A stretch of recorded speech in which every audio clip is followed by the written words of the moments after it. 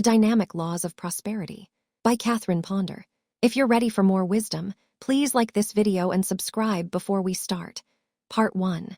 Basic Prosperity Laws that can bring riches to you. Introduction. There's gold dust in the air for you. This book is the result of several recent recessions and many years of lean living. Nobody likes recessions, and nobody likes lean living, and indeed nobody should like them. For 15 years, I tried to find such a book as this one. During those years of searching the bookshelves, I found that there are many books which give various success ideas, but in none of them did I find a set of compact, simple laws for assuring success. I began searching for a book such as this after having been widowed and left with a small son to rear and educate. Since I had no training for work and no means of income, I would have given anything to have known then about the power of prosperous thinking. For a while, I experienced depression, ill health, loneliness, financial lack, and a sense of complete failure. It seemed that the whole world was against me and that everything I did went wrong. But with my son to provide for, I could not settle for failure. I had to succeed for his sake as well as for my own. Finally, when I was at my lowest ebb emotionally, physically, and financially, I learned about the power of thought as an instrument for success or failure. I came to realize that failure is basically the result of failure thinking. I learned that the right use of my mind could become the key to healthy, happy, prosperous, successful living. As soon as I grasped this wonderful success secret, the tide began to change. The birth of prosperous thinking. You've heard much in recent years about positive thinking. Out of the recessions and lean years, another term has been born: prosperous thinking. The word prosper means to flourish, succeed, thrive, to experience favorable results. You are prosperous to the degree that you are experiencing peace, health, and plenty in your world. While prosperous thinking means many things to people, basically it gives you the power to make your dreams come true, whether those dreams are concerned with better health, increased financial success, a happier personal life, more education and travel, or a deeper spiritual life. This book plainly shows how prosperous thinking has helped people in every walk of life to experience these results. Furthermore, it shows how prosperous thinking can do these things for you. As you read this book, chapter by chapter, you will automatically begin to develop the power of prosperous thinking, and almost as easily, you can begin to reap a harvest of prosperous results. The salesman with the golden touch. Years ago, a salesman used the power of prosperous thinking, although he may not consciously have been aware of it. When people asked him, "How's business?" he always gave this standard answer: "Business is wonderful because there's gold dust in the air." For him, it certainly seemed to be so every contact became a sale. After a while, whenever his name was mentioned, people always said, "Yes, everything he touches turns to gold." The laws of prosperity. During my first year in the ministry, one of the most severe business recessions since World War II hit this country. Members of my congregation began asking for lectures on ways to survive this difficult period. It was then that these dynamic laws of prosperity began to take form.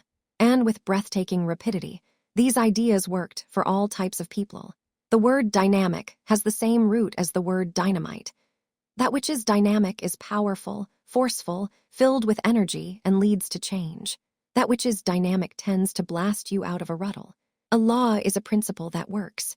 Sir William Blackstone, well-known writer of the law, pointed out many years ago that a law is a settled rule of action. The word law usually suggests a desire for order. People experiencing limitation need just that order in their thinking, emotions, bodies, financial affairs, and in all phases of their lives. The brilliant scientist, Sir Isaac Newton, an early researcher of nature's laws, once said that there is one set of natural laws for the physical world. But let us go further. There are also higher mental and spiritual laws than those usually used on the physical plane of laugh. Jesus knew, and used them constantly. These higher mental and spiritual laws are so powerful that they can be used to multiply, neutralize, or even reverse natural laws. It is when these higher mental and spiritual laws are used by the mind of man that they often produce results that seem miraculous on the physical plane. How the laws have worked for others. Within a week after the first lecture, 2 secretaries had received raises in pay, one with a promotion and new title. A stockbroker soon reported that he had more business than he had dared hope for, although most of his fellow workers were comparatively idle. One client whom he had not seen for several years appeared and handed him a check to invest for $2,001 a month after beginning to deliberately invoke prosperous thinking. His income was 4 times its usual amount. A lawyer who had several industrial clients then on strike or out of work reported that the recession was suddenly over for him. His income zoomed upward into the $2,000 a month bracket, which at the time seemed a great increase, though later, after he had established a definite pattern of prosperous thinking, it seemed only normal. A steel manufacturer's agent, whose business was affected by recession, reported that he unexpectedly received an order amounting to $4,500, which he had not solicited. One woman was a saleslady in a department store which employed more than 100 people. All of her fellow workers had been thinking and talking hard times. At the end of the month, after this woman began to deliberately think prosperously, out of more than 100 employees, she was the only one in the store who received a commission check for having oversold her quota for the month. The other employees had decreed hard times and had gotten such results for themselves. The owner of an electrical business had an outstanding account of $750 owing his company.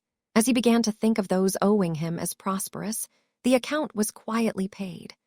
A jeweler had an indebtedness owing him which he tried every means he knew to collect, including the use of unkind letters, all to no avail. When he, too, decided to think in prosperous terms about himself and the one owing him, to his amazement the creditor quickly paid up. One family that desired freedom from indebtedness suddenly inherited a nice sum of money. A government employee received a raise in pay that had been pending in Congress for several years. A telephone company employee also received a general raise that had been promised months earlier. A construction engineer received a new assignment to a $15.5 million construction job after having served on a $1.5 million construction job. One couple even received an all-expense-paid trip abroad. These are but a few examples of the power of prosperous thinking. Prosperity brings new look and new health, but more than financial returns appeared. As I weekly lectured on prosperous thinking, I began to realize that the people in attendance were beginning to blossom forth with a new look. A look of inner peace, poise, happiness, security, and stability not previously apparent. The failure look of depression and discouragement was replaced with the look of success, self-confidence, and inner happiness.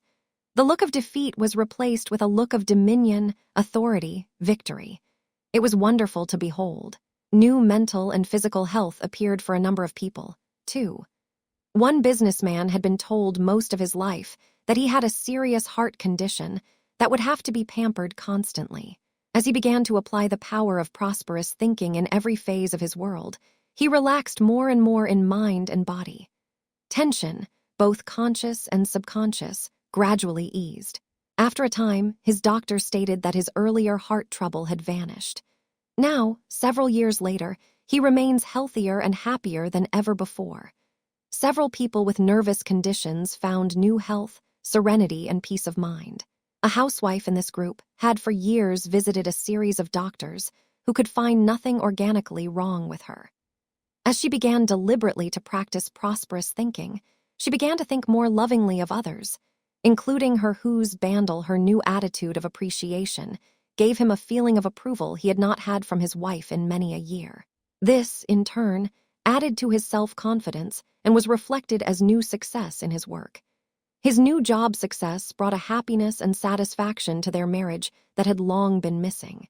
This woman's health improved so much that she soon appeared years younger, and her aches and pains faded as happiness came into the various departments of her life. Your whole outlook changes.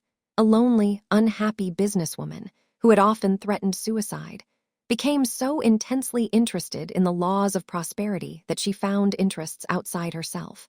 This led to a happier, more balanced life. The suicide talk stopped. A housewife and also a businessman, whose secret drinking had become serious problems, found new hope in their practice of prosperous thinking. they began to realize that their drinking problems could be overcome.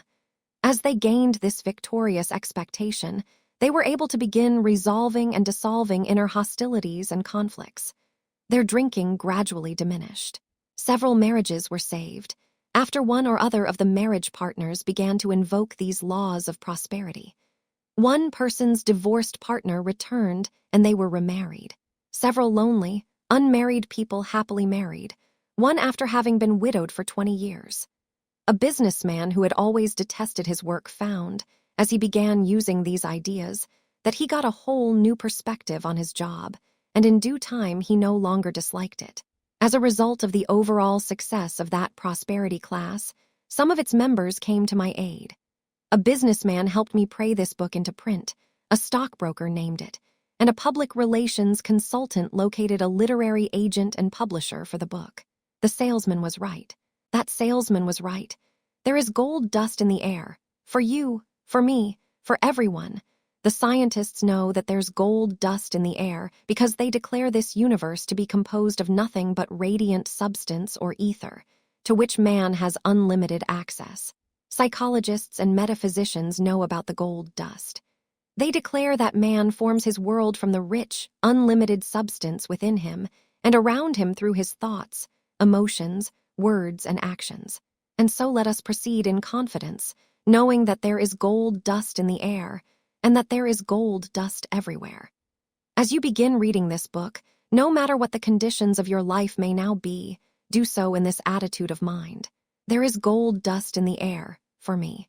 Through definite, deliberate, prosperous thinking, I now begin assimilating that gold dust. And even now I am beginning to experience gold dust results. Now proceed quickly to the following pages, where you will learn the exciting gold dust secrets of countless others. Catherine Ponder, The Shocking Truth About Prosperity. Chapter 1. The shocking truth about prosperity is that it is shockingly right instead of shockingly wrong for you to be prosperous. Russell H. Conwell emphasized this in his famous Acres of Diamonds lecture. I say you ought to be rich. You have no right to be poor. To live and not be rich is a misfortune, and it is doubly a misfortune because you could have been rich just as well as being poor. We ought to get rich if we can by honorable methods, and these are the only methods that sweep us quickly toward the goal of riches. Please note that the word rich means having an abundance of good or living a fuller, more satisfying life. Indeed, you are prosperous to the degree that you are experiencing peace, health, happiness, and plenty in your world. There are honorable methods that can carry you quickly toward that goal. It is easier to accomplish than you may now think. That, too, is the shocking truth about prosperity. Several decades ago, a businessman predicted that the religious leaders of the future would be forced to give more attention to helping their followers solve their economic and personal problems of the present, and they would be less concerned with the dead past or the unborn future. I agree with that businessman, and I wish to help you do just that, solve your present economic and personal problems. As you do, your dead past and your unborn future will surely be taken care of. You should desire prosperity. Perhaps one of the greatest shocks I ever received was the one that became apparent when I began lecturing on prosperity. I soon realized that many of the people attending the lectures were still trying to resolve that old conflict of whether they should desire to be prosperous. Of course, they wanted prosperity. Every normal person does. But they appeared to secretly wonder whether they should seek it or not, especially from a spiritual standpoint. Most of the business people attending the lectures seemed to feel guilty about wanting to be prosperous, though of course they were working hard every day in their jobs to do so. The question, obviously, was still in their minds, whether poverty was a spiritual virtue or a common vice. That conflict in their thinking was setting up a conflicting result in their affairs, which neutralized their efforts to succeed, no matter how hard they were working. Soon it became apparent that it would take the expression of some bold, even shocking ideas on the subject to blast out the limited beliefs that had bound these people to mediocre living for years. Realizing this, I spent several lecture periods explaining how God, man, and prosperity are all divinely related. After the initial shock of these ideas had passed, these fine people were greatly relieved and very happy that, at last, They no longer had to feel guilty about wanting to be prosperous. It was then that they began to experience prosperous results in rapid time. I find that the same idea still persists. Perfectly wonderful people seem quite confused about whether prosperity should be considered a spiritual blessing. How relieved they are when shown that it definitely is. Poverty is a sin. And so again I say, it is shockingly right instead of shockingly wrong for you to be prosperous. Obviously, you cannot be very happy if you are poor, and you need not be poor. It is a sin. Poverty is a form of hell caused by man's blindness to God's unlimited good for him. Poverty is a dirty, uncomfortable, degrading experience. Poverty is actually a form of disease, and in its acute phases, it seems to be a form of insanity. Poverty fills prisons with thieves and murderers. It drives men and women to drink, prostitution, drug addiction, suicide. It drives potentially fine, talented, intelligent children to delinquency and crime. It makes people do things they otherwise would never dream of doing. Communism, one of the most dreaded movements in the world today, often gets a stronghold as the direct result of poverty. The governments which have become communist-dominated have usually done so for financial reasons, believing it a way to financial security. The sinful results of poverty know no bounds. That is one of the reasons why, as a minister, I have felt so strongly led to do whatever I can to help people learn how to eradicate the sin of poverty from their lives. A doctor I know has said that he would have few patients if it were not for financial problems which cause them worry, strain, and tension, all of which lead to ill health. He states that our mental hospitals are filled with people who have found that financial strain over a long period impaired their minds and bodies to the point of incapacity. It has even been estimated that 9/10 of mankind's ills are caused by the strain, misery, and unhappiness of poverty. Let us be done with thinking of poverty as a virtue. It is a common vice. If you have been living in financial lack and limitation, you have literally been living in vice. That, too, is the shocking truth about prosperity. But you need not continue living in financial vice. There is a way out. Prosperity is your divine heritage. The Bible is filled with rich promises regarding your potential prosperity as a child of God. You should be prosperous, well-supplied, and have an abundance of good because it is your divine heritage. Your Creator wants you that whale that is the shockingly nice truth about prosperity. Besides, you can't be much good to yourself or to anyone else unless you are prosperous. The person who does not desire to be prosperous is abnormal, because without prosperity you live abnormally. You cannot live fully on the physical plane without proper food, comfortable clothing, warm shelter, and without freedom from excessive toil. Rest and recreation are also needed for your physical life. You cannot live fully on the mental plane without satisfying creative mental activity, without books and time to enjoy them, without time to enjoy music, art, and other cultural interests, without opportunity and money for travel and intellectual association with others of similar interests. To live fully on the spiritual plane of life, you need time for quiet contemplation, for meditation, prayer, spiritual study, attendance at churches, lectures, and satisfying association with others on the spiritual path. It is, therefore, of supreme importance that you be prosperous for your physical, mental, and spiritual welfare and development. Make no excuses for putting up with lack or accepting it as a permanent arrangement in your life. Do not go to the other extreme either and talk of wanting to be prosperous for the good you can do. That is secondary. You want to be prosperous mainly because it is right that you should be. Prosperity is your divine heritage as the child of a king, as a son of God. Success is divinely ordained. There is no reason for you to think of prosperity as something separate from your spiritual life, or beyond the pale of religion. You do not have to try to live in two worlds where you run things for 6 days, and then on the 7th give God a chance to show what he can do. Take God as a rich, loving, understanding Father into all your affairs each day of your week. Ask his divine instruction and guidance about all your affairs, financial and otherwise, and you will be pleasantly surprised how much better every phase of your life will become. All things are yours is the divine promise. I Corinthians 3:21, 2. An analyst once declared to me that he had found the most common cause of failure in people to be conflicting ideas about whether success is divinely ordained or divinely damned. He stated that many had assured him that failure was more spiritually approved than success by quoting the words of Jesus, "You cannot serve God and mammon." Matthew 6:24. This doctor further said that he has spent many an hour explaining to people who are not succeeding that being success-minded is not serving mammon, and that they should stop using God as an excuse for their failures. The dictionary describes mammon as riches regarded as an object of worship or as a false god. People serve mammon who leave God out of their financial affairs and try to go it alone. When you realize that God wants you to be prosperous, and that God, as the creator of this rich universe, is indeed the source of your prosperity, then you are not worshiping mammon. You are not making prosperity a false god. You are simply claiming your prosperous heritage from the source of all your blessings. Jehovah pointed out the right spiritual attitude toward prosperity when he told Moses to remind the children of Israel, "But thou shalt remember Jehovah thy God, for it is he that giveth thee power to get wealth." Deuteronomy 8:18, the word wealth means grand living, and that is what a prosperous thinker should be working toward and should be expecting as his spiritual right. Perhaps you are recalling, at this point, a statement I also heard as a child which confused me about prosperity being a spiritual blessing. People often said, "I am poor, but I'm a good Christian." Even though I come from a family that has produced ministers, I always shuddered when I heard that statement.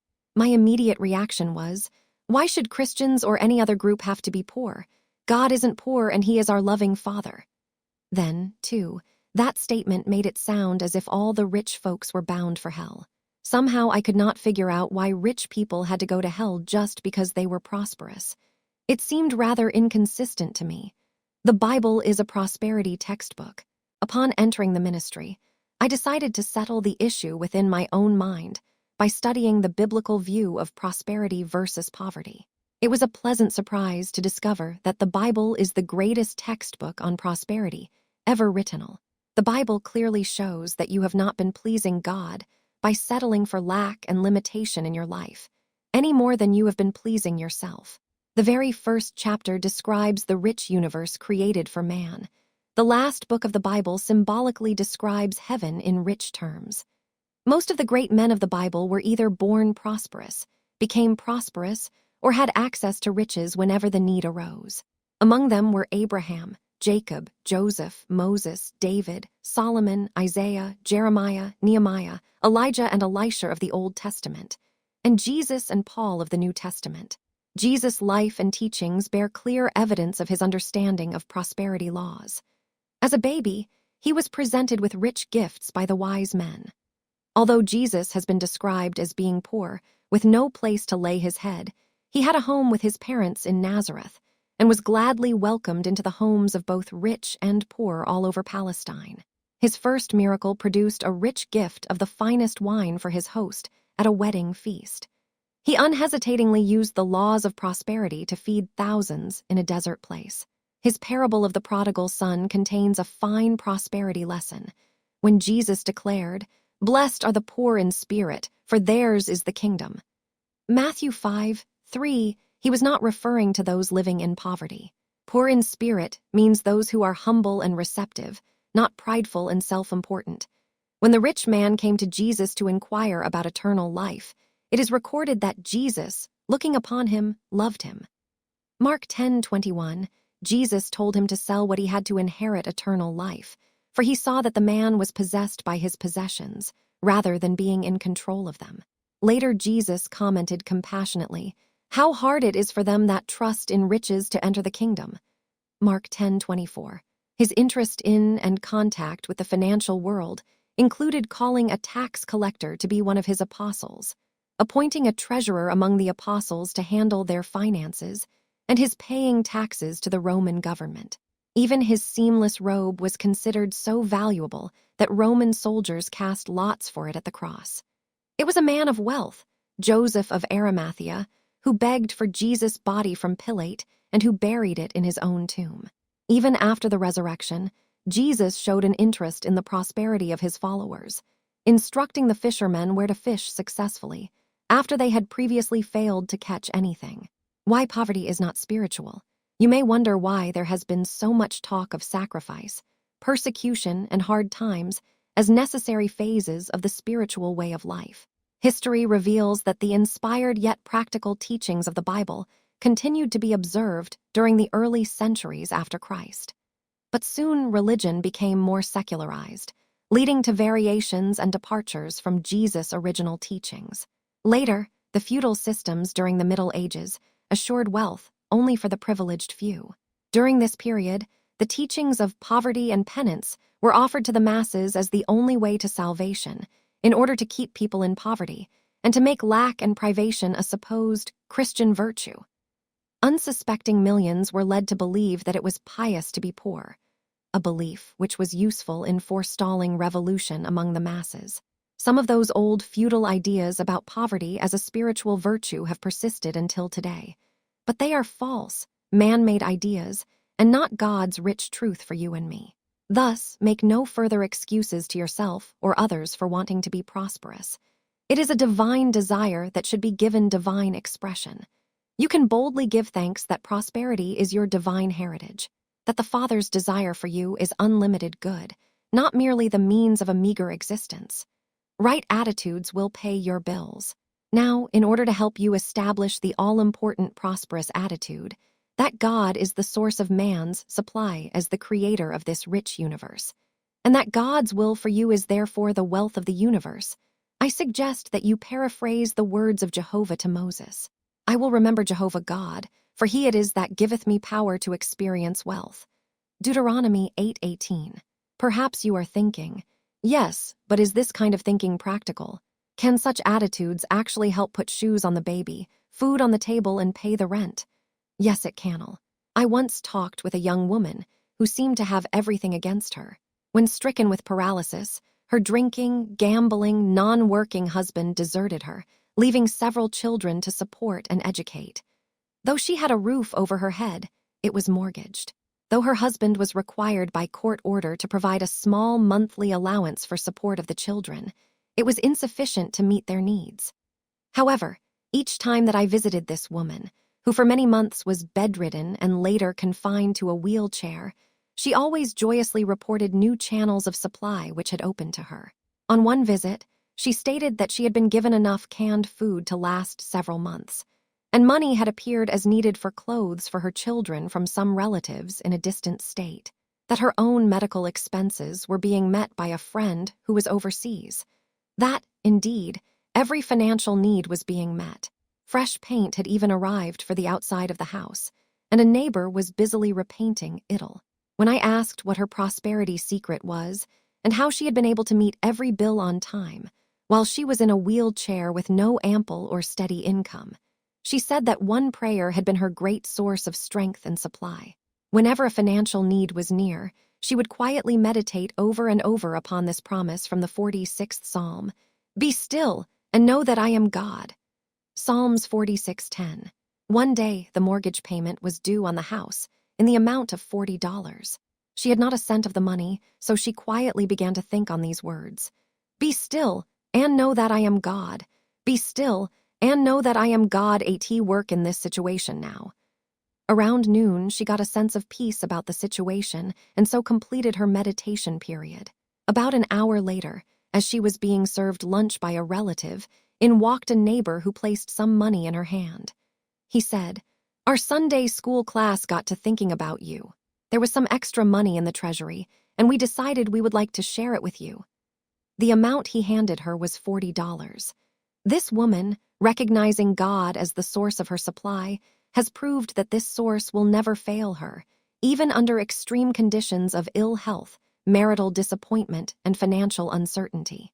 Of course, her great desire is to become self-supporting and financially independent of gifts from relatives, neighbors, and friends.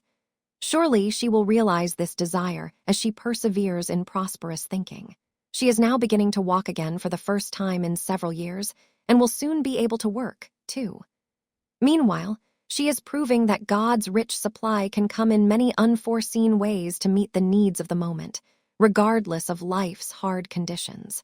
The psalmist was recognizing God as the source of his supply when he declared, "The Lord is my shepherd, I shall not want." Psalms 23:1. It is a good prosperity prayer to declare often. A housewife needed $100 to cover 2 bills that were due by the end of the week. Early that week, whenever fear tried to creep in as to how she would pay those bills, she declared over and over, "The Lord is my shepherd, I shall not want." On Friday morning, the day the bills were due, a check arrived in the mail for $1,101. It was from a company her husband had worked for several years previously. They wrote a letter saying that they had just found in her husband's account that this amount was still due him, and that they were enclosing it to clear his records with them. A businessman with a large family was getting toward the end of the month financially, and it was still a week until payday. The groceries were running low. On Friday, before Saturday morning grocery shopping time, he and his wife agreed to look to God for their supply and to affirm guidance. They did so by constantly affirming, "Our sufficiency is from God." Corinthians 3:5. Saturday morning, a check arrived from the State Revenue Department, an income tax refund in the amount of $1,501. The amount covered their needs nicely until payday. A saleswoman who had had a lot of financial expense and whose sales had fallen off decided to look to God as the source of her supply by affirming over and over from the Lord's Prayer, "Give me this day my daily bread." It was like a landslide. Her sales picked up tremendously so that the commission checks started coming in again, plus her salary. Neighbors brought her prepared dishes of food as a token of their esteem for her. She was given several lovely items of new clothing by a friend. Some of her customers brought her gifts in appreciation for her loving service to them. A number of dinner invitations were enjoyed. Daily her needs were supplied, as she had prayed they would be. Her daily bread appeared in many satisfying forms. How to stabilize your finances. Of course, the wonderful thing about recognizing God as the source of all riches and taking him into your financial affairs and into every department of your life is that the more you do so, the more stabilized every phase of your life becomes. In due time, there are no stringent financial emergencies to be dramatically met with instant manna from heaven. Instead, things just get better and better financially, so that there is always substance on hand to meet your needs. The psalmist pointed out what happens when you consistently think of God as the source of your supply.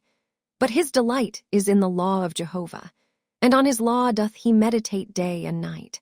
And he shall be like a tree planted by the streams of water, that bringeth forth its fruit in its season, whose leaf also doth not wither, and whatsoever he doeth shall prosper. Psalms 1:2-3. But it is good to know that, until you develop a proper understanding to bring forth the substance of the universe in an abundant, unbroken stream of supply, the financial needs of the moment can be met by looking to the source of all riches, a rich, heavenly Father. The link between thought and supply. Perhaps you are thinking, if my prosperity comes basically from God, if he is the source of my supply, then why all the talk about prosperous thinking? What does prosperous thinking have to do with my supply? God's rich supply is all around you universally, as well as innately within you, as talents and abilities and ideas longing for expression. But that rich supply and substance must be contacted and used. Your mind is your connecting link with it. Your attitudes, your mental concepts, beliefs, and outlook are your connecting links with God's rich substance and your access to it. God can only do for you what he can do through you, by means of your thoughts and ideas which lead to your reactions. Thus, prosperous thinking opens the way to prosperous results. Begin making contact with the rich, universal substance around you and with the rich substance within you by declaring often, "I stir up the gifts of God within me and around me, and I am blessed on every hand with happiness, success, and true achievement." Just by declaring this idea, you will begin stirring up the riches of the universe, attracting them to you and expressing them through you. Success adores the prosperous attitude. Another of the shocking truths about prosperity is that thoughts of your mind have made you what you are, and thoughts of your mind will make you whatever you become from this day forward. The more you realize this, the more you will come to know that people, places, conditions, and events cannot keep your God-given prosperity and success from you. once you decide to deliberately employ prosperous thinking as your ally for success. Indeed, you will discover that the things, people, and events that have previously worked against you will either begin to work for and with you, or they will fade out of your life, and new people and events will appear to help you succeed. That is the power of prosperous thinking. Meanwhile, remind yourself often that God is the source of all your supply, and then make spiritual contact with Him, His rich substance and rich ideas that await your appropriation. I am the rich child of a loving Father. I now accept and claim His rich good for me in every phase of my life. My own God-given success in the form of rich ideas and rich results now APPARSI. Remind yourself often of these shocking truths about prosperity, that it is shockingly right instead of shockingly wrong to be prosperous, that God created a rich universe for you and wants you to enjoy it, that prosperity can come quickly through your deliberate use of prosperous thinking, which leads to the expression of rich ideas, rich actions, and rich results. Thus, dare to ask a friendly, interested, rich, loving Father for guidance often. And with Moses, remember Jehovah God, for He it is that giveth thee power to get wealth. Now launch forth happily and expectantly into the dynamic laws of prosperity, the spiritual and mental laws which can and will transform your life. Solomon realized the need for exploring them when he explained, "Poverty and shame shall be to him that refuseth instruction." Proverbs 13:18. You can, from this page forward, begin freeing yourself of limitation, lack, and failure, as you accept and use the simple but powerful ideas given in this chapter, and in the pages to come. You will find it a pleasant experience that produces satisfying results. That is the power of prosperous thinking, and that is the shockingly nice truth about it. The Basic Law of Prosperity. Chapter 2. I learned the basic law of prosperity the hard way. I have been earning the right to tell you about it for a long time. Several decades ago, life looked hopeless for me. Widowed and with an infant son, I had no training for any type of work and therefore no means of income. My family during that period was not able to offer much financial assistance. If you could have seen me then, you would doubtless have said, "Prosperous thinking or no prosperous thinking, there goes a hopeless case." It was during this miserable period that I learned about the power of our thinking as an instrument for success or failure. It soon became plain to me that my previous failures were due largely to my previous failure thinking. But that same power of thought, when rightly directed, could be the key to healthy, happy, successful living. What a realization it was on the day I read the words of Solomon, "As a man thinketh within himself, so is he." Proverbs 23:7, and later the words of Job, "Thou shalt decree a thing, and it shall be established unto thee, and light shall shine upon thy way." Job 22:28, from the philosopher James Allen, I learned. Through his thoughts, man holds the key to every situation and contains within himself that transforming and regenerative agency by which he may make himself what he wills. I then excitedly surmised that my potential wealth, health, and happiness were actually within me, waiting to be radiated outward into my world as healthy, wealthy, happy thoughts, feelings, expectations, and decrees, which in turn would attract like results into my life. As soon as I grasped this simple but all-powerful success secret and began applying it, the tide changed and my ships began to come in. The way soon opened for me to literally work my way through business school. I then became secretary to a young lawyer who became mayor of our town, a candidate for Congress, and who later expanded his law firm to include several attorneys and secretaries who served a number of prosperous clients.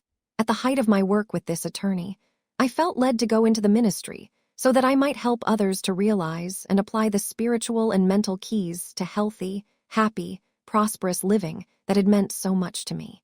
Upon thinking back, I now realize that consciously and unconsciously, I invoked the basic prosperity law of radiation and attraction every step of the way.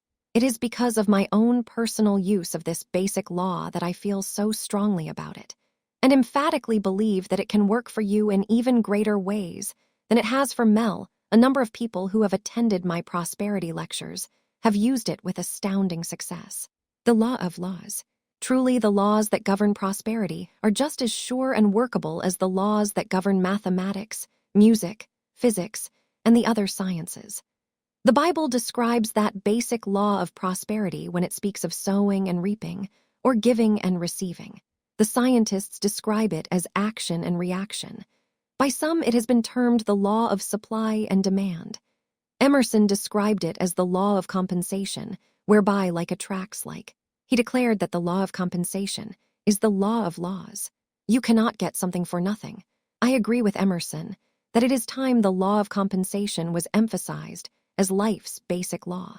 I like to think of this basic law of prosperity as radiation and attraction. That what you radiate outward in your thoughts, feelings, mental pictures, and words, you attract into your life and affairs. But you cannot get something for nothing. The reason why there is still poverty in this universe of lavish abundance is that many people still do not understand this basic law of life. They do not yet realize that they must radiate in order to attract, and that what they do radiate they constantly attract. Most people today still have to learn that they cannot get something for nothing, but must give before receiving or must sow before reaping. When they do not give or sow in terms of prosperity, they make no contact with God's lavish abundance, and so there is no channel formed through which the rich, unlimited substance of the universe can pour forth its riches to them. The truth of this was recently brought to my attention when I had contact with some people in a poverty-stricken area. I soon discovered that these people only wanted a handout. They were not interested in invoking the basic law of prosperity by giving or sowing first. Instead, they were trying to get something for nothing, which simply cannot be done. Thus, they continued to live in poverty. You can always give something. Perhaps you are thinking, what could such a person give when he seems so in lack? There is always something a person can give, either tangibly or intangibly, that will put him in touch with God's rich supply. A widow with a house full of children once telephoned a counselor. She had no money or food for her children. It was lunchtime and her children had not eaten since the day before. She was desperate. The counselor who took the call knew well what it was like to find oneself in such a predicament. The power of prosperous thinking had literally supplied manna from heaven at a financially desperate period in her own life. With great compassion, she explained the magic power of giving in some way, which would start the substance flowing back in appropriate form. Of course, when she explained that the widow must give in order to receive, the widow's first reaction was much the same that yours or mine might be the first time we were told we must give to receive. She lamented, "But that's just it, I have nothing to give." To which the counselor gently replied, "My dear, of course you have something to give. We always have something to give. Indeed, we always have more to give than we at first realize." She then urged this frantic widow to look about her and to ask for divine guidance concerning what she could give. The widow was assured that this counselor would be praying with her in the faith that she would be divinely led as to how to give and how to receive thereafter. The counselor also told her that, after starting the flow of substance by giving, she was then to get ready to receive by preparing her table for that meal she so wished for her children, and by preparing her grocery list with which to shop, in the assurance that the money would manifest very soon for those groceries. In faith, the widow sat down and prayerfully asked what she had that she could give. Suddenly she remembered flowers growing in her yard, which she happily cut and gave to a sick neighbor who was overjoyed to receive them. Next, she set her table with the best china, silver, and linens in the house. This caused pleasure and excitement among her children, who then expectantly awaited a good meal. Just as she was completing her grocery list, someone who had been owing her money for a long time dropped by and paid her $30 on her debtful $30, which she had long since given up ever getting back. If I could shout only one message to the whole world regarding life's secrets, it would be this: you cannot get something for nothing, but you can have the best of everything when you give full measure for the good you wish to receive.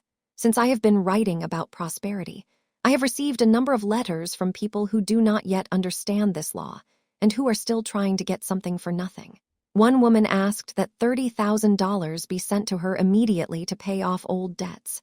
She didn't write once or twice, but 3 times before she was convinced she must use this basic law of prosperity and bring in her own supply. Radiate and you will attract.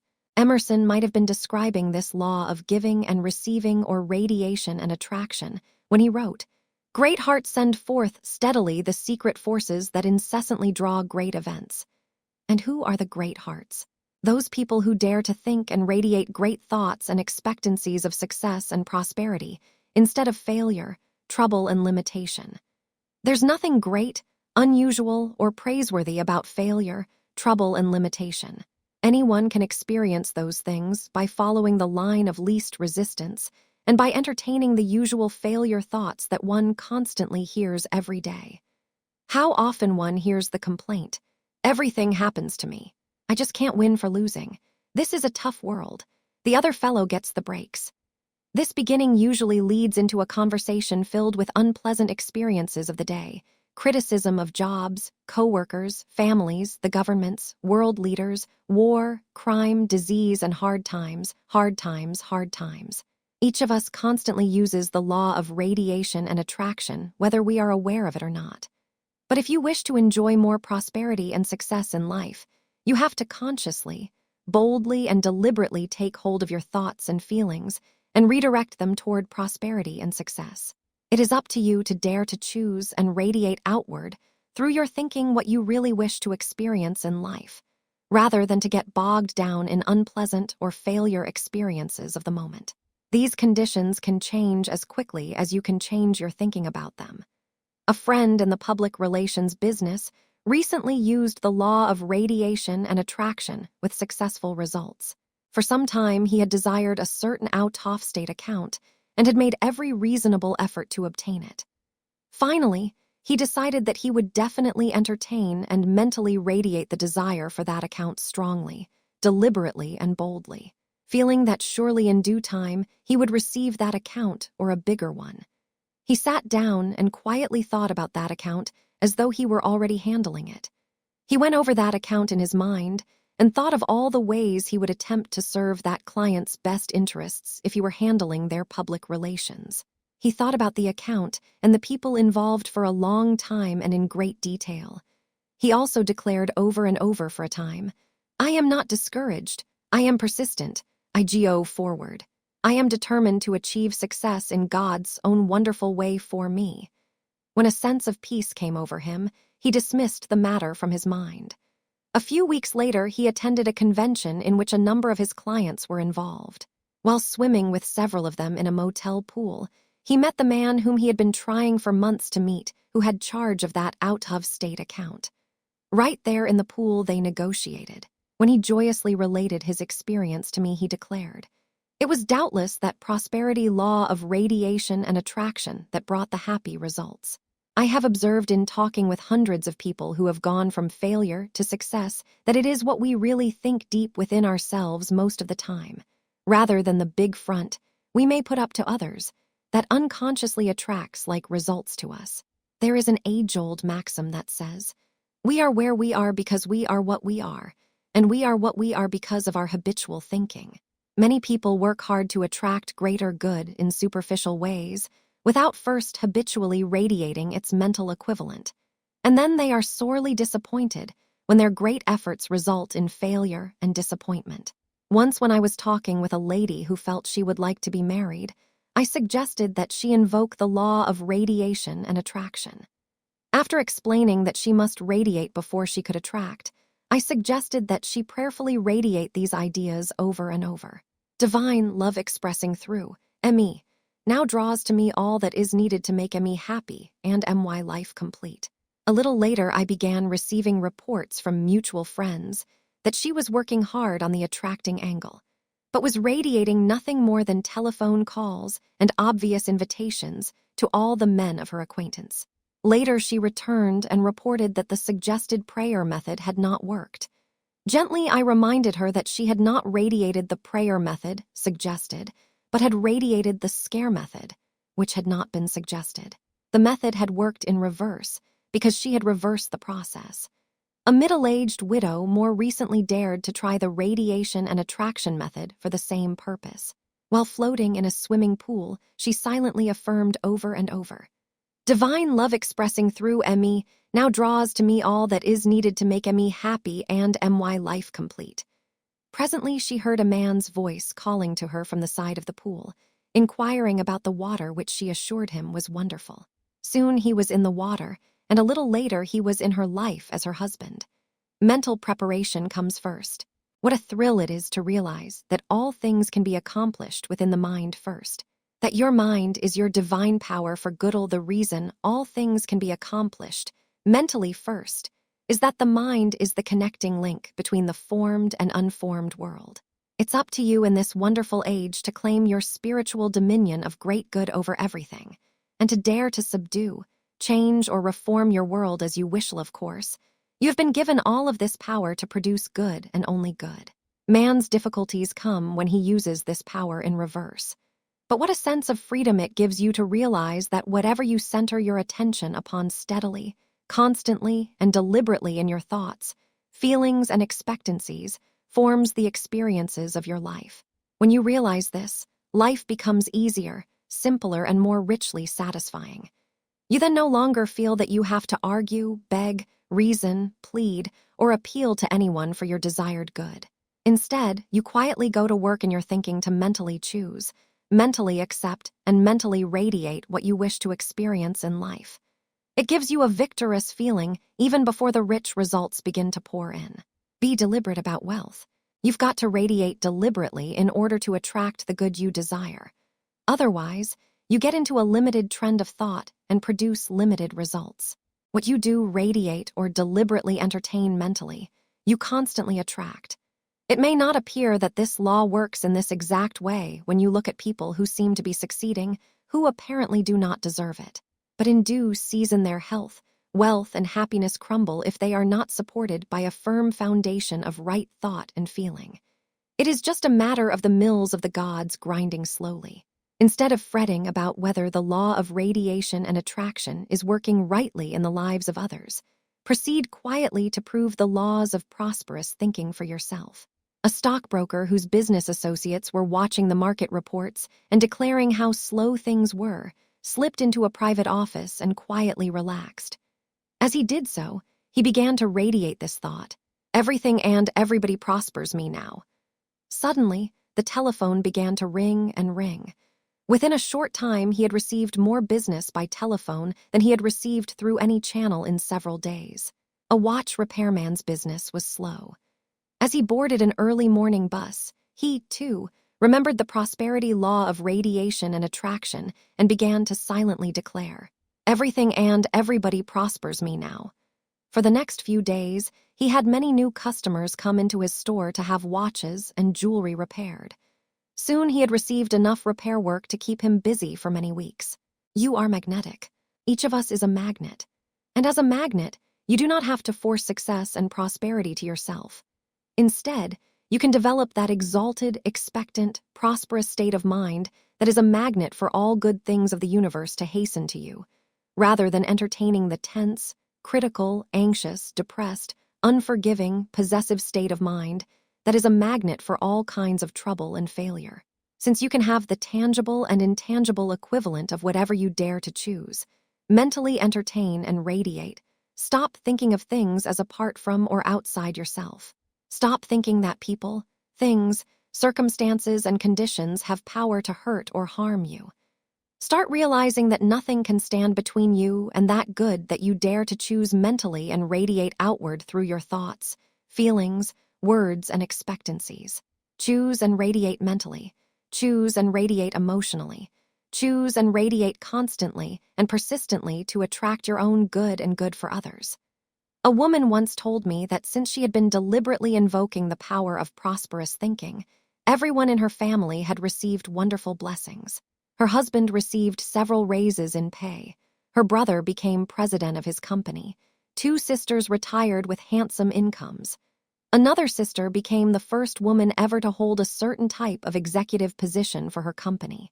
Another brother received a managerial position. A little leaven actually leavened the whole loaf in that family. Outer steps will come easily. Of course, I do not mean to imply through all these people's experiences that you simply entertain and radiate the mental equivalent of the good desired, and then do nothing more. Often you have to take definite external steps as well. But you will discover that, by working out the mental concept of the desired good first, The outer steps will then unfold easily, almost automatically, at times without strained effort on your part. The more you turn your mind in rich directions, the less you seem to have to exert undue human effort to produce results. Work you will, but it will be work as satisfying self-expression rather than work just to survive. Your rich mind power and radiations seem to have a way of going forth and producing right opportunities, events and circumstances for prosperity and success, so that you almost seem to walk into them without conscious effort. Release your pent-up substance. We are all filled with pent-up substance, energy and divine ability which wishes to work for us, through us, and around about us. Psychologists declare that the average person uses only about 10% of his mind power. Medical authorities claim that the average person uses only about 25% of his physical power. Psychologists further state that man can release more result-getting power in 1 hour of concentrated use of his mind than in 24 hours of physical work. Some psychologists even believe that man can release more result-getting power through 1 hour of concentrated thought than through a month of physical work. Surely there is great power within and around each of us for our use. You can release this pent-up substance, energy and power within you for prosperous living through releasing deliberate thoughts, feelings and mental pictures of success, prosperity and riches. As you do so, your rich thoughts, feelings and mental pictures are radiated outward into the rich, powerful ethers of this universe, where they make contact with the rich, universal substance. This rich, universal substance is filled with divine intelligence and power that then moves among and works through people, conditions and opportunities to attract that which corresponds with the rich radiations that you have sent forth, and the prosperous results then appear. Indeed, this wonderful universe is rich and friendly to everyone. It wishes all mankind to be prosperous, well, and happy, and for the affairs of man and the world to be in divine order. At this point, however, don't be too concerned about the theory of radiation and attraction. Just begin accepting it and using it as a prosperity secret. All of the prosperity laws stated throughout this book are but various ways of invoking this basic law of radiation and attraction. You will find your use of them a delightful, exciting, fascinating, and richly rewarding process.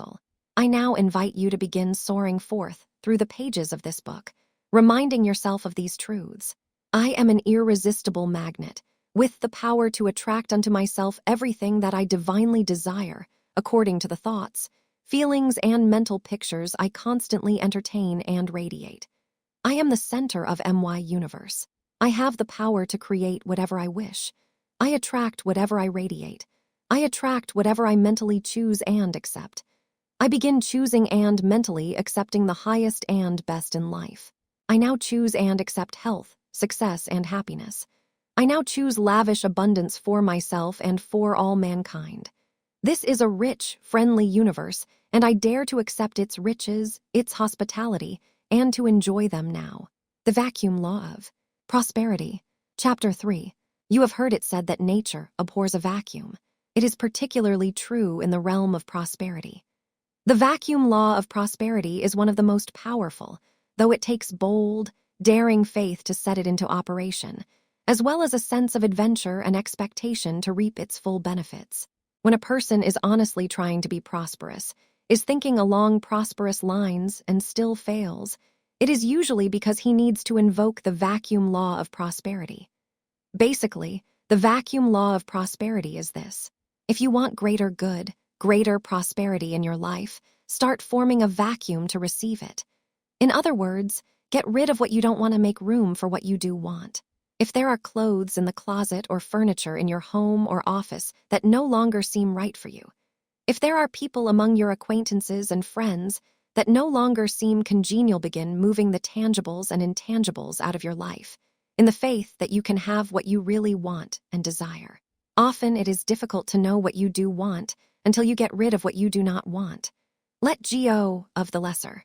Inevitably, in your life experiences you will find that, when the good you wish has not appeared, it is usually because you need to release and let go of something to make room for it. New substances do not flow easily into a cluttered situation. If you want greater good in your life, What are you letting go of or getting rid of to make room for it? Nature does abhor a vacuum, and when you begin moving out of your life what you do not want, you automatically are making way for what you do want. By letting go of the lesser, you automatically make room for your greater good to come in. Recently, a couple used this vacuum law of prosperity in furnishing their new home. From their former home, they brought only the furniture they really liked and felt appropriate for the new atmosphere. They fearlessly gave away a great deal of their old furniture and simply left bare spaces in their new home, visualizing those spaces filled with the kind of furniture they definitely wanted. For a while, nothing seemed to happen, but they remained steadfast to their vision of beautiful, appropriate new furniture. Then one day the husband, who works for a large company, was placed on a merit point system. As he produced certain prosperous results for his company, his points of merit increased. These points could be applied toward a number of tangible rewards, one of which was furniture. A businessman had been trying for a number of months to sell his home because he was being transferred to another state. He heard about the vacuum law of prosperity and realized that though he had earnestly desired to sell his home for a number of months, he had done nothing to form a vacuum of any kind through which his desired good could begin manifesting. So he sat down quietly in his study one day and mentally pictured each room of the house as empty, just as it would look after the house had been sold and he had moved out. He visualized a vacuum of emptiness everywhere. He then made notes concerning the furniture mover he desired to handle the moving and mentally worked out all the detailed plans of the move, just as though the house was already sold. Within a few days, a buyer appeared who liked everything about the house and gave him a check for the thousands of dollars equity, as well as for the down payment involved. Form a vacuum for health. Whenever you dare to form a vacuum, the substance of the universe then rushes in to fill that empty space. This applies on the spiritual, mental, and physical planes of life. A businessman got very sick and for weeks was under his physician's care. Every possible thing was done for him medically by his doctor, a very fine physician. But it all seemed to no avail. This man just got weaker and weaker. His body was filled with poison and nothing seemed to dissolve it. Finally, one night, while suffering from a high fever and deep cough, this man remembered the vacuum law and realized that there must be something he needed to release. Since he knew what a powerful effect the mind and emotions have on the body, perhaps there was some mental attitude or emotional feeling that he needed to let go. He became very quiet and silently asked divine intelligence to reveal to him what he needed to release. Suddenly he thought of a person against whom he had been holding a strong grudge. He had said a number of unkind things about this person and had gone to great lengths to hurt him. He mentally reviewed the events between them that had caused the grudge and his later desire to hurt that person. As he honestly thought about it, he realized that the other person may not have known that his feelings had been hurt from the events that took place, and that perhaps there was no reason for him to hold a grudge at all. There never isel. As he lay in bed with a high fever, he began to declare over and over, "I fully and freely forgive you. I loose you and let you go. So far as I am concerned, that incident between us is finished forever. I do not wish to hurt you. I wish you no harm. I am free and you are free and all is again well between us." In a little while a feeling of peace, quietness, and release came over him. For the first time in many nights, he slept peacefully. The next morning his fever was gone, and his physician declared that the poison had miraculously left his system overnight. At long last, he was on the road to recovery. Through forgiveness, this man had formed the vacuum needed so that new life could restore his body to health and his mind to peace. Forgiveness is the answer. Most folks are afraid of the word forgive, thinking that it means they must do something unpleasant and dramatic. But the word simply means to give for, to let go of old ideas, feelings, or conditions, and to give something better in their place. The giving for process forms a vacuum and makes way for new good to rush in. I have discovered from talking with hundreds of people about their problems, and from corresponding with hundreds more that, inevitably, when a stubborn problem does not yield, it is because there is a need for forgiveness. I have further discovered that if only one person connected with the problem will start the action of forgiveness, all concerned will respond, be blessed, and the solution will come. For instance, a very wealthy woman became involved in a legal tangle over some of her deceased husband's business property. It was all very embarrassing to her because the defendant in the court case, whom she was suing, was a former family friend. In great distress, she attended a prayer group one night and poured out her plight to those present. To her dismay, however, the prayer group members did not become upset about her problem at all, nor did anyone seem particularly sympathetic. In fact, they completely surprised her by saying that her problem would be solved if she would forgive the man whom she was suing. Aghast, she replied, "Forgive him. I only wanted you to pray that I would win against him in this court case. He has done such terrible things." But the prayer group stood firm. She left in disgust, but returned the next week and was again assured that forgiveness could solve everything. For many days after that, she began to consider seriously the power of forgiveness. One day, as she was driving along in her car thinking of this former family friend with whom she was now at law, she cried out, "Lord, I humanly cannot forgive that man, but if you can, please forgive him through me." Suddenly, a feeling of great peace came, and she then gave thanks for it and dismissed the matter from her mind. A few days later, this man came into town and went to see her lawyer. He asked her lawyer if he might pay her a personal visit. Hesitantly, the lawyer replied, "I suppose so, but it will do you no good. If you want to settle this case, you will have to deal with me as her attorney." The defendant replied, "Oh, I do not wish to visit this lady to talk about the court case. I wish to visit her simply because we were once friends and I always greatly admired her husband. I would just like to see her as in former times and talk of old times." And so, in a friendly way, he paid his call, during the course of which the subject of the court case finally arose. They amicably agreed to settle the matter quietly out of court to the mutual satisfaction of all concerned. Thus, the power of letting go of fixed ideas, attitudes, and opinions makes way for more pleasant experiences. A forgiveness technique. Here is a forgiveness technique that can form a vacuum for whatever good your life seems to need just now. Sit for half an hour every day and mentally forgive everyone that you are out of harmony with, feel badly toward, or are concerned about. If you have accused anyone of injustice, if you have discussed anyone unkindly, if you have criticized or gossiped about anyone, if you are legally involved with anyone, mentally ask their forgiveness. Subconsciously, they will respond. In like manner, if you have accused yourself of failure or mistakes, forgive yourself. Forgiveness can form the vacuum that will undam your prosperity and success. Mentally declare to others, "Goddess forgiving love has set us free. Divine love now produces perfect results, and all is again well between us. I behold you with the eyes of love, and I glory in your success, prosperity, and complete good." It is good to declare for yourself, "I am forgiven and governed by God's love alone, and all is well."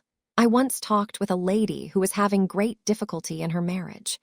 Her husband was on the brink of losing a very fine job because of his drinking and instability. When I suggested that she let go of those ideas about her husband and form a vacuum for greater good to come to them by forgiveness, she self-righteously declared, "There is no reason for me to try forgiveness. There is nothing to forgive. I love my husband." But I suggested that some kind of vacuum obviously needed to be formed, that there was much about their situation that she would like to be free of, and that perhaps it was not her husband she needed to forgive, but that all of us need to practice forgiveness every day because of many negative, subconscious attitudes stored in our emotions of which we are not even consciously aware. Rather reluctantly, she finally agreed to sit for half an hour every day and practice forgiveness. Later, she declared in amazement that the names of people she had long forgotten came to her during those times, and that unpleasant or unhappy experiences of the past floated up in her memory. To all of these, she declared words and thoughts of freedom, release, and forgiveness, as well as for and concerning her husband's recent behavior. As she began to feel relieved and freed of a lot of old, half-buried, hostile emotions and attitudes, her husband's drinking ceased. He began to work very hard in his job again, and success came in such a big way that she was even able to stop working and provide a beautiful home for her husband, which had long been their desire. Thus, the power of forgiveness. Releasing is magnetic. Are you clinging to the thought of how some troublesome situation in your life can be made right? What shape and form the solution should take? Then release, loose, let go. Declare to the situation or personalities involved, I release, loose, let go, and let God. Do not be fearful of letting go. Nothing can ever be lost through spiritual release.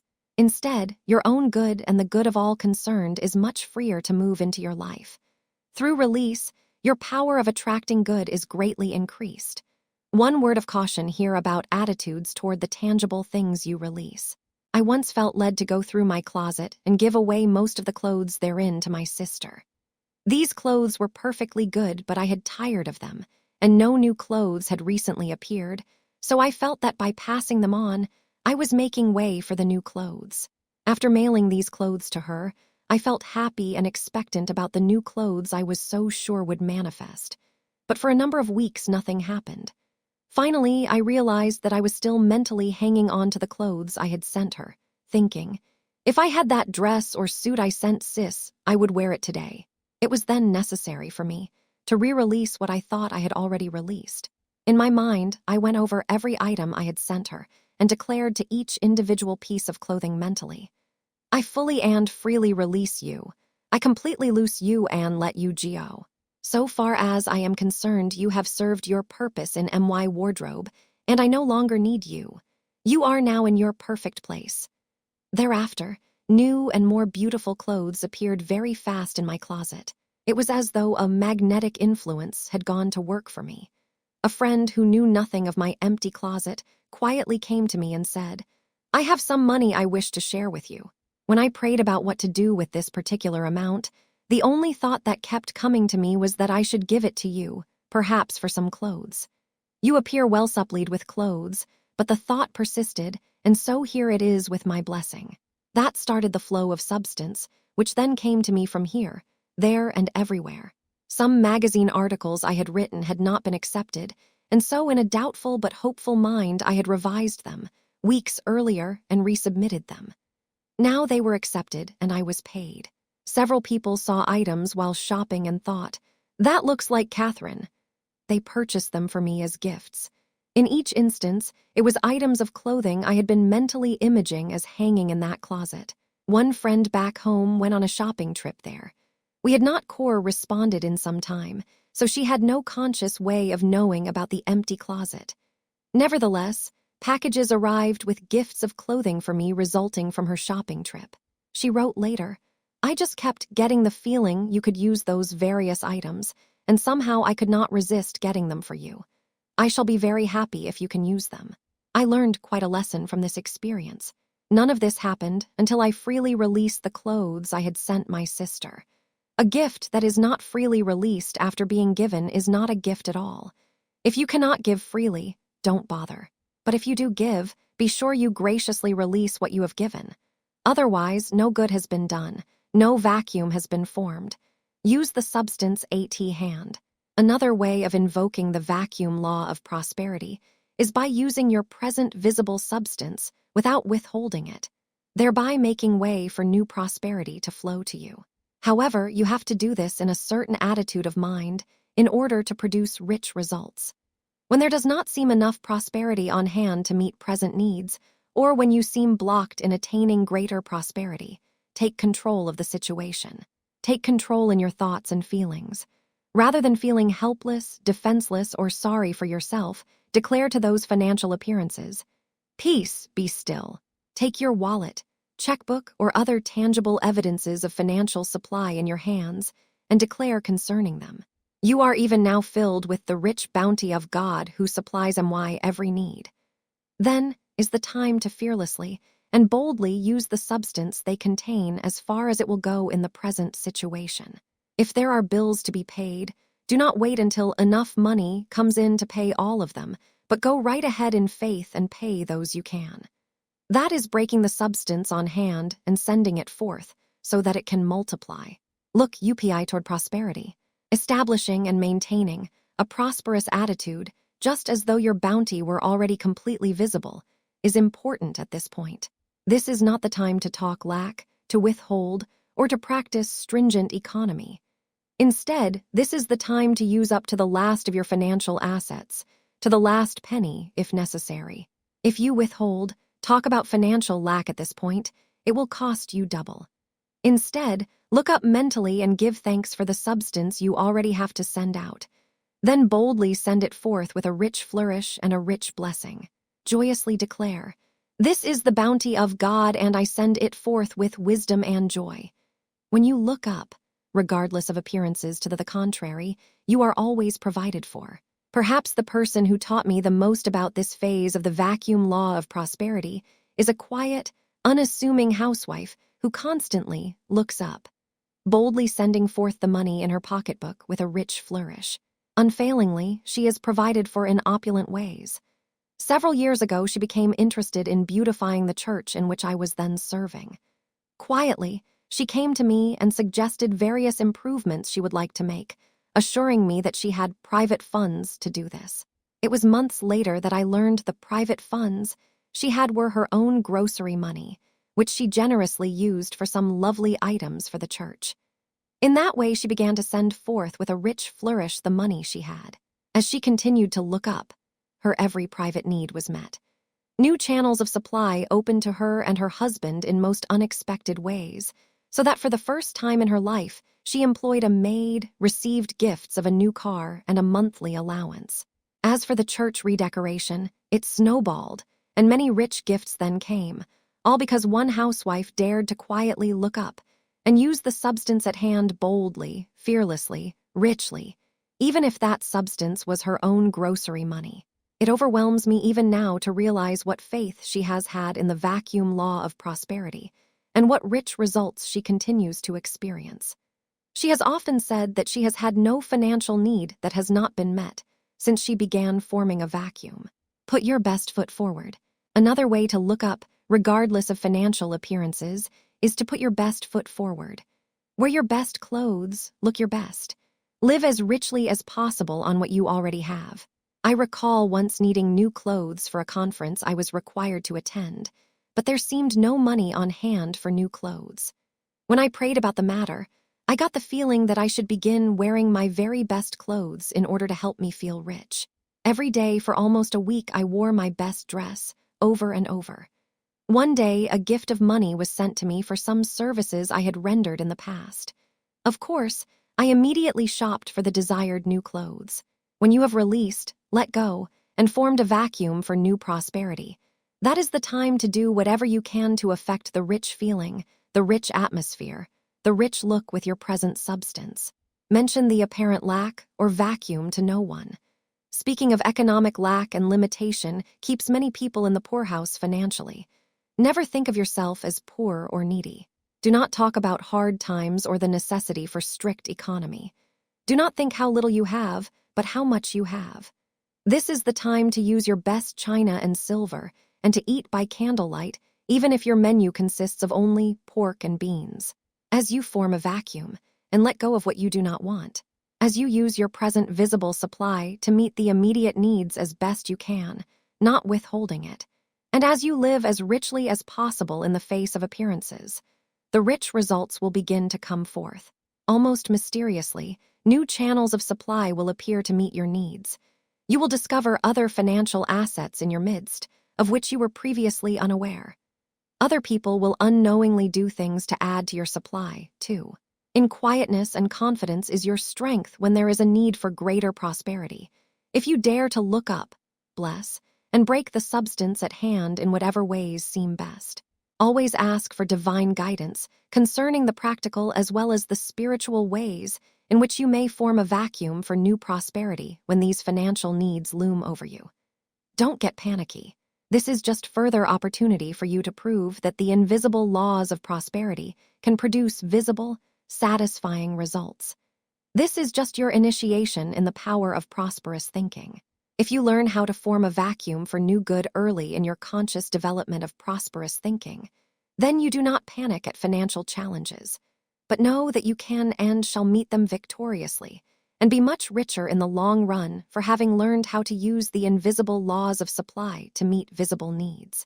Often when you are forming a vacuum by using what you have, you find that the amount on hand is sufficient. that too much is wasted or spoiled, and that amount which at first seems small or even insufficient becomes adequate as you use it fearlessly. It even seems to supply you during that period when no more substance immediately appears, if you continue to use it fearlessly, and in the faith that every need is being met. Make room for your good. We all want better financial conditions, and we should have them. Here is the way to obtain them. Do not talk about financial lack, but begin thinking in terms of the rich, universal abundance that is everywhere. Then learn to let go, to give up, to make room for the things you have prayed for, worked for, and so strongly desire. As you give up and cast away old ideas and attitudes, old possessions, and put in their place new ideas of prosperity and progressive achievement, your conditions will steadily improve. You always want something better than you now have. It is the urge of progress. Just as children outgrow their clothes, you outgrow former ideals, broadening your horizons of life as you advance. There must be constant elimination of the old to keep pace with this growth. When you cling to the old, you hinder your advance or stop it altogether. Why not dare to form a vacuum now and invite that complete prosperity and success which you have so yearned to experience and which is divinely meant for you? The creative law of prosperity. Chapter 4. Let us get down to business about prosperity. Now that you have formed a vacuum, you are ready to fill that vacuum with rich, new good through the creative law of prosperity. Actually, the creative law of prosperity concerns the 3 basic steps given in this chapter and the next 2. 1. Having a plan, writing out one's desires concerning that plan, and constantly expanding it. 2. Mentally imaging that plan as fulfilled. 3. Constantly affirming its perfect fulfillment. However, the first part of the creative law, as discussed in this chapter, is all important, because without a plan and notes concerning it, the other 2 steps are ineffective. Strong desire is success power. The first step in the creative law of prosperity is desire, and the ability to do something constructive about that desire. Recently, a businessman told me he has discovered in his work that when a customer comes to him greatly desiring certain products, he has found it best always to sell that customer what he really wants. This businessman said that even though he personally may feel that there are other products that would better serve his customer, if his customer has already made up his mind and strongly desires certain products, he never tries to change that desire, because desire is so impelling. He stated that strong desire denotes faith in the product, which almost inevitably brings satisfaction. There is nothing weak or lukewarm about true desire. It is intense and powerful. If properly developed and expressed, a strong desire always carries with it the power for success. The stronger your desires for good, the greater the power of your desires to produce that good for you. In counseling people who have had various problems, I have discovered that the right kind of desire will dissolve anything that has stood in the way of fulfillment. Right desire is truly the first step in solving problems and getting on the road to prosperity. How can you release your deep-seated desires for prosperity and success? By centering your attention on one big goal at a time.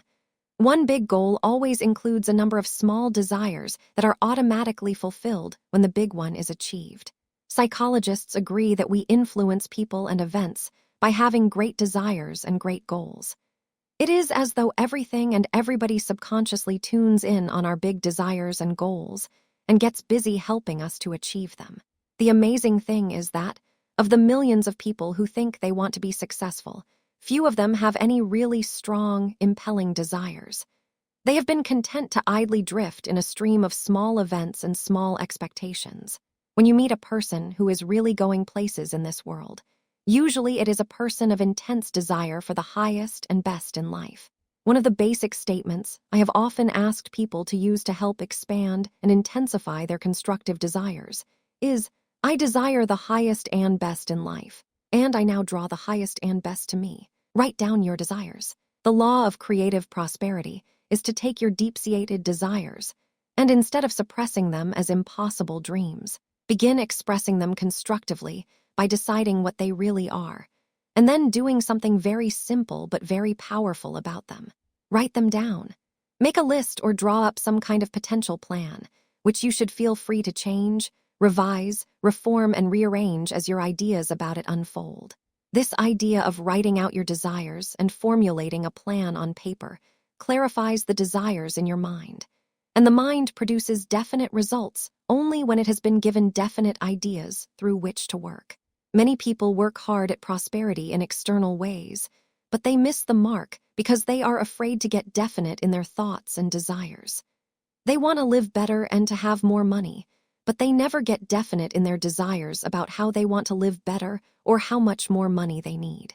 In fact, many people hesitate to get definite, fearing that they are telling God what to do. But as Dr. Emily Cady once wrote, "Desire is God tapping at the door of your mind, trying to give you greater good."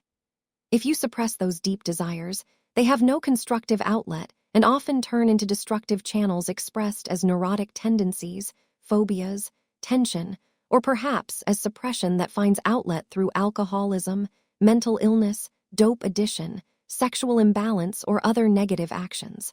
The power of writing out one's desires and plans was first proved to me by the attorney for whom I worked a number of years ago. One day, just after he had been defeated in a congressional race, instead of feeling sorry for himself, he immediately got busy formulating a new plan. He stated his desire for larger law offices, his desire for the expansion from a 2-man firm to a 5- or 6-man firm, and the desire to increase the annual income he wished the firm to attain year by year for the next 5 years. At that time, I did not know that this was one of the most powerful methods for attaining success. It seemed so simple. Nevertheless, I watched his scribbled plan come to life and fruition. The law firm gradually expanded into a 5-man arrangement in which each attorney specialized in certain phases of legal practice. The firm moved from 2 small offices into spacious new quarters that occupied the entire floor of a modern, new bank building. Nothing succeeds like success was surely manifested for that attorney after he formulated a plan, dared to put it in writing, and started moving toward it. Prosperity is a planned result. A stockbroker's story further proves the power of formulating plans for prosperity and success. A few years ago, the president of a large corporation died. At the time of his death, this corporation was in financial difficulties. The vice president, who had been considered outstanding in a financial way, then took the helm. Immediately, the corporation began to prosper, and today its stock is one of the best on the market. Its sales records during recent years have superseded those of all of its well-known competitors. The prosperity secret. Well, it seems that this vice president had for years worked on a plan he felt wise for the growth and prosperity of this corporation. The day he became president, he took that plan out of his desk drawer and began executing it. Today, his corporation is no longer a mediocre one, with indebtedness pulling it down. Instead, it is one of the most prosperous in the country. He proved that prosperity is a planned result. Prosperity is the result of deliberate thought and action. There is nothing hit-and-miss about prosperous living. It is a planned result, just as a bridge or building is a planned result. Without deliberate, prosperous plans, there will be no prosperous results on a consistent, permanent basis. This law of creative prosperity was one that surely clicked with the students in my prosperity classes. Many of the business people who attended told me that this one idea turned their previous faltering efforts toward prosperity into amazingly successful results. They had worked long and hard, but not in definite or specific ways. Then they discovered there was no reason to be afraid to ask for what they really desired. The Bible promises, "Ask, and it shall be given. Seek, and ye shall find. Knock, and the door shall be opened." Matthew 7:7. Perhaps you are thinking that you do not really know what you want, that your desires are not that definite as yet. In that case, simply begin thinking about and even making lists of those things now in your life that you don't want there. List things you wish to have cleared up and eradicated from your life. To that list declare, "This too shall pass, or be thou dissolved." I know of a man in the electrical business who did this. His business partner had died months earlier, leaving his share of the business in the hands of uncooperative heirs who would neither buy nor sell. It was almost in desperation that the surviving partner began applying prosperous thinking. His main desire was either to buy the other half of the business or sell his half. He simply wanted to dissolve the deadlock, which was costing the business money, and he wanted to eradicate the unpleasantness, confusion, and uncertainty of his business situation. Within a month after he wrote out notes about the unpleasantness and uncertainty being dissolved, he received word from a lawyer that his partner's heirs would settle. They did so immediately with no further ado. A prosperity formula. One group of business people that experimented with me on prosperous thinking during a recession did this. They first wrote out their desires for 6 months hence, and then wrote out their desired achievements for each of the 6 months. Each week they added to their list or changed their list of desired results as they felt led. In some instances, they changed the list completely, expanding their desires or crossing off desires that no longer appealed to them. Then each week the class members brought these listed desires to class. No one ever saw these individual lists except the students to whom they belonged. We began each class period by privately taking our lists in hand and verbally declaring together, "I am the rich child of a loving Father. All that the Father has is mine to share and to experience. Divine intelligence is now showing me how to claim my own God-given wealth, health, and happiness. Divine intelligence is even now opening the way for my immediate blessings. I have faith that all that is mine by divine right now comes to me in rich abundance. My rich blessings do not interfere with anyone else's good, since God's rich substance is unlimited and everywhere for all to use. There is no delay. That which is not for my highest good now, FADES from me, and I no longer desire it. MYGODGIVEN, are richly fulfilled now in God's own wonderful way."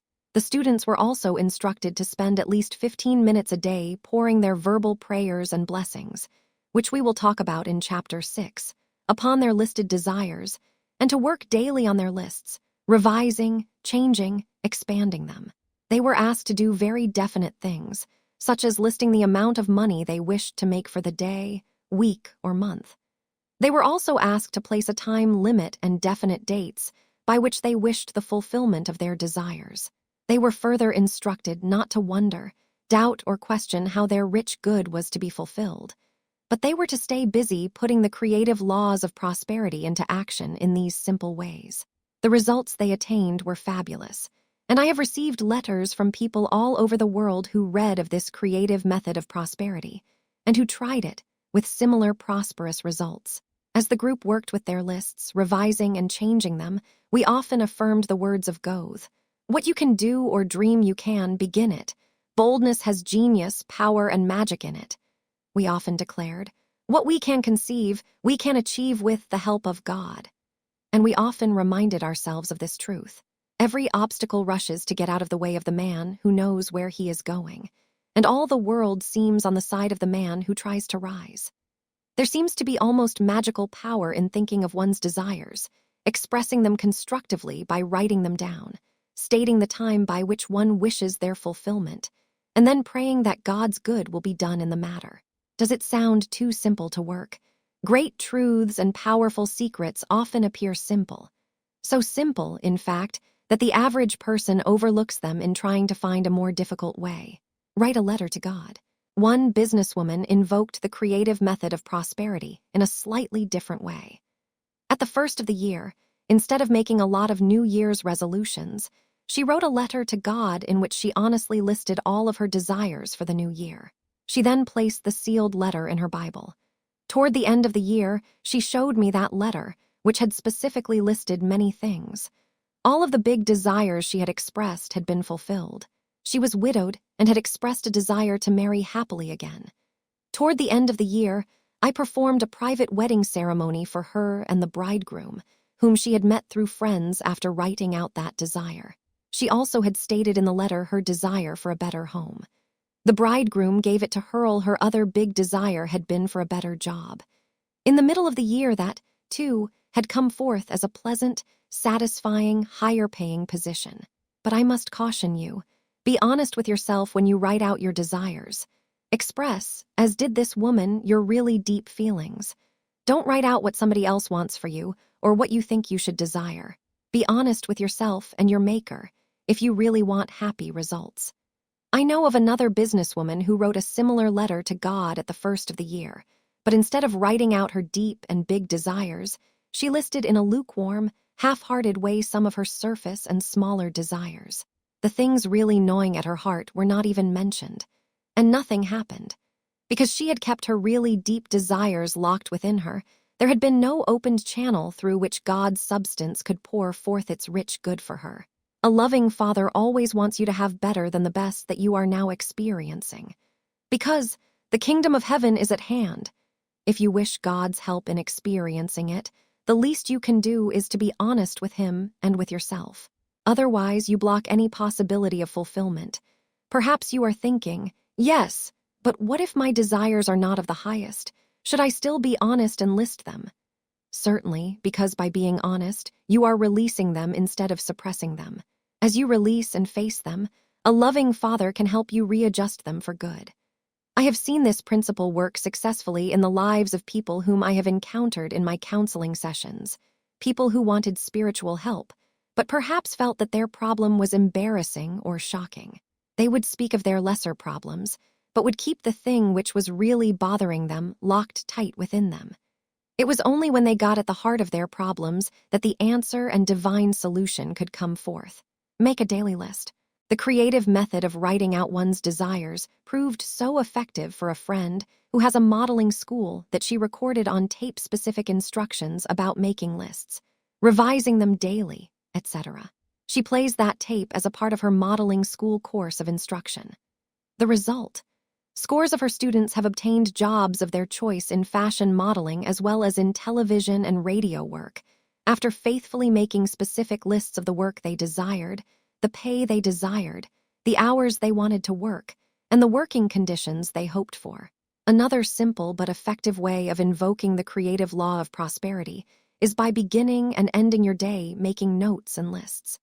In the morning, I always sit quietly for a few minutes, often with a cup of coffee, while I think of my day and the many big and little things I wish to see accomplished by myself and others.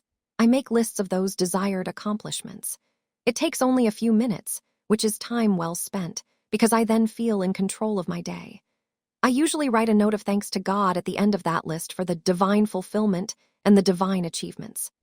It is amazing how many things are taken care of for me, without my doing anything more than listing them and giving thanks for their divine fulfillment. In like manner, at the end of the day I take another few minutes, go back over the day and write thank you notes to God for the blessings received and the good accomplished. Usually, I also begin thinking of the following day and make some notes concerning its perfect fulfillment. It seems to assure me of a peaceful mind and a restful night.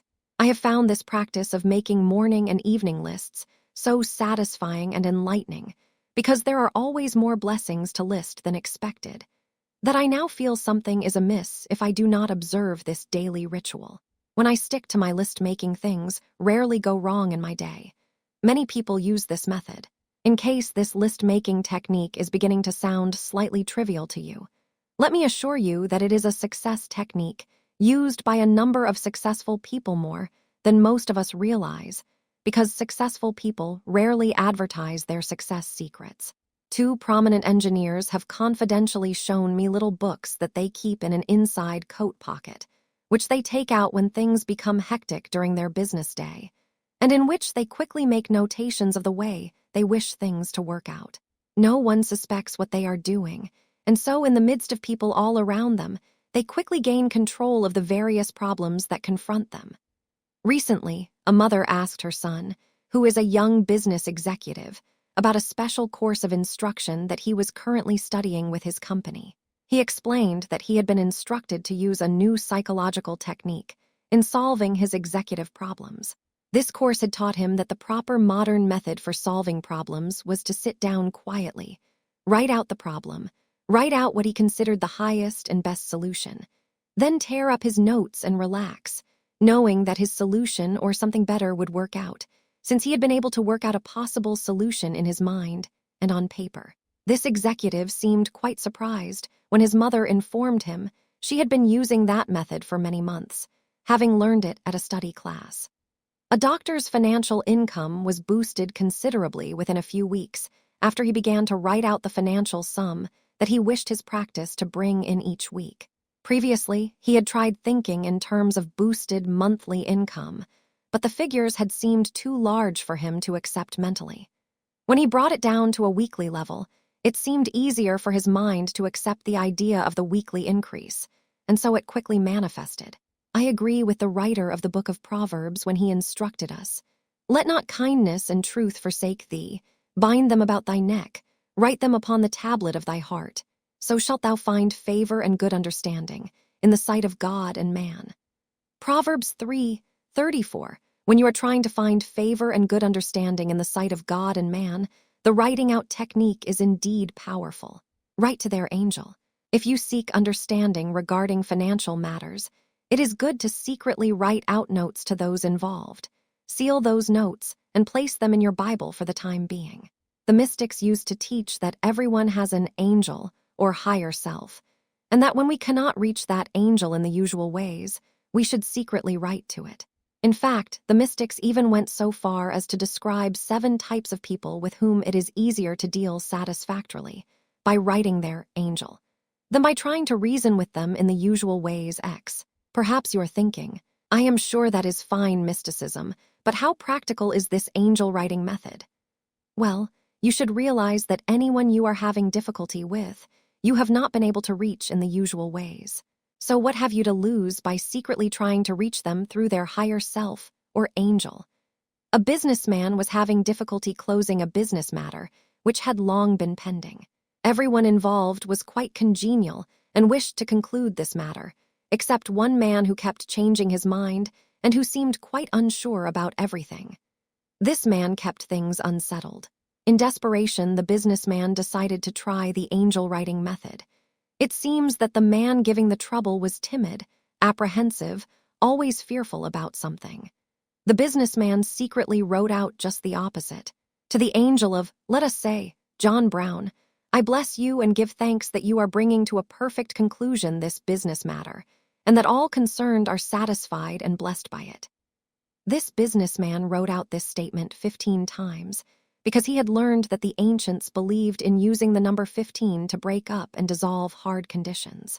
Within a few days, this businessman telephoned me long distance to report that the person causing the difficulty had visited his office and had said, "Come down to my office tomorrow morning, and the papers will be ready for signatures.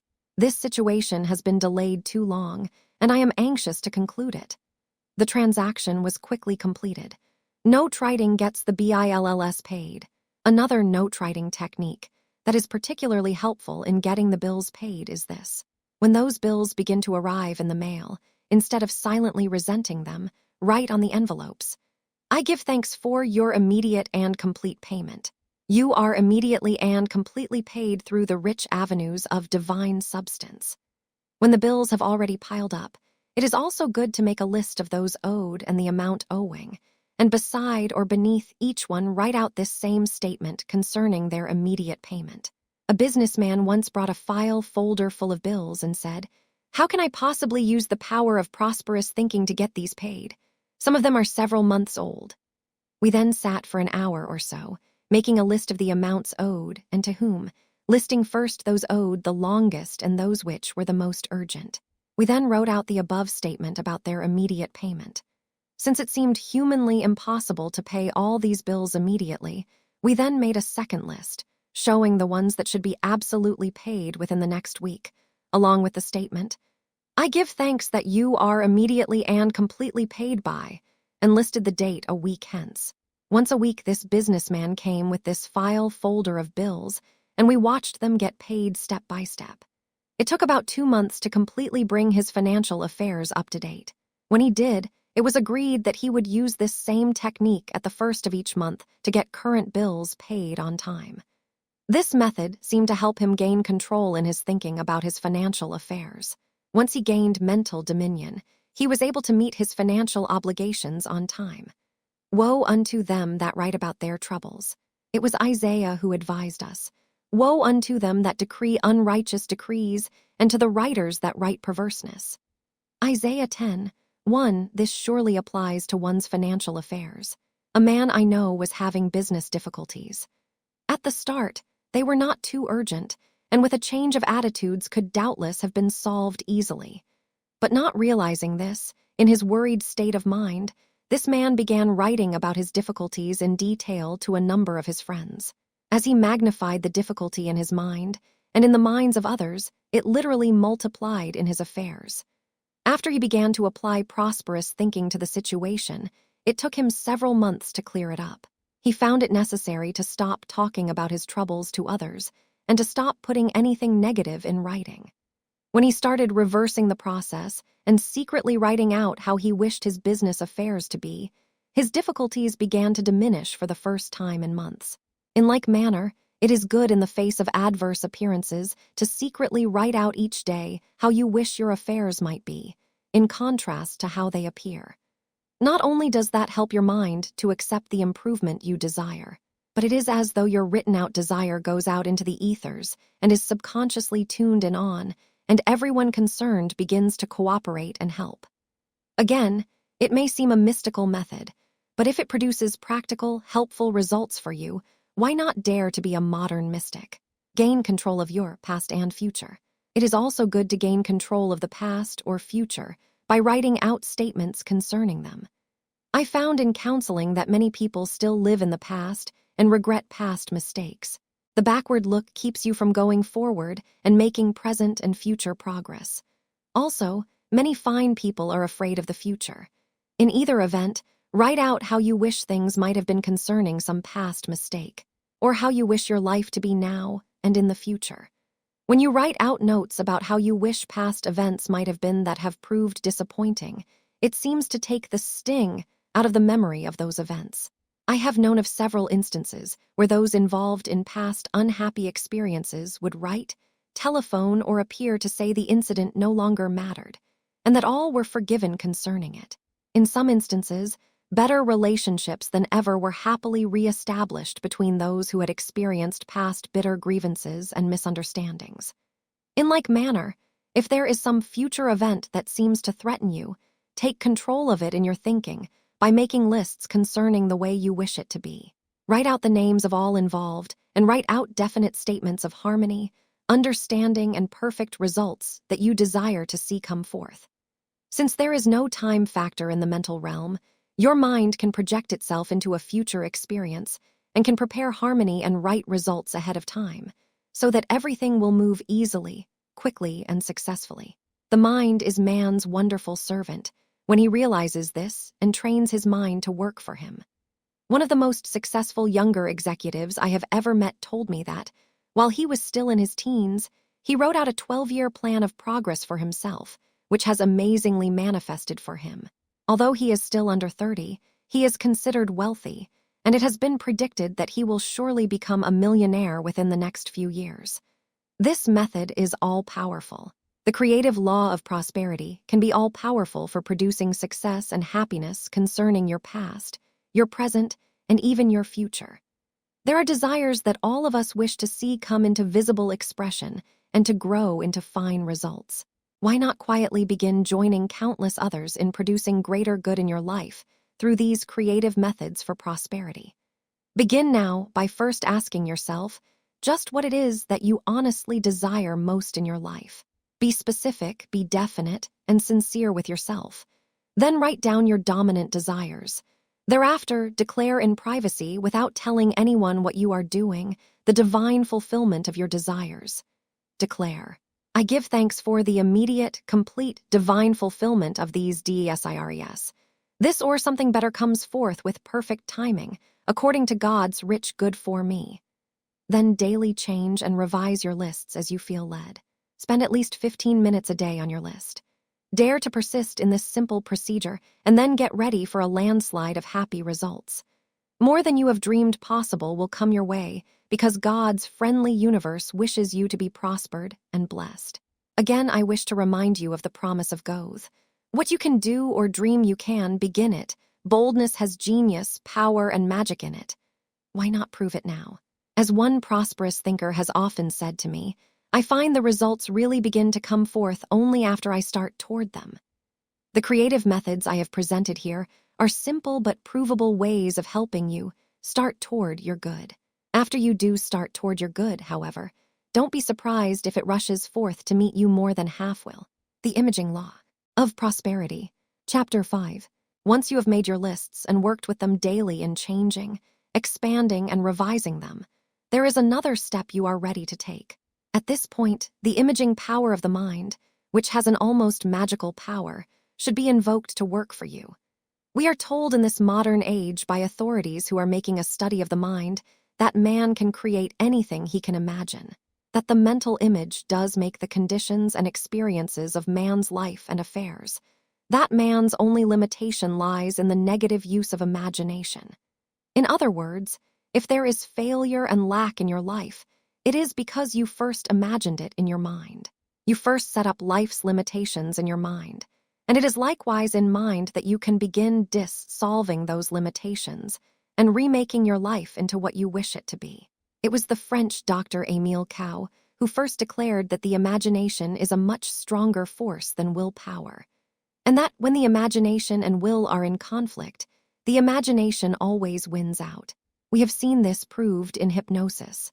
Often when a mental picture is first suggested, the will does not want to accept that picture.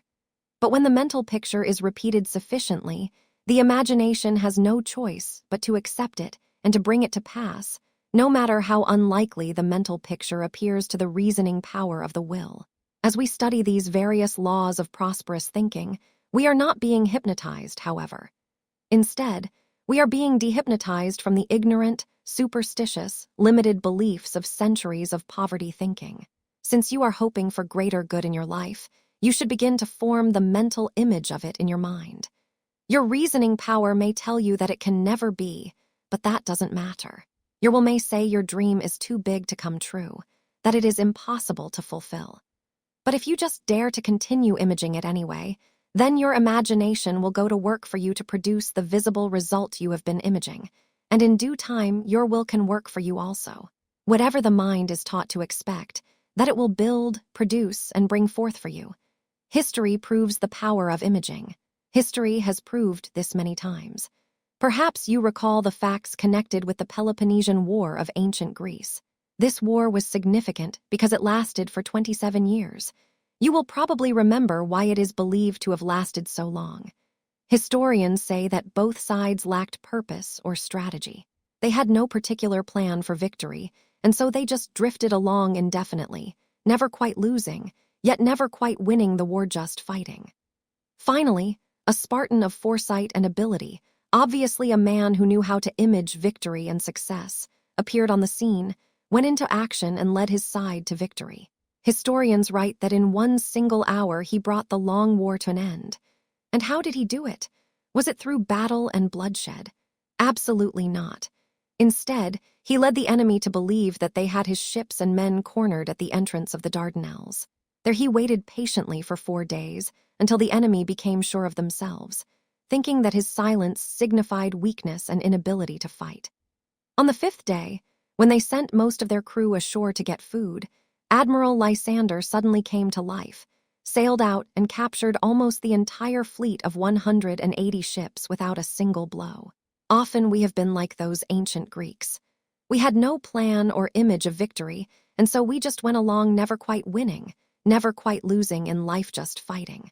It was in 500 BC that Sun Tze wrote, "In all fighting the direct method may be used for joining battle, but indirect methods will be needed in order to secure victory." When you use the all-powerful imaging power of the mind to envision your good, you are using the indirect method that will secure the victory over life's problems for you. Instead of battling with poverty, failure, and financial lack, which often only multiplies your problems, begin using the indirect method, that of quietly, deliberately, and persistently imaging your good. Success is created mentally first. In the book of Genesis, we are told how Joseph proved the power of the imagination for success and prosperity. From him, we learn what to do and what not to do with our imagination. In Joseph's dreams at the age of 17, he had dominion over the situations about which he dreamed. In one dream, his brothers' sheaves were bowing down to Joseph's sheaf.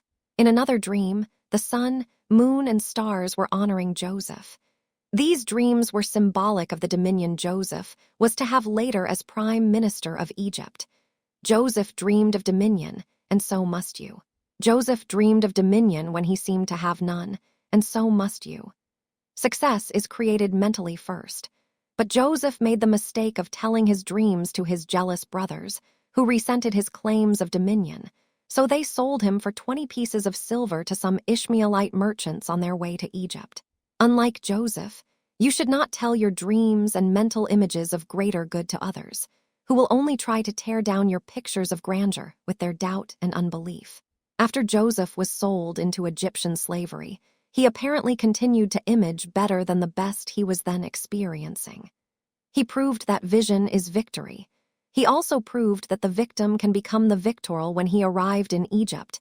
He had to meet a number of unjust experiences before the tide turned for him. Only after years in prison and many tribulations did Joseph become Prime Minister of all Egypt, second in command of the most powerful empire of that age. Persist in picturing success. Sometimes the imaging power of the mind produces immediate results for you. But if, like Joseph, it takes longer, you can be assured that the results will be even bigger when they do come, provided you do not get discouraged and give up. The longer it takes your mental images to produce results, the bigger they will be if you hold on to them. The truth of this was once brought to my attention by a businessman who revealed to me how the imaging law of prosperity took him from a truck driver's job to wealthy retirement in 10 years. In 1940, this man was a truck driver. He lived in a rented house with his wife and children. They did not even own a car. He was making $25 a week and barely getting by. Then he heard about the imaging power of the mind, and he decided to find out if it really was as powerful as it was reported to be. He began mentally to image the standard of living he wanted for himself and his family. He decided that he wanted his own business, that he wanted to be financially independent, that he wanted to own his own spacious, comfortable home, that he wanted to own at least 2 cars, that he wanted his wife to feel completely free to shop anytime she wished, without having to pinch pennies out of the grocery money or run up charge accounts all over town. In every possible way, he mentally imaged a high standard of living and income for himself and his family. Within a year, he had been made a sales manager instead of a truck driver for his company, but he still did not have the house, cars, or his own business and financial independence. When Christmas came that year, he said to his family, "I believe that by next year at this season, we will have our own home and our own car sitting in the driveway." But at the next holiday season, a year later, they were still living in a rented house with no car of their own. His children then reminded him of his previous prediction, and he replied, "Don't give up hope. Perhaps I made that prediction a little too soon, but we will have those blessings, and soon."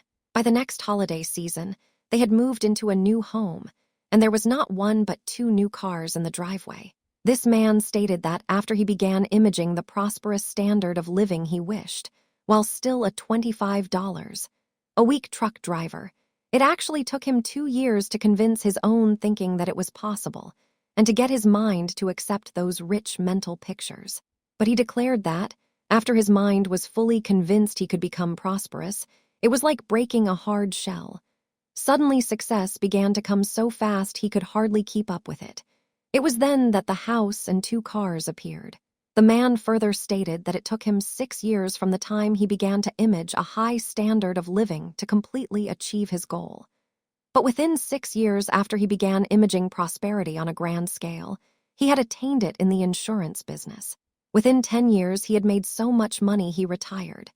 In fact, he concluded his story on the imaging power of prosperity by saying, "I went from a penniless truck driver to a fortune in insurance in 10 years.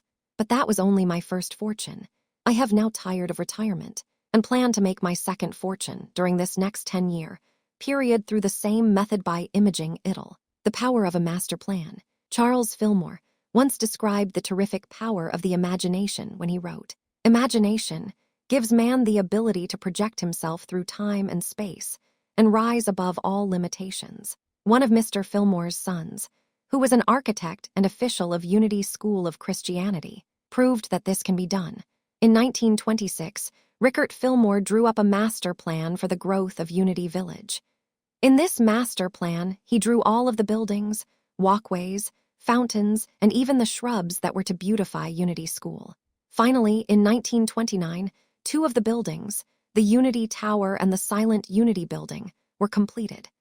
Because of economic conditions during the Depression era that followed, no more building was undertaken for 11 years. But Rickert Fillmore persisted in his vision by going right ahead and landscaping the grounds, even filling in shrubs around the future buildings. I remember hearing him relate at a minister's conference how he sat in his office located in the Unity Tower during those years of non-building, and how he would look out over the Unity grounds where the prospective buildings were to be erected.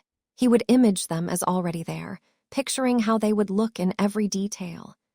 After years of his faithful imaging, beginning in 1940, a number of other beautiful buildings were constructed. The beauty of Unity Village is now enjoyed by visitors from all over the world, who can behold what the imaging power of the mind has accomplished there. There results from a wheel of fortune. Truly, nothing is impossible for the imagination to accomplish. But perhaps you are thinking, I am not yet well versed enough in the imaging power of the mind to get results as you have described. Isn't there some simple way I can begin training my imagination to produce such results for me? Yes, there Issel, an engineer in my first prosperity class, devised a practical method for training the imagination to produce rich results. He designed a wheel of fortune to help project his mind through time and space, thereby rising above present limitations and bringing forth happy results. After this, engineer began to use the imaging power of the mind through his wheel of fortune. He went into a multi-million-dollar construction job. This wheel of fortune he designed has fascinated and helped scores of people. For instance, some ministerial friends of mine told me that they used his wheel of fortune idea for a short period and realized a lifetime dream by taking a trip to Europe. Another ministerial friend told me that after she made a vacation wheel of fortune, she was able to take her sick mother to Florida in the middle of winter for the warm sunshine which the doctors had prescribed for her. Through a series of events that brought about that Florida trip, they were offered a friend's house on the beach at the height of the winter season.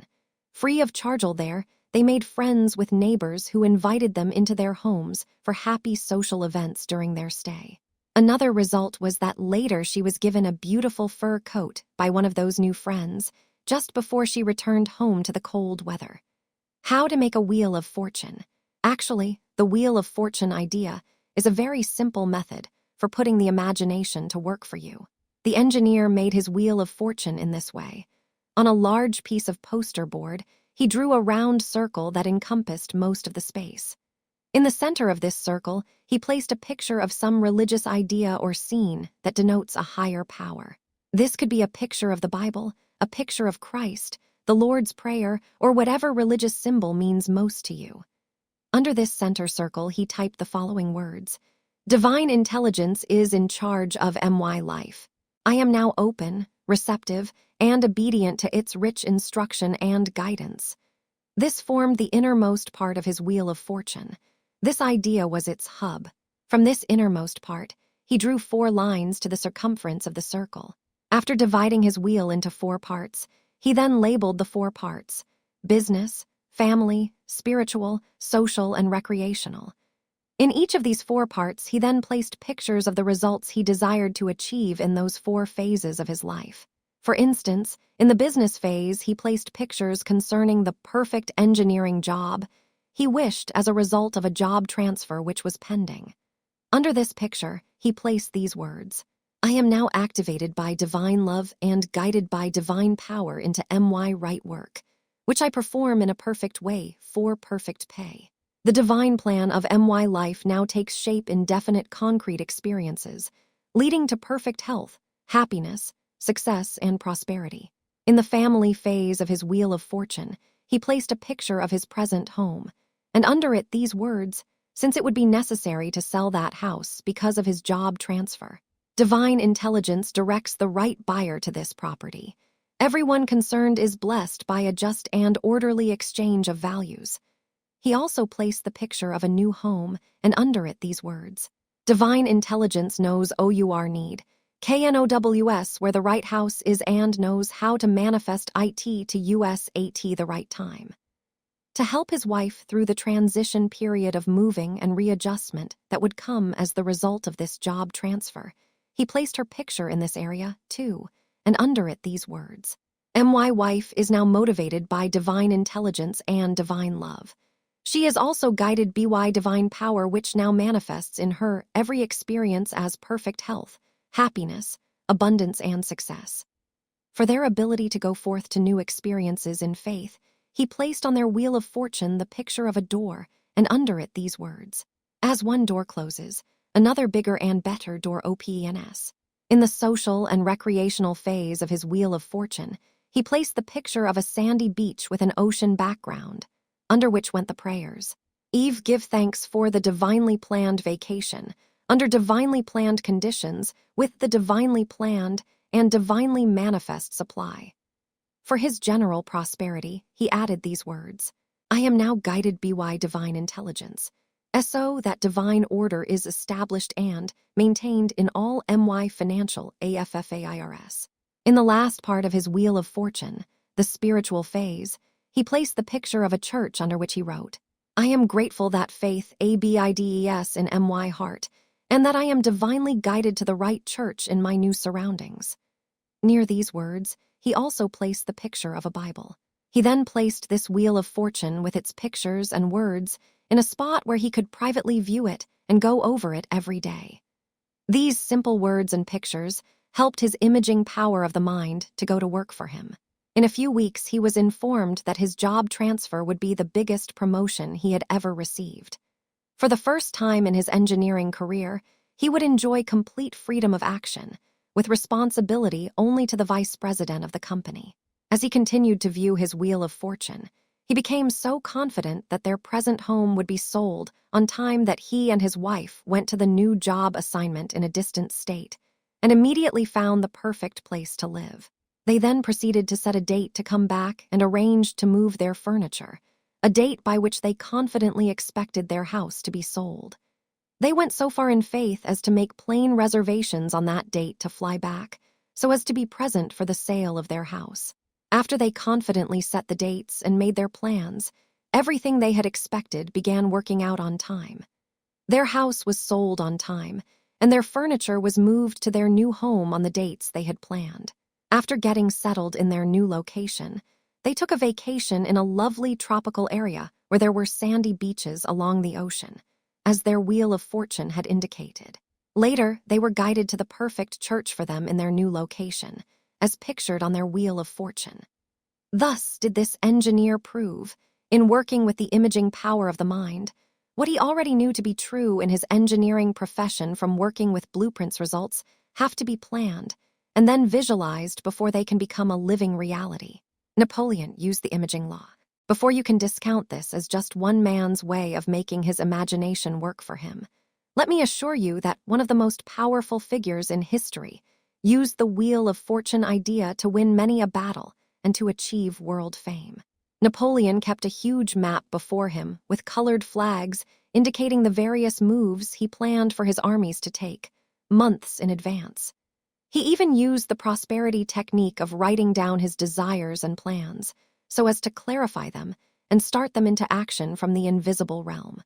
In one instance, historians say that he dictated in detail the order and length of the marches, the meeting places of the two armies, the attack, the movement of the enemy, and even the blunders he expected the enemy to make, all 2 months before it happened, and at a distance of 600 or 700 miles away from the Senal.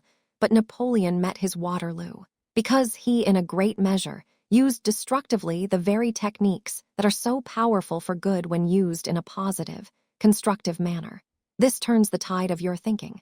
Thus, if you want something very much that seems completely out of reach, make a wheel of fortune. They are powerful because they turn the current of your thought and expectation from I can't have to I can have, from despair to hope, from discouragement to encouragement, from failure to success. If you do not wish to make a wheel of fortune for all the departments of your life, make it for your main desire, perhaps for the one big thing you would like to experience in life, which so far has evaded you. A friend of mine makes what she calls quickie wheels of fortune for a period of 1 month, on which she places pictures and phrases concerning the things needed for that short period of time. She says that by expecting immediate results, her mind seems to go to work for her much faster to produce an immediate result. Whereas, if she makes wheels of fortune for longer periods, somehow her imagination isn't sufficiently stimulated to do much about it. Make a notebook of your desires.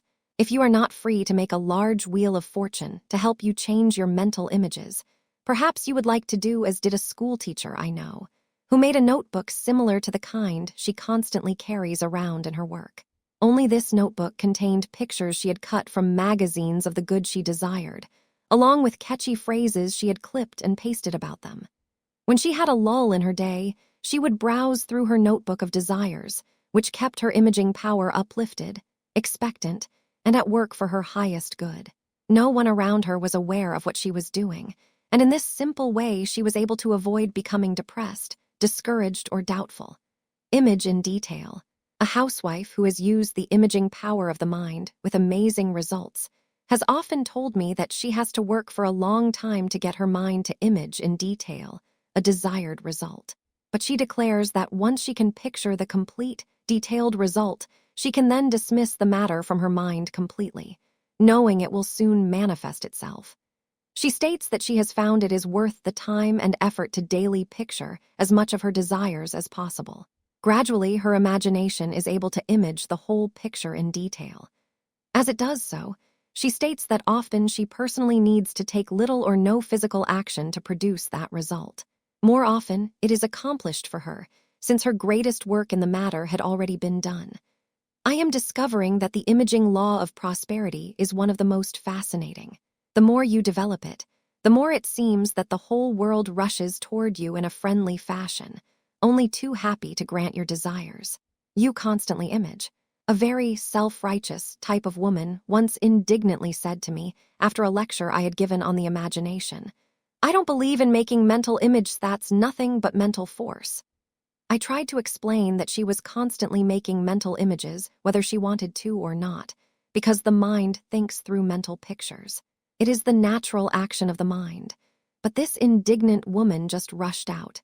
Later, I began to receive reports of what a hard time she was having financially. Finally, she spoke to a church counselor about her financial difficulties, and the counselor said, "You will continue to have financial problems until you change your mental images. You are thinking about, talking about, and picturing financial lack, and your mind is producing what you are imaging. Change your images and think, talk, and picture plenty, and you shall have it." This time the woman was desperate, and so she began to image prosperous results. Soon she began to experience them.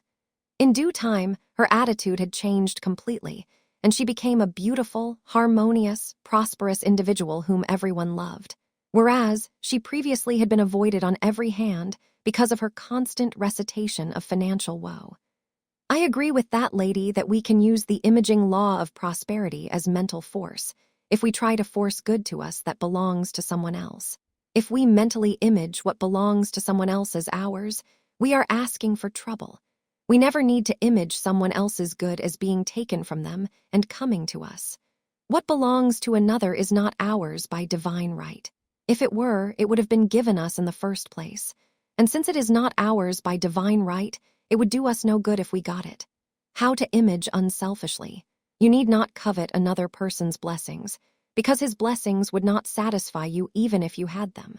What belongs to another never quite fits your needs. Instead, when you see something another has that you would like to have, do not covet it or mentally try to image and force it to you. You should realize that his good that appeals to you is simply an indication that similar good is on the way to you and that you can have it. To help bring it to pass, declare to yourself, "I, too, am in contact with the source of that good. The divine equivalent of that good is now on its way to me, and I gratefully accept it. My own similar, God-appointed blessings now appear. They are satisfying and appropriate, and for this I give thanks." Truly, there is no danger in using the imaging power of the mind unselfishly. It is only when you use it selfishly, to try to force from another that which you desire, that you run into difficulties. In like manner, You should never mentally image for another that which you would not want to experience yourself, since the mental image you send out inevitably comes back to you. Instead, you should image health, wealth, and happiness for others, as well as for yourself. Image success in family problems. A distraught mother, whose son's behavior had been especially disturbing, began sitting quietly every day and mentally imaging him as she wished him to be. She thought of him as standing in a pool of light and love, as being calm, peaceful, confident, harmonious, happy. She stopped trying to make him that way in any of her outer actions or words. Gradually, he began to express those qualities and became calm, peaceful, confident, and harmonious, so that in a few months he hardly seemed the same child. I have noted in talking with a number of women whose husbands would go astray and get interested in other women, that almost inevitably it happened after the wife began to image her husband as interested in another woman. One wife, whose husband had strayed early in their marriage, came to me feeling very sorry for herself because she was going through the third, other woman experience. As I closely questioned her, I realized that, early in their marriage, she had begun to wonder what she would do if such a thing were to happen, and soon it did happen. The pattern repeated 3 times before she realized that she had imaged each experience for her husband, and thus had helped bring it forth. Be careful what you image for yourself, or those who are receptive to your mental images, because it will surely happen. You should always give others the benefit of only good mental images. Often life's results are the difference between constructive and destructive mental images that you entertain for yourself and others. The writer might have been describing the power of mental images when he wrote, "Two men looked out from prison bars. One saw the mud, the other saw the stars." What we see depends mainly on what we look for. Image success in financial affairs. I would also suggest that you begin daily developing your imaging power for prosperity and success by taking a little time at the beginning or end of the day perhaps, when you are writing out your plans and notes, to image them in definite form mentally. In other words, if there are bills you are listing to be paid, after making your notes, sit quietly and image the checks already written to those owed in the specific amount. Mentally image yourself putting those checks in envelopes and dropping them in the mailbox. If there is a definite need for some specific amount of money, mentally image a check written out to you, showing a current date, and showing the amount of money needed as received on that check. Your imagination loves to be given definite pictures to build and form, which the subconscious mind then gratefully accepts and gets busy producing as definite results for you. Actually, you have been using your imaging power all the time, and perhaps you used it to image lack of money, lack of success, and all the things you don't really want in life. Take your wallet and checkbook in your hands during your quiet time. Closing your eyes, mentally image bills of large denomination bulging from the wallet. Mentally image your deposit slips showing large amounts of money being deposited into your bank account. Image, image, image, all the good that you wish to experience. I know of a businessman who had gone through a period of severe financial lack and who felt he could no longer endure the privations.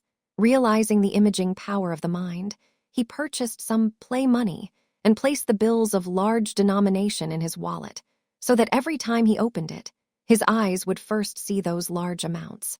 He declared that soon his imaging power had accepted the picture of large amounts of money in his wallet, rather than the previous image of lack.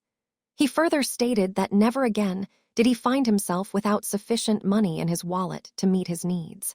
Image for travel. A friend of mine remembered the imaging power of the mind when she wished to travel around the world. She purchased a dress, the pattern of which depicted a map of the world. She wore this dress often, thinking of the trips she would take. Very soon someone started a travel fund for her with a gift of money. As the fund gradually increased, she talked with a travel bureau and tentatively decided upon a trip to Europe. Within 6 months from the time she began wearing her dress of the world, her trip to Europe came about. In the intervening years, she has often worn that travel dress. The result has been enjoyable trips to other parts of the world. Image, beauty, and well-being. Mentally image the way you personally wish to dress, look, act, react.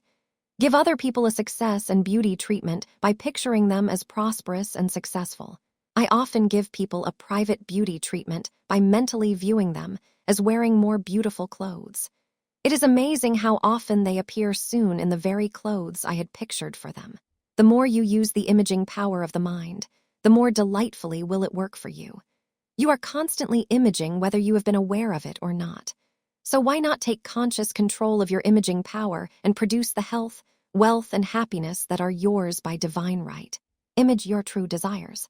Let me remind you of something mentioned in the last chapter. Don't compromise in your mental images. Image what you really want, not just what you think you can probably have. Pay no attention to your will and reason, which will try to talk you out of mental images. Your active imagination will soon take control of your will and put it in its place. If you will first take control of the imagination by feeding it the mental pictures of what you deeply and sincerely want. If you feed your imagination half-hearted, lukewarm mental pictures, that's the kind of results you will get. Since they will not be satisfactory, then you will have to start all over again, imaging what you really want. So do it in the beginning and save yourself double work. Truly, the image does make the condition, but it is up to you to make the image. Realizing this, you can now know that there is no need to fight or force your good to you. Instead, just get busy and quietly image it in detail as you wish it to be, and then declare concerning those images. This or something better, Father. THY unlimited good will be DONEI. It is true that man becomes what he imagines, and that man's continuous imagination is sufficient to remold or create anything, but don't just take my word for it. Instead, join with me and many others who are discovering that the imaging power of prosperity is one of the most delightful and powerful of all. The Prosperity Law of Command. Chapter 6. Shakespeare wrote, "There is a tide in the affairs of men which, taken at the flood, leads on to fortune. It is through the law of command that you release this flood tide of good which has been built up through your list-making and mental images. The prosperity law of command is your key to dominion. The word command means to have authority or control. Through an attitude of authority, you can take control of the good which you wish to experience in life. Many people look up at life as though it were a mountain towering over their insignificance. The law of command helps you to move up to the summit and look out over your world with a feeling of authority and control, which then produces like results. The secret of the law of command is this. A positive assertion of the good you wish to experience is often all that is needed to turn the tide of events to produce good for you swiftly and easily. It's amazing how fast doors open to us when we dare to take control of a situation and command our high expectations to manifest themselves. But there's nothing new about the law of command. In Genesis, we are told that Jehovah created the earth by commanding, "Let there be," and there was. Genesis 1. Actually, the law of command is one of the easiest to use. After having made lists of your desires, and after having mentally imaged them as fulfilled, it is then time to release the substance of them into words of decree and command, which can move the ethers into action. What you decree you get, as the Bible promises, "Thou shalt decree a thing, and it shall be established unto thee, and light shall shine upon thy ways." Job 22:28. You command through words. You are now using the law of command because you are constantly making decrees, though often they are the wrong kind of decrees, producing what you do not desire. A businessman recently told me of an acquaintance who had been having trouble with his right arm. Doctors examined it and said there was nothing organically wrong with it. Finally, this man, who knew the power of words, realized that he had been exclaiming, "I'd give my right arm if I could." He stopped using this expression, and his arm got well. It was Isaiah who warned us, "Woe unto them that decree unrighteous decrees." Isaiah 10:1. Our woes can often be traced to our thoughtless remarks.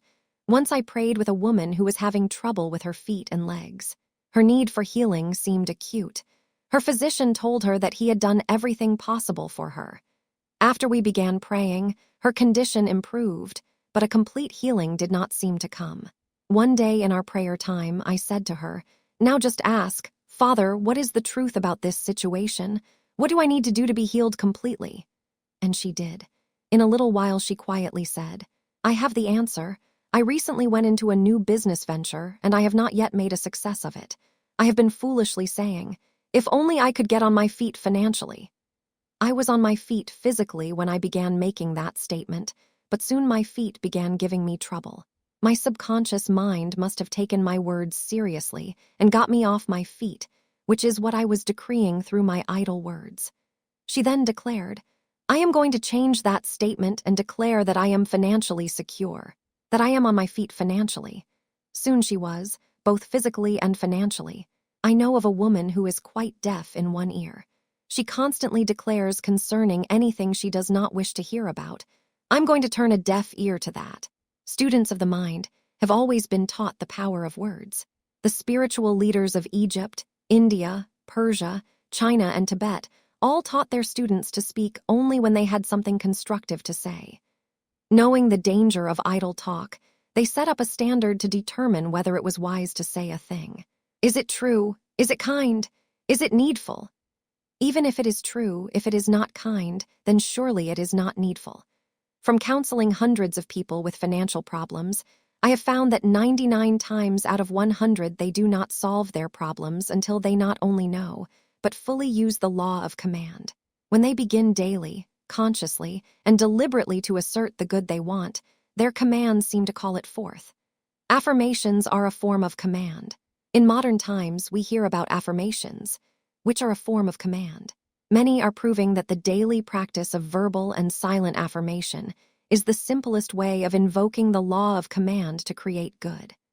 In fact, the use of affirmations is such a simple way of bringing forth rich results that many people mistrust it, looking for a more complicated path to prosperity. The word affirm means to make firm. Through verbally affirming or declaring the good you want, rather than continuing to talk about what you don't want, you begin to make firm in the mind and in the invisible ethers the good you desire. As you continue to affirm the desired good, it rushes forth as a visible result. You make your world with words. Never underestimate the power of words. You make your world with your words, as did Jehovah in the beginning. But if you do not like the world you have previously made with words of discord, lack, limitation, and hard times, you can begin building a new world of limitless good and prosperity by changing your words of command and decree. The people in my prosperity classes found the law of command one of the easiest and fastest to produce rich results for them. They took affirmative statements that met their needs and declared them over and over verbally for at least 15 minutes or perhaps for 5 minutes 3 times a day.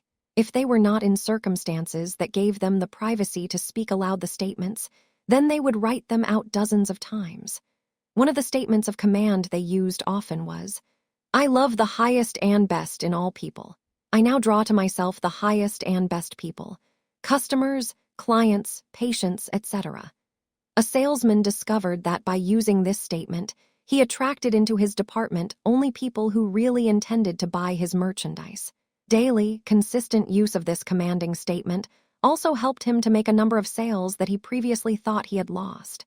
In another instance, a sales lady used this statement for 15 minutes each day for several weeks with such success that she became the leading sales person in the entire store. She was honored by her employers for having sold $44,000 worth of merchandise within a short period. Only 3 other salespeople, all men, sold $30,000 worth of merchandise during the same period. This lady's department included mostly lower-priced merchandise, which required that she make many more sales by comparison with other department sales. Another statement of command that people in my prosperity classes found especially powerful was, everything and everybody prospers me now and I prosper everything and everybody now. By the daily, consistent verbal use of this statement, a government employee soon was informed of an inheritance that had been available, but unclaimed for several years. Another student, who used this statement of command, became one of 11 heirs to inherit a gravel pit. Because of the number of heirs, the amount to be realized from this inheritance was predicted to be quite small. But as this person continued to daily declare, everything and everybody prospers me now and I prosper everything and everybody now, the income checks received from this gravel pit began arriving monthly in substantial amounts. During the winter months, when the gravel business was supposed to slump, This student received the largest checks of ALL. Command your good to appear. There are hundreds of affirmative statements you can use that will command good to appear, but definite declarations of command should be used to meet definite needs. You should not hesitate to use them. For instance, if your money supply is low or if your purse seems empty, take it in your hands and declare aloud a number of times, in privacy, of course. I bless you and bless you for the riches of God that are now being demonstrated in and through you. As you enjoy your meals, it is good to think statements of blessing and an appreciation for them, along with the old-fashioned habit of table blessing. When you dress, it is good to think thoughts of appreciation and blessing for your clothing. Once in a lecture, I gave the following statements for definite uses, and was amazed at how many business people commented on them afterwards and asked for their exact wording. For the perfect clothes and wardrobe which every prosperous thinker should have, I give thanks that I am beautifully and appropriately clothed with the rich substance of God. For the perfect, beautiful, comfortable home, whether it be one room, an apartment, or a house, I give thanks that I am beautifully and appropriately housed with the rich substance of God.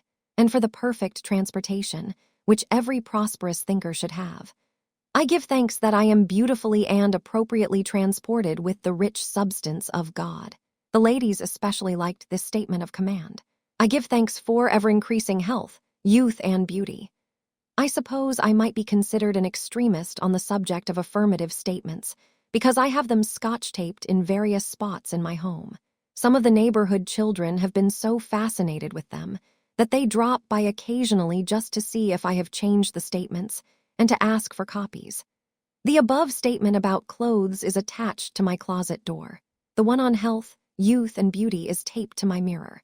The one I keep taped on the pantry door is, I rejoice in the bounty of God, constantly manifesting as overflowing supply here and now. To keep down unnecessary telephone calls, which can be such a waste of time, near my telephone is this declaration of command. Divine order is now established and maintained. Harmony REIGNS supreme. It is good to begin the day with affirmative statements which help you to gain control of your day. I suggest this one. With praise and thanksgiving, I set the riches of God before me this day to guide, govern, protect, and prosper me. All things needful are now provided.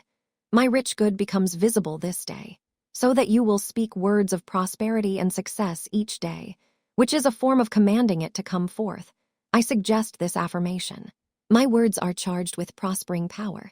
Other favorite statements of command in some of my prosperity classes have been, for increased income. I give thanks that my financial income now increases mightily through the direct action of God's rich good.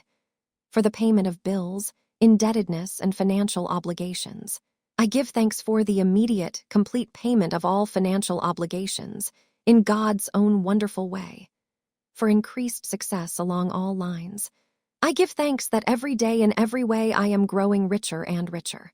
A statement of command that the business people found helpful for harmony in their homes and businesses was this: let there be peace within my walls and prosperity within my palaces. See Psalms 122:7. Affirmations are helpful to your work. A railroad employee told me how he used statements of command to help in his work. He was asked to repair a train engine that no one else had been able to adjust. When he heard that various mechanics had failed to repair this engine, he became apprehensive. But then he remembered the prosperity law of command. Before beginning work on the train engine, he went aside to a quiet place. From his wallet, he took this statement and went over it a number of times. I am a child of the living God, therefore I am one with his wisdom. That wisdom now leads me in paths of righteousness, peace, and true success. As he was thinking of these words and letting them fill his mind with peace and confidence, another railroad employee passed through the shop and asked what he was doing. He replied that he was going over a plan he intended to use in repairing the train engine. Shortly thereafter, he returned to his work and quickly repaired the troublesome train engine. Soon the other employee again approached him and asked for a copy of that plan he had used with such success. A postal employee was required to take an efficiency test.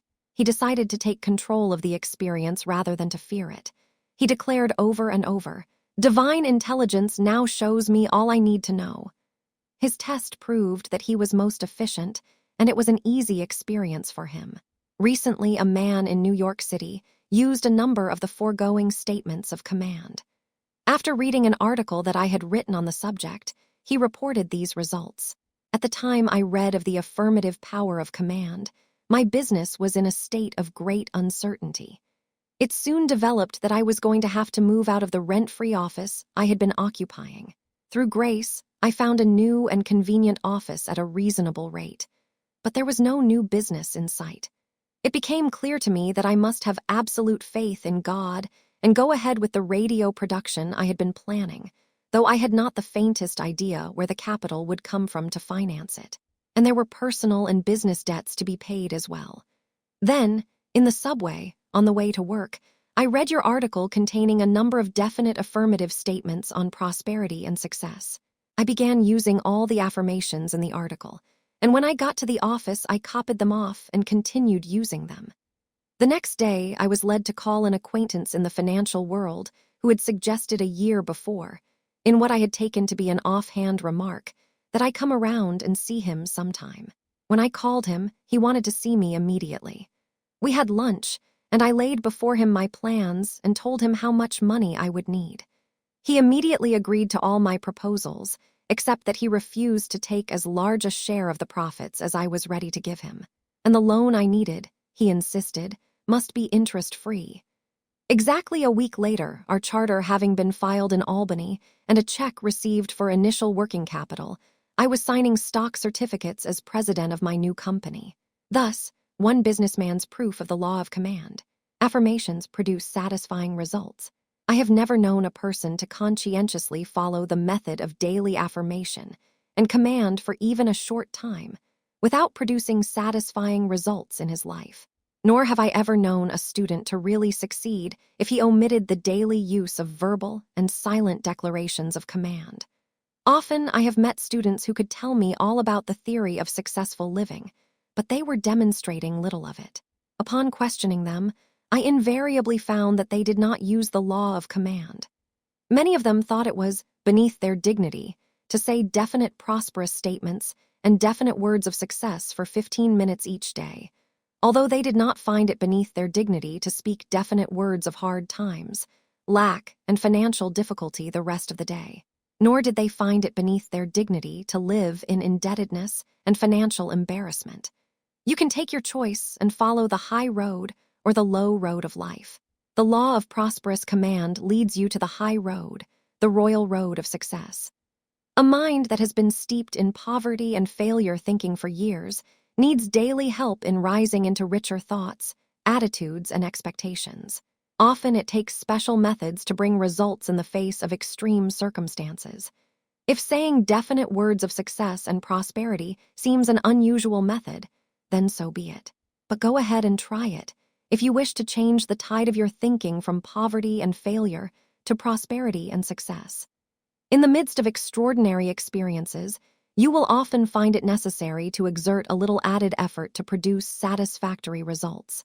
Jacob found it necessary to wrestle with the angel until the break of day, or until the breaking forth of good in the situation, in order to obtain his blessing.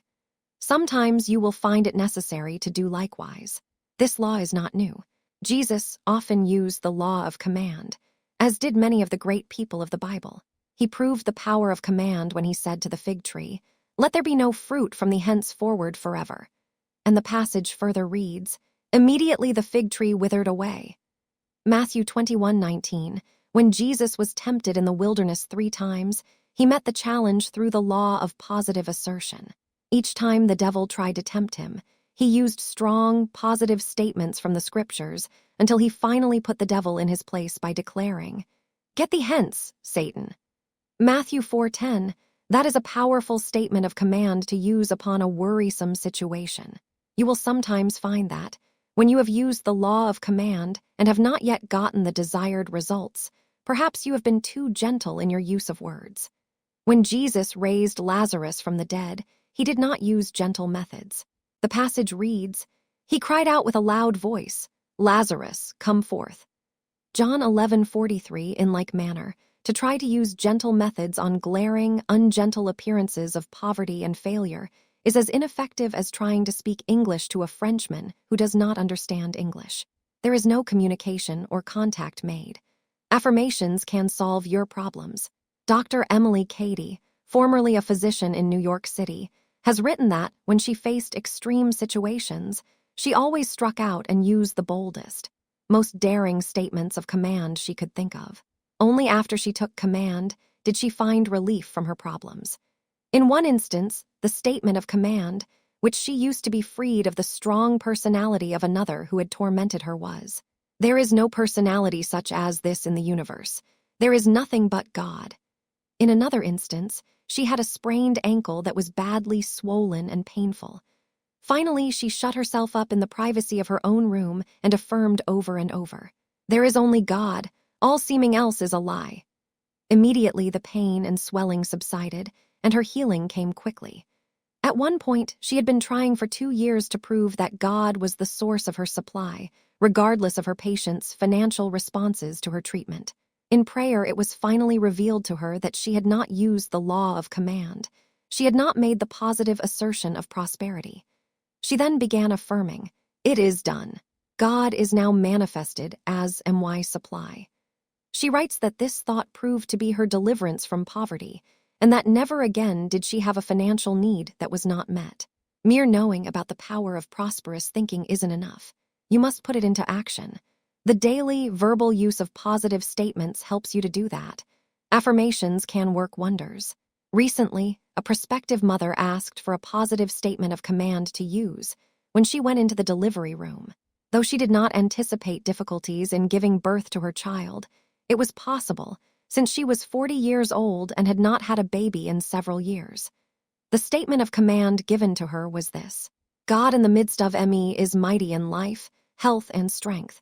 In joy and with ease I bring forth my perfect child." Over and over she declared these words when the activity of birth began. She was pleased to discover that though there was the usual activity which accompanies childbirth, there was practically no pain. Then a little later the doctor declared that she would not give birth in the usual way, but that the position of the baby made it necessary for a breech birth. Instead of becoming fearful, this mother continued to affirm over and over, "God in the midst of me is mighty in life, health, and strength. In joy and with ease I bring forth my perfect child."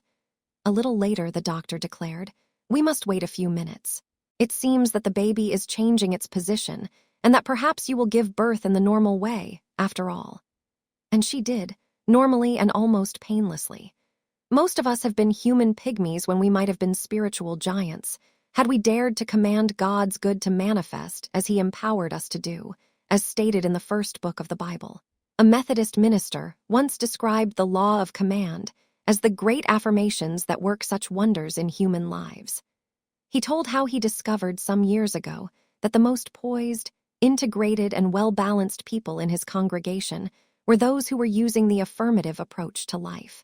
He related that many in his congregation were convinced that they received more concrete help from the use of great affirmations of faith than from any other technique. Learning of their success, he too investigated the power of affirmation and began using it. He said that after he began applying the technique of affirmation consistently, his congregation grew from 400 to more than 2,000. I can readily understand why this would happen because I discovered, while in the business world and later as a minister, that the masses today are lonely for a spiritual way of life that isn't just theory and doctrine, but one that works to produce health, harmony, and abundance in their lives. Join in affirming with another. It is good to have at least one other person use the power of affirmative command with you, especially when situations do not seem to respond immediately to your own commands. Be sure, of course, that it is someone that is in agreement with you, with what you are trying to accomplish, and that that person also believes in this success technique. I often asked members of the church staff to use the law of command with me about various situations.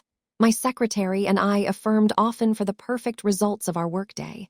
This is a time of divine completion. The finished works of divine love and wisdom appear this day. The bookkeeper and I affirmed for the financial ministry. This is a time of divine completion. The finished results of divine substance and supply now appear. Often the church board members united with me in affirming for the entire ministry. Goddess kingdom is come and God's supreme good will is now done in every phase of this ministry. Always our periods of affirmative command brought satisfying results. Write out your affirmations. Perhaps you are in a situation where there seems little privacy for verbal use of the law of command. In that event, write out your affirmations over and over again. A successful businessman, lecturer and writer once told me how he had handled such a situation years ago after he learned of the law of command. He was doing work that greatly dissatisfied him. He wished to expand into other fields to receive greater compensation and to be free to write, lecture, and travel in connection with his work. Furthermore, at the time he was very thin and in poor health. His home life was inharmonious and dissatisfying, too. Indeed, every phase of this man's world needed uplifting. He was convinced that the law of command could change all this, but because his family was not interested in trying such a newfangled idea, he realized it would be necessary to make his affirmations silently.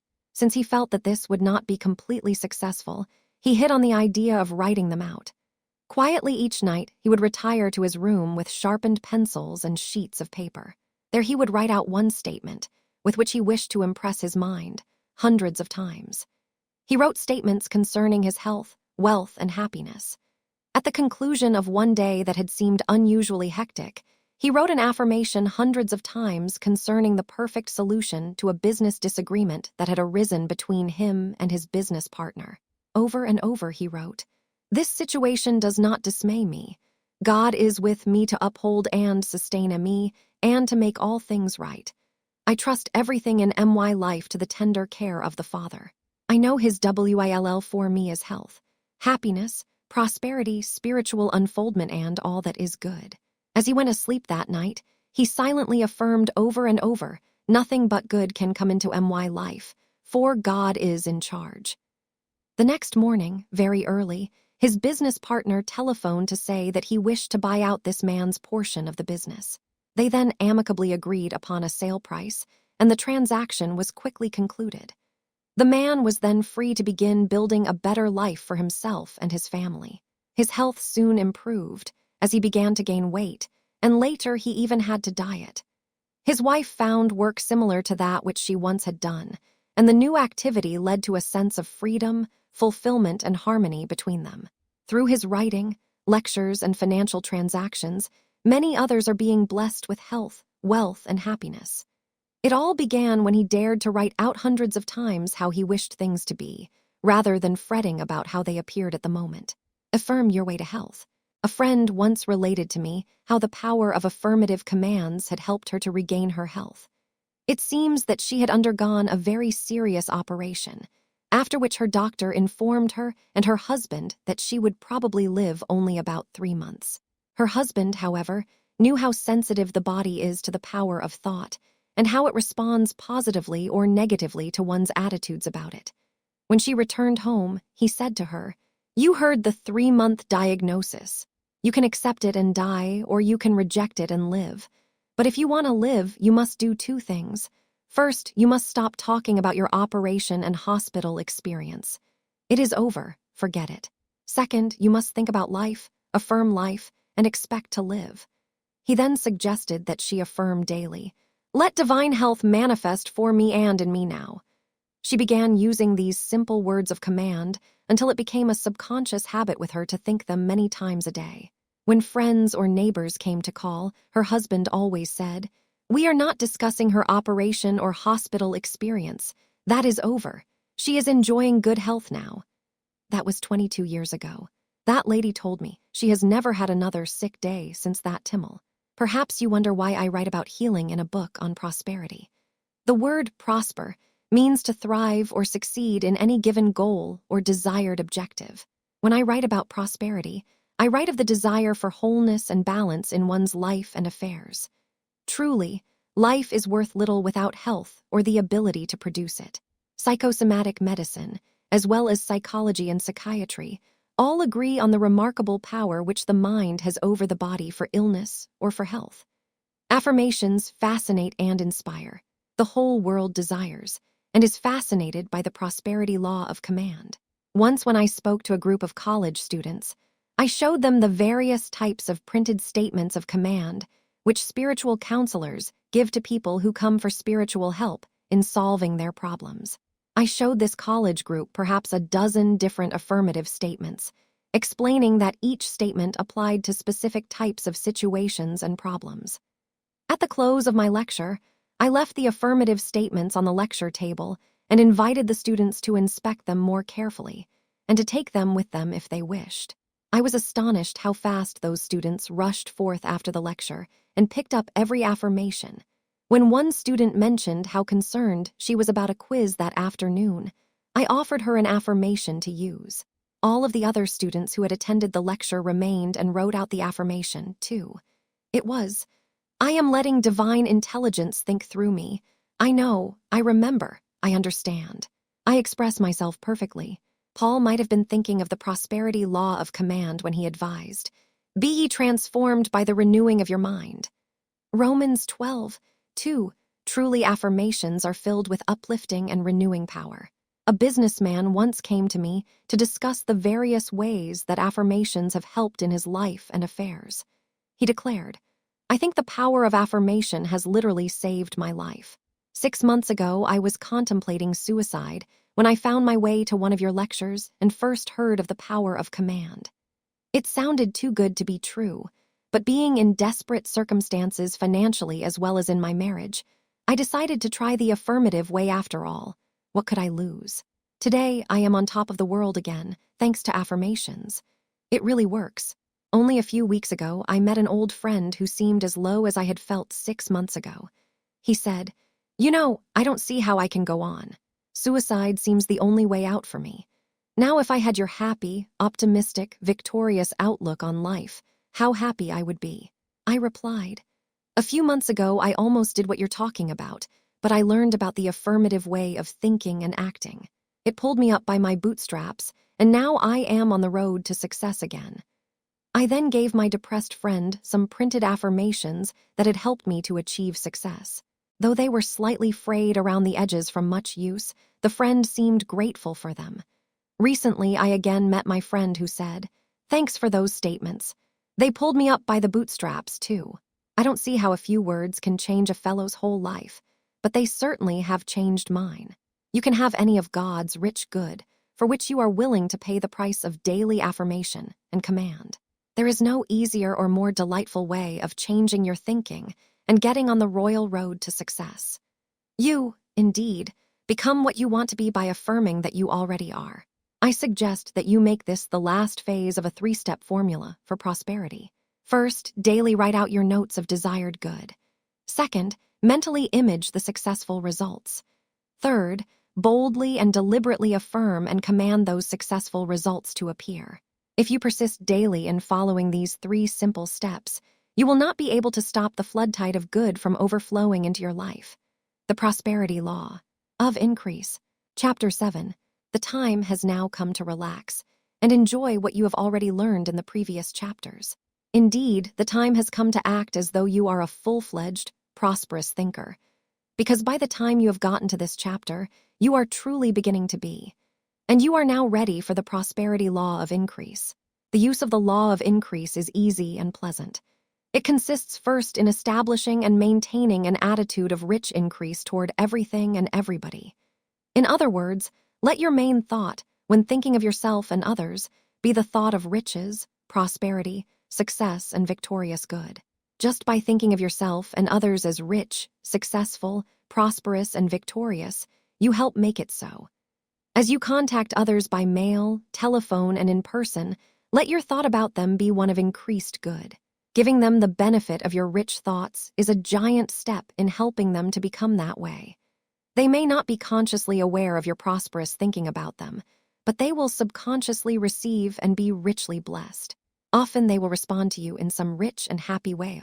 Thought of increase turns the tide. I do not believe that jail is quite the proper place for a prosperous thinker, but nevertheless, A man who once found himself imprisoned decided to make the best of the situation.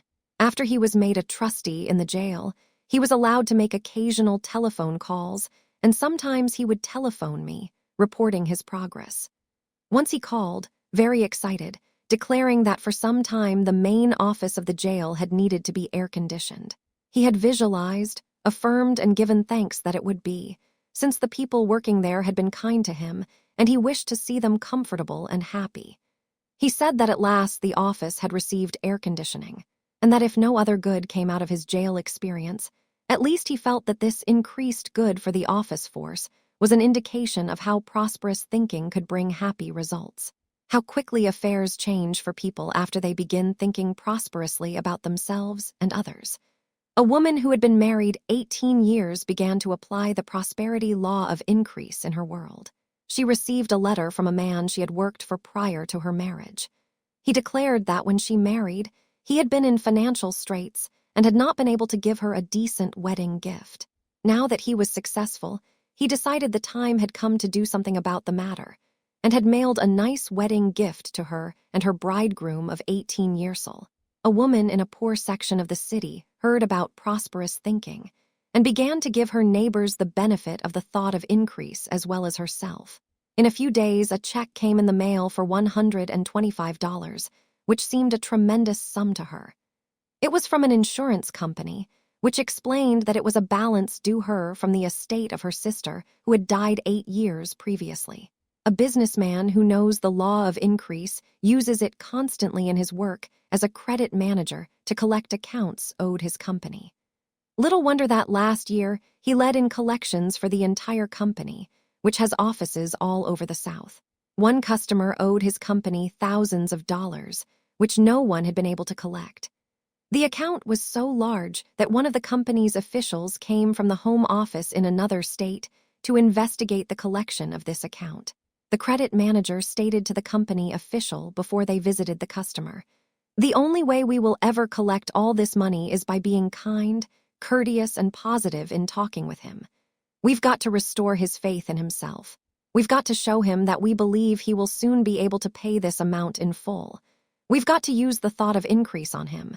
Criticism will get us nowhere." Thus, when they talked with this customer, they spoke of their faith in him and their belief that he could and would pay the debt he had contracted in good faith. Several days later, this customer rushed into the credit manager's office with his first payment on his account after months of non-payment. He declared, "The other morning when you walked into my office, I was feeling so low and such a failure in my business affairs that if you had criticized me, I would have immediately given up and gone to my lawyer's office and declared bankruptcy. But you were so kind to me and so positive in your faith that my business could be saved. It gave me the courage to believe it, too. And already, the turning point has come. You always use the law of increase or decrease. All normal people are seeking an increase in food, clothes, better homes, more beauty, knowledge, leisure, pleasure, luxury, more satisfaction in their work, more increase of good in everything. And rightly so, for it is a divine desire. Thus, the normal desire for increased good should not be condemned or suppressed. It is divine and can be lifted to divine levels of expression through the spiritual laws of prosperous thinking. How wonderful to use the law of increase rather than the negative law of decrease.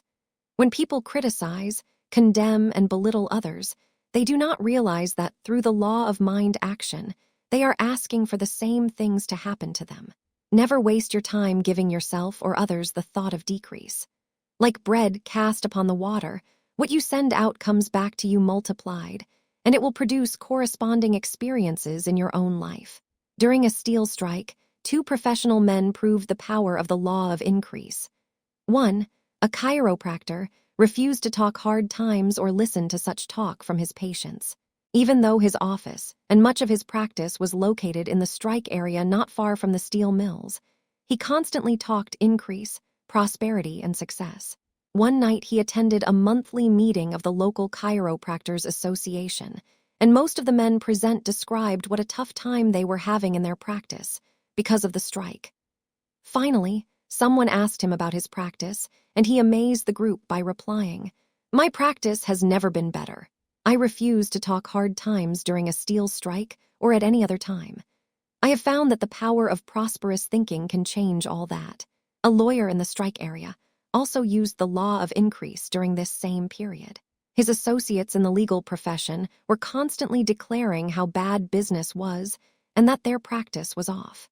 This man decided that to avoid falling into that limited state of thought, he had better be firm in his thinking. One night in his prayer session, he said, "Lord, I believe that you are my shepherd and that I need not want. I know those steel mills have been my main clients, but I also know that you have many equally prosperous clients who need my legal help. I am trusting you to provide new prosperous clients whom I may serve." At this time, he had 4 big corporation clients who were his largest channels of income. Soon 3 of these corporation clients were giving him more business than the steel mills ever handled thus. He was richly provided for during a period when almost everyone was talking the law of decrease and getting that result. Invoke the law of increase in simple ways. You can invoke the law of increase in a number of simple ways. You should speak the law of increase about yourself and others boldly and positively. You should look and act out the law of increase. You should write out notes of increase and image and affirm rich increase. It was Nehemiah of the Old Testament who used the law of increase to get the walls of Jerusalem rebuilt after the Jews returned from Babylonia. As cupbearer to the king of Persia, Nehemiah secured from the king the materials and manpower to rebuild the walls of Jerusalem. But he soon discovered that hostile tribes had occupied Jerusalem while the Jews were in exile. It was necessary for Nehemiah to organize 2 crews of workmen, one to build the walls of Jerusalem and one to fight off the enemy tribes. The walls were rebuilt in 52 days after Nehemiah affirmed, "The God of heaven, he will prosper us." Nehemiah 2:20. Often we have used the law of decrease rather than the law of increase and have only delayed our prosperity. We have been like the children of Israel who remained on the border of the promised land for 40 years, when they might have gone forth into the land reportedly, flowing with milk and honey. Perhaps Joshua and Caleb are 2 of the most prosperous thinkers of the Old Testament. Of the 12 messengers whom Moses sent in to inspect the promised land, they were the only 2 who returned with proof of its riches, in the form of an enormous bunch of grapes. When the other messengers reported that the land was rich, but inhabited by warlike tribes, Joshua and Caleb confidently added the law of increase to the situation by declaring, "Let us go up at once and possess it, for we are well able to overcome it." Numbers 13:30. But the majority were against this plan, and the Hebrews remained in the wilderness. Years later, when they finally did go into the promised land, they discovered those warlike tribes were not as big as giants, as previously reported, and they discovered that the people of Jericho had been as afraid of them as they had been of the people of Jericho. These people had seen the smoke from their campfires across the Jordan River and had feared there must be hundreds of thousands of them, rather than only about 40,000. Thus, the Hebrews discovered that the people they feared were afraid of them. Because of their hesitation to go in and claim their good, they had only prolonged their stay in the wilderness.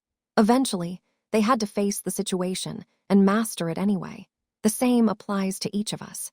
If you use the law of decrease and limit your good, you are never satisfied with the limited result. Eventually, you have to begin applying the law of increase anyway. So why not do it in the beginning and get on into your promised land of greater good, rather than remaining in the wilderness of want, lack, and privation? Give others thought of increase. You should convey the impression of increase with everything you do, so that all people will receive that rich impression. When writing, telephoning, thinking about or meeting others, give your family, social acquaintances, business acquaintances, friends, world leaders, all people, the thought of increased good. Declare for them, "I bless you with a rich increase of God's almighty good." Speak bold words of faith, confidence, and increase to them directly as well. Just a few words can work wonders for another. A retired Army officer recently said to me, "You'll never know how much you helped me several years ago when I was feeling low and was actually on the brink of suicide. Your words turned the tide of my thinking and of my life." When I thought back, I realized that the only thing I had said to that man was, "You aren't too old to begin life anew. You've been a success in the past, and you can be a success again. Take a new lease on life, because you have what it takes to succeed. Speak words of increased good to others often. You may never know how much it means, but the results will show forth. When speaking of someone, speak in terms of their success only. If you know of someone who has been making a comeback from past mistakes, contribute to his unfolding success by ignoring his past and emphasizing only his present good. Not only will you add to his increased good, but you can be assured the skeletons in your own closet will be rattled less. Give yourself thought of increase. Give yourself an equal thought of increase. You can do it just by feeling that you are becoming more successful and that you are helping others to do so. Your every act, tone, and look should express a quiet, rich assurance of success. Words to convince others of your success are not necessary when you get the feeling of richness implanted in your mental atmosphere. It is then radiated from you and subconsciously communicated to others. They will want to be associated with you in business transactions and otherwise, for they are subconsciously and consciously benefited by the feeling of richness, success, and prosperity that you radiate. Just by quietly working to get the feeling of richness, success, and prosperity, you will draw to you prosperous-minded people you have never seen before, who will become your customers, business associates, and friends. People unconsciously go where there is an atmosphere of increase. It is thus that business expands rapidly, and many rich blessings flow forth. As you give the thought of increase to others and entertain it quietly in the deep recesses of your own mind, others are attracted to you and automatically prosper you. Dare to invoke the law of increase in every way it reveals itself to you, both large and small. A housewife recently spoke of how she helped to pull her husband out of a financial slump by saying to him every day when he returned home from work, "Now, tell me, dear, every good thing that happened today." They were both surprised to see how much good came to pass and how much they had to be thankful for. The whole tide of their thinking turned from failure to success. Anything you can say to help yourself or others get the feeling of prosperity is worth the time and effort. Avoid hard times talk. Do not think, talk, or act any way but prosperously. Do not allow others to talk to you in any way but prosperously. Do not read anything or take seriously anything that is printed or said that seems contrary to prosperous thinking. If you mix up your trend of thought, you set up cross-currents that neutralize your efforts of prosperity. In order to be permanently prosperous, dare to be different. You should not become upset when people talk hard times. Neither should you join their sad chorus unless you want to experience hard times yourself. Instead, declare in the face of apparent hard times, "Divine restoration is taking place. The good which the locusts of lack have eaten is being divinely restored. The divine law of balance and equilibrium is doing its perfect work." The law of divine adjustment and balance is a universal law, and you can help that balancing factor work for good through your prosperous state of mind. This can be a time of rich blessings and great prosperity for you, because, as the salesman declared, "There's gold dust in the air." A saleswoman recently pointed out what hard times talk can do. She spoke of a fellow employee who constantly talked lack, recession, hard times. Understandably, this employee was not making her quota of sales. Instead of thinking of prosperity, she was spending her lunch hour roaming about town, talking with other failure-minded people. When she returned to her sales job after lunch each day, she always said the same thing. "I've been in stores all over town. Business is terrible. Nobody is selling a thingle the result." Well, the woman to whom she so often said these things refused to accept these ideas of hard times, for she knew the power of prosperous thinking. As she invoked it, her sales remained high and her commission checks appeared regularly. But the woman doing all the hard times talk got an unwanted result. One day, the manager of store called her in and placed her on part-time work, although she wanted to work full-time.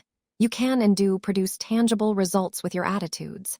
This lady proved it, but in the wrong direction. Think upon plenty ideas. Charles Fillmore showed us how to use the law of increase when those about us may be using the law of decrease. The spiritual substance from which comes all visible wealth is never depleted. It is right with you all the time and responds to your faith in it and your demands upon it.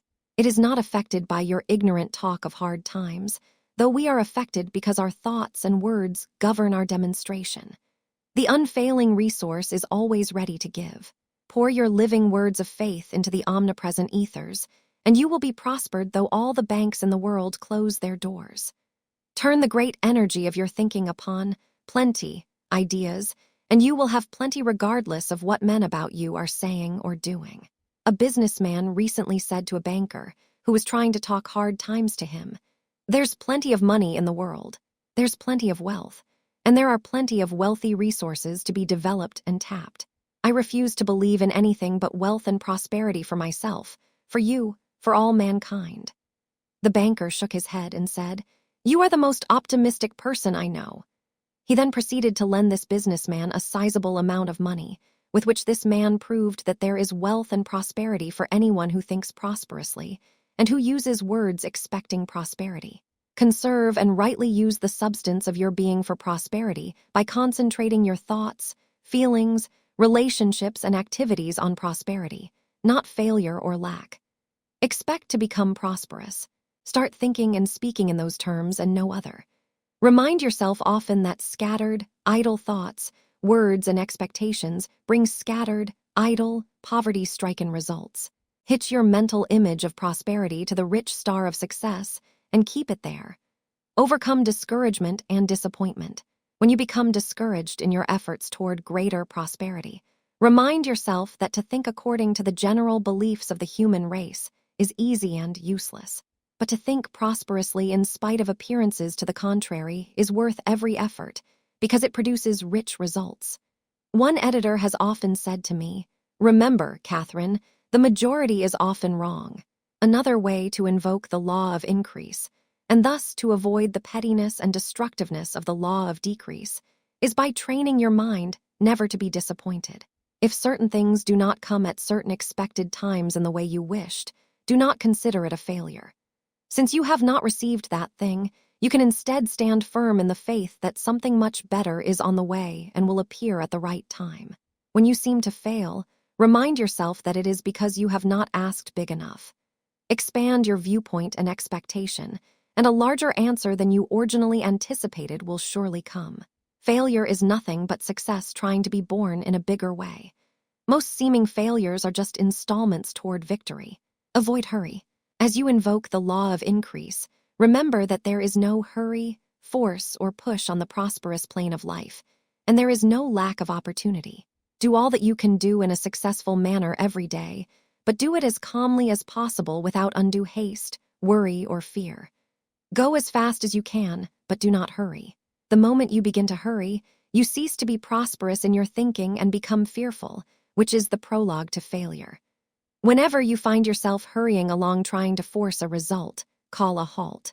Fix your attention on the mental image of the thing you are working toward, and then begin to give thanks you are receiving it and accomplishing it in God's own wonderful way.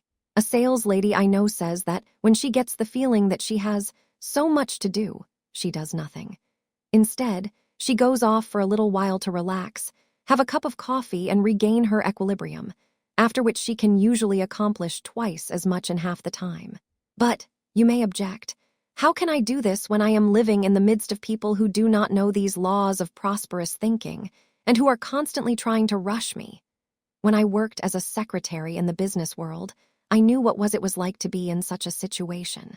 But I also discovered that one person who uses the power of prosperous thinking has more control of a situation than a whole army of harried people who scatter their power in futile rushing around.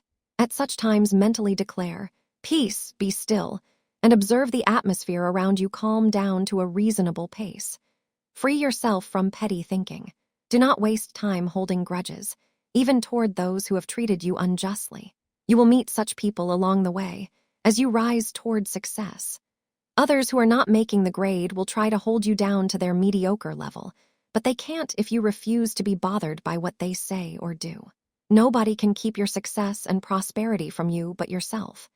If some people seem to try and even to succeed to dissuade you for a time, remember that success has endless doors ready to open to you, endless ways and means of providing your good. If one door closes, Just know there are bigger and better doors trying to open. Don't get jammed in the half-closed door. Let it close. Be ready for the new doors that wish to open all the way for you. You can also free yourself of petty thinking in regard to others' success, and free yourself from their petty thinking by declaring, refusing to criticize another's prosperity, I turn to God, ask His direction, and I am prospered. In like manner, others refuse to criticize my prosperity. Instead, they turn to God, ask His direction, and they, too, are prospered. There is plenty of success and prosperity for all. Never become disappointed, discouraged, or upset by what others say or do in an effort to hold you down or take your good from you as you begin to rise through prosperous thinking. It's a sure sign that at last you are succeeding and that others realize it. In the long run, they cannot hurt you, only themselves. At such times, take a deep breath, give thanks that your success is now manifesting, and consider it a compliment that others bother to criticize or try to pull you down. There is doubtless something about you they secretly admire and feel is lacking in themselves. Otherwise, they would not feel the lack keenly enough to resent finding its opposite in you.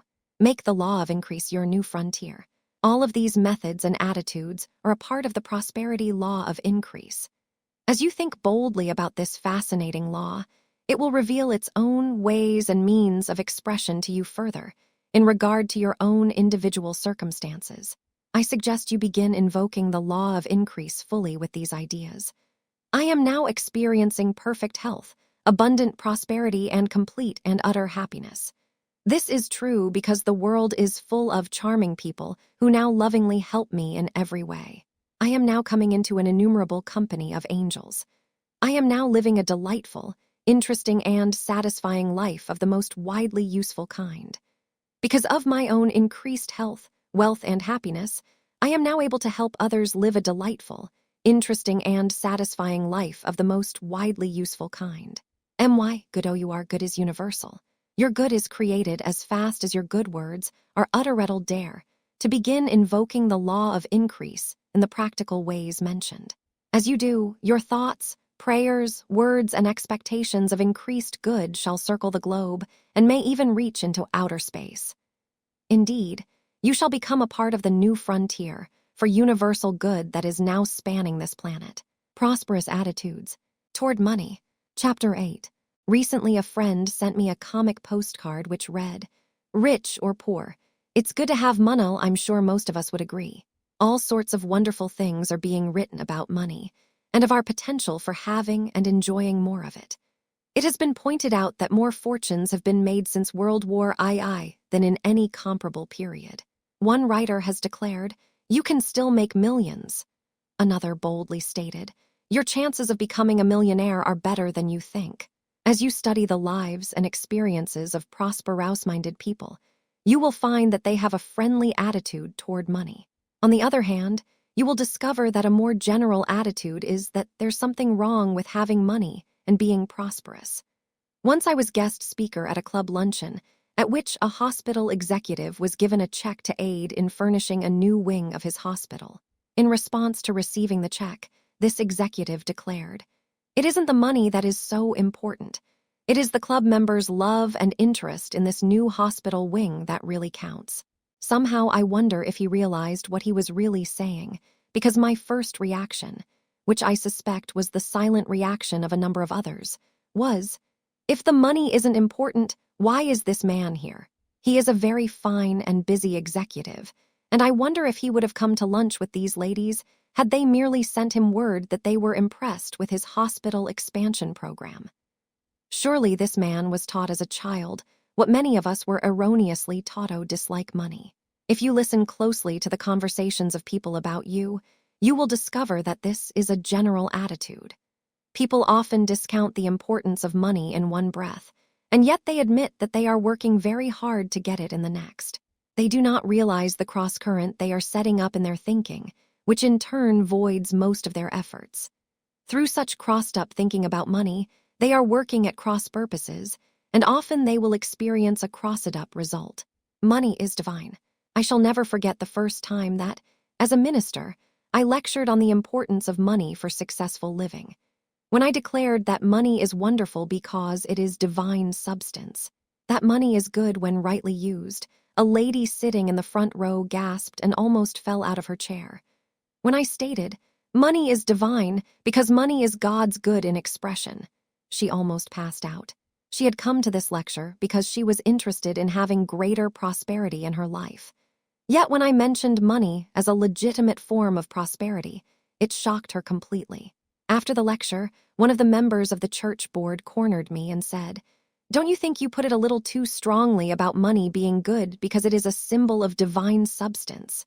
And I found myself replying, "I hope I put it strongly. I surely meant to." The board member then said, "Yes, but you shocked that lady on the front row so much that she may never come back."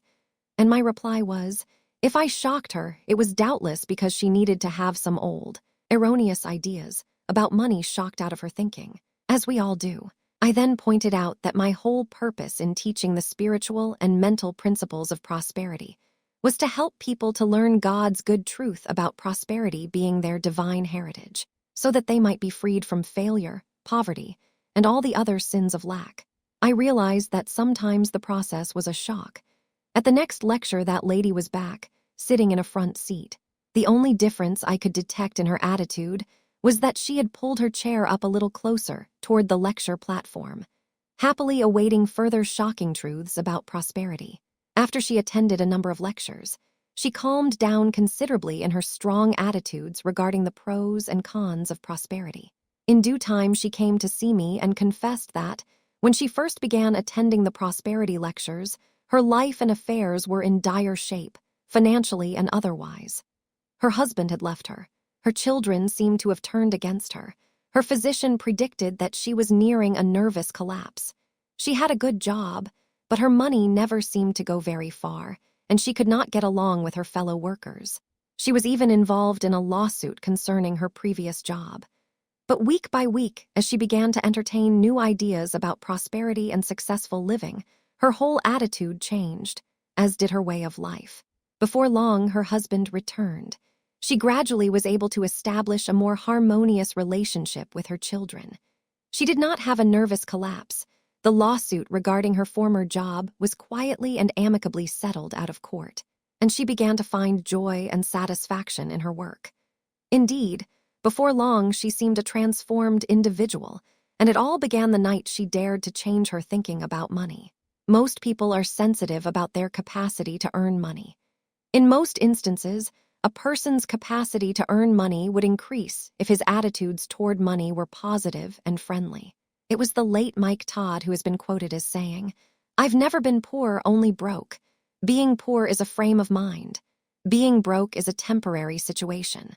The good news about money: many people seem confused about the correct spiritual attitude toward money because of some things Paul wrote on the subject. Perhaps one of the most misunderstood biblical passages about money is found in his warning to Timothy, that the love of money is a root of all kinds of evil. Timothy 6:10, however, a closer study of this passage reveals why Paul spoke as he did. Paul had put Timothy in charge of the early Christians' work at Ephesus, a city in Asia Minor that had been a center of learning and commerce. It was noted for its temple that had been built for worship of the goddess, Diana. In other words, at the time Paul wrote his first epistle to Timothy, the city of Ephesus was a city of idolatry and heathen worship, a city of superstitious and pagan beliefs, a city of general materialism that placed no emphasis upon God as the source of its supply. Thus, it is easy to see why Paul wrote to Timothy, warning him of these people's materialistic view of money. However, Paul also instructed Timothy in the same letter to preach to these material-minded people in this way: "Charge them that are rich in this present world, that they be not high-minded, nor have their hopes set on the uncertainty of riches, but on God who gives us richly all things to enjoy." Timothy 6:17 in modern language, Paul was simply reminding Timothy that God is the source of man's supply, and that Timothy was to instruct the rich among his followers about this eternal prosperity secret. Our American government knows this great truth, for on our coins we find this motto, "In God we trust." That is a fine prosperity prayer. So let's get the record straight. There's nothing wrong with money or in our wanting money. It is a God-given medium of exchange, and there's nothing evil about that. The moment we let go of those false ideas that someone ignorantly taught us years ago, that money is evil, we will find that money circulates in our financial affairs much more easily and more satisfyingly. Appreciating money can prosper you. One lady recently told me that since she had released the vague notion that she was supposed to think of money as evil, she had much more of it to enjoy. She said that previously all her money was gone within 3 days after payday, but now there seemed enough to share and to spare regularly. Truly, she is one of the most generous people I know. Another lady declared, "One of the things I have learned so vividly is to stop saying, 'Oh, it's just money.'" She then went on to say that since she had been appreciating rather than depreciating money, she had gotten a wonderful new job at a much higher rate of pay. She is now enjoying both her new work and her new pay. Perhaps you wonder why it is important to cultivate a sincerely favorable attitude about money in order to attract happier financial situations. Well, money is filled with the intelligence of the universe from which it was created. Money reacts to your attitudes about it. Since it is the law of mind action that you attract whatever you appreciate and repel whatever you depreciate, money responds accordingly. If you think favorably about money, you multiply and increase it in your midst. Whereas, if you criticize and condemn it in any form, either your own money or another's, you dissipate and repel it from you. Perhaps you have noticed how this law works in regard to your moods. Notice how much more you are able to purchase for your money when you are in a good mood. But if you shop in haste or while in low spirits, everything seems to go wrong, including the purchasing power of your money. Since your thoughts make your world, your thoughts about money have to be appreciative in order for money to appreciate you and be attracted to you. In talking with hundreds of people about their financial affairs, I have discovered that often when they do not have enough money to meet life's demands, it is because they have been scoffing and condemning money in financial matters, their own or another's. I once talked with a man who was down and out in every way. He was in ill health, out of work, and extremely lonely and unhappy. As he talked, I tried to discover what attitude of mind had brought him into such pathetic circumstances. He told me how hard life had been for him, and how difficult people, situations, and events had been along the way. As his conversation progressed, he began talking about the politicians in Washington and the terrible way they were spending the country's money. As gently as I knew how, I suggested that he try reworking his attitudes toward people in general and toward the Washington politicians in particular, if he wished health, prosperity, and happiness to come to him. After giving me a penetrating look which seemed to imply that he doubted my sanity, he finally agreed to try the prosperous thinking approach. Months later, when he returned, he had to remind me who he was because his appearance had improved so much. He then radiantly described that previous cold winter afternoon, when he left my study and walked all the way back to his boarding house because of lack of funds for bus fare. By the time he got home, he discovered that, in his absorption of some of the ideas we had discussed, all pain had left his body. That night, he slept peacefully for the first time in months. As he began to use prosperous thinking every day, wonderful things began to happen. He fully regained his health, and soon a new field of work opened to him. At the boarding house, he met a lady who was also in ill health and financial despair, and he passed on to her some ideas about prosperous thinking that had meant much to him. Her whole outlook toward life changed. When they both began to appreciate rather than depreciate, in due time their appreciation involved each other. On his second visit to see me, this man said that he now wished to marry this fine little lady. He brought her to see me, and she was as radiant as any bride-to-be half her age. This man then declared that all his life he had been scoffing at money and financial matters, and at people who had wealth. He now realized how much destruction he had doubtless caused in his own life as a result. This man had learned at last that, when we do not have enough money to meet life's demands, it is often because of our depreciation of money, our own or another's. The golden rule of prosperity. People sometimes bring financial hardship upon themselves by declaring that they personally are prosperous and blessed, but that Mr. and Mrs. So-and-so haven't a cent to their name. Such people often triumphantly discuss the difficulties of others at length. If you think of yourself as prosperous, but of others as living in lack. Through the law of action and reaction, you are inviting the same thing to happen to you. The golden rule of prosperous thinking is that you should not think or say anything concerning another's financial affairs that you would want to experience in your own. An unusual example of this truth was demonstrated in a court case where two partners were dissolving their business. One partner kept declaring that she would get everything, that the court and judge would doubtless favor her completely, and she triumphantly declared that the other partner would be left with nothing. But the other partner was a praying, positive, fair-minded individual who put the matter in higher hands, affirming that the divine law of love, justice, and perfect equity would manifest for the highest good of all concerned in the situation. The accusing partner went so far as to take her lawyer to look over all the property and financial assets that she was convinced the court would give her.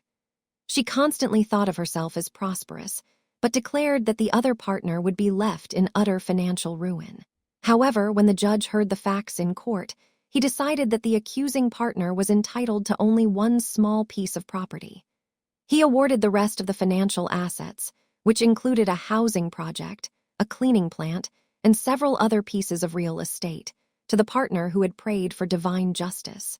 Thus, this woman proved that if you think of yourself as prosperous, but of others as in financial lack, you are unconsciously inviting the same thing to happen to you. How to make money your servant. On the other hand, to envy another's money indicates a belief in lack of sufficient supply for everyone.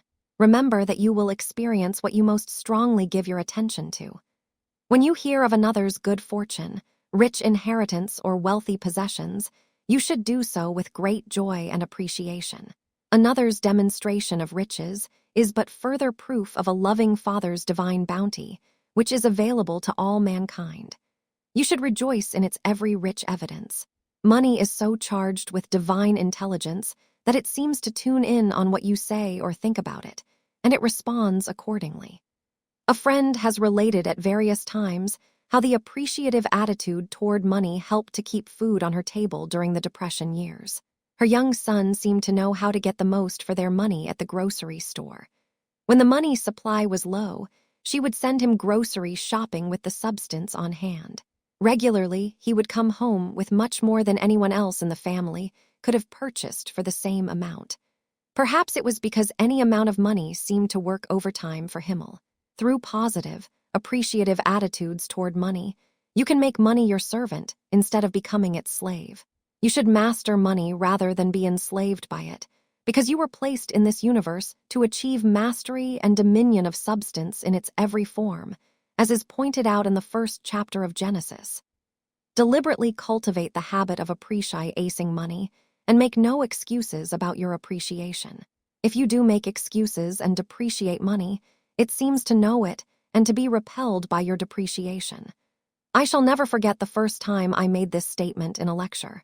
Appreciate money as the rich substance of God and make no excuse for your appreciation of it, for if you do, money will be repelled from you by your foolish excuse-making. A lady carrying a big purse was sitting in the audience. Suddenly her purse flew open and money fell out all over the floor, making a lot of noise. We all had a good laugh while others helped her to collect her money. Of course, we passed the experience off as a joke for the sake of this woman's feelings. But later, when I met her personally, I gave her some rich statements with which to charge her mind, because she seemed to radiate a deep feeling of financial limitation. It was as though her money had heard what she had been saying about it and was trying to get away from her.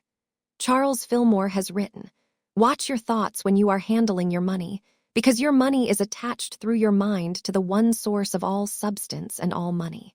When you think of your money, which is visible, as something directly attached to an invisible source that is giving or withholding according to your thought, you have the key to all riches and the reason for all lack too.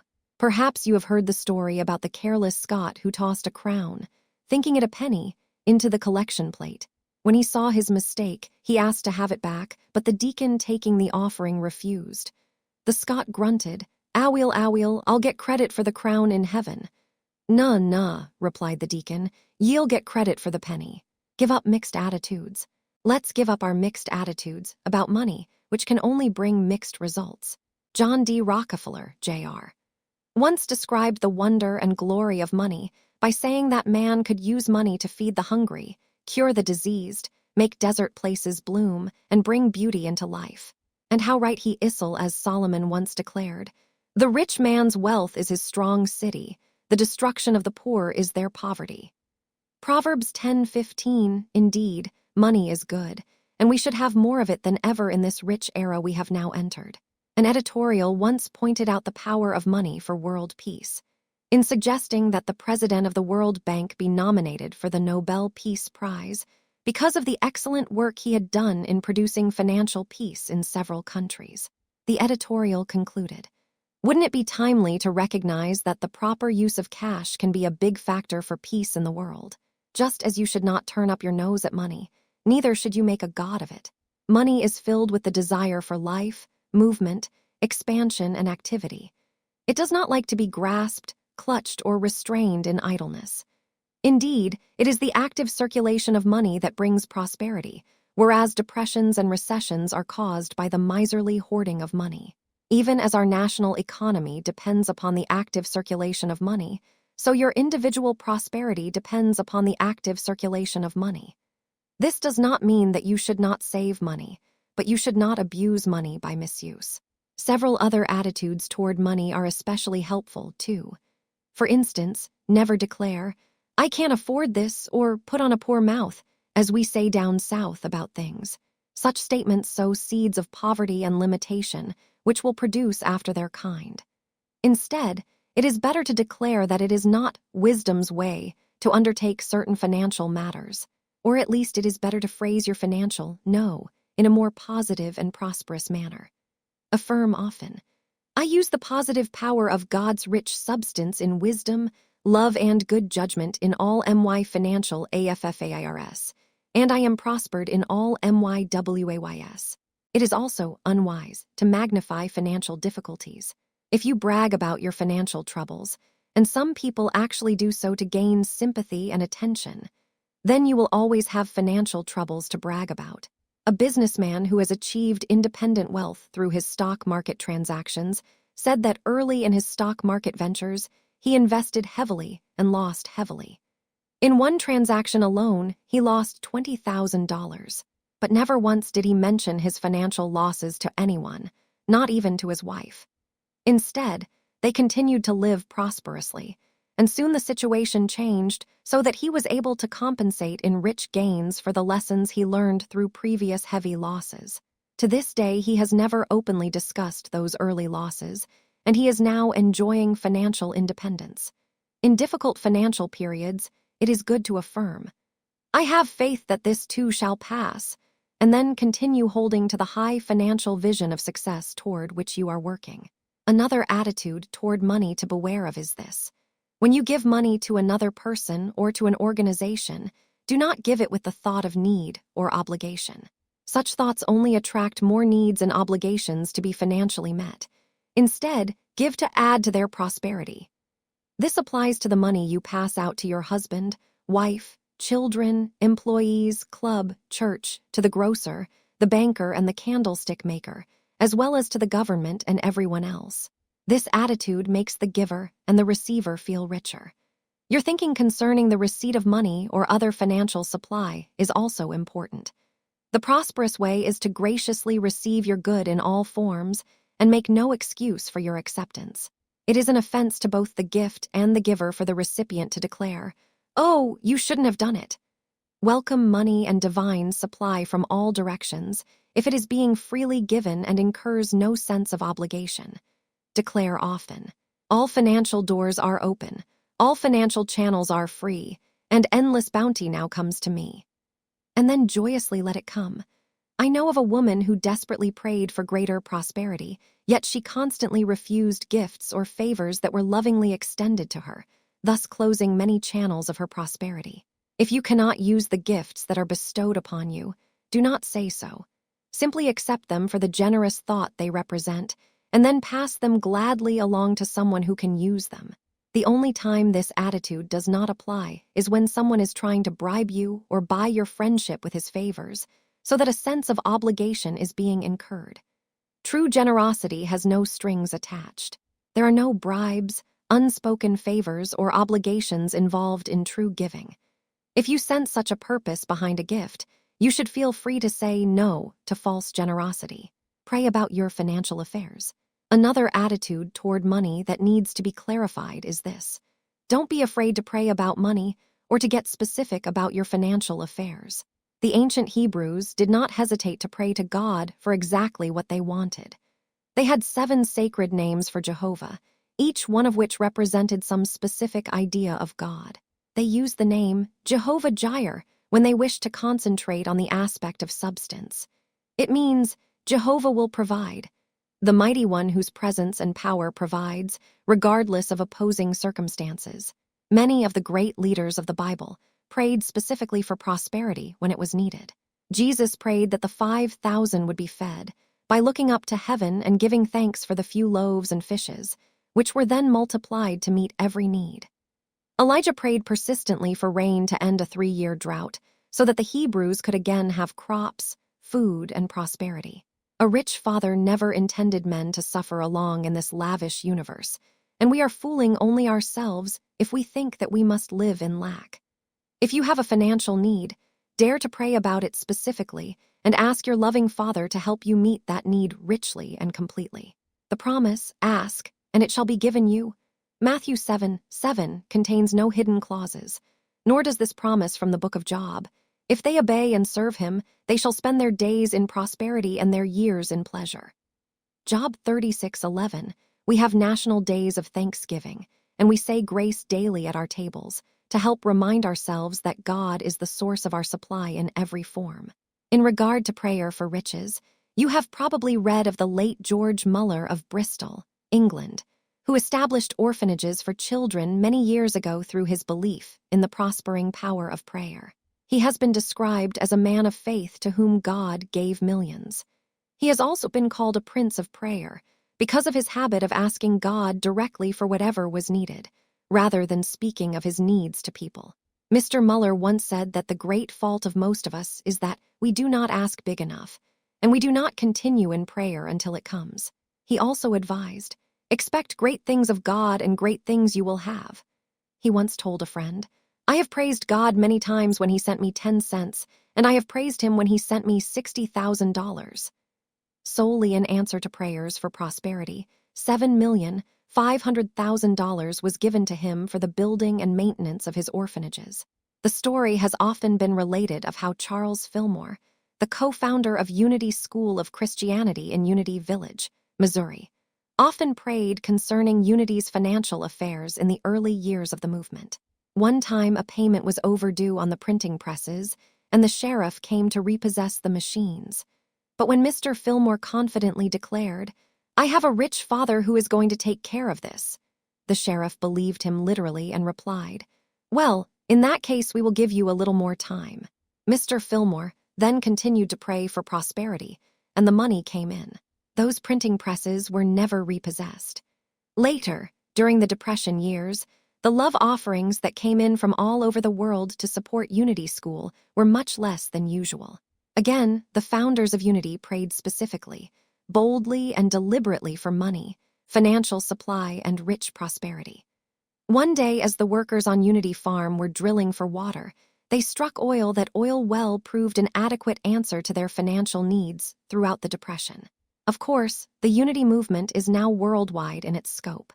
In recent years, appraisers have stated that the financial value of Unity Village, which is now incorporated, is so rich that its true value can scarcely be estimated, but that it would run into the millions.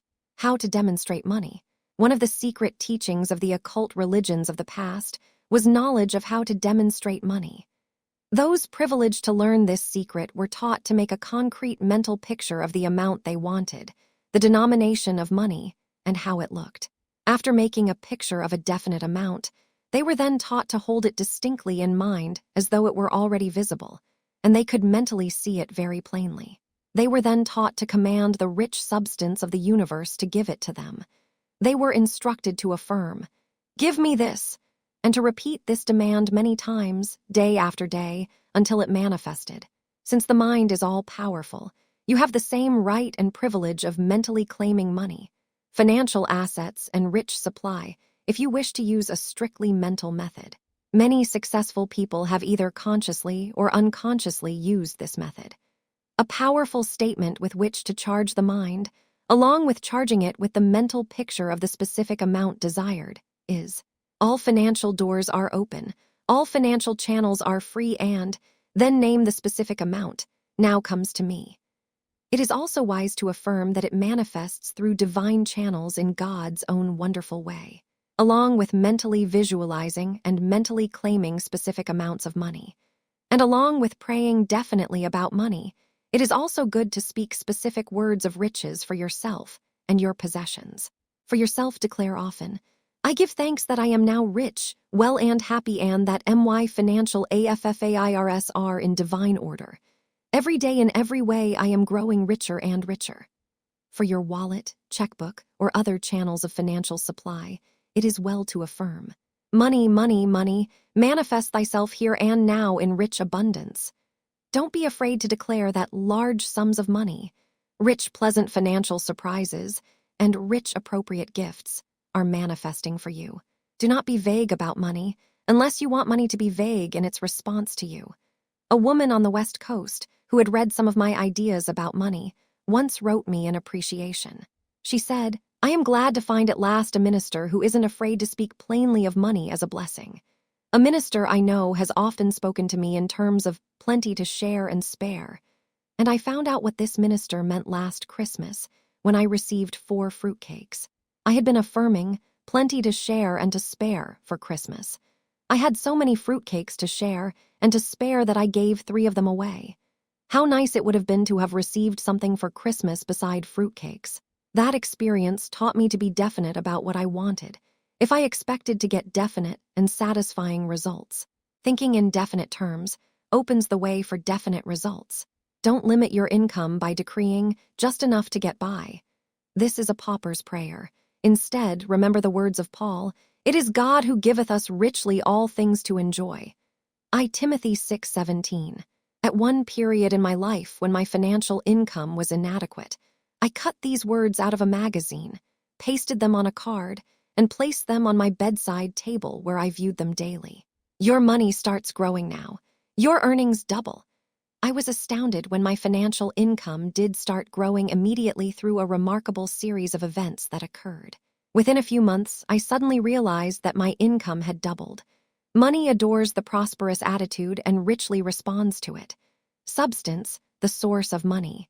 Along with an appreciation of money, you should also understand and fully appreciate substance, out of which money and all tangible objects are formed. Times of depression bring out the fact that in days of prosperity, man either forgot the prayers and struggles that brought him to success and apparent safety, or else he failed to build his fortune on a firm financial foundation. If he had thought more about the source of life and substance, he would have escaped the needless grind of poverty he has endured right in the midst of abundance. The scientists say that substance is that which stands under and supports every visible and tangible object. If you do not have money, and if it does not seem to manifest as you think prosperously about it, then perhaps the divine equivalent of money wishes to come to you.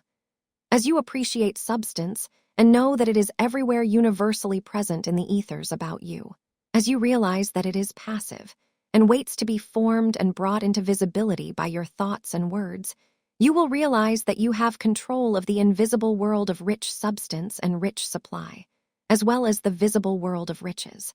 It was Einstein who first stirred up the scientific world when he claimed that substance and matter, which includes money and all visible objects, are convertible. He declared that the formed and unformed worlds are made out of the same energy, ether, or substance. He said that the visible and invisible realms are relative, convertible, and interchangeable.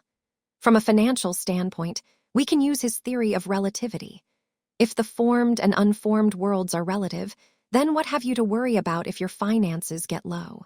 You can use the law of relativity to produce either money or its financial equivalent to meet your needsel. If substance hasn't manifested as money, don't get panicky. Instead, declare that divine substance is the one and only reality in this situation. Divine substance does not fail to manifest in rich, appropriate form here and now. Then let substance come forth to you in manifest form, as it deems best. The scientists declare that substance is filled with life, intelligence, and the ability to take visible form. As you affirm that divine substance is doing whatever is best in the situation, you release its universal intelligence and its ability to take visible form. Your financial good may come forth to you in completely unforeseen ways, perhaps from halfway around the world or through strangers that you have never met. But it will come when you give it your attention and free it to work in its own wise way. If the usual channels of supply have not opened, then invite unusual channels of supply to open by recognizing that divine substance stands under every visible form of supply, with endless ways in which to manifest its riches for you. Substance is friendly to you and wishes to supply you richly. Give it your attention and appreciation, place your faith in it, though it seems invisible, and then let it prove its power to prosper and care for you. Never underestimate the power of affirming substance as the one and only reality, which never fails. It will then manifest as money or in the most appropriate financial form, perhaps through people you've never seen. As you invoke the various prosperous attitudes about money and substance contained in this chapter, confidently do so with these words of Emerson ringing in your financial ear.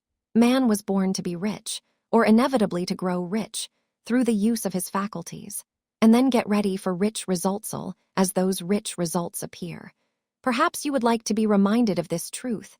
A young man in the armed forces recently wrote his mother, "Yesterday is a canceled check. Tomorrow is a promissory note. Today is the only cash you have.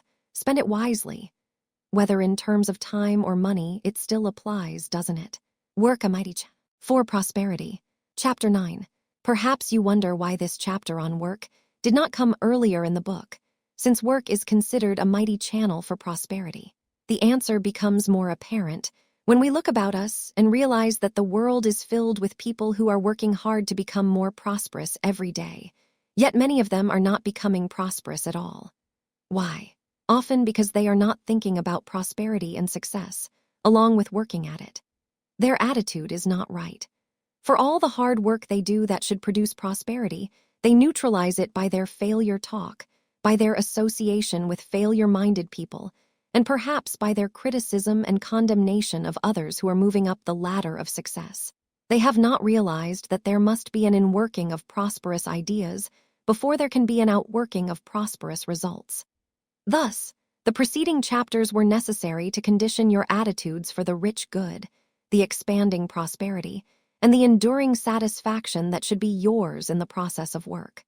Attitudes can make the difference. Once a secretary was working vigorously to attain prosperity. She was heavily in debt, had been fired from several jobs, and was in dire need of steady employment.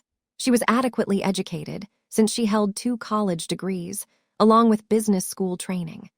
At first glance, she seemed easy enough to work with, but as others became better acquainted with her, they realized that she secretly held grudges against the whole world and all her past employees in particular. It became apparent that she constantly sought sympathy for her hopeless financial affairs. When it was suggested that a change of emphasis from failure to prosperous thinking might be the answer, she became furious. She wanted to keep her prejudices, grudges, and failure attitudes, which filled the atmosphere around her with such heavy pessimism that people were repelled by her. With her mind so cluttered with hostility, it is little wonder her work was unsatisfactory, her inefficiency at an all-time high, and that she disliked her various jobs and employers. Conversely, another working lady seemed to realize that the prosperous, victorious attitude paves the way for satisfying, productive work. To all appearances, this lady had no reason to feel victorious or positive. She was past the half-century mark. Many people in her age group would say that they were getting too old, which alone was reason enough for their lack and unhappiness. Furthermore, she was a widow and very much alone in the world, having no children or other close relatives. But she did not use this as an excuse for failure. Instead, she was a very happy and successful person. Even more challenging, her sales product was one that most of us would not care to attempt selling. She sold cemetery burial lots. Yet she sold them in large numbers and seemed very happy about her product. She also seemed to convey her enthusiasm to those who purchased them, though most of us like to put off thinking of this particular item as long as possible. The result was that she enjoyed most of life's comforts. A lovely, comfortable, spacious home in which she often entertained her host of friends. Financial security such as rental property, stocks, bonds, and other investments, as well as a high, steady income from her sales work. She had time for social, church, and cultural activities, as well as for vacations and travel. To her, work was divine, even though she sold a product that most of us would least want to buy. Work is divine. The word work means different things to people. In the dictionary, I found a half-page of definitions. A prosperous thinker might think of work as divine or sublime, or as the creative activity of good in some satisfying form, which is balanced with play, rest, and harmonious surroundings. Khalil Gibran has written that work is love made visible. Perhaps you do not agree that work is divine, sublime, or even a satisfying inner expression of your talents and abilities. The work you are doing at the moment may not seem divine. If not, there is a reason, and that reason is good. But let us go back of the result to the cause. William James once stated that 90% of us are using only 10% of our mind power. Psychologists believe that every human being is a dynamo of concentrated, creative energy, which is ever seeking new avenues of expressions.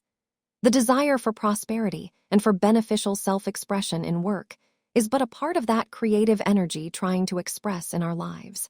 When the right avenues are found for the constructive outlet of that creative energy, and the right attitudes are established, man is happy, well-adjusted, and considers his work divine. But when right avenues of expression have not been found, and the right attitudes are not established, that same creative energy is restricted to expression in mediocre ways. Then man is unhappy and considers work a curse, instead of the divine blessing it is intended to be. Many people find themselves in work that they consider unpleasant while they are still near the bottom of the ladder of success. It is their attitude and reaction to their work at this point which determines whether they remain at the bottom and go on cursing their work, or whether they go on up the success ladder, step by step. Dissatisfaction can be good because it often prods one to aim higher, and then to do whatever is necessary to get there. Your present circumstances are for a purpose.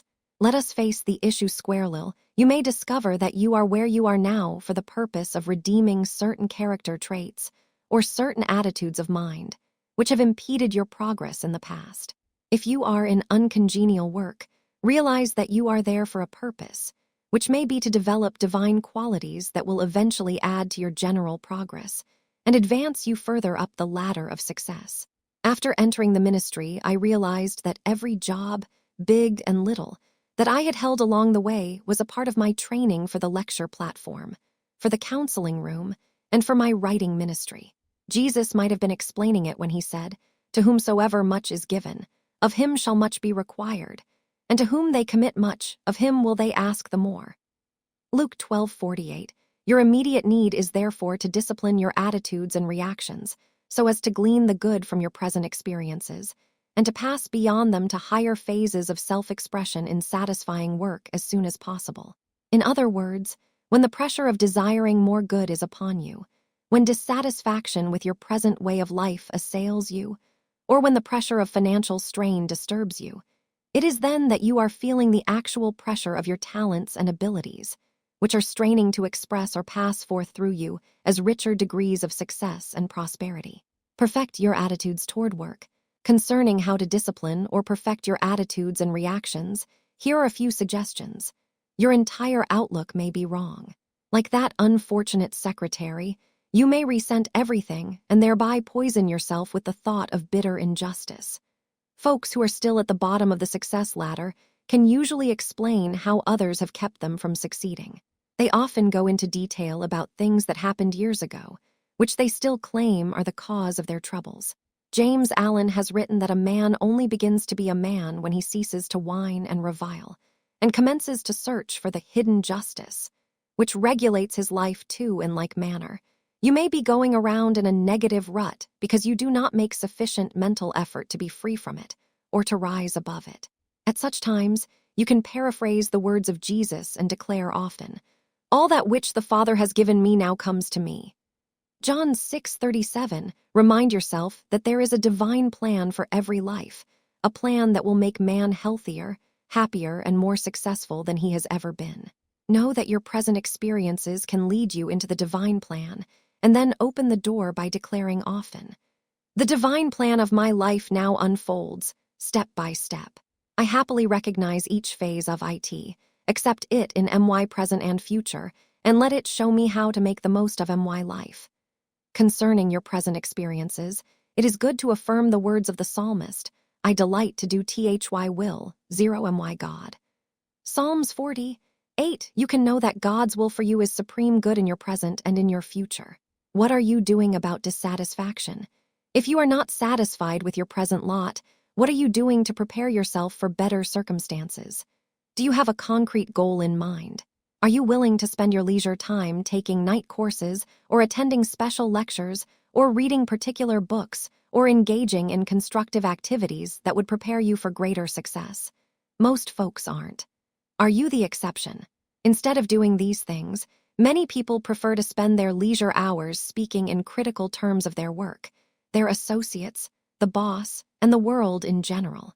They believe that by tearing down the other fellow, their own failures and dissatisfaction won't show quite so much. When you find yourself tempted to do likewise, change your thinking. To help do that, affirm, "Neither do I condemn thee. The divine law of justice and freedom is at work for all, in all, through all, and I rejoice in this. Nobody or no set of circumstances can keep my God-given good away from me, and I rejoice in this knowledge." A secretary, whose boss has a political job, recently described the injustice she faced in her office. Another employee with much less seniority was given an assignment with regard to the boss's campaign work, which this secretary felt she alone was entitled to do. It was interesting, exciting work, whereas her own duties were heavier and more technical. When she began using the above prayer statements to recondition her attitudes from condemnation and injustice to freedom and divine justice, the whole picture changed. The other worker was transferred out of the office, and the secretary then gained the seniority and job which she felt were hers. In another instance, a woman who was working part-time told of all the injustices that were evident in her life. Her health was not good. She felt burdened with her mother, who did not trust her and who even steamed open her mail. She was dissatisfied with her work, but felt she was not qualified for anything better. She was in debt. She had property she had been unable to rent, and one piece of real estate she had not been able to sell. This woman was a spinster who felt that it was unjust that she had never married. Every phase of her life was beclouded by her attitude of bitter injustice. As she began to declare divine justice, freedom, and satisfaction for all phases of her world, her whole way of life improved remarkably. She came to realize she had been her own worst enemy through her limited ideas. Direct your energies toward a goal. When your energies are constructively directed to a specific end, non-essentials have a way of falling aside. Petty thoughts, useless relationships, ill tempers, destructive emotions that often result in ill health, discouragement, and failure need find no place in your life when you begin thinking of how you want your life to really be. Things cannot improve in an outer way until things change in an inner way, because the inner processes of the mind control all the outer experiences of our lives. If you are in the midst of apparent failure, financial difficulties, or restlessness and dissatisfaction with your work, none of these conditions need prevent you from entertaining ideas of abundance, plans for riches, and mental images of the success which you seek. Nothing can stop you from moving toward your goals mentally, as you ask divine intelligence what next steps you are to take to bring forth your desires. We live in a sea of energy and intelligence, according to the scientists, and we have constant access to its benefits, if we ask for them. Your ships come in only after you have sent them out. There is an answer.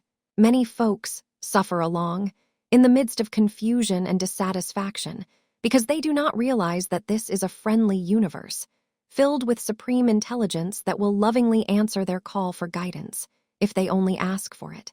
Concerning your present work and how to improve it, you should seek wisdom.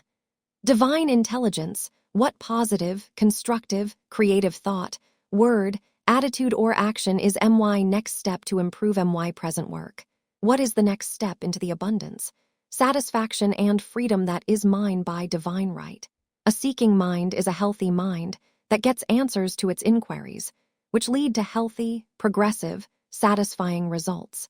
It is much easier to entertain and work with rich, expanded ideas, and to experience vital, valuable results than it is to compromise with failure by dwelling upon small ideas and expectations. Recently, an engineer explained to me how thinking big and expecting big results had helped him to find that his work was truly divine, sublime, and most satisfying, as well as financially remunerative. In the past, he had been assigned to much smaller engineering jobs, but when, through the application of prosperous thinking, his really big dream job came along, he was ready to handle it. He had prepared for it mentally and emotionally for a long time, and so it did not startle or unbalance him. The method which this man had used to get out of a job that no longer satisfied him, and to be able to handle the really big dream job, was this. He bought a little black book and began putting into it the biggest, richest, most successful ideas and statements he could find. This helped expand his thinking and helped him remain peaceful, poised, and inspired in the face of job dissatisfaction. It was thereafter that the biggest job of his life opened to him. For instance, he began his day by opening his little black book and meditating on these ideas he found there. This is God's day, a good day. I pronounce this day and all of its activities GOODI. As he thought of the various activities of the day, he affirmed, "My own right and perfect work awaits me this day." For the long-range work picture, he often affirmed, "I demonstrate my right work now." For new ideas in handling various work problems, he affirmed, "I am now open and receptive to the rich, divine ideas that now perfectly initiate and sustain my business AFFAIRS." When discouragement or some upsetting experience arose, he affirmed, "Nothing can defeat me. I give thanks for the perfect, immediate right results. I rejoice that I am now successful in all my ways." When the feeling of pressure or uncertainty tried to appear, he affirmed, "My yoke is easy and my burden is light. My accomplishments are many. I am divinely equipped to accomplish great things with ease." For business conferences, he affirmed, "I pronounce this business conference and everything connected with IT good. Satisfying results quickly appear." At the end of the day, instead of rehashing its events, he affirmed, "This is a time of satisfying completion. I loose and let go this day. Divine intelligence establishes only good from it. All else fades away." For a night of rest and in preparation for a successful tomorrow, he affirmed, "As I lie down to peaceful sleep, I thank God for my successful day.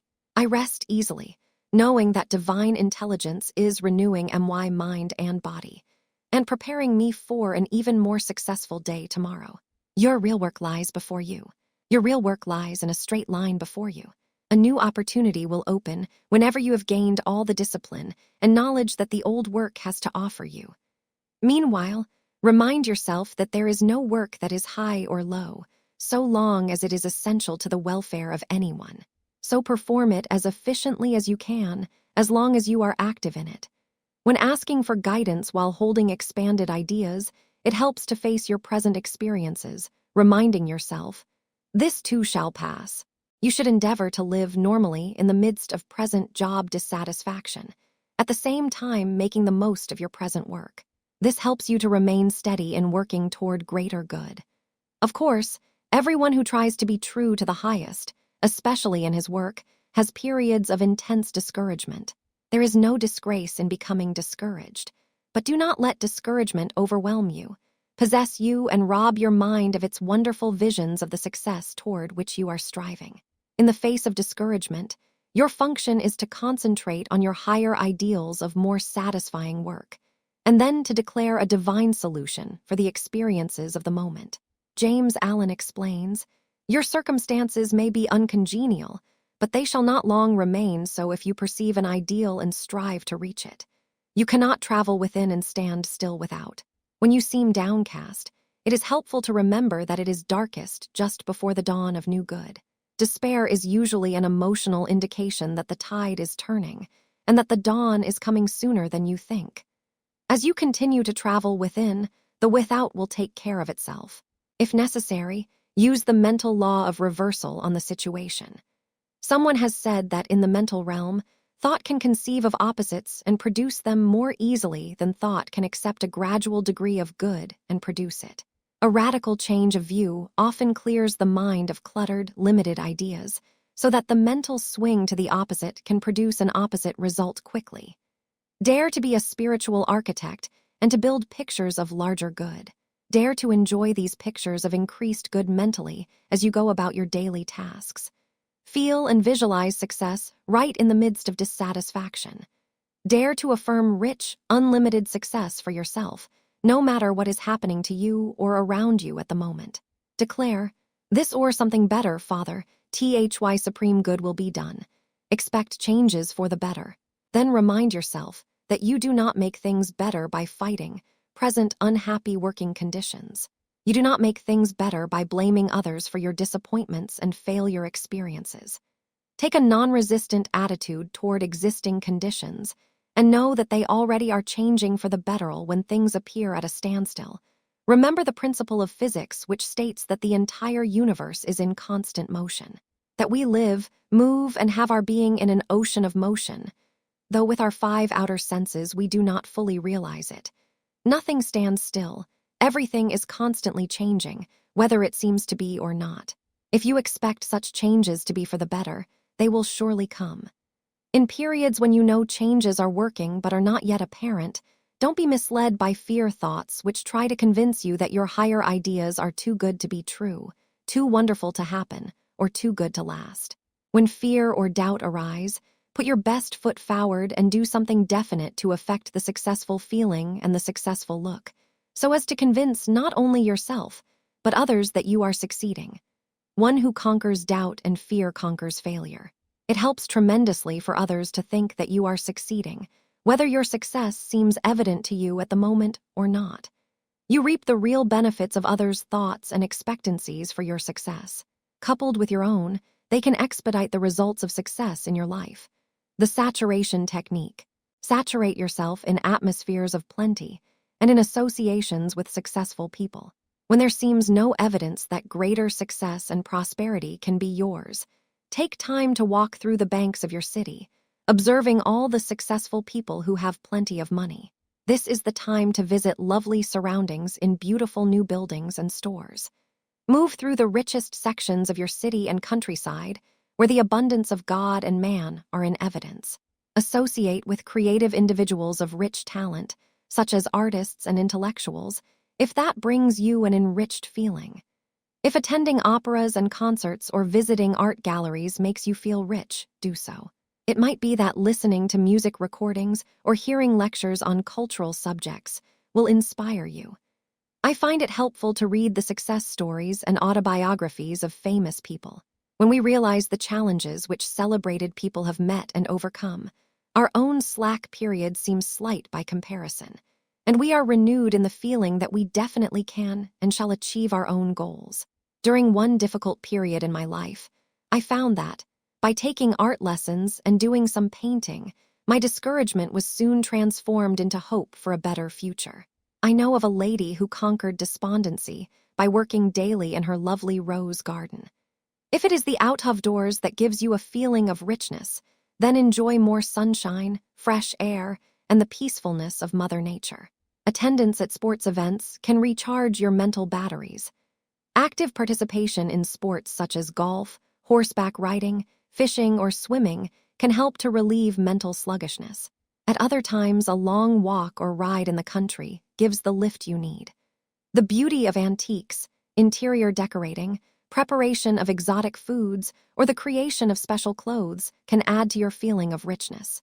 At still another tense period in my life, I found great joy in working with a dressmaker toward the design and creation of my clothes. It turned my attention away from my present job dissatisfaction long enough for the problem to work out, and a change in jobs came. Perhaps reading the classics or the Bible or participation in certain quiet games will uplift you. Having quiet times to absorb new ideas is helpful. I like to read Sunday papers from all over the nation. Just by browsing through them, studying the ads showing beautiful clothes, faraway places and reports of new books, art and music, I derive a heightened sense of freedom and richness.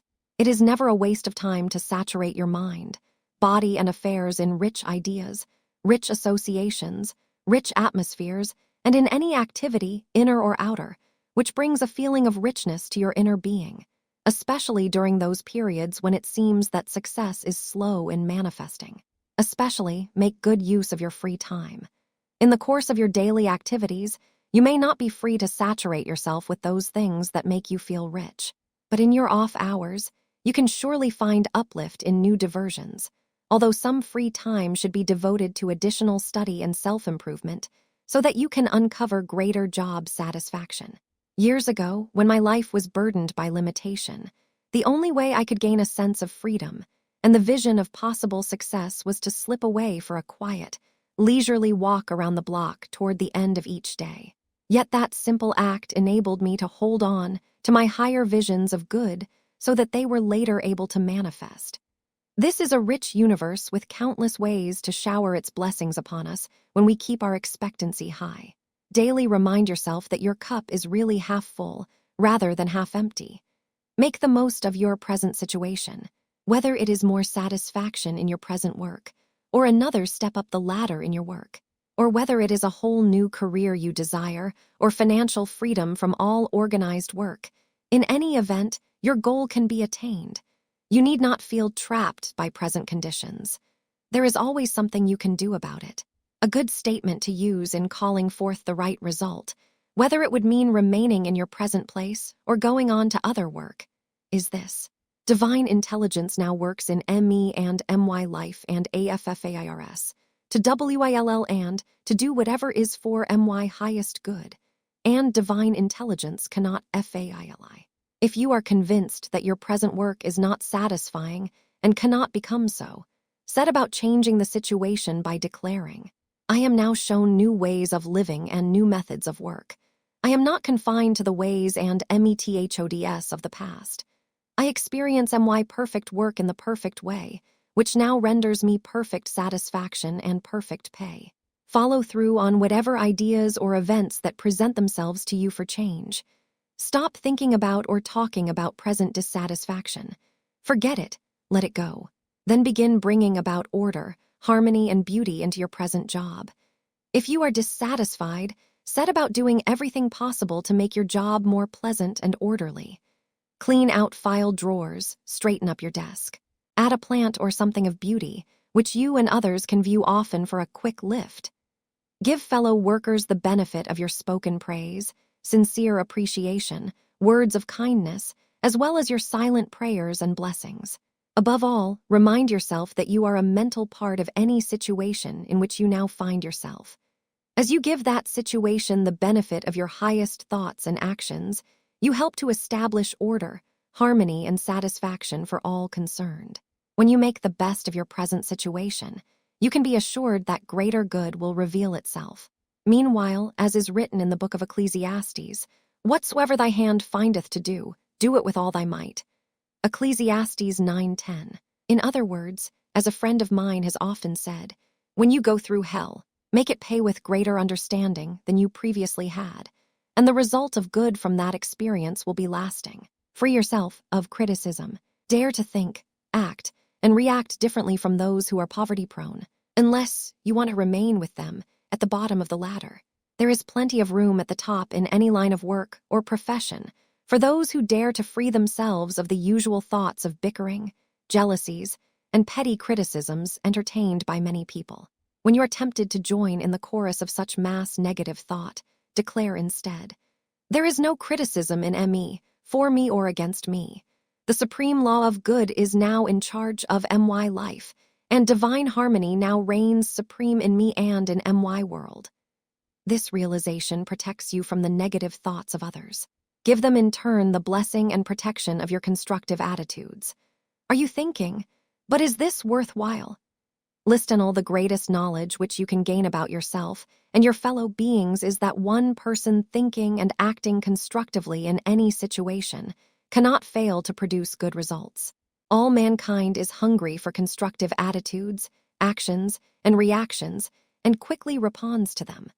I once saw this happen in a situation involving two junior members of a large law firm.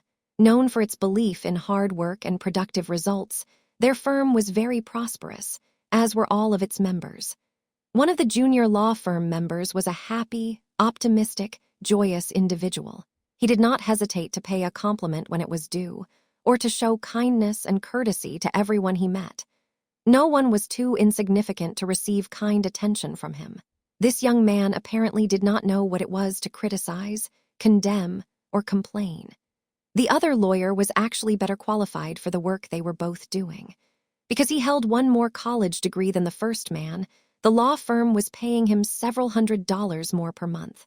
Thus, he had every advantage over the first man, or so one would suppose. But this high-paid lawyer was a quiet complainer and nothing could please him. Details upset him, people upset him, an unexpected assignment upset him. Everything upset him. Within a year, he was no longer employed by this firm. Within that same year, the other attorney had been promoted into his position and salary. Later, this junior partner became a full-fledged member of the firm. Never in the history of that firm had any lawyer been advanced so rapidly into responsibility or in financial compensation. Take a new lease on life. It has been said that work is the highest form of play. Whether work is pleasant activity or laborious toil depends upon your attitudes about yourself, others, and about the world in general. Be assured that work is divine, and that your true work and your true compensation seek you as much as you seek them. Man's true work is that which he does best, and from which he derives deep satisfaction. Take a new lease on life right now, no matter what your life situation. Begin by boldly declaring, as did Charles Fillmore at the age of 93. I fairly sizzle with zeal and enthusiasm, and spring forth with a mighty faith to do the things that ought to be done by me. Join countless others in getting into work or self-expression in some form that satisfies you by using this success formula. 1. As nearly as you can, form a mental picture of what you want your life to be like. 2. After forming a picture of what you desire, begin developing and living your desire mentally. Begin thinking of the desired results as though they were already obtained. You thereby take mental possession of your desired good and quicken its manifestation. 3. Ask divine intelligence to show you the next step toward attaining your desired picture of good. You will be shown whether it means going to night school for more courses of study, making drastic changes in your work and way of life, or developing a more constructive attitude about your present job and its potential. As you are shown the next step, boldly follow it in faith, knowing that it can lead only to richer satisfaction. 4. Persist and persevere in knowing that congenial work can and shall be yours. Emerson said that everything has a price, and if that price is not paid, then not that thing but something else is obtained. So persist in paying the price in inner and outer ways, and you shall gain from life what you truly desire. 5. Continue giving your best in your present situation, even though you may be mentally living beyond it. And above all, keep your spirits high through the law of saturation. Truly, as you travel within in these various ways, you cannot stand still without. The Ancient Law of Prosperity. Chapter 10. In ancient times, 10 was considered the magic number of increase, so it seems appropriate that this chapter 10 should describe the ancient law of prosperity. A Texas businessman once became irate when I talked about this particular prosperity law. He got so upset that he jumped up and interrupted my lecture, heatedly declaring, "Why are you talking about that subject? There's nothing about it in your book, The Dynamic Laws of Prosperity.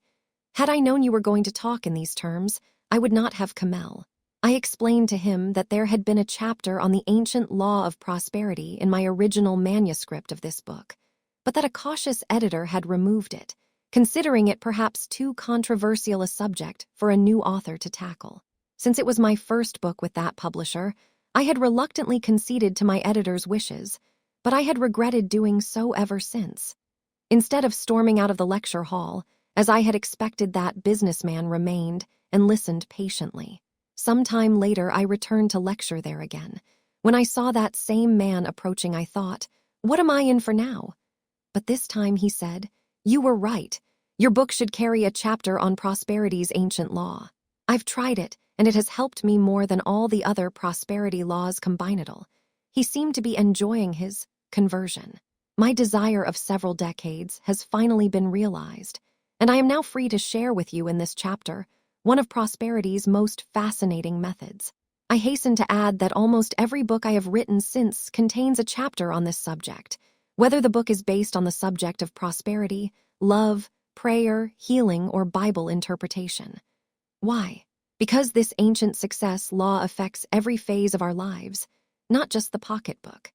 Furthermore, I find that people are so fascinated with this ancient law of prosperity that I receive more mail on this subject than on all the other subjects on which I've written combinedals, so much for that well-meaning, but overly cautious editor of long ago. The ancient law of prosperity and how it works. The importance of the ancient law of prosperity is shown in the fact that there has never been a nation, however remote or old, in which the practice of this particular success principle has not prevailed. The early Egyptians, Babylonians, Persians, Arabians, Greeks, Romans, and Chinese were among those who used this special prosperity method. Even primitive man, through the financial sacrifices he offered his gods, practiced this age-old prosperity method. The ancient prosperity law is this: true prosperity has a spiritual basis. God is the source of your supply. Your mind, body, abilities, talents, education, experience, job, or profession are all instruments and channels of your prosperity, but God is the source. Therefore, you must do something definite and consistent to keep in touch with that rich source if you want to be consistently prospered. Sharing is the beginning of financial increase. Systematic giving opens the way to systematic receiving. However, that giving must be done in a certain way.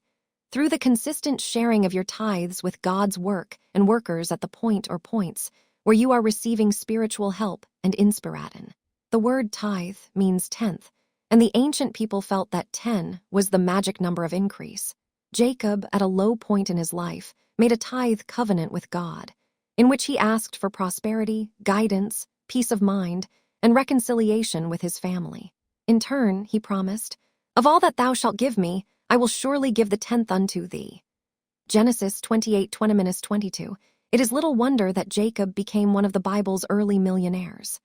Those who tithe, taking God as their financial partner today, realize that this holy alliance will help them to prosper in just and orderly ways, just as it did Jacob. Various schemes have been suggested for getting rich quick. Many of them fail because they are based solely on getting, not on giving. They have no spiritual foundation.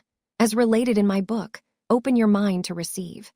2 Chicago businessmen once told me they had held the local franchise on one of the most famous success courses in America, one that cost thousands of dollars to take. Though they prospered for a time, they eventually went broke while teaching success principles. It was embarrassing. Only after these 2 businessmen found their way into one of the local New Thought churches and began to put God first financially through tithing did their affairs stabilize and prosper. It was then that they realized their mistake. Their course had only emphasized getting, not giving. They had not taught the spiritual side of prosperity, that their students could tithe their way to prosperity. You may be thinking, "Yes, but I know people who do not recognize God as the source of their supply and do not tithe. Yet they are prosperous, some are even exceedingly wealthy." We all know such people. However, true prosperity includes peace of mind and health of body, as well as financial peace and plenty. Remember that the word wealth means well-being and wholeness. Perhaps those people are prosperous in a financial sense, but what about their peace of mind, health of body, the state of their relationships, and their overall well-being? The most exciting prosperity story of all times, the Hebrews of the Old Testament, became one of the richest groups of people the world has ever known through their use of the prosperity law of tithing. Abraham learned this success secret from the Babylonians, who were among the most prosperous people of the past, and he tithed a tenth of all, Genesis 14:20, to the high priest of Salem. Abraham passed along the tithing law of prosperity to his grandson, Jacob, who included it in his success covenant. Genesis 28:20-22. Jehovah later gave Moses specific instructions about tithing for the Hebrews. The tenth shall be holy unto Jehovah. Leviticus 27:32. The Hebrews developed such a consciousness of opulence that, at one point, they even had to be restrained from jivingle. The people were restrained from bringing, for the stuff they had was sufficient for all the work, and it was too much. Exodus 36:6-7. Nevertheless, they continued to give. The tithe of all things brought they in abundantly, and laid them by heaps at the altar. II Chronicles 31:5-6. In the New Testament era, tithing was a required temple practice, so both Jesus and Paul were taught to tithe. The ancients intuitively knew that giving, sharing, and putting God first financially was the first step to permanent, enduring prosperity. So tithing was a household word in Bible times, and over their sharing of the tenth brought them peace, power, and plenty. They gave not the last and the least, but the first and the best, and their giving made them rich. They felt their tithing practices not only prospered them, but protected them from the negative experiences of life. So their acts of giving were occasions of celebration and holy joy. No wonder theirs is among the most exciting prosperity stories of all times. Prospered, healed, and protected. Miracles wrought in her life in Oklahoma. When I began to tithe a year ago, my income started to grow. I no longer worry about money. Neither do I experience sudden financial strains or unwanted surprises. Instead, the only financial surprises I have had since tithing have been good ones, like having money come to me out of the blue. I am also surprised at how much further my income now goes. Tithing seems to have stretched it. When I began to tithe in faith the small amount I had, the first thing I noticed was that chronic car repair bills ceased. Money not only began to flow in unexpectedly, but new business opportunities also prospered me. Also, the quality of my life improved so that I now enjoy a harmonious lifestyle. Another surprise has been that a long-standing health problem no longer plagues me. It simply disappeared. Putting God first financially has wrought miracles in my life. Just as the farmer returns 1/10 of his seed for soil enrichment, so does impersonal giving and sharing open the way to enriched living on all levels of life to those who faithfully practice it. If the farmer refused to give back to the soil a percentage of the crops which the soil had given to him, he would have no crops. The difference between those who do and those who don't in Missouri. I am grateful to have learned of the power of tithing. I have friends who have studied along inspirational and/or metaphysical lines for years, yet they continue to struggle financially because they refuse to tithe. I have other friends who are studying along these same lines whom I've been able to introduce to the practice of tithing, and they no longer strain and strive. Instead, they tithe and thrive. It has been said that the person who takes up the practice of tithing will have at least 6 surprises. 1. He will be surprised at the amount of money he has to give the Lord's work. 2. He will be surprised at the wisdom and good judgment tithing gives him in using the remaining 9/10 of his income. 3. He will be surprised at the ease with which he can meet his financial obligations. 4. He will be surprised at the deepening of his prosperity consciousness, as well as his spiritual life. 5. He will be surprised at how easily he can go from 1/10 to larger giving. 6. He will be surprised at himself for not having adopted the tithing plan sooner. Why this practice is a protection from negative experiences. Why does the practice of sharing 1/10 of your income with God's work and workers help to protect you from the negative experiences of life? Why can it even produce for you the benefits described in the foregoing tither's surprises? Because when you put God first financially, you open your mind, body, and affairs to the goodness of the universe, to its infinite life, love, wisdom, power, and substance. You also tend to look to a loving Father for guidance, healing, and supply. Since tithing is businesslike, orderly, scientific, and practical, you open the way to receive similar results in your life. Some of the most prominent millionaires of the 20th century attributed their phenomenal success to tithing. These included the Colgate, Heinz, Kraft, and Rockefeller families. In 1855, as a young man, John D. Rockefeller began tithing. His total income for that year was $95, from which he tithed $9.50 to his church. Between 1855 and 1934, he gave away $531 million. When people tried to criticize the Rockefeller wealth, he had a standard reply: "God gave me my money, because you are a spiritual being, made in the image and likeness of God. A loving Father and a rich universe are happy to multiply your good as an expression of universal affection, appreciation, and esteem. A loving Father always wants you to be happier and more prosperous than you have ever been before. Such blessings are yours by divine right. Thus, through your acts of impersonal, unselfish giving, you attune your consciousness to that of universal abundance, and you put yourself in line to receive its rich gifts." Moses, the great lawgiver, put it bluntly, "Thou shalt remember Jehovah thy God, for it is he that giveth thee power to get wealth." Deuteronomy 8:18. It is only as we let go of our littleness that we can expand into a larger life. There is that scattereth and increaseth yet more, and there is that withholdeth more than is meet, but it tendeth only to want. The liberal soul shall be blessed, and he that watereth shall be watered himself. Proverbs 11:24-25. Tithing is an act of faith, and faith moves on universal substance to enhance and bless the tither. So it is only natural that the faithful tither should prosper, and that problems should fall away from his life. Prosperous results through overcoming resistance to tithing. Traditionally, the act of giving has always been a vital part of spiritual worship. In many cultures, it was a required practice. However, in modern times, people have sometimes had a psychological block against tithing because theologians have tended to stress what tithing would do for the church instead of what it could do for the tither. Yet when you look up the great tithing promises in the Bible, such as Malachi 3:10, you discover that the Bible assures you that it is the individual that will be prospered, protected, and blessed through tithing. Naturally, the recipient of those tithes will be blessed, too. Why she resisted tithing in Colorado. Reading about the spiritual and monetary benefits of tithing has made me realize how much resistance I had had toward organized religion in general, and the subject of tithing in particular. Upon reflection, I realized that it was because I had always heard about what tithing would do for the church, not how it could help me.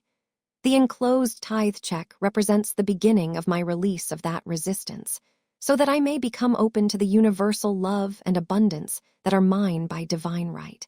I now realize that putting God first financially is crucial to my inner growth and well-being, as well as to my economic progress. From last dollar to over $1 million in Texas. Having been raised in traditional religious beliefs, my wife and I both had heard about tithing as children. However, we had been taught what it would do for the church, so the use of tithing as a dynamic personal prosperity method was a new idea to us. At the time we learned of this success principle, I was out of work, with several children and a wife to care for. Although we had only $50 left, we decided as an act of faith to write out a tithe check for $5. Almost immediately, I found a position with an engineering firm.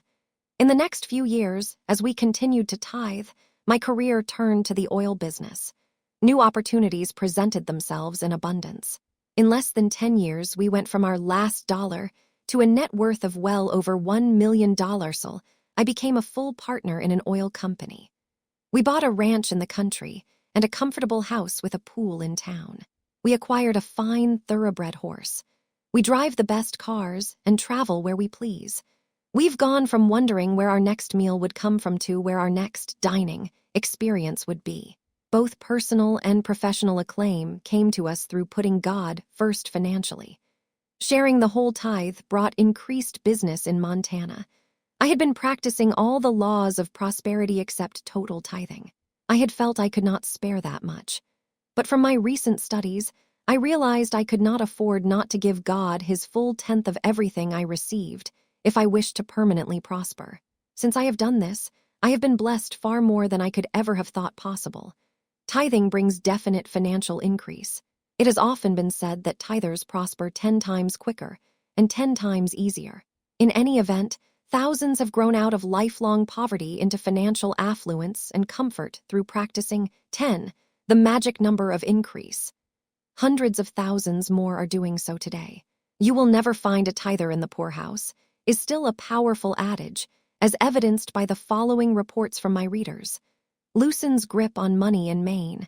I have been tithing for 2 years. Not only has it done wonders for my prosperity consciousness, but it has loosened my grip on money so that it could flow and grow. Instant increase in Ohio. This morning, I put my tithe check of $59 in the mail.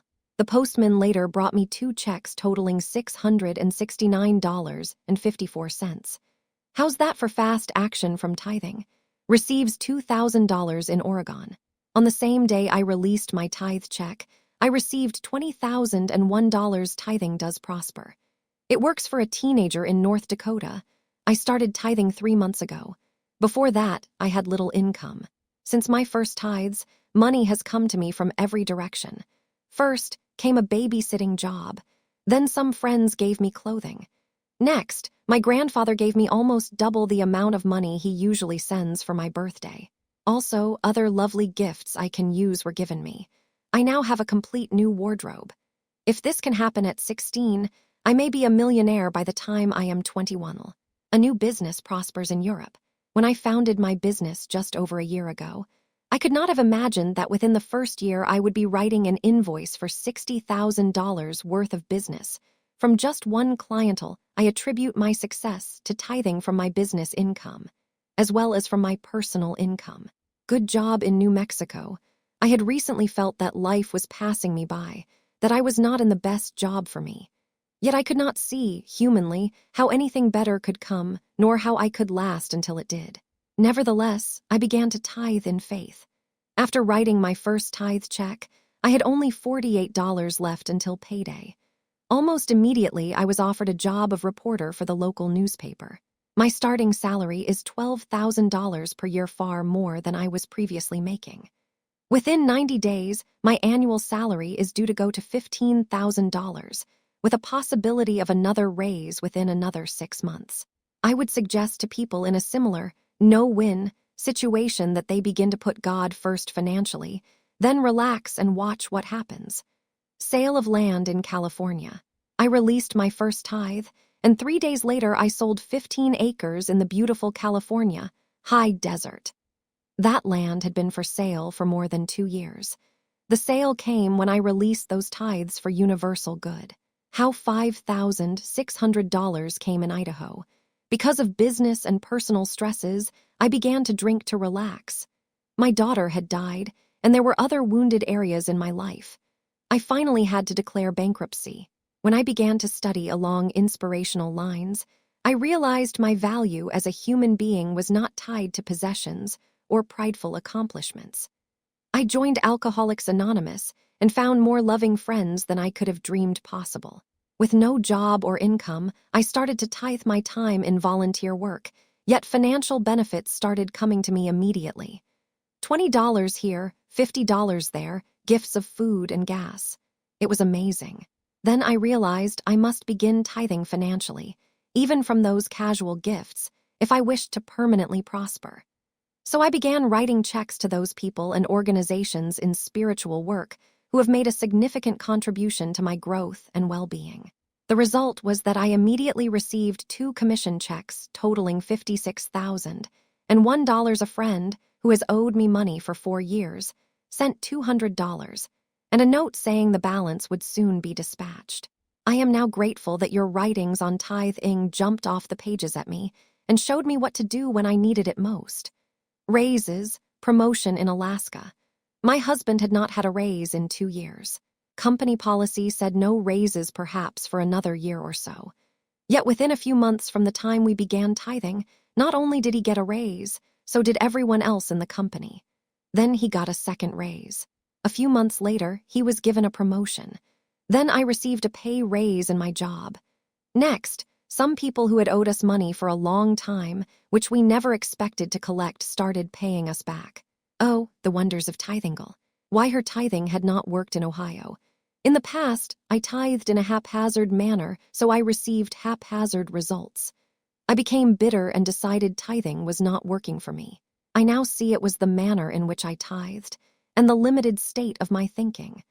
More recently, I have begun to tithe faithfully with love and appreciation for what I have to share.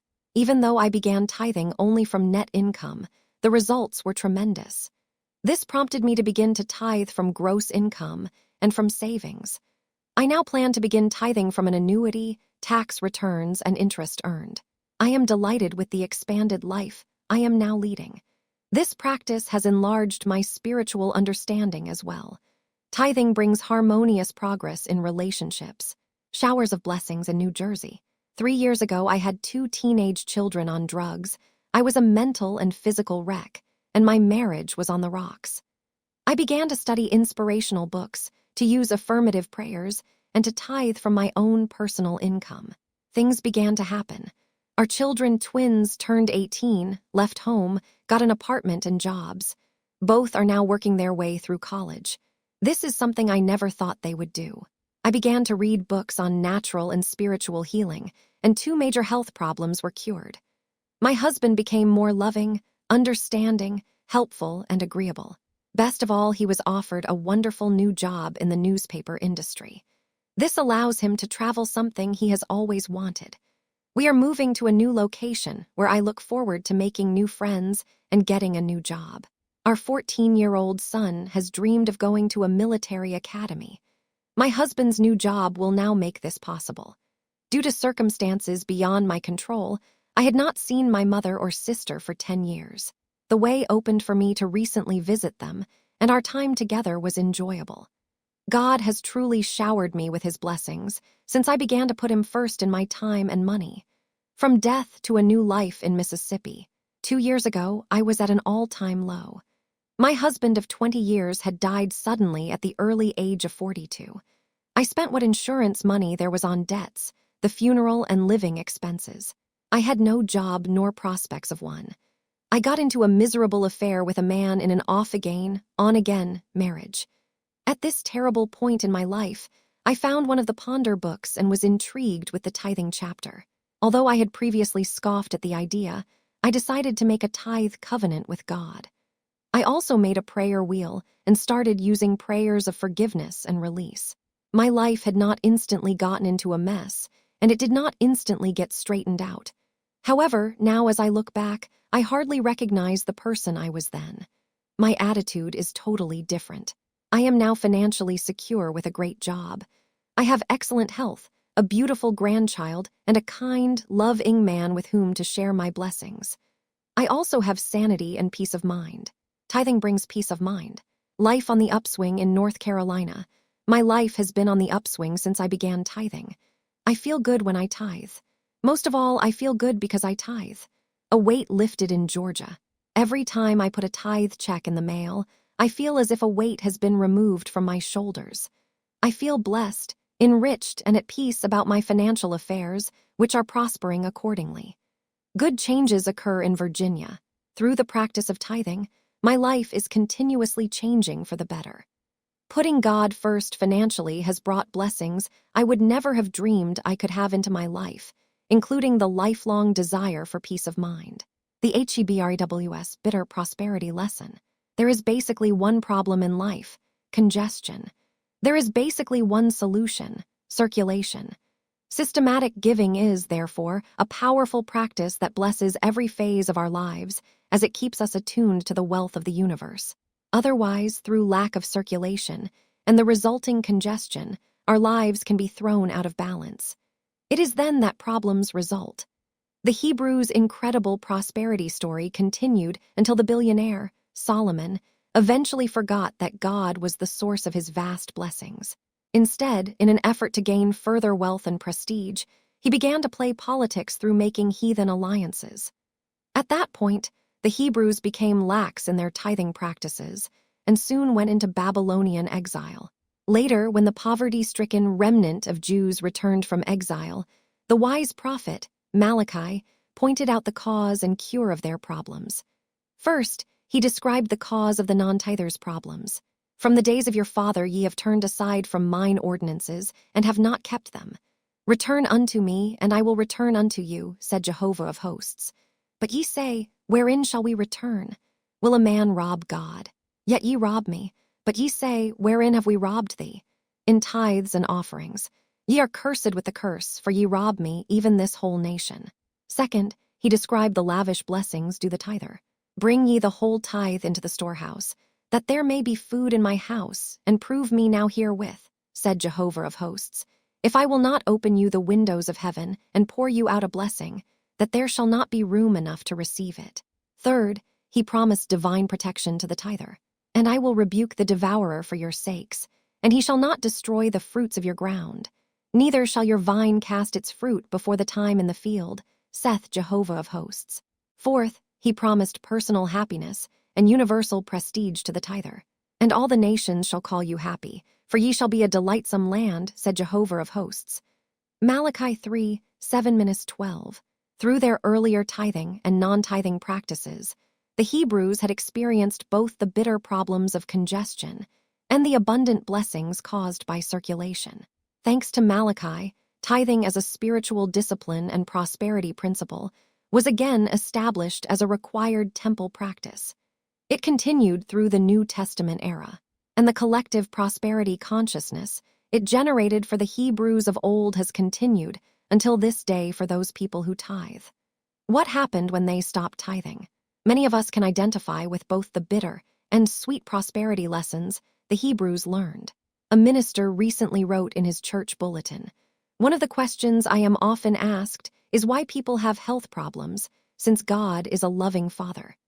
I have found that the most common denominator among the people who raise this question to me is that they are not systematic, accurate tithers.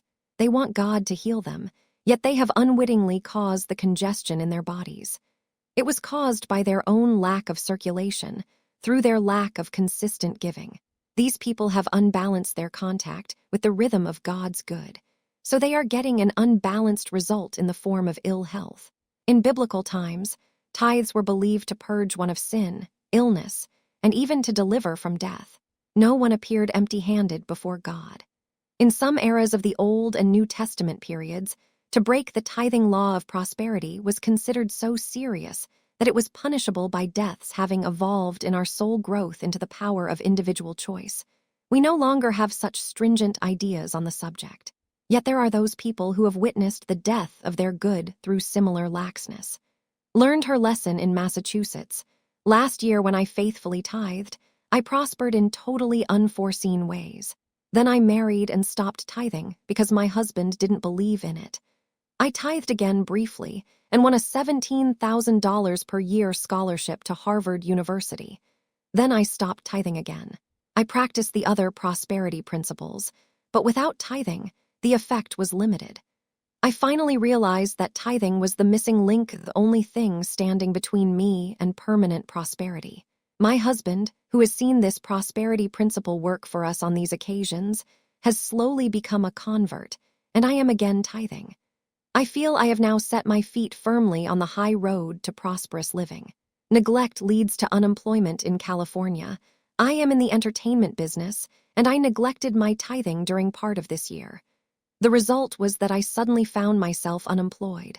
I've made my choice, God or money. I'll take God first, then the money will follow. Cause and cure of indebtedness in Illinois. I practiced the tithing law for years and prospered. Then I got so busy being prosperous that I neglected my tithes. When finances became complicated, I realized why and began tithing again. Within 1 month from the time I resumed tithing in the face of numerous financial challenges, here's what happened. Insurance money was returned to us. My husband got extra jobs that brought us more than we would have believed he could possibly earn. We found $100 cash previously set aside. A new dental insurance plan that we were unaware of due to his early retirement paid us a large cash amount. The arrival of other unexpected funds made it possible for me to join my husband on a business trip and also to visit relatives. When I paid the bills, I even had enough to pay some bills, double a great step toward paying off old debts completely. I have learned a valuable lesson by getting careless. I shall never neglect to put God first financially again. Tithing gross or net. Strictly speaking, biblical tithing consisted of 1/10 of all. Genesis 14:20. If you are not yet ready and you're thinking to tithe from your gross income, you may want to consider tithing from your net income. but you will surely want to invoke 10, the magic number of increase, to some degree. Tithing is an act of faith that moves on the rich substance of the universe to prosper you mightily, and to expand your world within and without in ways you would not have dreamed possible. Do not try to reason through the mysterious power of tithing. Instead, simply accept the fact that tithing releases a mystical power to prosper you. When you systematically tithe first, before paying bills or meeting other financial obligations, you will find that the remaining 90% of your income goes much further. You will be helped in many unforeseen ways. Once you make a habit of tithing, you will never miss those tithes. The very act of tithing will provide you with a sense of security, protection, and guidance in a way that nothing else can. Where you give is very important. If you wish to be truly prospered by the act of tithing, it is wise to give at the point or points where you are receiving spiritual help and inspiration. Whether that be the church of your choice, or a minister, spiritual counselor, teacher, or practitioner, your tithes will enrich the recipient, allowing that organization or individual freedom from financial strain. This enables them to fulfill their high mission of uplifting mankind, unhindered by the material cares which can be so burdensome. Perhaps this was why Jehovah instructed Moses that the priestly tribe of Israel, known as the Levites, was to receive none of the promised land. Instead, they received all of the tithes of all of the promised land. Joshua 13:33, Numbers 18:21-24, Deuteronomy 14:27. The priests of Israel became millionaires through the tithes bestowed upon them by the other 11 tribes, as proclaimed by Mosaic law. In turn, they shared a tithe of the tithes, known as a heave offering, with the place of worship. Numbers 18:26-29. In this way, both God's workers and the places of worship were abundantly provided for. In turn, their freedom from material care helped the spiritual leaders of Israel to develop and generate a prosperity consciousness that was to bless those whom they served for many centuries to come. It has been said that a Jew can make more accidentally than a Gentile can make on purpose. If so, it all began with the group prosperity consciousness developed by the Hebrews centuries ago through their practice of tithing. Why offerings can pauperize, while tithes prosper. One of the best-kept financial secrets of the ages is this.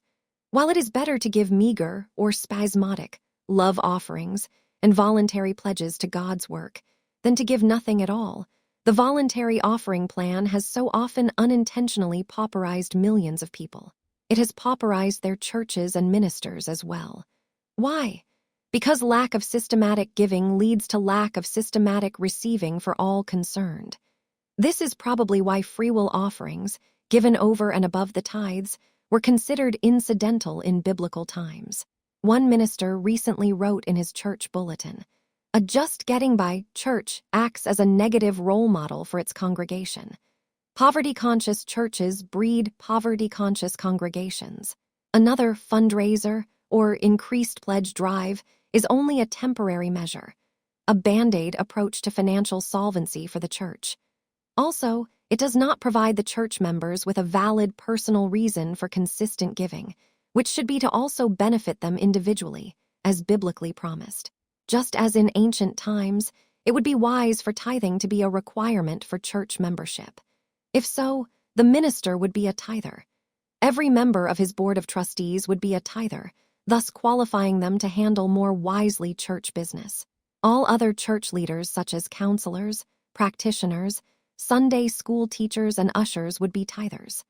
And the church would tithe regularly from its overall income, giving a heave offering to the other churches or organizations with which it is connected, or through which it was being helped and inspired. A church with such a giving consciousness would naturally attract a loving, giving congregation, because people unconsciously go where there is a consciousness of increase. Such churches are never problem-prone, but are places of peace, harmony, and inspiration because spiritual teachings, rather than constant fundraising, are emphasized.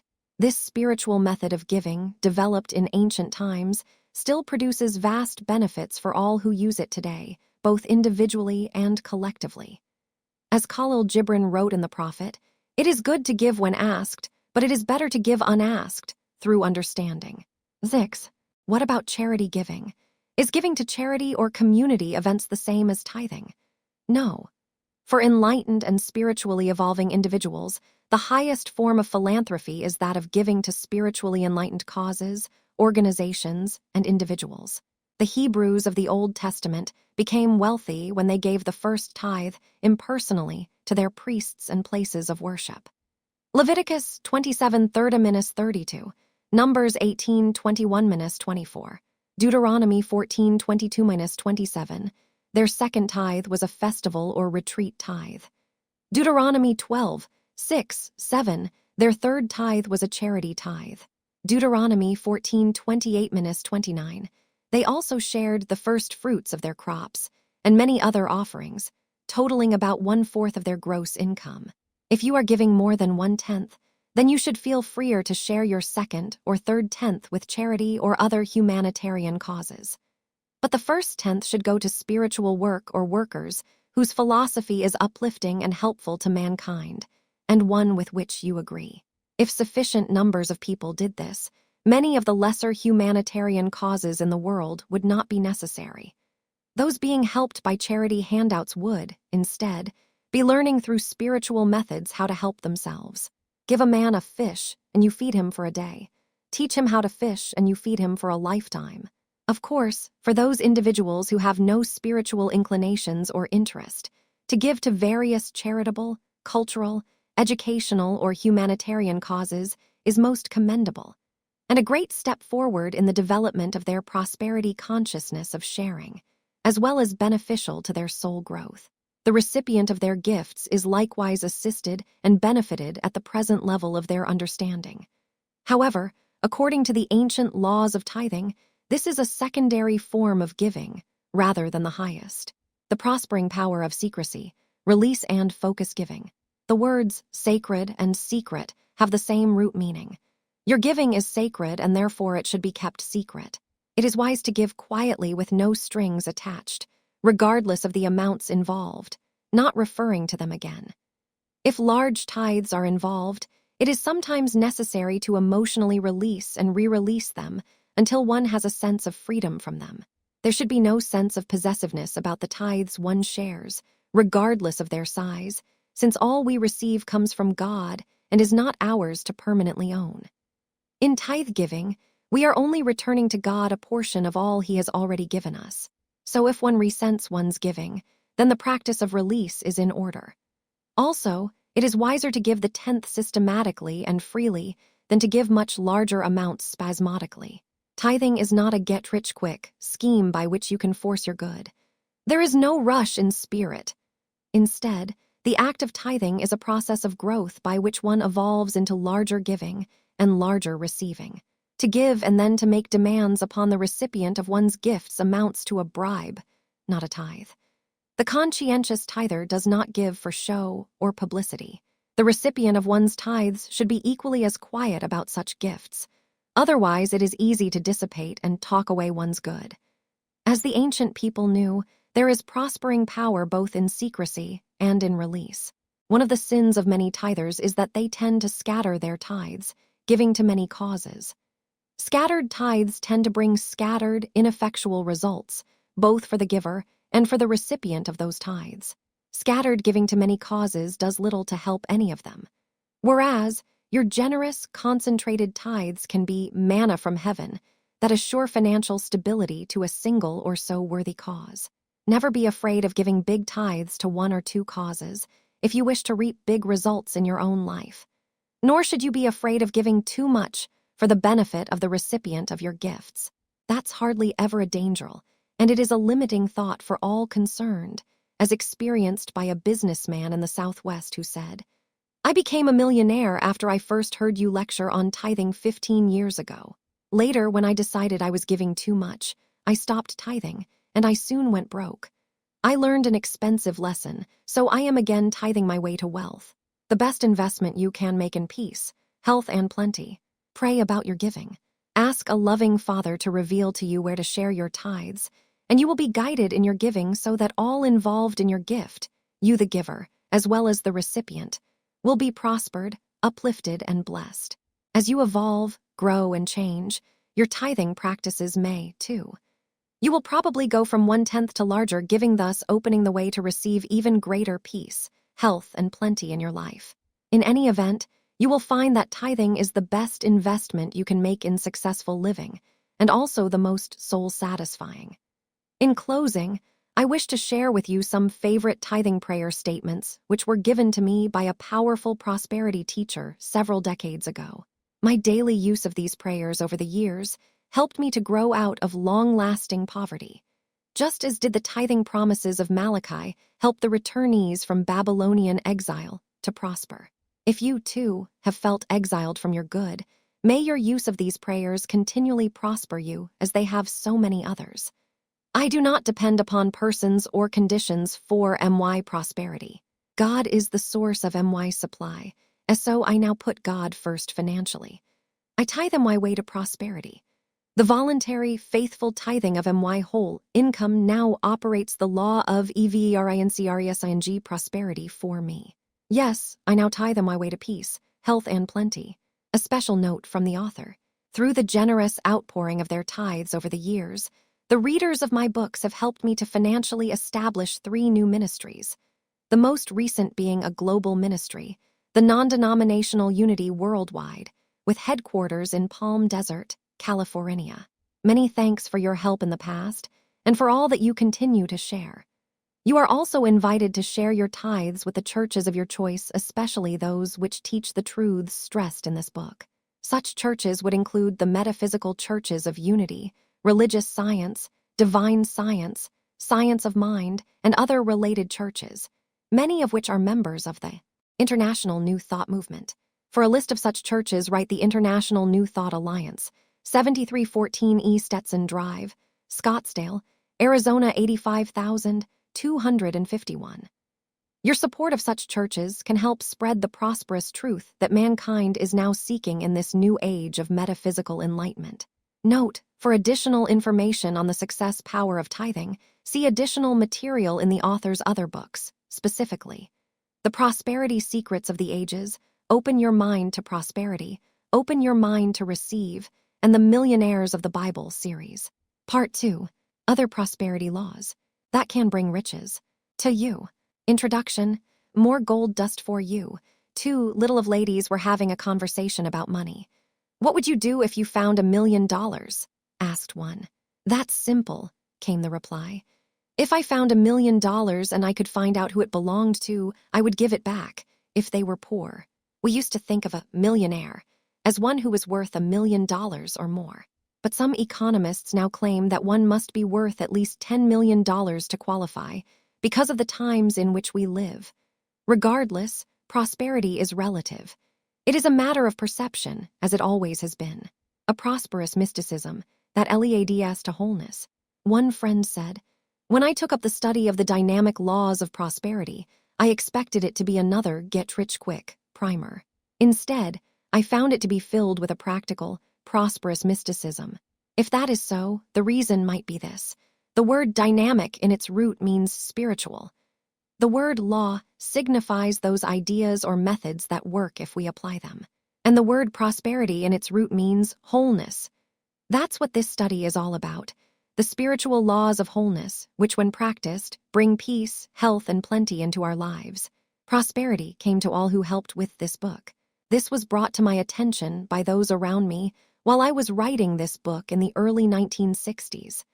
After typing the first half of the manuscript, my secretary resigned. She explained that as she had typed the manuscript, she had used the ideas in it, and her husband had been prospered so much in his sales work that she no longer needed the jobble. A second secretary was then employed to type the last half of the book. Before completing it, she also resigned. She explained that her husband had been out of work when she took the job, but that he now had the finest engineering job of his life, one which would take them to another state. She felt the ideas in the book had turned the tide. Finally, my housekeeper resigned. She had not seen the manuscript, but I had innocently explained the laws of prosperity to her while writing about them, chapter by chapter. As she began using them, she decided to do something she had long wished to do but never quite had the courage become a dressmaker. She said, "I am resigning as your housekeeper. Now would you like to hire me as your dressmaker? She has since prospered in that field of work.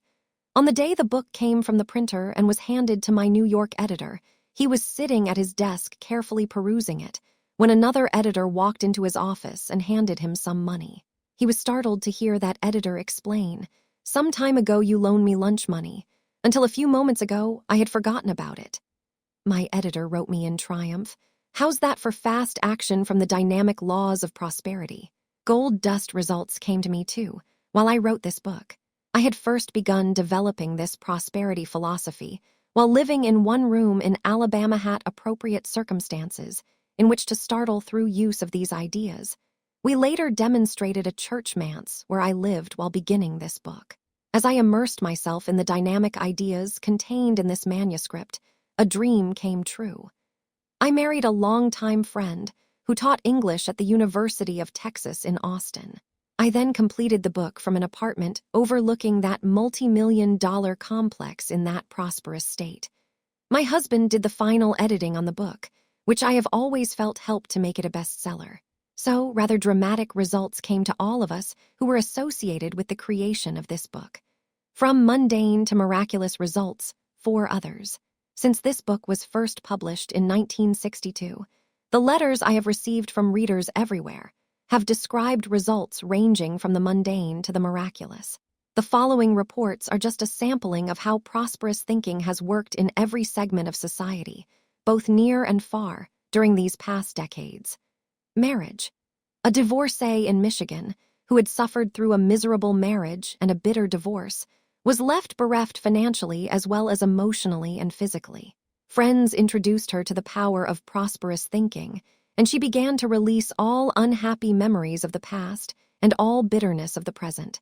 She began to set a new course for her life. The results.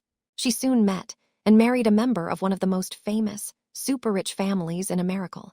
Inheritance. Ministers are usually expected to be poor as church mice. Many receive poverty-level incomes, which have to be supplemented by second jobs or personally depended upon handouts. One such minister began to study the dynamic laws of prosperity, from which he learned such an existence was nonsense, and not meant for him as a child of God. He soon came into an inheritance of $250,000 after his church mouse existence that seemed like a fortune. New job. A housewife in Arizona wrote, "Within 10 days from the time I started practicing prosperous thinking, my husband received a job offer from a former boss. The salary and fringe benefits will boost our income by $5,000. In addition, my husband was given a large incentive bonus, and our moving expenses were paid. Furthermore, he was given his full vacation pay when he left his old job." Magical results. During the past 6 months, since I have carefully applied prosperity principles, some sort of magic has entered my family's life, wrote a California housewife. Suddenly, we were able to meet our bills with money left over to spare. Old friendships were renewed with joy. Then a gift of $10,000 came to us unexpectedly. A myriad of wonderful things have been happening to us ever since. Depression lifts and children prosper. What a difference prosperous thinking has made in my life, wrote a teacher from the West Indies. As I took up this study, my depression quickly lifted. My job as a teacher in a Catholic primary school has given me the opportunity to teach my students that prosperity is God's will for them. That knowledge has added greatly to their enlightenment and happiness. Conversion of a communist. I never realized a single book could change my life so much, wrote a young man in Sri Lanka. I am a student of 21, and for the last 5 years I have been a strong communist. I had studied more than 100 books written by such authors as Karl Marx and Lenin. But these books gave me no goodness. There was no kindness nor peace in my heart. I was discharged from my job. I found prosperous thinking when I needed it most. I will never succumb to the communist viewpoint again. Quicker results. Since I began practicing prosperous thinking, problems I thought would take years to solve have been straightened out in months, wrote a businessman in Oregon. Study groups results in West Africa. A group of business people began meeting weekly 10 years ago to study Dr. Ponder's books and to affirm the prosperous truth together. We have not missed a single week since. Here are some of the results we have experienced. A businessman has just been called away to London, England, to take a 3-month senior management course. He is a senior executive in the Federal Civil Service. A senior marketing manager in a drugstore here expects to become an executive director of his firm shortly. A senior radiographer in the local hospital has been promised a promotion to the post of superintendent. And I have become the top confidential secretary in one of Africa's most prestigious banks. We are a happy group, progressing at a rapid pace to the glory of God and the honor of man. Christianity and prosperity become synonymous, a businessman in Singapore wrote. I have studied success books for years. Yet recently, for the first time, when the dynamic laws of prosperity came into my hands, I realized that Christianity and prosperity are synonymous, translating the good life and the abundant life in practical terms. Prosperous thinking challenges all who dare, and I have taken up that daring. Little could any of us in my first prosperity class, during the recession of 1958, have realized where the ideas we studied in that class would lead merely around the world, nor could we have foreseen how enthusiastically such simple ideas would be received, nor how dramatically they would transform the lives of people everywhere, including my own. See the conclusion. When the gold dust settles, a 20-year desire comes true. The original version of this book did not contain 2 chapters that subsequently have been added to this expanded version. One on 10, the magic number of increase, chapter 10, and one on charm, chapter 17. Even though the book was a bestseller from the start, I always felt bad that these 2 chapters were deleted from the original version. Now, years later, I am finally free to include that additional material, which I have always felt was a vital part of the philosophy of the dynamic laws of prosperity. I trust that these additional chapters, and the other material included in Part II, will mean as much to you as they have to me and to countless others over the years. Thrive, not just survive. A businessman recently wrote, these days people are constantly complaining about food shortages, housing shortages, and a shortage of money due to rising prices. In my business, we've had to deal with shortages for a long time, but through my prosperity study, we've succeeded anyway. I plan to thrive, not just survival. Amen. In the decades since I first wrote this book, we have seen vast changes in some areas of life, but the economic needs of mankind continue much the same now as they did then. The deeper reason may be this.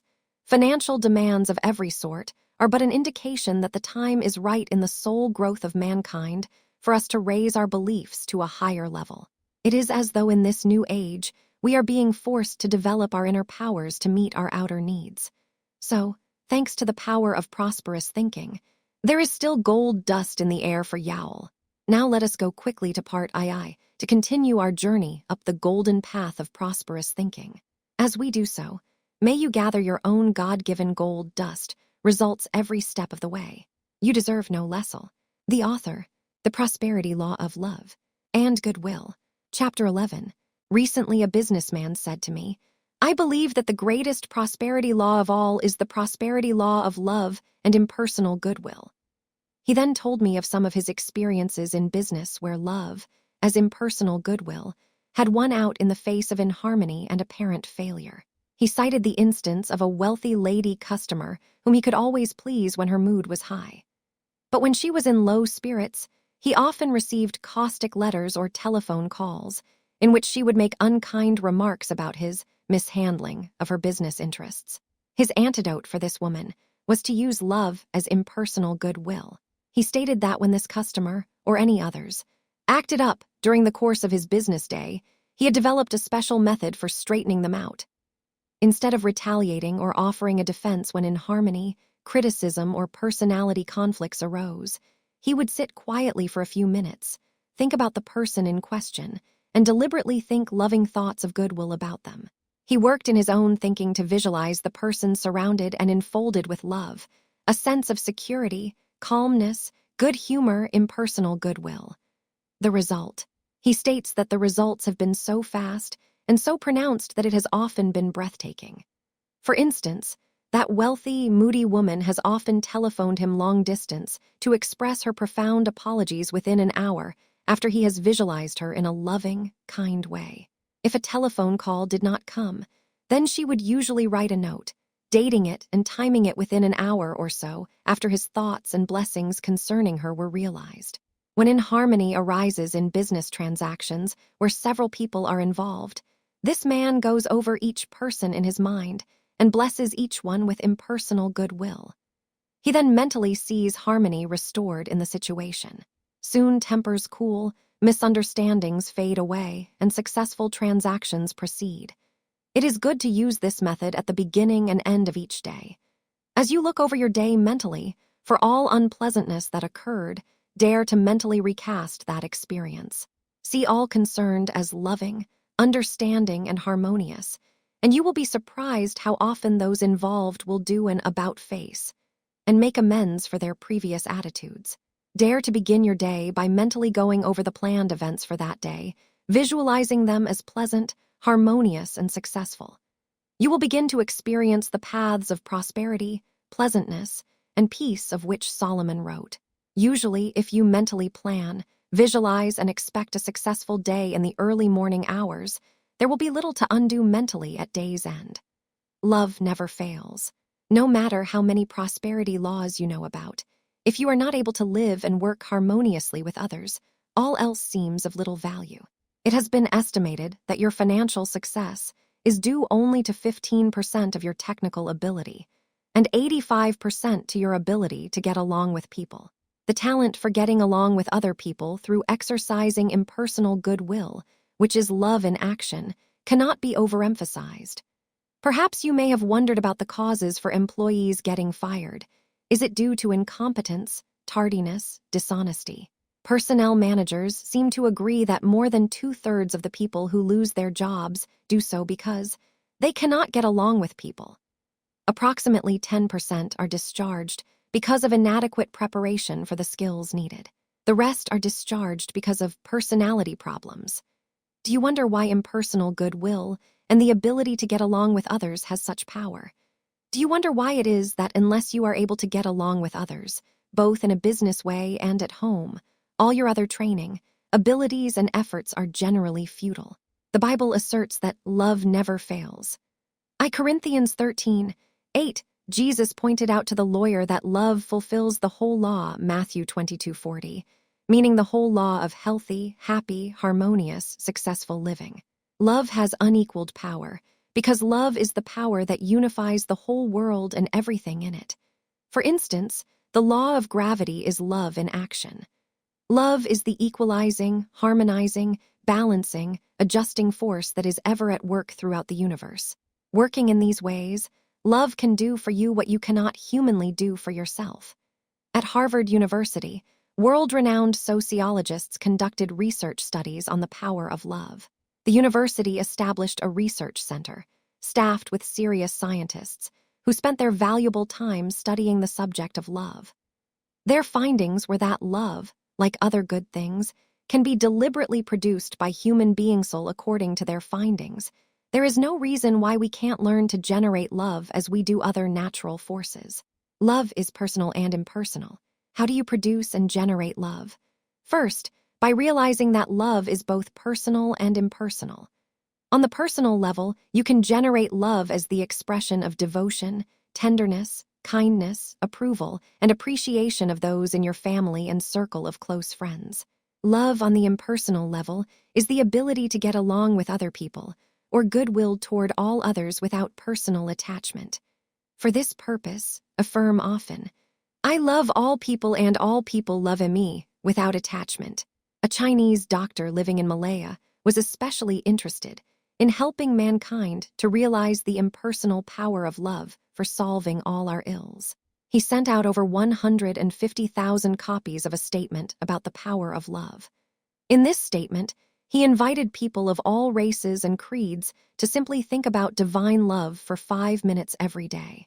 He even provided a synchronizing timetable in case people in various countries wished to meditate upon divine love at the same time.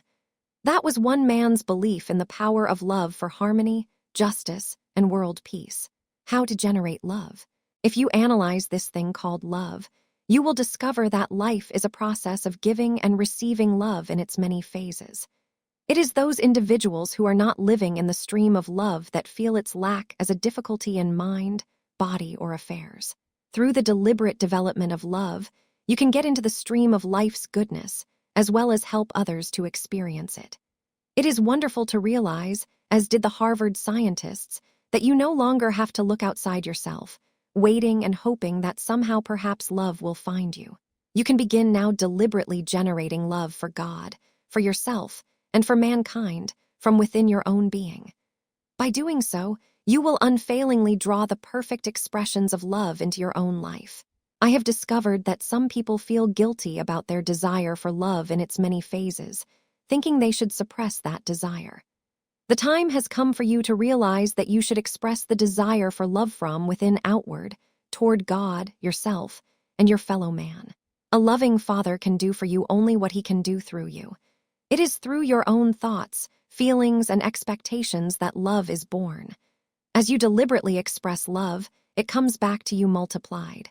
Take conscious control of your thoughts and feelings, and begin now to develop an impersonal consciousness of love, knowing that it is the quickest way to solve your own problems, as well as a powerful way of helping mankind. You can do this in a very simple way. Begin spending a few minutes each day deliberately generating love. In those times, affirm, "With God's help, I am now deliberately and joyously radiating divine love to myself, my world, and to all mankind." Ask daily that divine love be made alive in you. Form the mental picture of yourself as healthy, prosperous, illumined, harmonized, blessed, unfettered, and unbound. Quietly love that mental picture by affirming, "I let divine love now be made alive in me." In these periods when you deliberately bring alive and generate love, do so in this way. Think of love as being a radiant light that enfolds, brightens, illumines, and uplifts you. Think of love as permeating, penetrating, and saturating your whole being. If there are dark, troublesome areas in your life, deliberately think of them as coming alive with the light of divine love and being divinely adjusted. Continue in your meditation period to put forth the thought, feeling, and enlightened picture of love upon yourself and your world. There is no reason for feeling guilty about loving yourself.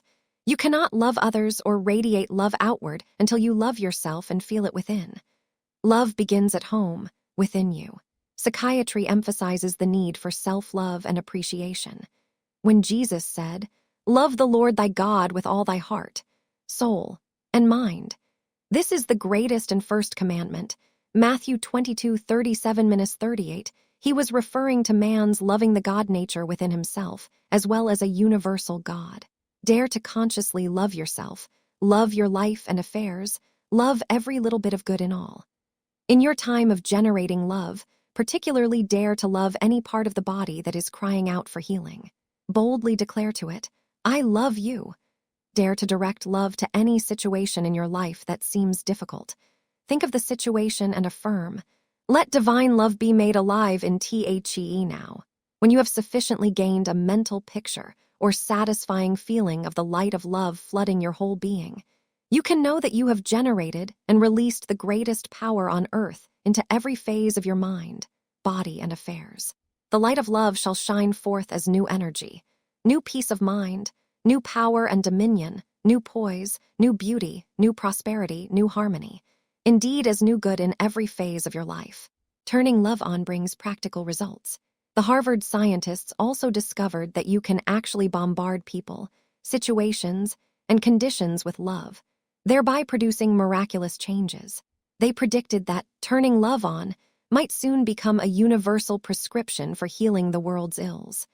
There is practical, result-getting power in generating and turning love on. A friend recently spoke of witnessing her complexion clearing up after daily thinking of it in meditation, and gently loving it with the thought of beauty and radiance. Her skin is now radiantly clear and beautiful. A lecturer recently spoke of feeling fatigued during a lecture series. Then he remembered to love his body in his meditation periods, and it quickly responded with new life, energy, and vitality. Not only is it good to meditate upon love, but as you go about daily living, it is good to affirm silently to everything in your world, "Let divine love be made alive in thee." To the clothes you wear, the car you drive, the inanimate objects in your home or office, the bills you pay, the income you receive, affirm divine love. Even to the empty spaces in your life, and to the good you seek that has not yet appeared, affirm love. Everything seems to respond to your thoughts of love. To the people you meet during the day, strangers and friends, as well as to those in your family group, it is good to silently declare, "Let divine love be made alive in thee." I once talked with a secretary concerning the friction and jealousy in her office. Because she was easygoing, she was being asked to do a large part of the work normally done by 2 other secretaries, for which they were receiving high praise and pay increases. She had tried at various times to talk with her boss about the unfairness of her extra work, but he had refused to listen. In desperation, she came to me, not knowing whether to quit her job, which was generally pleasant and convenient, or to try to stick it out, unjust though it seemed. I suggested that she use this affirmation, "Let divine love manifest now." I pointed out that it was not necessary to try to appease personalities or to compromise one's beliefs to satisfy others, that every sign of weakness and insecurity would only lead to further dissatisfaction and mistreatment. Instead, she should begin radiating peace, power, poise, inner stability, and firmness in what she would and would not do. And as she did, her coworkers would respond with peace, poise, and inner stability. Within a week, the situation began to change. Her fellow workers began to respect her new attitude. They stopped imposing on her and began to do their own work. Their attitude toward her became one of harmony and respect. Her boss began to treat her more kindly. Harmony and good will gradually replace the former tension, bickering, and jealousy. Ella Wheeler Wilcox once said that God measures souls by their capacity for entertaining his best angel, love. Truly, love never fails. Love shall be victorious. After certain points in a lawsuit were decided against a man, he was faced with financial ruin, and he complained that it was unjust and unlawful. "There is no justice," he moaned bitterly. He then talked with a spiritual counselor who suggested that he use the power of divine love on the situation by affirming his own right attitudes and emotional reactions. "I live by the law of love, and love shall be victorious." It was suggested that every time he thought of the other party in the lawsuit, he affirmed for him, "You live by the law of love, and love shall be victorious." After beginning to think in this way, he felt much better about every aspect of the situation. Hostility, resentment, and the desire to get even left him. Suddenly came an unexpected opportunity to do a real favor for his legal opponent. He did it, and immediately he felt better. As his attitude continued to change, he discovered that his opponent's attitude changed also. Each conceded certain points, and soon the case was settled out of court fairly and happily for all. A woman in a large city opened a restaurant and candy shop in a place where 2 owners before her had failed miserably. She was a brilliant success. When asked how she had succeeded in the same location where others had failed, she said, "I just love and bless my customers. When customers leave my place, not only do I invite them to come back, but I silently send them a blessing of love and pray for their prosperity and happiness. When no customers are in the store, I view the people passing by on the street with love." The healing power of love. You can deliberately produce divine love by thinking loving thoughts about yourself and others, and by affirming divine love. But I have also found it a wonderful success secret to speak appreciative, kind, understanding words to people. Kind words produce results after they're kind, the kind of results that mean new life, increase, and real happiness for Yowl. A businessman was hospitalized with a very high fever, which medical remedies did not seem to reduce. He also had a heart condition of long standing, and it was assumed that it had actively reappeared. A friend who knew of the healing power of love visited him in the hospital. He soon realized that this man felt greatly unloved because of some tangled relationships in his life. The friend dared to say to this patient, "God loves you, God is guiding you, God is showing you the way. You are greatly loved by God and man." Together, they affirmed that God's love was doing its perfect work in this man's mind, body, and affairs. Suddenly, an intense feeling of heat passed through the sick man's body, and then it left him. The high fever was gone. Later, his physician declared that his heart seemed fine again. The ointment of love soothed his previously tangled family relationships as well. A nurse was assigned to a case in which the patient had been suffering from mental illness for a number of months. Shock treatments and drugs had been administered, but had not cleared up her condition. Finally, it was suggested that perhaps a complete rest might be helpful. The patient was taken to her summer home on the coast. The private nurse assigned to her case had learned about generating love to others. Immediately, this nurse began daily meditating upon her patient as loving, kind, whole, well, and completely happy again. When she accompanied the patient to the beach and into the water, she would think of her as being immersed in God's healing love. As the patient played in the water, the nurse would go off a distance on the beach and silently and mentally surround the patient with the thought of love and its healing power. Often the patient pathetically asked this nurse, "Do you think I really can get well? Is there any hope for my condition?" Always the nurse, who knew the power of speaking words of love, declared, "My dear, you are getting well. God's love is doing its perfect work in your mind, body, and affairs now, and you are being healed." Over and over daily, she reassured the patient in this way. Within 6 weeks, the nurse was dismissed from the case because the patient had responded so beautifully to love's healing power. It is easy to speak words of love or to meditate lovingly upon those people with whom you are in harmony. But it is those people who seem most difficult, who may even seem hostile, that need your radiation of love most. Their very hostility is but their soul's cry for loving recognition. When you generate sufficient love to them, the discord will fade away. Shoot them in the back with love. A businessman told me that he has a special way of radiating love. In his work as a government employee, his job is to meet the public, handle their complaints, and make things right for them and for his employer, Uncle Sam. The only thing he has to do is to keep everybody satisfied. For anyone else, it might seem impossible, but this man has learned that love never fails. He meets the public with a smile, no matter what they do. He continues to be courteous and kind, no matter what they say. All the time he silently affirms, "Divine love is in control and all is well." When people with problems leave him, he says that is when he really lets them have it. He declares, "I shoot them in the back with love." Does it pay to shoot people in the back with love? This man claims that the attitude and behavior of many complainants who come to his office seem to change markedly as he affirmed divine love. I can vouch that this government employee must be successful, because recently a businessman came to me and said, "I would surely like to know Mr. Black's success secret. He always seems so happy and calm, and yet he has one of the most difficult jobs in this town." He was delighted when I told him that I knew this man's success secret was to shoot people in the back with love. I had the feeling, from the look in his eye, that he went forth to do likewise. Love protects. A woman in Kansas City protected herself from assault by speaking loving words. One night she was walking down a dark street near the old Unity Society building on Tracy Avenue when a man stepped out of the shadows and put a gun to her ribs, saying, "Give me your purse or I'll shoot Yowl." She turned and looked him right in the face and said, "You can't harm me because you are God's child and I love you." After twice repeating his threat, each time getting the same reply, he finally shook his head, mumbled something about this crazy woman, dropped his gun and fled. That woman met an extreme situation in an extreme way through the expression of love. Invoke love impersonally, but you should not go around saying to people outside your family group, "I love you."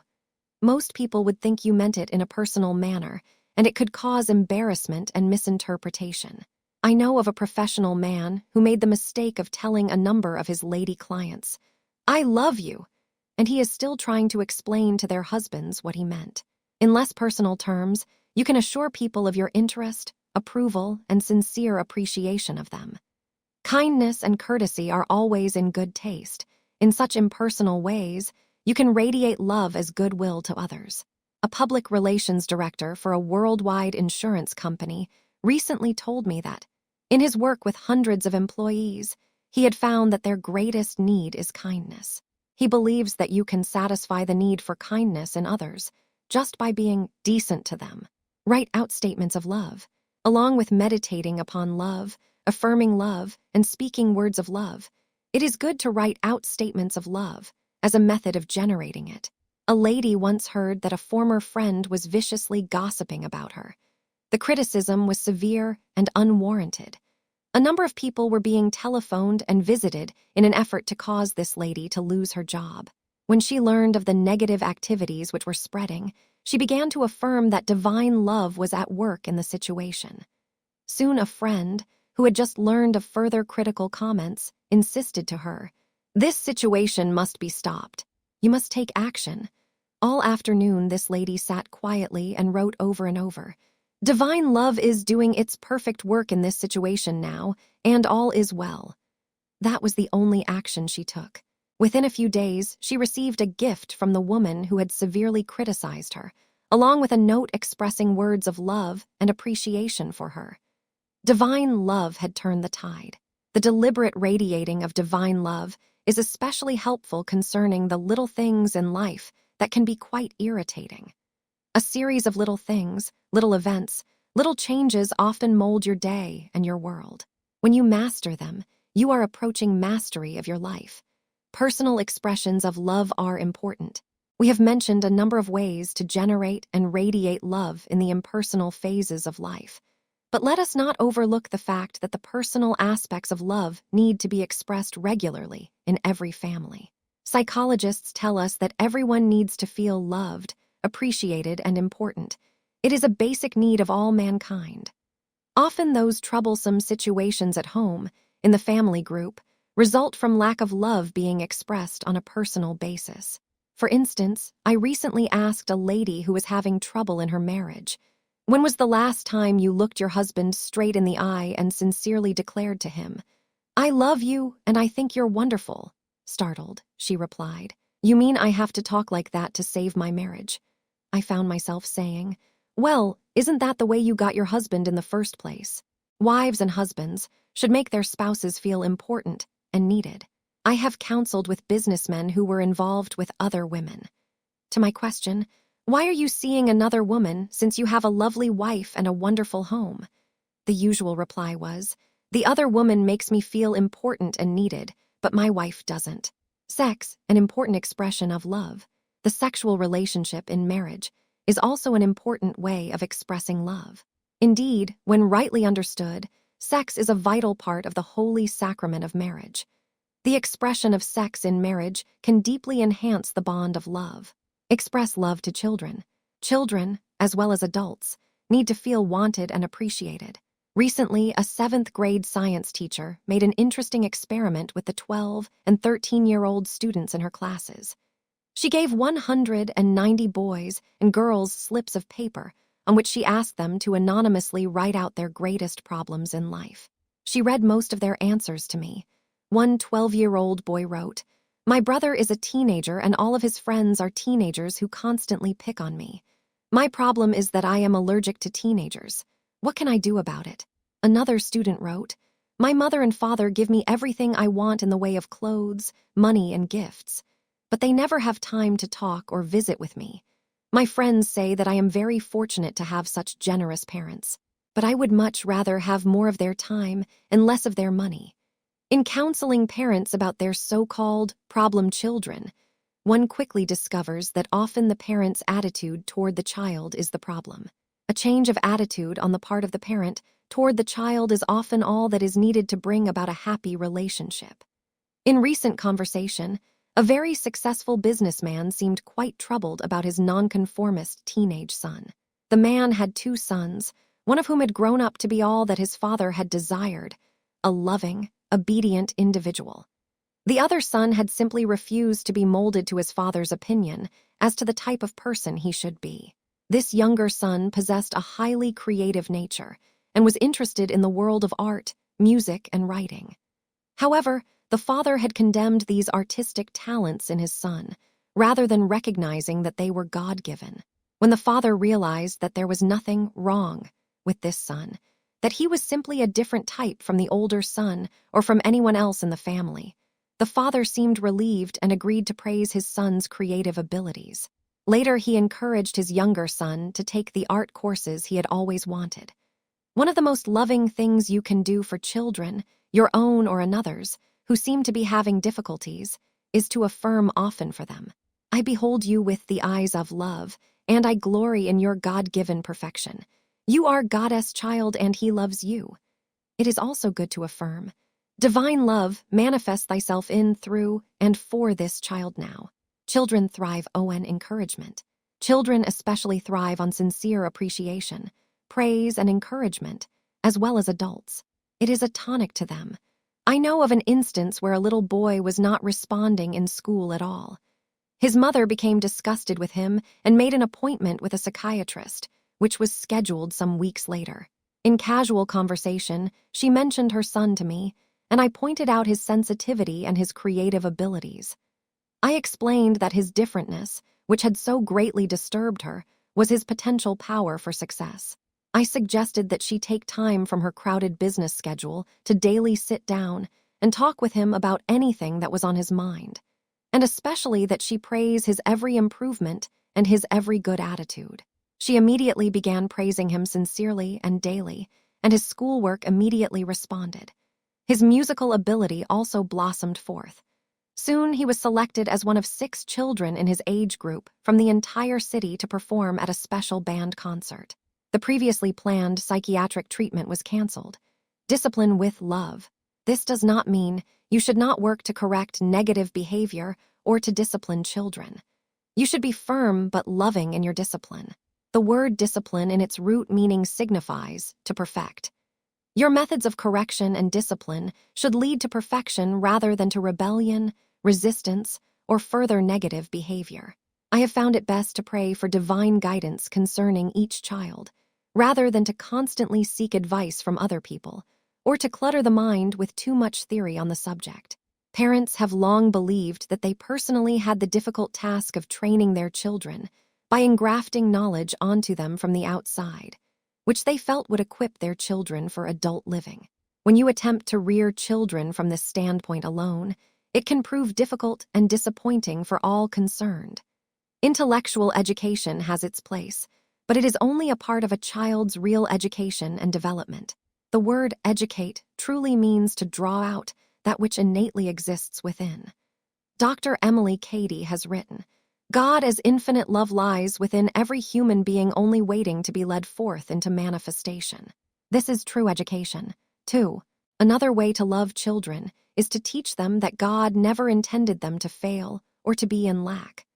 I know of one family group in which the children are developing real self-confidence because their parents constantly tell them they can succeed, and that failure is not necessary. These children are gathered together at bedtime for their prayers. Along with the usual prayers for children, these parents also affirm prosperity statements with their children. They are absorbing the idea of wealth and prosperity as their natural right. Every gift that comes to them is received as a prosperity gift. Every item of clothing becomes their prosperity clothes.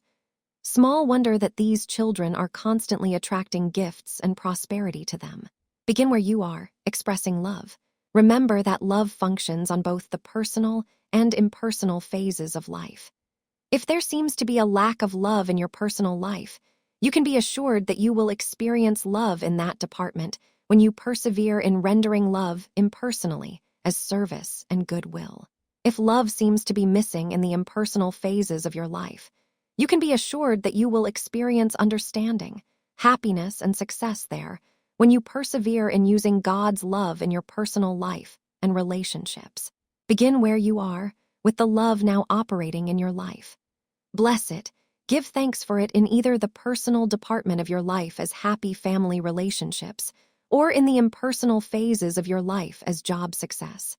As you give thanks for every small and large expression of love in your life, you release its multiplying power which can fill every void. Charles Fillmore commented on the power of love as follows: "You may trust love to get you out of your difficulties. There is nothing too hard for it to accomplish for you if you put your confidence in it." 3. Serious scientists have made a special study of love. Jesus Christ, the master of victorious living, placed it first in importance. One of the early builders of Christianity, the Apostle Paul, ascribed all power to it.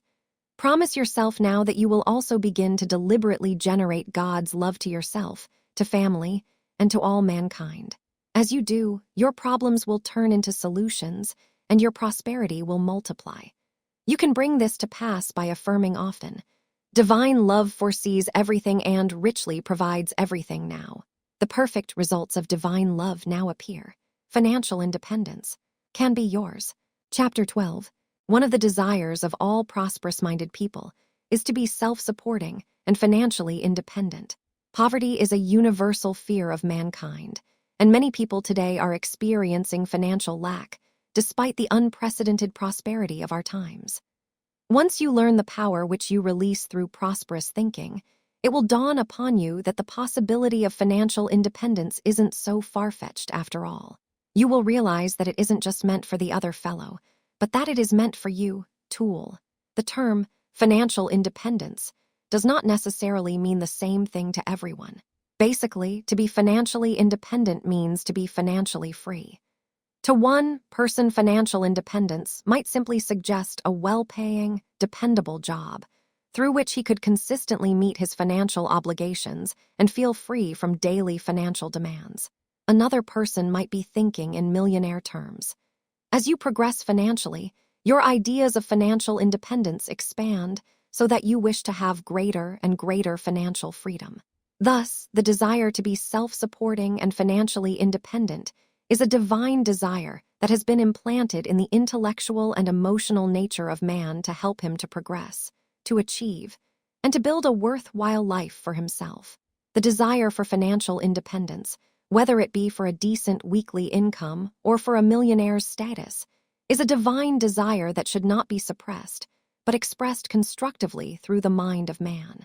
When it is so expressed, man is then able to experience the satisfaction and fulfillment that God wants him to have. Accept things as they are. Perhaps one of the great secrets of attaining financial independence was shown us by the mayor of a New England town, when, several years ago, a news story related the remarkable results of this man's first year as mayor. At the time he took office, everyone was saying, "This is a dying city and nobody can save it," and they had facts to prove it. Slums infested the downtown area, the city population was not growing, and business was leaving town. Prosperity seemed to be ancient history for this town. However, within a year the new mayor had inspired his coworkers to adopt a bold program of cleaning up the city. A slum clearance project went to work to clean out downtown slums and make way for apartment houses, shopping areas, parking lots, new office buildings, and new business areas. How was this one man able to inspire so much progress and new prosperity so fast? He stated that the men on his city council were men who dared to think big, who got the ball rolling. The mayor also mentioned that each night he prayed for guidance. His basic attitude was this: "I won't accept things as they are. Just because they've always been that way doesn't mean they can't be changeable." Thus, dissatisfaction with present financial conditions is the first step toward attaining financial independence. If you can't settle for things as they are, Goodwill, you have the power, through prosperous thought and action, to change them into something far better and more satisfying. This is your key to financial independence, if you dare to use it. I once observed an acquaintance go from an unpleasant job into his own business, which represented financial independence to him, by boldly following through on divine dissatisfaction. This man had been employed since World War II in a jewelry store, but always in the back of his mind was the dream of owning his own store. Finally, disharmony and disorder arose where he was employed. After long and faithful service, he suddenly quit his job, although his employers assured him he would not be able to do as well elsewhere. This man silently reminded himself that he had no intention of doing as well elsewhere as an employee, but that he intended to become independent of bosses and other people's ideas, for he would be an employer himself. At the time this man quit his job, he had only a small amount of money saved. He also had a family and the usual financial responsibilities. Nevertheless, as soon as he let go of the unsatisfactory financial situation, he began to feel better, more content, and somehow freer. Word soon got around. A friend who had a jewelry store in another town offered him a job until he could decide about permanent work. He took the job to assure some income while he quietly made long-range plans. A little later, still another business friend informed him that he was also dissatisfied with just being a salaried employee. He wanted to go into the jewelry business on a partnership basis. This man had a comfortable savings balance. Together, these two men were able to produce the financial assets and credit standing needed to go into their financial venture. Neither of these men could have managed this financial venture alone, but together they were able to pool their resources, financial assets, talents, and abilities. They formed a partnership and opened their own jewelry store, which has since made them both prosperous. But the first man had to let go, refuse to accept an unsatisfactory business situation first, before the right doors opened. Emotions are your geopower. Another secret of financial independence, after we decide we will not settle for less than the best in life, is the law of concentration and conservation.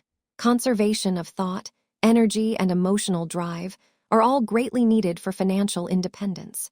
You have perhaps observed that some people seem to prosper for a period. Their business may even boom, but suddenly the bottom drops out and they experience dire financial failure, from which they seem unable to recover. In almost every instance, if you look closely, you will discover that those people's emotions, attitudes, and way of life became scattered, thus depleting them of their previous fine ability to prosper. Most men's business activities prosper as long as their personal lives succeed. But when marital difficulties arise, their businesses go on the rocks, too. I recently talked with a brilliant man who has made several fortunes and lost them each time his home life was disrupted, as his emotions became upset and scattered. We are all creatures of emotion and deep feeling, and our deep feelings can make us or break us financially. They are your God power and your gopwar. You should guard them as you would a gold mine, because your emotions are in reality the richest gold mine you will ever own. Scattered thinking, scattered emotions, scattered actions lead to a scattering of your mind power. This in turn depletes your physical energy that is essential for prosperity.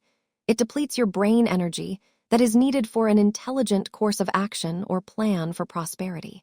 It saps your emotional drive that is needed to put your prosperity plans to work. Dare to be different. Conservation of thought, energy, and emotional drive are all necessary for financial independence.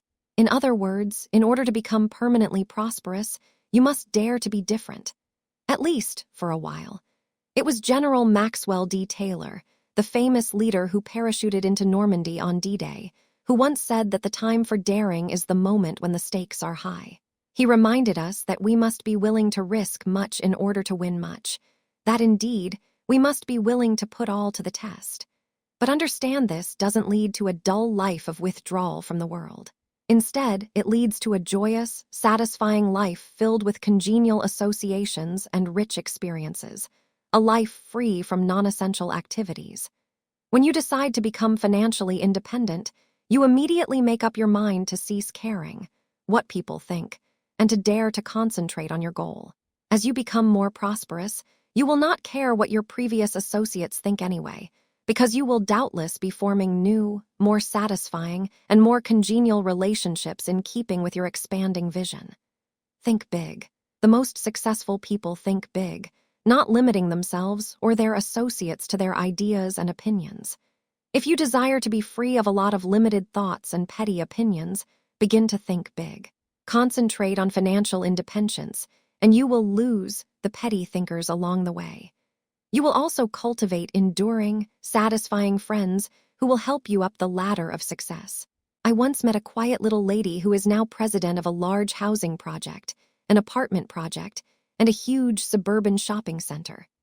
20 years ago, the site now occupied by these homes, apartments, and stores was a large pasture, located about a mile from the nearest highway and 5 miles from the nearest town. But this little lady had a dream about her property. 20 years ago, this had seemed a rather foolish dream. She kept building the vision in her mind that one day her land would be the site of one of the most beautiful suburban shopping centers in this country. She quietly and boldly held that vision in mind, impossible though it seemed. Of course, such a fulfilled dream would automatically make her financially independent. In a few years, a nearby military base was enlarged. As a result of the increased traffic from the military base to the nearest town, a new 4-lane highway was built. It happened that this 4-lane highway bordered on this lady's pasture. Almost immediately, real estate agents by the dozen began making this lady offers for the purchase of her land, but she refused to sell. From a practical standpoint, it might have seemed the thing to do because the land was still undeveloped and as such almost worthless. Unlike the realtors who wanted to buy, she had not the money nor the financial assets necessary to develop her land. But still, she had her dream, and she courageously held that vision of prosperous financial independence. The years passed. The nearby town grew and grew. One day, this lady noticed a contractor with his equipment and men on the property adjoining hers. Soon, she was introduced to this contractor, and they became friends. They talked about all her property and of its possibilities for development.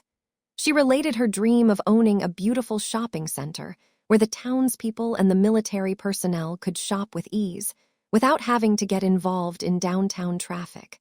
This contractor was quite impressed with her dream. He explained to her that it was possible for her dream to come true without her having to sell any part of her beloved land. He pointed out the possibilities for the formation of a corporation in which she would furnish the land, while he would furnish the services of his contracting company. Equipment, personnel for building and supervising the work. He advised that he had a millionaire contractor friend who would be willing to furnish the necessary cash and collateral until the building was completed and could be approved for long-term financing. In due time, they formed a corporation. Upon the advice of her 2 corporation partners, they first built an apartment project to relieve the critical housing shortage that had occurred in that area. Later, they built homes for rental and sale. Still later, they built a beautiful, colonial-style shopping center that includes everything from a variety store to a drive-in bank. Thus, this woman's lovely pasture land provided for the needs of hundreds of people occupying apartments and homes. Her huge shopping center is considered one of the most beautiful in the South. All because she quietly and boldly held to an image of great success, prosperity, and financial independence until others of like mind came along to help her make it come true. Dust off your dreams. If you have unfulfilled dreams and visions of greater prosperity and success tucked in a corner of your mind, don't keep them there any longer. Dare to bring them out and dust them off. Dare to begin thinking of the possibilities of financial independence even if, at this point, they seem impossible of fulfillment. Should that old defeating element of fear try to whisper that there's no possible way for your dreams of financial independence to come true, remind yourself of the rich biblical promises. Fear not, little flock, for it is your Father's good pleasure to give you the kingdom. Luke 12:32. Prove me now herewith, saith Jehovah of hosts, if I will not open you the windows of heaven and pour you out a blessing that there shall not be room enough to receive it. Malachi 3:10. All things are possible to him that believeth. Mark 9:23. With God all things are possible. Matthew 19:26. Often you may not have succeeded, because you felt that somehow you had to succeed alone, and the thought overwhelmed you. It seemed easier to settle for failure. But as a very successful engineer said to me recently when I asked him what his success secret was, I was never successful until I went into partnership. God is my partner and the best one I have ever had. His guidance about my financial affairs never leads me anywhere but to greater prosperity. I begin and end my day by asking for, listening for, and expecting specific guidance about all my engineering projects, and that guidance always comes. Recently, when the president of one of this country's leading corporations said to me, "How do you do it? How do you manage to do all you do and never become ruffled or upset in the midst of such great demands and expectations?" He seemed rather amazed at my answer that it's simple. God is my partner and I leave all the stress, strain, and hard decisions to him. The man answered, "You mean it really works to do such a thing? That it's practical to trust God in such large financial matters?" My reply was, "Look, if you can't trust God who is all intelligence, has all power, and who runs this rich universe, just whom can you trust? Truly, God opens ways where, to human sense, there seems to be no way. Grasp this truth and hold fast to it. Businesses have been saved, fortunes built, discoveries made, inventions perfected, and the dead restored to life, after the sentence of defeat had been passed by humanity. Thank God that His goodness does not stop at the limits of our human vision. Keep steady, keep your faith, keep your courage. Remember that God opens ways where, to human sense, there is no way. Visualize financial independence. In other words, you need not undertake the fulfillment of any desire alone. You have the promise, ask and it shall be given you, seek and ye shall find, knock and it shall be opened unto you. For everyone that asketh receiveth, and he that seeketh findeth, and to him that knocketh it shall be opened. Matthew 7:7. Most folks overlook this as a prosperity secret. Often they let riches pass them by, just because they do not ask the help of a higher power to learn how to attain their good. Begin now to visualize yourself, not as just becoming more prosperous, but as becoming financially independent. Emma Curtis Hopkins has written, "Whatever is oftenest viewed with the inner eye reveals its secrets and hands out its gifts." It is a delightful process and very stimulating to the mind, and it really is not daydreaming if you dare to get definite in your thinking. Mrs. Hopkins has further pointed out, success lies in being one-pointed, and in rejecting all that distracts from one's victorious objective. 2. Why be mildly prosperous when, by being mentally one-pointed, you can be completely free from financial care, so that you will have time and money to develop other phases of your being that can be a credit to you and all mankind. A Texas oil man once made a fortune in a way no one expected. He went into oil fields that had already been drilled for oil, and by drilling deeper, he made a fortune in oil that no one believed was there. In the realm of prosperous thinking, you are actually equipped to master life. In its every facet, you do not have to compromise in life, if you are willing to let go of the idea of compromise. By ceasing needless activities, associations, and relationships, by ceasing to be bothered with needless chatter with scatter-minded people, you will find that financial independence is right around the corner, much nearer than you previously assumed. Conserve your time and energy. Begin to discipline yourself more. Conserve your time and energy. Associate only with other prosperous-minded people with whom you have compatible interests. As you turn from all that is unproductive or unrelated to your high vision of prosperity. As you stop trying to please others and dare to please the still, small voice of progress within your own heart, you are well on the way to financial independence. Many people want to become financially independent, but they never make the grade because they refuse to discipline themselves and their way of life, even for a time. It may seem to you an extreme idea that you must concentrate on prosperity to exclusion of all else. That you should discard negative, failure-minded business associates. That you should begin fearlessly to weed out all undesirable relationships. That you should be careful with whom and how you spend your time, even your leisure time. Once you decide to try this method, you will discover that it is as though you are breaking a hard shell of limited thought, feeling, and activity. When you get past that point, you can begin enjoying a more balanced way of life again. But there is that transition period of having a one-track mind that thinks only of success and prosperity, after which you find yourself in a much higher financial bracket. You will discover a new zest in life, and you will be able to relax and really have fun because you have earned it. But unless you conserve and concentrate prior to that point, you'll never attain it. The truth of this was recently brought to my attention by a news story reporting that a young man, who is still less than 30 years of age, had become vice president of an insurance company. This young man decided several years ago on an objective, and he quietly started working toward it through prosperous thinking. He spent all of his spare time reading books on success, associating only with others of like mind. For a period, his wife felt that perhaps he was restricting himself from social affairs, which they both had enjoyed in the past. But when he explained to her why he was devoting his time to concentration upon his present and future success, she was willing to forgo most social events that were time-consuming. After several years of hard work and study, this young man has reached such heights that he and his wife can again lead a more social life. Now they can truly afford the enjoyable contacts with prosperous-minded people who are their new friends. Assume your financial independence, no one. a good way to begin cultivating the expectation of financial independence and the happy experiences it can bring is by beginning to be financially independent for the day, week, or month now before you.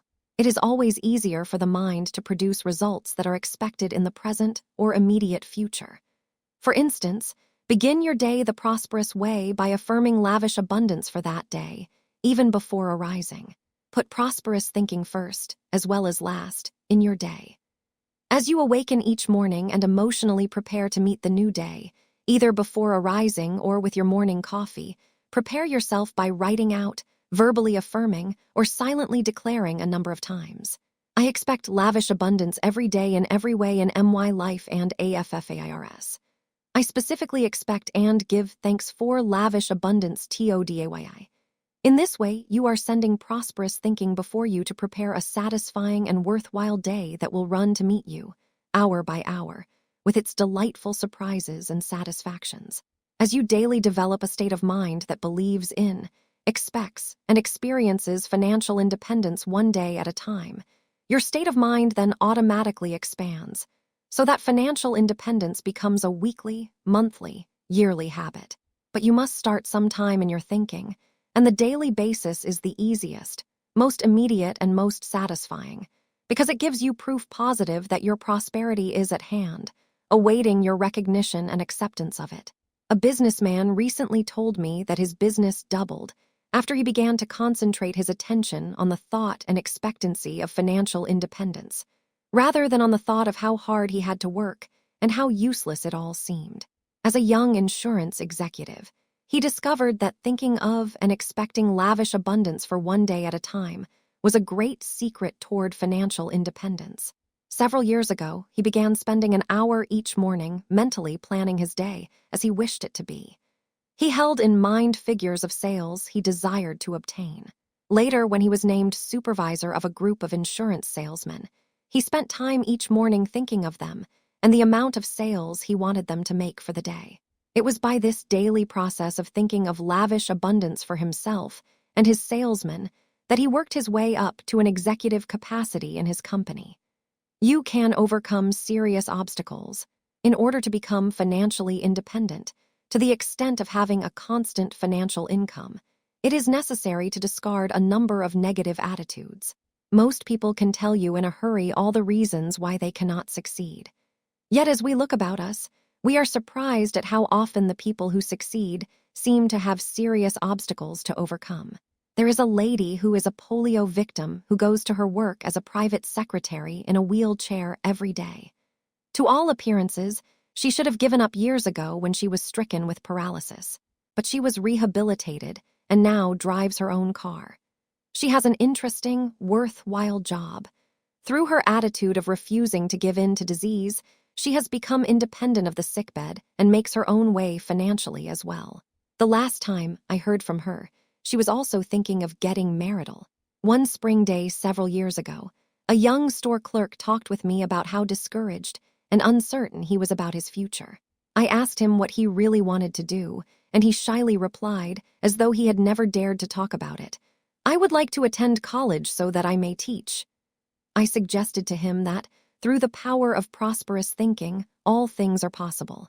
I further suggested that he consider becoming independent, that he should positively work toward getting further education, that he should not settle for a clerk's job if he really wished to become a teacher. He agreed to begin visualizing himself as attending college in the fall and to constantly think of lavish abundance becoming visible to meet his every need. At the suggestion that he make plans as though he would attend college in the fall, he immediately registered at the college which he wished to attend.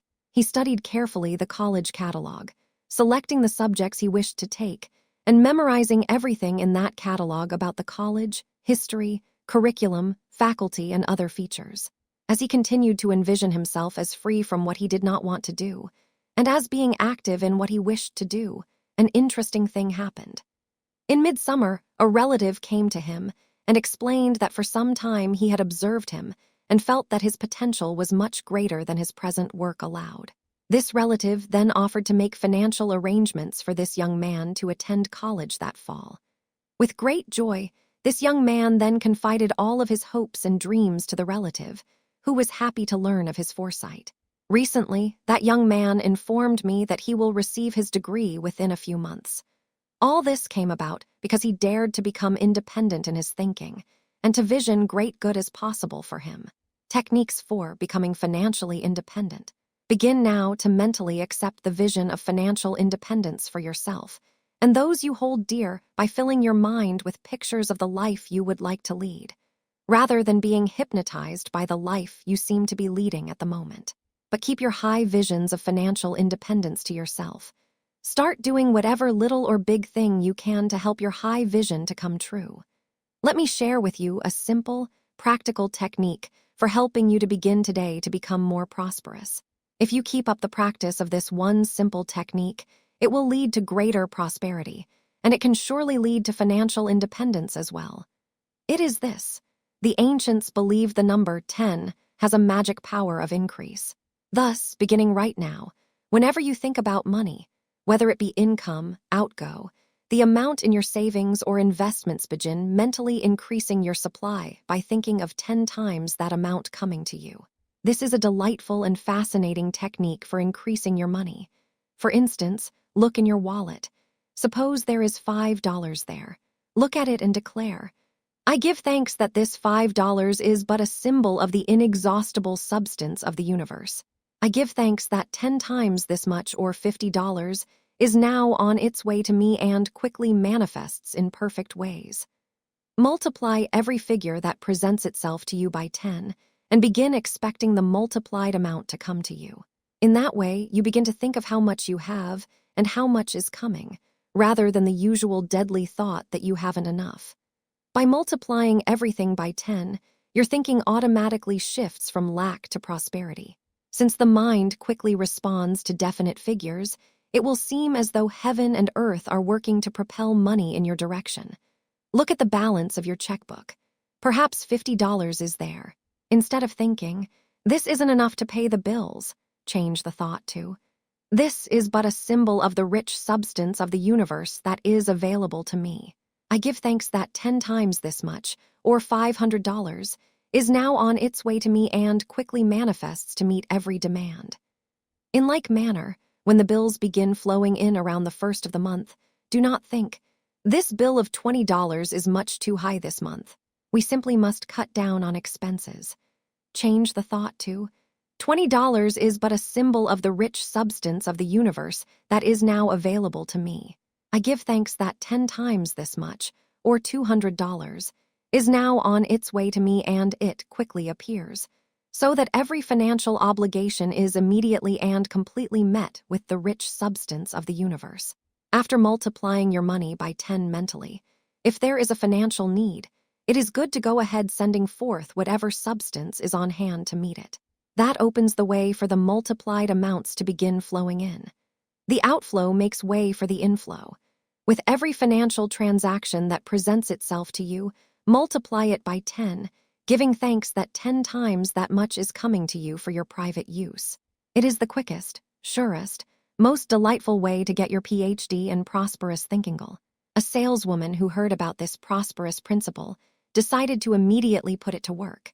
The night she heard it explained, she had $1 in her pocket. She took it out, looked at it, and thought, 10 times this much is immediately coming to me. $10 now manifests. She then gave the dollar as an offering at the close of the lecture. The next day, she continued multiplying the total figure of every sale she made by 10. The result was that she sold more during that one day than did all the employees on 2 other floors of the same store. That night when she arrived home, there were 2 $5 checks which had arrived in the mail. They were gifts that were totally unexpected. Thus, her dollar had produced $10 for her, and her selling power had mushroomed that day through her use of the magic number 10. You can take this same idea even further, once you get it fully established in your mind and working for you. A doctor who heard this principle explained thought quietly, "Why should I settle for the multiplying power of 10? Why wouldn't the number 100, which is 10 times 10, be even more powerful in multiplying power?" And so he decided to test it out. He, too, gave a $1 love offering at the conclusion of a lecture he heard on this subject. thinking, I am giving, thereby invoking the law of receiving. I expect to receive 100 times this amount, or $100. I give thanks that it quickly appears in perfect ways. The next afternoon, a woman walked into his office, handed him a check, and said, I do not owe you any money because I have not needed treatment from you recently. However, I am greatly impressed with the help you have been able to give several members of my family recently. They have been completely restored to health through your treatment. In appreciation, I would like to share a portion of some money that recently came to me unexpectedly. The check she insisted he accept was for $1,001. A housewife, upon hearing of the multiplying power of 10, thought as did the doctor, and decided to multiply the dollar in her pocketbook by 100 instead of by 10. Within days, she received a check for $100 from a business associate who had long been owing her the money.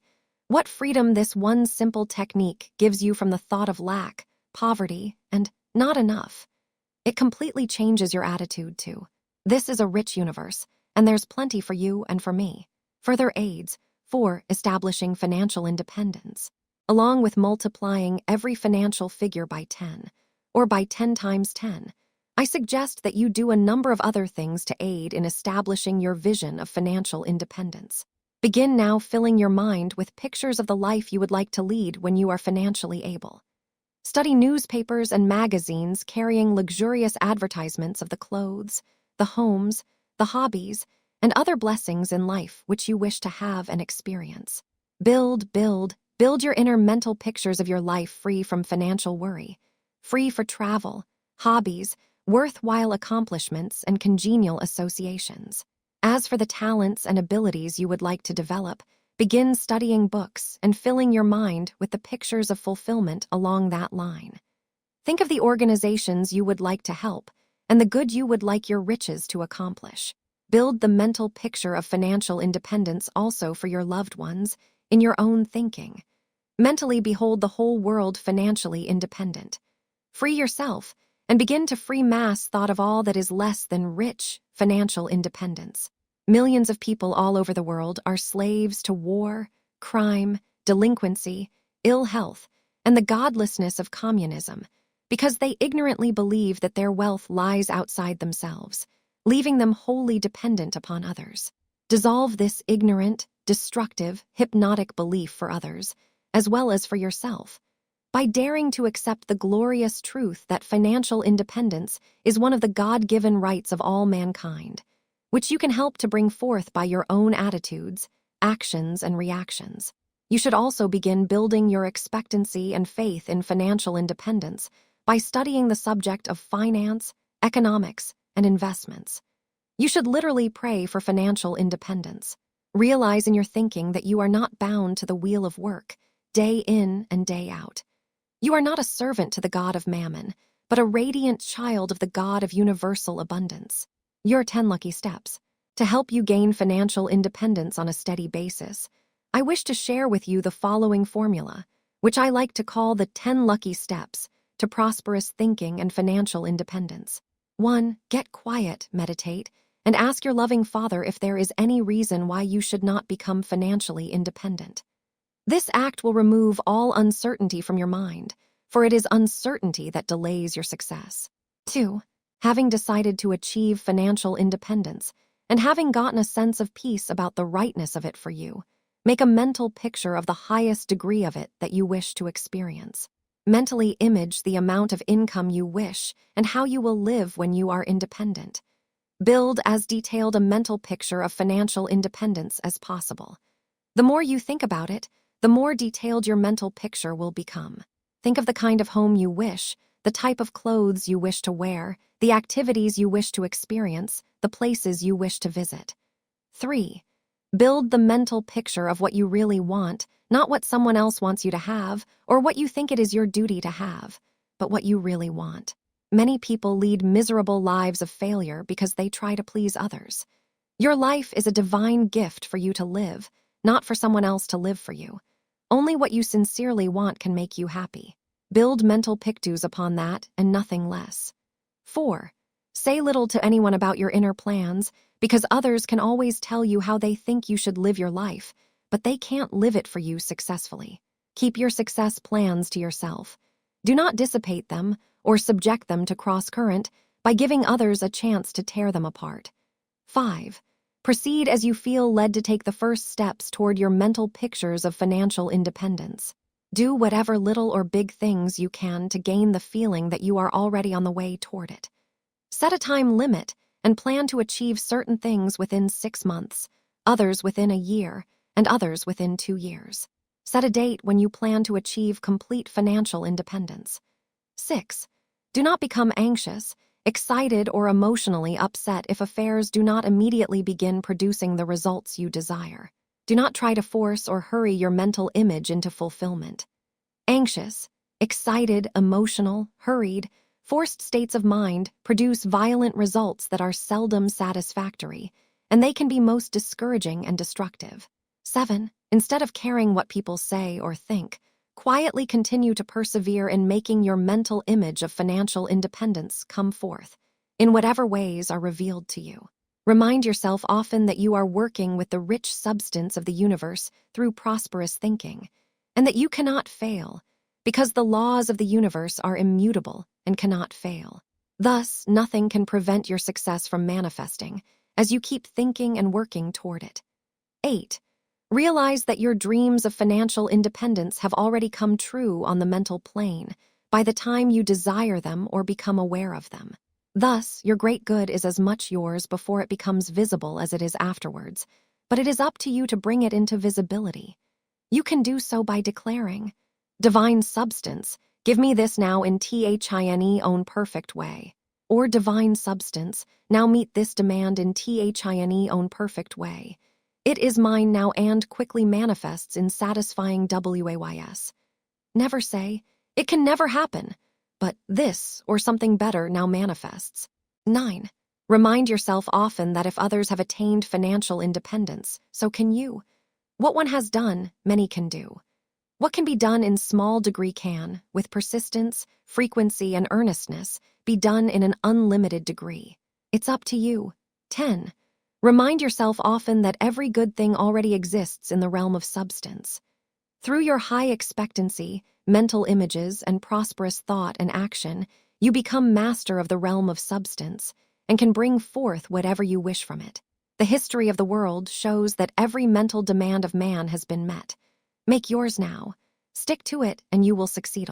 It may not happen overnight, yet it can. It will happen if you dare to persist in expecting, envisioning, and mentally accepting the idea of financial independence for yourself and all people. At first, it may take some effort on your part to begin believing success is possible for you, but the fruits of that effort will make it worth every prosperous thought held, every vision entertained, every rich mental picture you have built. Declare often, "Every day in every way I am becoming financially independent with the help of God." It can surely come. The Prosperity Law of Prayer, Chapter 13. In these modern times, you hear much about the power of prayer.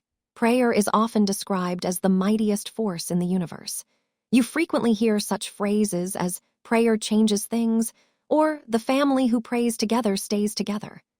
Everywhere the power of prayer is being written about, talked about, and used as never before. Someone succinctly described the power of prayer in this manner: "Prayer is profoundly simple and simply profoundal." Recently, the vice president of a large real estate firm talked with me at length about the power of prayer. He declared, "This is a more spiritual world than many folks realize. People often wear a mask, hesitating to speak of their belief in prayer or of their own answered prayers." He then related how, during a recent period of ill health, his supposedly hard-boiled business friends quietly visited him in the hospital and later at home to talk with him about the power of prayer for restoring his health. Even after he returned to work, several business friends spent their entire lunch periods with him, relating numerous answered prayers in their own life experiences. Prayer is natural to man. Prayer has been described as man's steady effort to know God. Quite contrary to what most people think, prayer is natural to man, rather than a strange, mysterious practice. Men have always prayed and always will. In his primitive understanding, primitive man prayed to the sun and stars, to fire and water, to animals and plants, to images and myths, but primitive man certainly prayed. Later, as the intellect of man evolved, his ideas advanced as he conceived of God as a personal deity who had human sentiments and emotions. The early Hebrews prayed to this kind of God, a God with human traits, a God who they felt had to be appeased by sacrificial offerings and implored to bestow favors.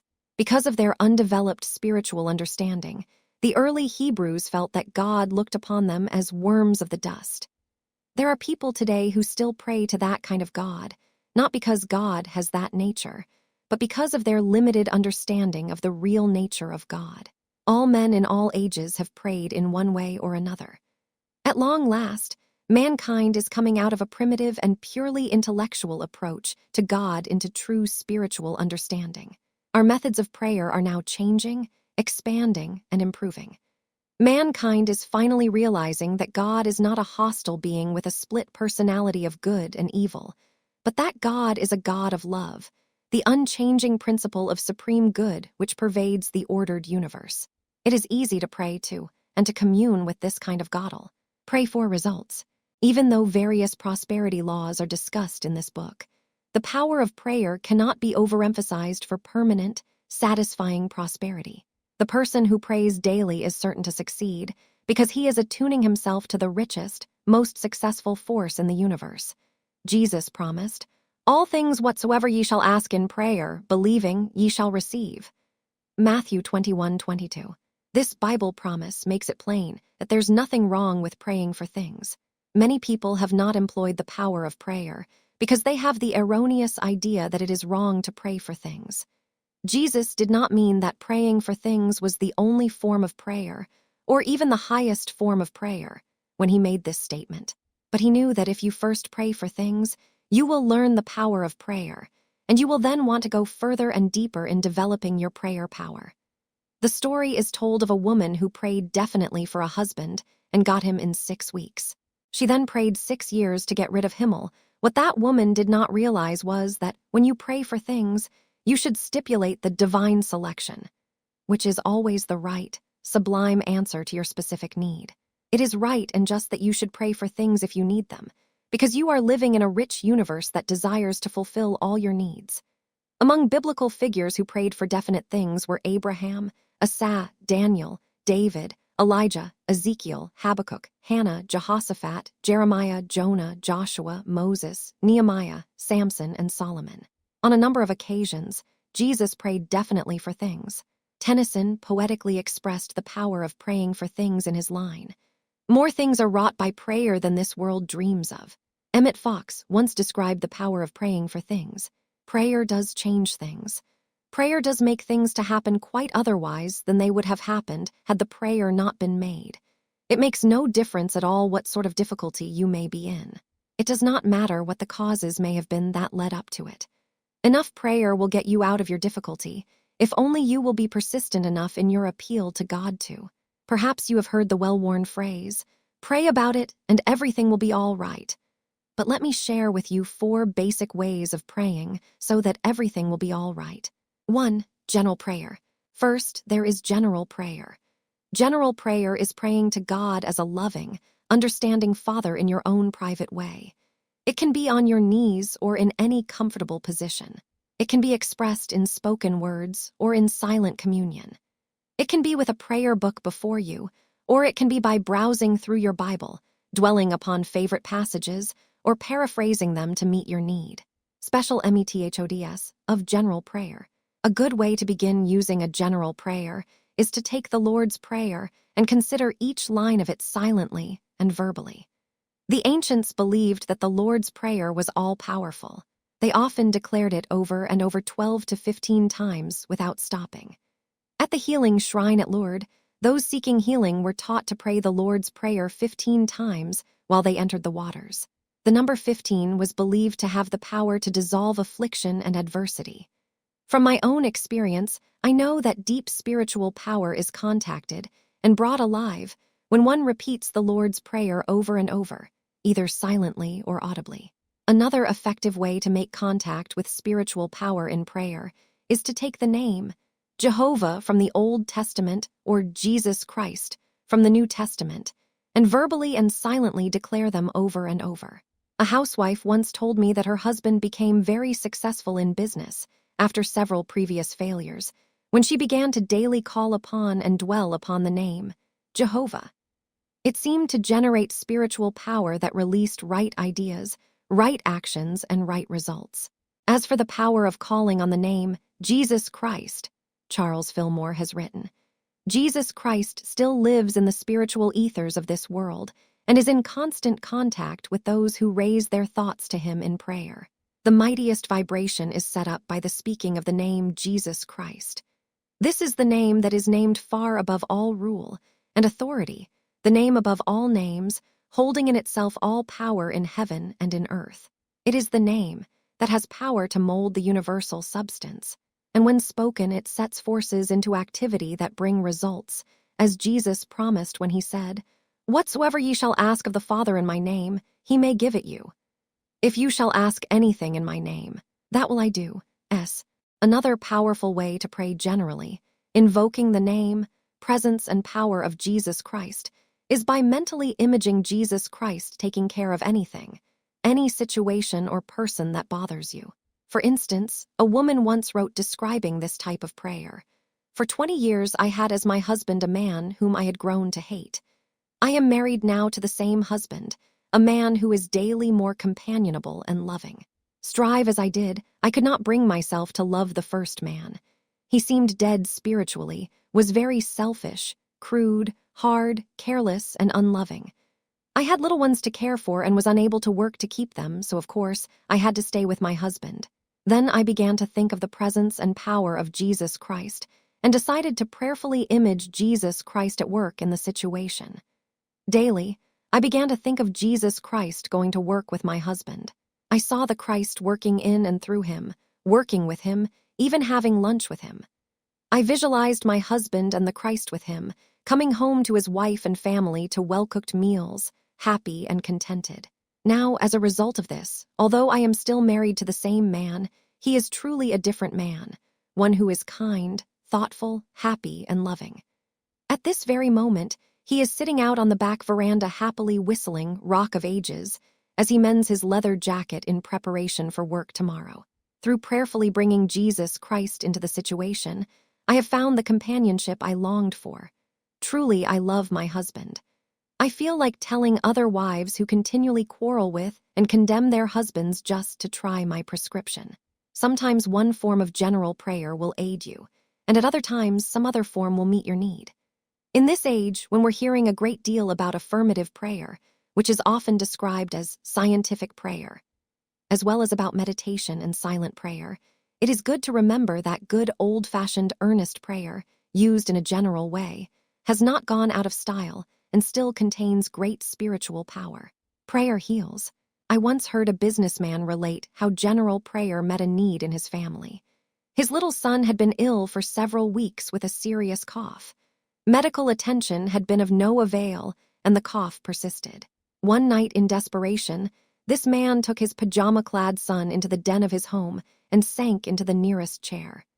He then offered a short, simple general prayer of thanks that his son was healed of the cough and infection.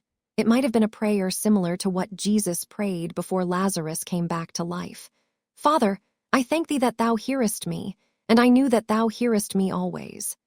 John 11:41-42. In any event, the child coughed only twice after that and recovered completely. That is the power of general prayer. Prayer dissolves bitterness. A housewife recently wrote me of some of her experiences with general prayer. She and her husband desperately wished to have a child. For 3 years, they prayed daily that God's will be done concerning it. Their prayer was then answered, and they now have a lovely little girl. In another instance, a housewife had long been estranged from her father, who had divorced her mother when she was small. One day, after years of not having heard from him, a letter arrived saying he would like to come for a visit. At first, the old bitterness from the past welled up within this woman as she thought of seeing her father again. Then she knelt beside her bed and prayed that God's good will be done in the matter.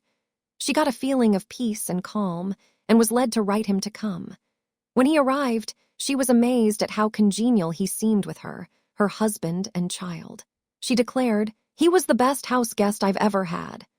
They laughed, shared many things, and were quite happy during his 10-day visit. 6 months later, she received word that he had passed away in a distant city, and she was so grateful she had prayed for guidance and had enjoyed that last happy visit with him. Praying for marriage. The assistant secretary-treasurer of a savings bank once remarked that it was time she was getting married. She was an attractive person who had many friends and enjoyed a wide range of activities, but she just never had met the right man. The janitor heard her remark and informed her that it was quite possible for her to meet the right person and to marry happily. He advised her to pray about the matter. She informed him that she had already prayed many times, but to no avail. Doubtfully, she agreed to pray again if he would also pray with her daily, which he did. One morning a few months later, she was wearing a lovely diamond as she rushed into the bank and announced to her fellow workers that she would be getting married very soon. She had met her future husband while playing golf at the country club, and it had been love at first sight. Ever since, she has insisted that her happy marriage is the result of prayer. Praying for work. A musician was out of a job.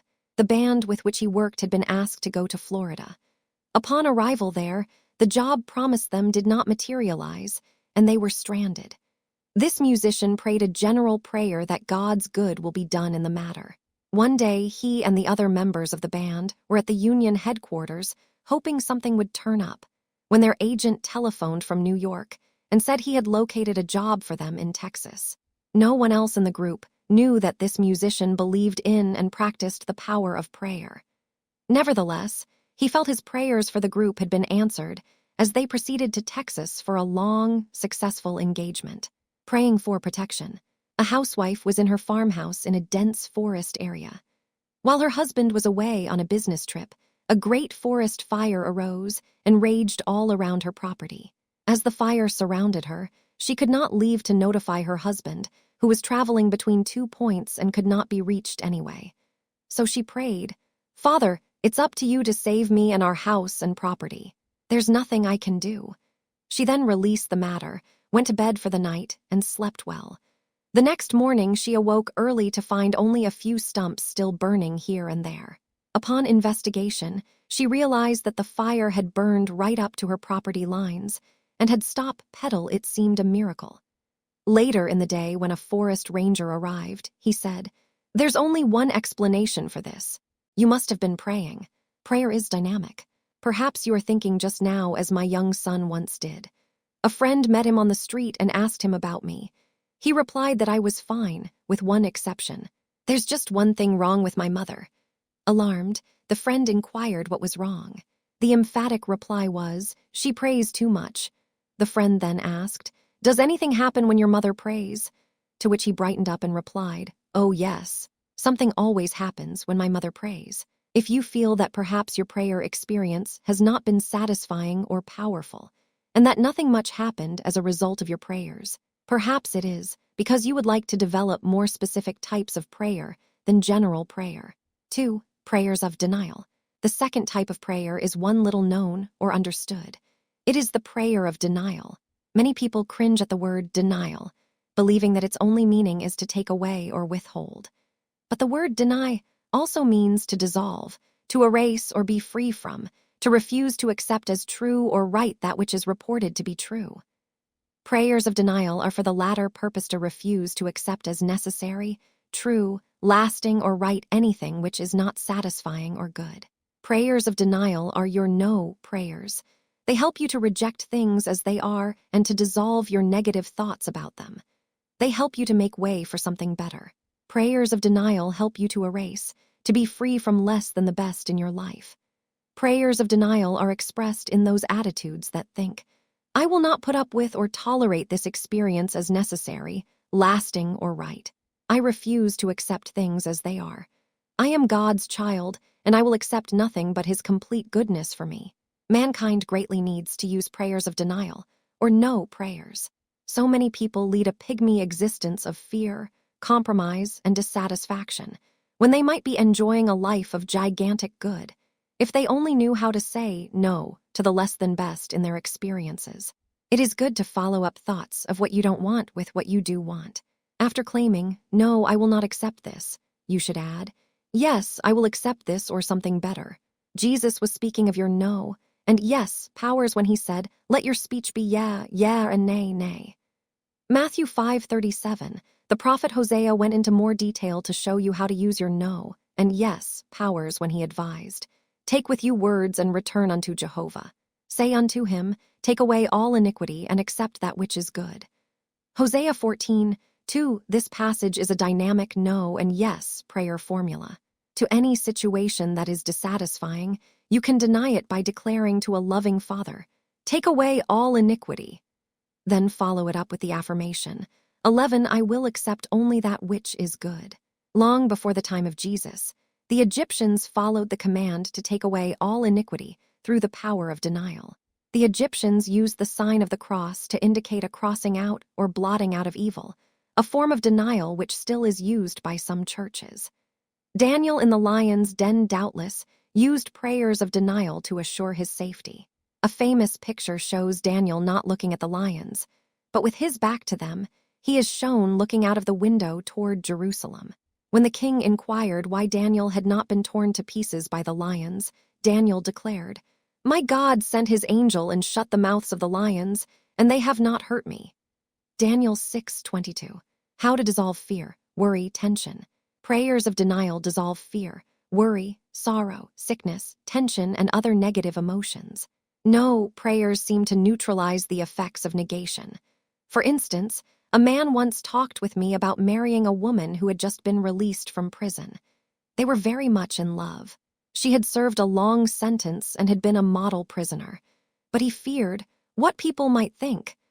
I asked him if any of his friends knew of her prison record, and he replied they did not, but he feared they might find out.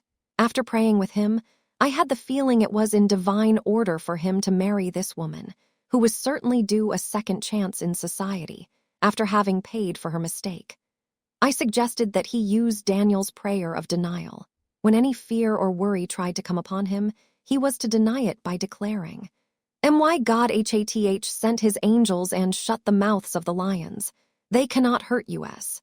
He used this prayer and never had any unfavorable reaction to his marriage. In speaking of these second and third types of prayer denial and affirmation, I should point out that they are as much attitudes of mind as formal methods of prayer. You can use them silently or verbally wherever you are, either as formal prayers or informally as attitudes of mind. Any secretary knows the feeling when she is hurriedly called in for dictation and informed that she must produce quick results. It can be confusing and upsetting unless one knows how to use attitudes of mind. I recall once, while still a legal secretary, being informed that a long legal contract which had been dictated to me had to be transcribed immediately, if not sooner. For one of the boss's prominent clients, it seemed an impossible task, so I began thinking over and over. There is no need to rush. Divine order is now established and maintained in this situation. Within a few minutes, this client changed his mind about the urgency of this matter and informed the boss he would return the next day to sign the papers. This allowed time to prepare them properly. So many people get the erroneous idea that somebody else can keep their good from them, and so they unhappily go through life believing it. Prayers of denial can dissolve such false beliefs. When you catch yourself thinking in such a limited vein, change the thought and declare, "Nothing can oppose my good." As you do, you will find that where people and affairs seem to work against you, everything will shift and begin working for you. One of the greatest problems of mankind is how to overcome and dissolve fear. When you can overcome your fear of any problem, you have gained control of it. It no longer controls you, and you are well on the way to solving it. A powerful prayer to deny fear is, "Perfect love casts out fear." Say no to unhappiness. A war bride from overseas came to this country with her American husband. For a few years they seemed happy, but then the old memories of her war experiences began welling up in her mind. She became very unhappy, depressed, and confused. Finally, her husband had her confined to a mental hospital. Later, he divorced her and married someone else. In the midst of all this unhappiness, far from her homeland, among strangers, this woman learned of the no attitude of mind. She had only one friend outside of the hospital to whom she began to write, I am not going to remain in my present condition. I know I can be helped. I know I am going to get well. Gradually, she began to improve. Soon she was released from the hospital and went to work in another hospital. When she did, she declared to her friend, "You see, I told you I had what it takes." She was soon happily married to a doctor whom she met at her new job. If people only knew how to say no to unhappy experiences. Rather than to bow to them all, the Hebrews were warned repeatedly not to bow down and worship false idols or gods. The gods of unhappiness, lack, and limitation are heathen gods which are still with us. They cause us as much havoc as did the early Hebrews' worship of false gods. To declare, "There is nothing for me to fear. God's spirit of good is at work and divine results are coming forth," is to dissolve fear, worry, tension, and anxiety. To declare, as the scientists know, "There is no absence of life, substance, or intelligence anywhere, so there is no absence of life, substance, or intelligence in this situation or in my life," dissolves uncertainty, confusion, and many times dissipates psychosomatic sickness or financial lack.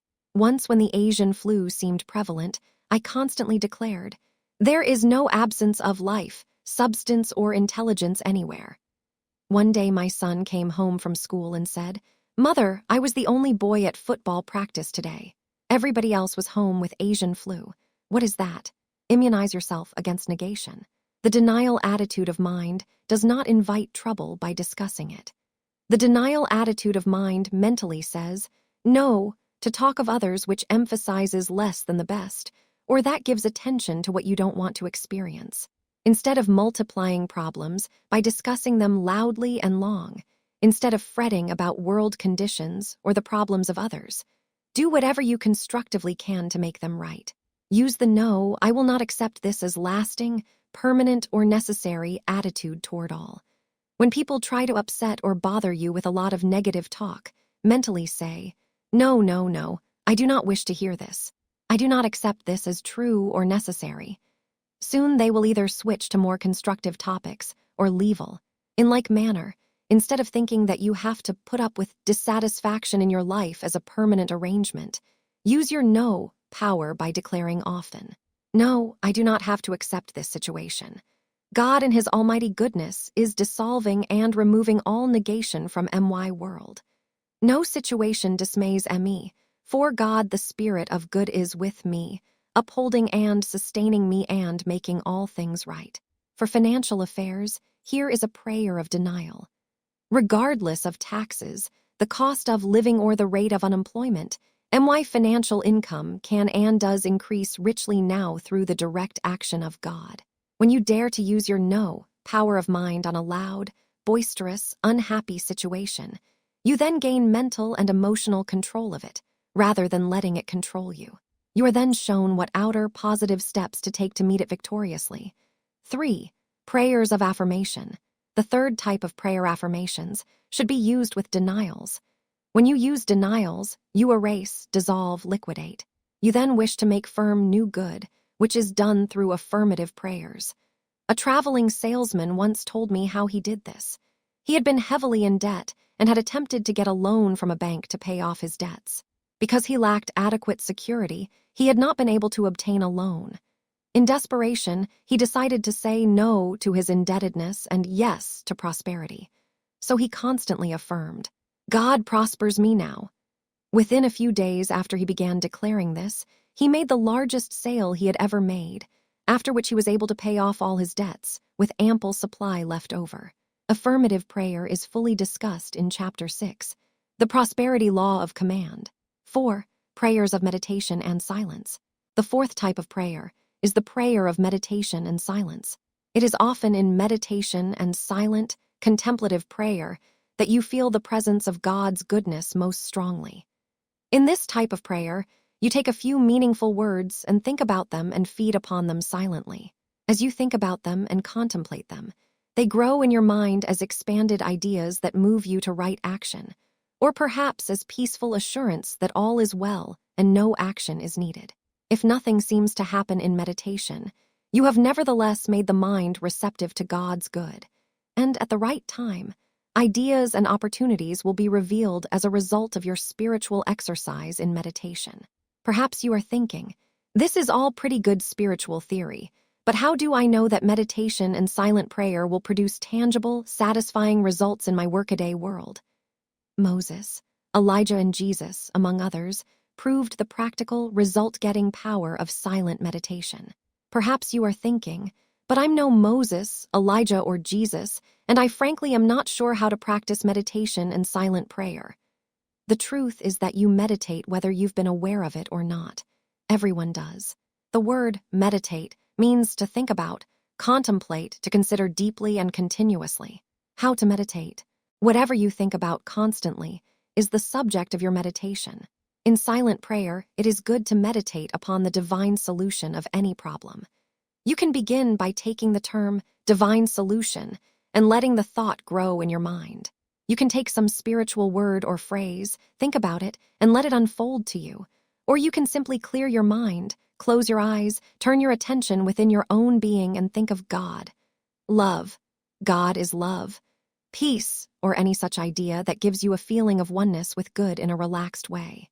I often go into silent meditation to get guidance or the feeling of renewal, uplift, encouragement, and new energy. If I retire to my room for silent meditation around dinner time, after a busy day, I find that, after about half an hour of silent meditation, I become renewed and ready for an evening of further work or other activity. Someone has said that prayer feeds. I can attest that meditation feeds me emotionally with a sense of harmony, uplift, and peace. That meditation feeds me intellectually with new ideas, or often flashes into my mind something I need to know about a current situation. And that meditation feeds me physically with a sense of body renewal, new energy and well-being, dissolving fatigue and tension. Meditation solves problems. It is through silent meditation that I often plan my days, my lectures, my writing. It is not necessary to be highly developed spiritually to use the power of silent meditation effectively. I use the power of meditation often while in the business world. Some of the most thrilling results are realized when we take up a problem, sit alone, and meditate as follows. The divine solution is the sublime solution. I accept and claim the divine solution in this situation now. Gently let your mind expand on that thought. The fear energy, spent in worry and battling with the problem, will then be transmuted into faith energy, giving you the right ideas and the right answer. Always, when you have a problem, if you will go into silent meditation and contemplate the solution from a divine standpoint, you will be shown what to do. An engineering executive once told me that he uses this method. When his men run into difficulty on an engineering project, he privately takes the problem, goes into his study, silently meditates upon it from a divine standpoint, and inevitably receives the solution. One of his junior executives once asked him how he always managed to have right answers just when they were needed most. When he explained his simple method, the junior executive skeptically declared, "You mean you just meditate upon the solution rather than focus on the problem?" The business world is full of harried, tense people who become that way through trying to solve their problems in external ways, rather than through the inner shortcut. Everyone should take time daily for quiet and meditation. In daily meditation lies your secret of power. You may be so busy with many activities and demands that you feel you have no time to go apart. But the invitation is, come ye yourselves apart and rest a while. Mark 6:31, it is the only way in which you will ever gain definite knowledge, newness of experience, steadiness of purpose, or power to meet the unknown in daily living victoriously. As you begin to daily practice meditating, you will discover that some of your activities and demands are no longer necessary, and that it is best to let them go rather than neglect your quiet time of meditation and aloneness with yourself and your Creator. When you withdraw from the world for meditation, it is best not to think of your failures. Instead, calm yourself and center your attention on God and His almighty goodness.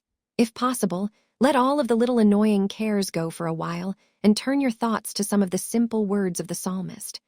Hold in mind some thought that helps you, be it ever so simple. I and the Father are one. Thy will be done in me. I love you, God. Thank you, Father. I am in thy presence, Lord. This is the day which the Lord hath made. I will rejoice and be glad in it. Peace, be still. Until you have practiced the presence of God in this simple way, you can have no idea how it quiets all physical nervousness, all fear, all oversensitiveness, all the little raspings of everyday life. A time of calm, quiet waiting alone with God is one of restfulness and renewal. This is the secret place of the Most High of which the psalmist speaks. Psalms 91:1. This is going into the closet and shutting the door, which Jesus recommended. Matthew 6:6. The secret of peace, power, and plenty. Of the 4 types of prayer: general, denial, affirmative, or meditative, use whatever type seems appropriate to you at the moment, or perhaps blend the several types. But pray oftenly, it can be the secret of peace, power, and plenty. Your genius powers. For prosperity. Chapter 14. In addition to normal powers of observation and perception, all people possess the deeper mind qualities of intuition and creative imagination, as well as special powers to be discussed in the next chapter. All of these might be considered additional prayer powers, which can be activated through our daily practice of prayer and our consistent inspirational studies.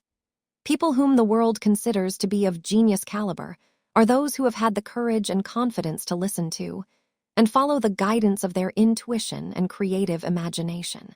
As they follow their inner leadings, the results are usually so wonderful that others believe they have unusual gifts. They do not really possess unusual powers. They are simply actively using their intuition and creative imagination rather than stifling these mind powers, as most of us are inclined to do. We, too, can stimulate our intuition and creative imagination as genius powers for prosperity, success, and more satisfying living. As you develop your genius powers, you may seem to be listening at times to that different drummer of whom Henry David Thoreau wrote. I have always had a highly developed intuitive nature, and it often confused me because I did not understand it. I had been given the impression that if I obeyed it, I was being strange, eccentric, even abnormal. Often as a child, I could not explain to other people what it was or why I felt compelled at times to follow its promptings.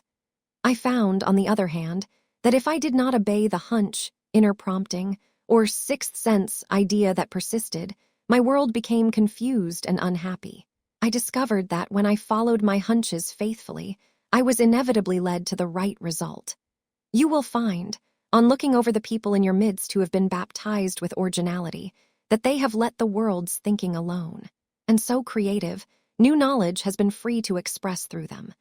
The world needs this kind of original thought in this exciting, progressive era in which we now live. From a prosperity standpoint, people have not known what to do with their genius powers of intuition and creative imagination.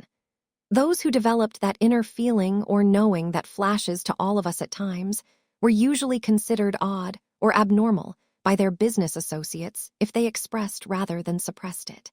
Most of us were taught not to take such people seriously. You are equipped with genius powers. However, in this enlightened age, we are beginning to realize that, while we are humanly equipped with 5 physical senses, as mental and spiritual beings, we are born with powers of the mind that are little recognized and little used.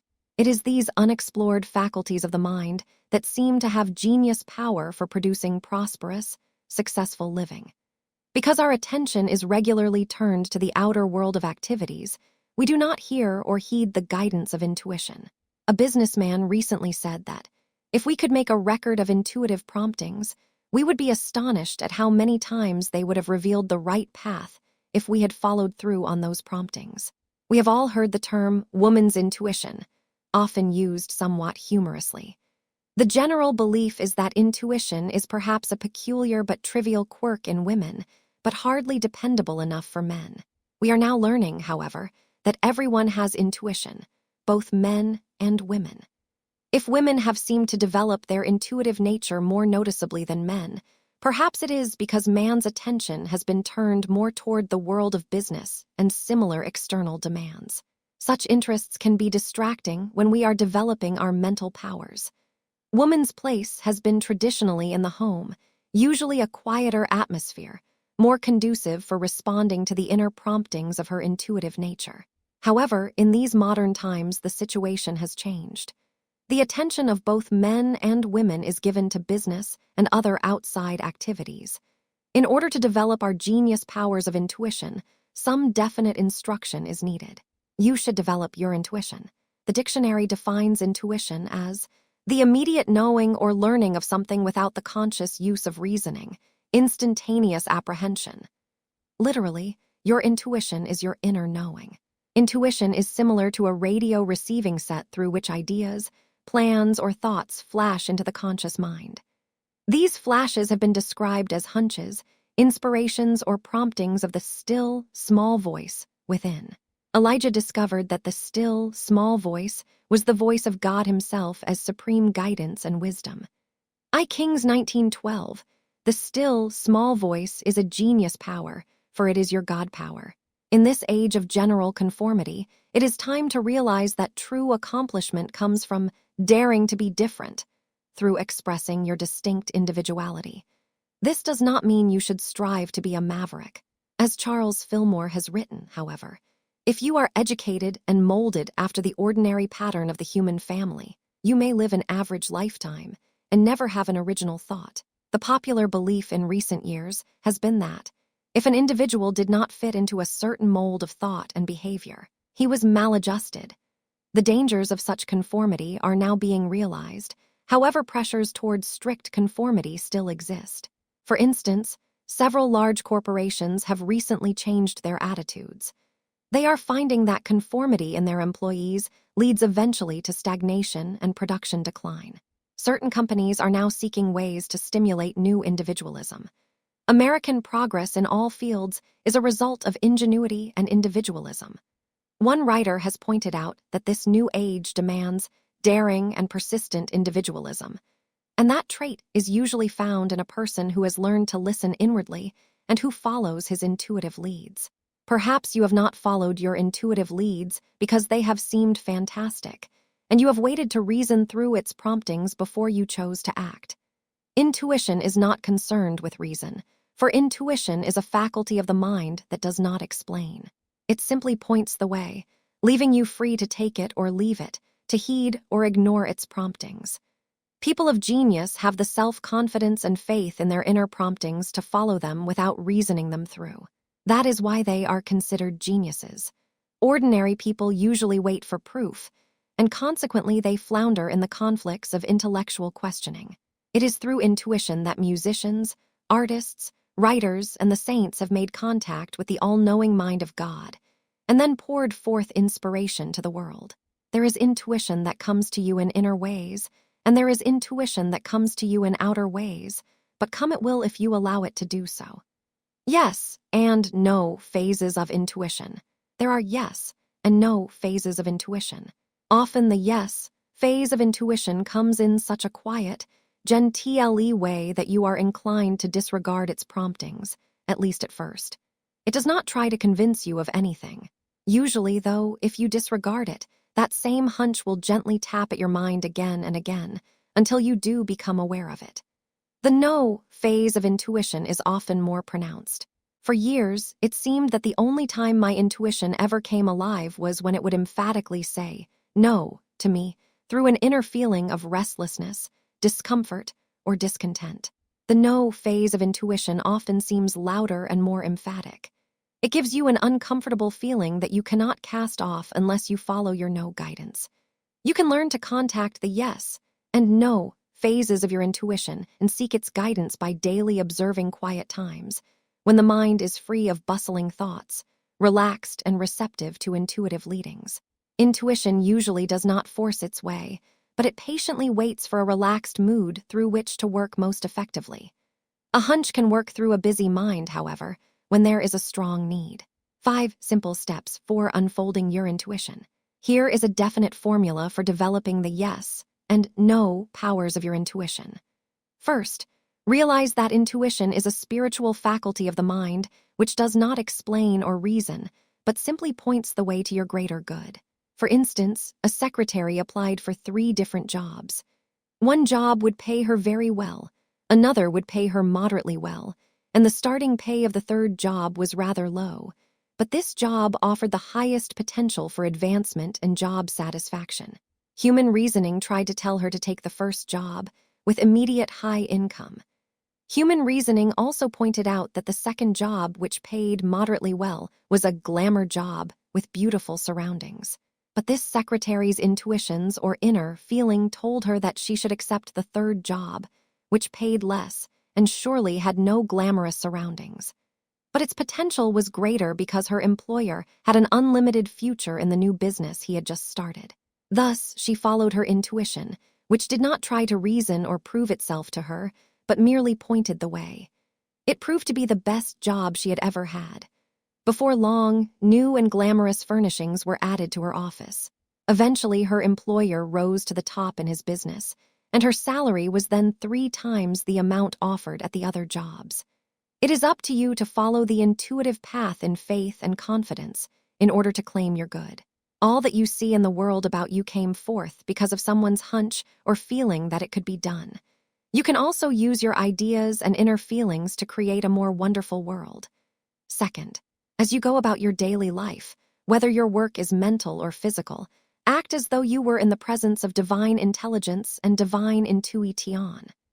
Train yourself to realize that divine intuition is right with you, is interested in you, knows all about you, and delights in guiding and helping you. As you take this attitude of mind about whatever you are doing or whatever concerns you, you will find new power at work for you and around you. You will discover a new ability to accomplish. You will attract better conditions and happier experiences. The more you think of this loving, all-knowing divine intelligence and its intuitive guidance working with you and for you, the less laborious will be your effort to make things right. To help you attain this attitude of mind, affirm often, "Divine intuition is now showing me the way. Divine intuition is now working in and through me, in and through all concerned, producing easily and quickly the perfect outcome, the perfect result." A friend said she used this method when her daughter decided to marry rather quickly. Instead of getting uptight, her mother called on divine intuition to arrange everything. The result was that they made all the arrangements over a long weekend. From selecting a church, minister, music, and flowers to the selection of wedding attire, attendance, the guest list, invitations, even the choice of china, silver, and crystal. My friend later commented, "Thanks to divine intuition, we were able to accomplish in 3 days what would have ordinarily taken at least 3 weeks." Both the wedding and reception were beautiful, and the bride and groom soon moved into a nice new home. Third, as you take these steps mentally, you will find you do not have to struggle, even in your thinking, to make things right and better. Instead, you will discover that whatever you think about, give your attention to, or are interested in, begins to reveal its secrets to you. The dictionary further describes intuition as the ability to look at, regard, or contemplate. More and more you will discover that the thing you look at and contemplate desires to know you. You will stop thinking of your desired good as apart, away, or separate from you. You will stop thinking of your desired good as difficult to obtain. You will stop scheming and trying to maneuver and manipulate people or events.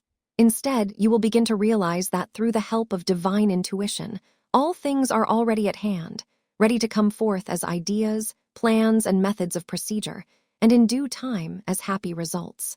Fourth, after beginning to do everything as though you were in the presence of divine intelligence and intuitive wisdom, which knows your needs, is interested, is able and happy to help you, you will find not only that your abilities are increasing more and more, but also that you are being instructed from within about many things you need to know. Suddenly you will have a feeling or get a hunch about what to do or not to do. As you follow that hunch or prompting, you will be happily amazed to find that divine intuition, which gave you the prompting, has already gone before you and prepared the way for its fulfillment. You will discover that as you follow that intuitive prompting in faith, without reasoning it through, your good will unfold to you almost faster than you can accept it. Thus, a hunch or inner prompting simply indicates that the good which you desire actually desires to be yours. Desire is God tapping at the door of your mind, trying to give you greater good. That you deeply desire something is positive proof that it has already been prepared for you and is only waiting for you to recognize and accept it. This does not mean that you desire or wish to accept someone else's good. You may desire the divine equivalent of someone else's good, and you should give thanks for your own God-given, divine equivalent. If, after thinking about a hunch, you still need a little more assurance before launching forth into the unknown to attain it, realize that you can get that assurance just by asking for it. Ask for an indication or sign that you are going in the right direction. A powerful attitude of mind to establish at such times is this: I choose this if it is for my highest good. If not, divine intuition, now send me the divine equivalent. When doubts about your intuitive promptings arise, it is good to ask, Divine intuition, just what is the perfect truth about this situation? Reveal it to me now, and make it so plain and clear that I cannot possibly mistake it. Fifth, after having made your decrees upon divine intelligence in your midst, you must prepare for surprises. Your problems are not always solved in the way you had in mind, nor does your divine heritage of good always come about in the way you humanly expect. If you are not conditioned for surprises at this point, you may miss your good. This is the point where you make the definite decision that you will choose only the good and accept only the good in the various experiences that follow. Results always follow decisions. Things begin to happen that fall in line with your decisions. In these attitudes of mind, you can develop your intuition in inner ways that come as hunches or promptings, or as direct knowledge from the still, small voice within you, speaking as yes or no. Intuition also reveals itself in outer ways, but intuition can come in outer ways as well. After you have asked for guidance, your promptings may come through the words of a friend, a phrase in a book or magazine, or through a series of outer events that take place around you. For instance, a friend asked for guidance concerning whether she should take a vacation. A few days after asking, she had had no inner leading or hunch about it. But as she leafed through a magazine, these words in bold type caught her attention. "Why don't you go?" That settled it. She accepted the idea that a vacation was possible, and thereafter the way was opened quickly for it to be accomplished. The outer ways in which intuition can prompt you are as varied as they are interesting. A mother was concerned about her son, whose behavior was proving quite a challenge. She considered the possibility of sending him to a private school, though he seemed rather young to be away from home. As she pondered what she should do, she remembered to ask for specific intuitive guidance. Shortly thereafter, she opened the evening paper to these words, which emphatically caught her eye. "Home is the place for troubled children." She took that as her guidance and dismissed the idea of sending her child elsewhere. She was then led to give her son more loving attention, to which he soon responded with improved behavior. A businessman's intuition said no. A businessman recently told me how his intuition said no to him in external ways when he had not been able to get inner guidance. He wanted to take a rather expensive vacation trip and did not have the money, though he could arrange to borrow it. The urge to take this trip was so strong, even though his better judgment cautioned against it, that he felt the need for definite outer indications. One morning, when the urge to take this trip was very great, in spite of the indebtedness involved, he decided to settle the matter one way or another. He made the decree that he wanted to know that very day what he should do. He then tried several times to telephone me to ask for prayers for guidance, but he could not reach me. In mid-afternoon, he decreed that if he did not contact me by 5 o'clock, he would consider that fact as a definite indication that his answer was no. I finally was free at 5:15 and immediately telephoned him. However, his deadline had been set at 5 o'clock.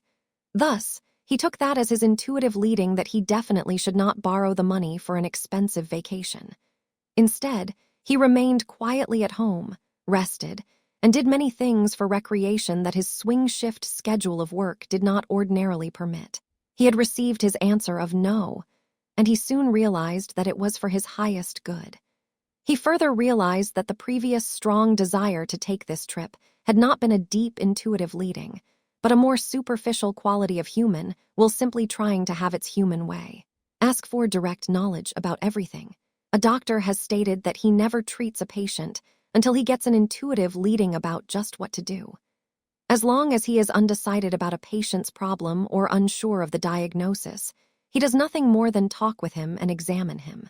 He has found that it is sometimes necessary for a patient to come for several consultations before he intuitively feels that he is sure of the proper treatment. Since he has a large and very successful practice, he has obviously proved the success power of intuition. Often I have found that, when I ask for direct knowledge or guidance, someone who had no conscious way of knowing I have a need along that line will often telephone, write, or make an appointment to tell me just what I need to know. Solve your problems intuitively. When a personal or business problem appears, do not carry it around, nursing it and thinking that you have to wait until a later time to get relief from it. Instead, ask for direct guidance and knowledge, and then watch for inner or outer intuition to speak to you. Begin now to develop your intuition. If you act with perfect faith on the inner and outer intuitive leadings that come, you will never be too late or too early, and nothing will go wrong. Do not get disturbed if things appear to be going wrong after you begin following your strong leadings. Affirm that divine intuition is producing the perfect result, and good will appear. Sometimes things appear to be going wrong, when in reality they are being arranged for the right outcome. Emerson realized the genius power of intuition when, in his essays, he predicted, "We are passing into a new world. The spirit will be enthroned in the heart of man. Then will come a philosophy of insight, and out of that the transformation of genius into practical power." Insight is another name for inner knowing or intuition, out of which genius power can be transformed into practical power and practical results. Your second genius power is creative imagination. Solomon was surely describing your genius power of creative imagination when he declared, "Where there is no vision the people perish, but he that keepeth the law, happy is he." Proverbs 29:18. You can use your genius powers of creative imagination in interesting ways. From an individual standpoint, you can develop your creative imagination as a prosperity power in a very simple but pleasant way. We all wish to gain spiritual control of future events and plans for prosperity. Every night before retiring, it is good to think of the next day's plans. To release your genius power of creative imagination, I suggest that you then use this technique.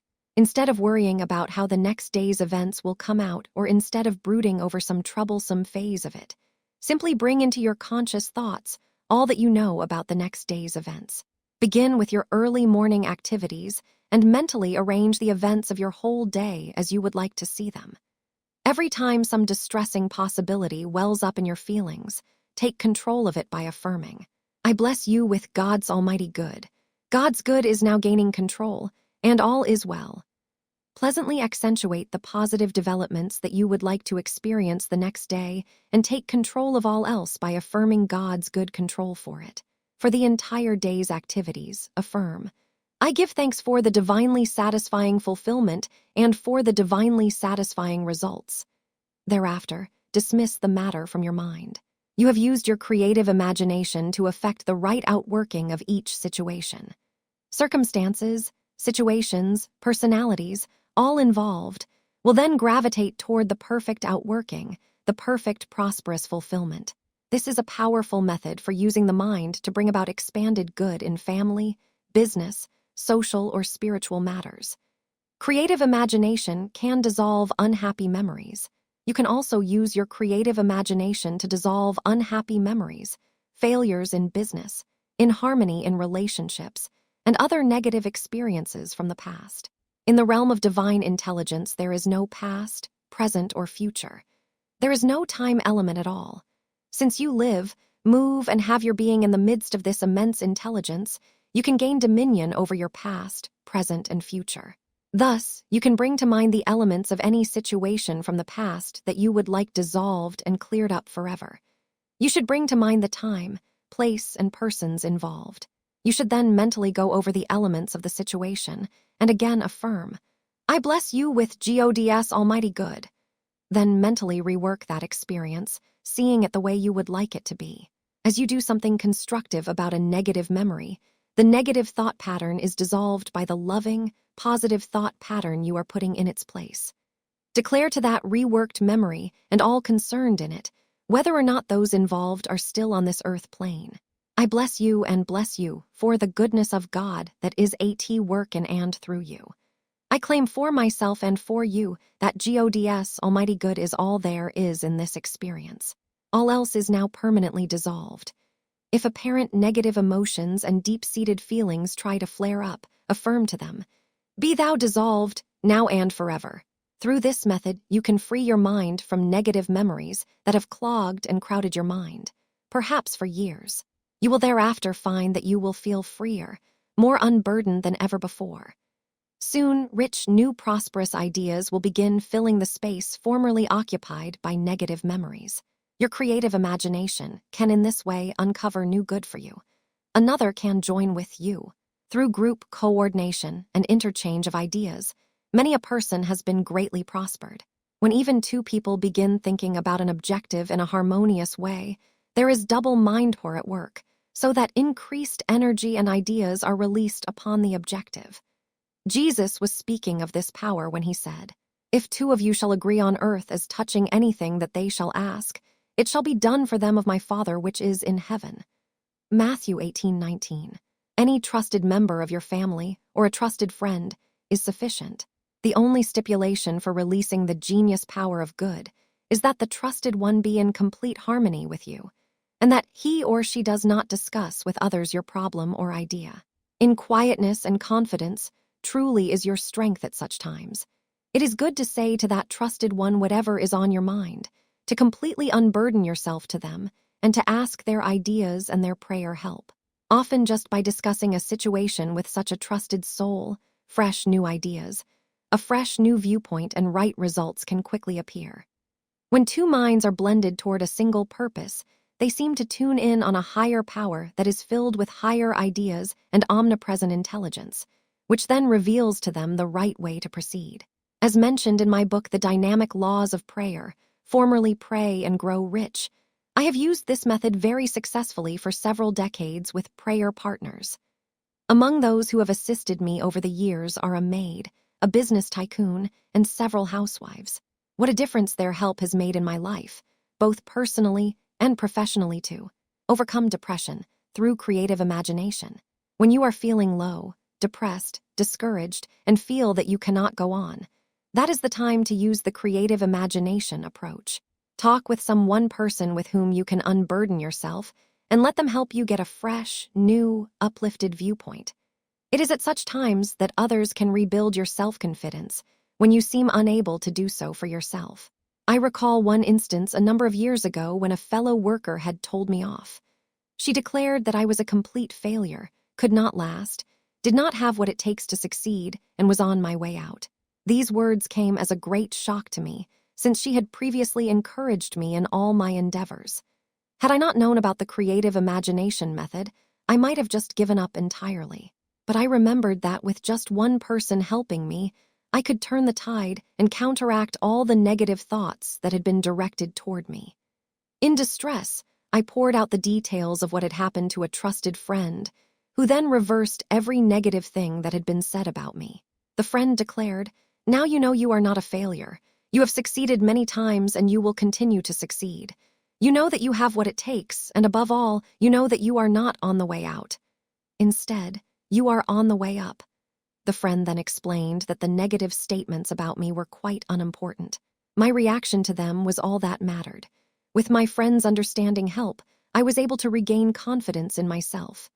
Actually, the only thing that stuck in my memory from it all was the happy, positive statement, "You are on the way up." Often I have happily affirmed it. Use creative imagination. ON Family Love. In recent times, you have heard of the brainstorming technique, which is a more expanded method for using creative imagination as a genius power for good. Business people sit down, discuss an objective, blend their ideas on how to achieve it, and find that it is accomplished, often with amazing results. Recently, a woman reported that her husband's company makes excellent use of this practice. They present a goal, purpose, or plan. They then let all the doubting Thomases in the group state why it cannot be achieved.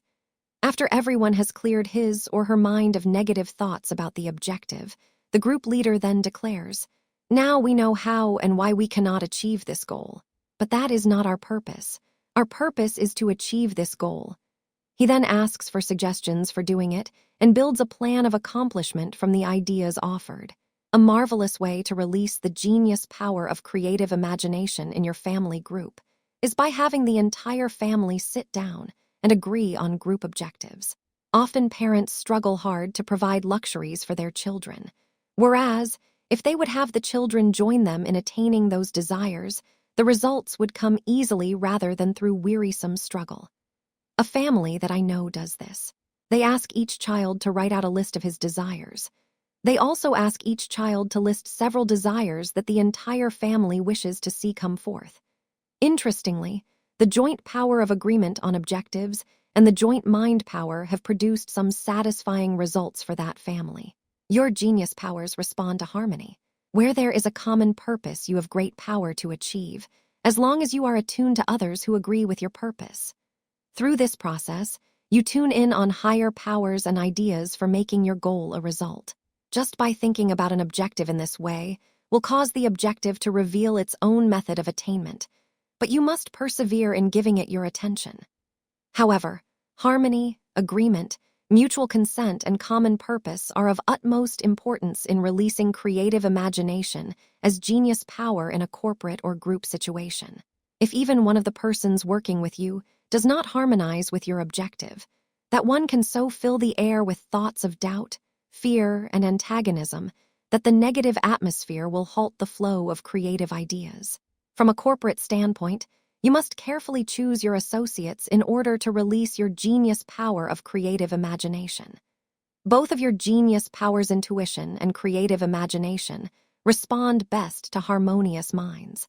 Your genius powers are delicate powers that come forth forcefully only under receptive conditions of mind and atmosphere. Silence is necessary. Both your intuition and creative imagination function well in times of silence and isolation, especially during periods of relaxation and rest. I find that my intuition and creative imagination often supply me with my best ideas and guidance just prior to retiring at night. Once I was sitting quietly in a relaxed mood at home after a busy day. My son had retired, and it was a peaceful time. Suddenly, I realized that there was a financial matter that needed my attention, but I had not been sure how to handle it, and so had kept pushing it into the back of my mind. Now it arose in my thinking, and I realized that I had to determine within the next few days just what to do about it. So I asked, "Divine intuition, just what is the truth about this financial matter? How shall I handle it?" Within a flash, a whole series of definite ideas rushed into my mind, giving me detailed instruction of just how to proceed. They did not seem like the logical, reasonable ways to handle the matter, but nevertheless, the next day I followed through on the ideas. As I followed my inner leadings, the steps unfolded quite logically and eventually produced the perfect result. Never underestimate the power of quietness. Quiet times, reflective times, peaceful times, when your mind is relaxed and somewhat idle, are the times when inner powers are best able to gain your attention and release true genius through you. People who constantly rush about and who never have quiet, peaceful periods of reflection often have to work very hard. If they listened more to their inner promptings, they would receive rich ideas, fresh ideas, intelligent ideas that would make their lives easier and richer. A business executive recently related to me the wonderful results he once obtained through doing this. He was scheduled for retirement from his company, yet he did not feel ready for the rocking chair. He began affirming that divinely satisfying work would open to him. Since he did not know what contacts to make to produce such work, he made none. Instead, he began spending a lot of time sitting quietly in his office thinking, "Divine intelligence, just what is the truth about my right place of service?" One day, after returning from his Rotary Club luncheon, he sat down quietly and again began knowing there was a divine solution to this situation, that there was perfect new work for him to do, and that the truth about it was being revealed to him. His assistant came in to report that someone had telephoned during lunch and that he should return the call. That call proved to be an offer for similar work in another state. Within a week, another offer from still another company came to him by letter.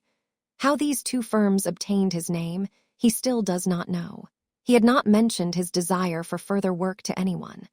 Within a short time, he resigned from his job, sold his home, and made the change to new work in another state, which held limitless prosperity for him. These genius powers develop your self-confidence.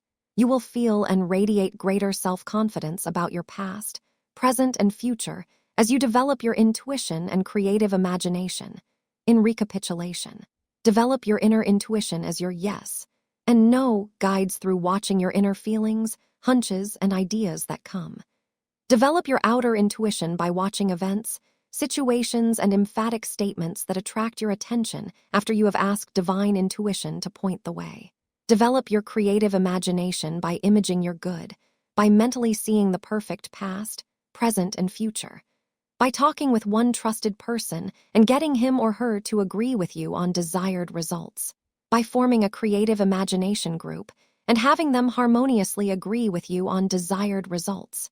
This group either can be a business group, family members, or trusted friends. In these simple ways, you develop, contact, and release your genius powers for prosperity. Never underestimate your genius powers.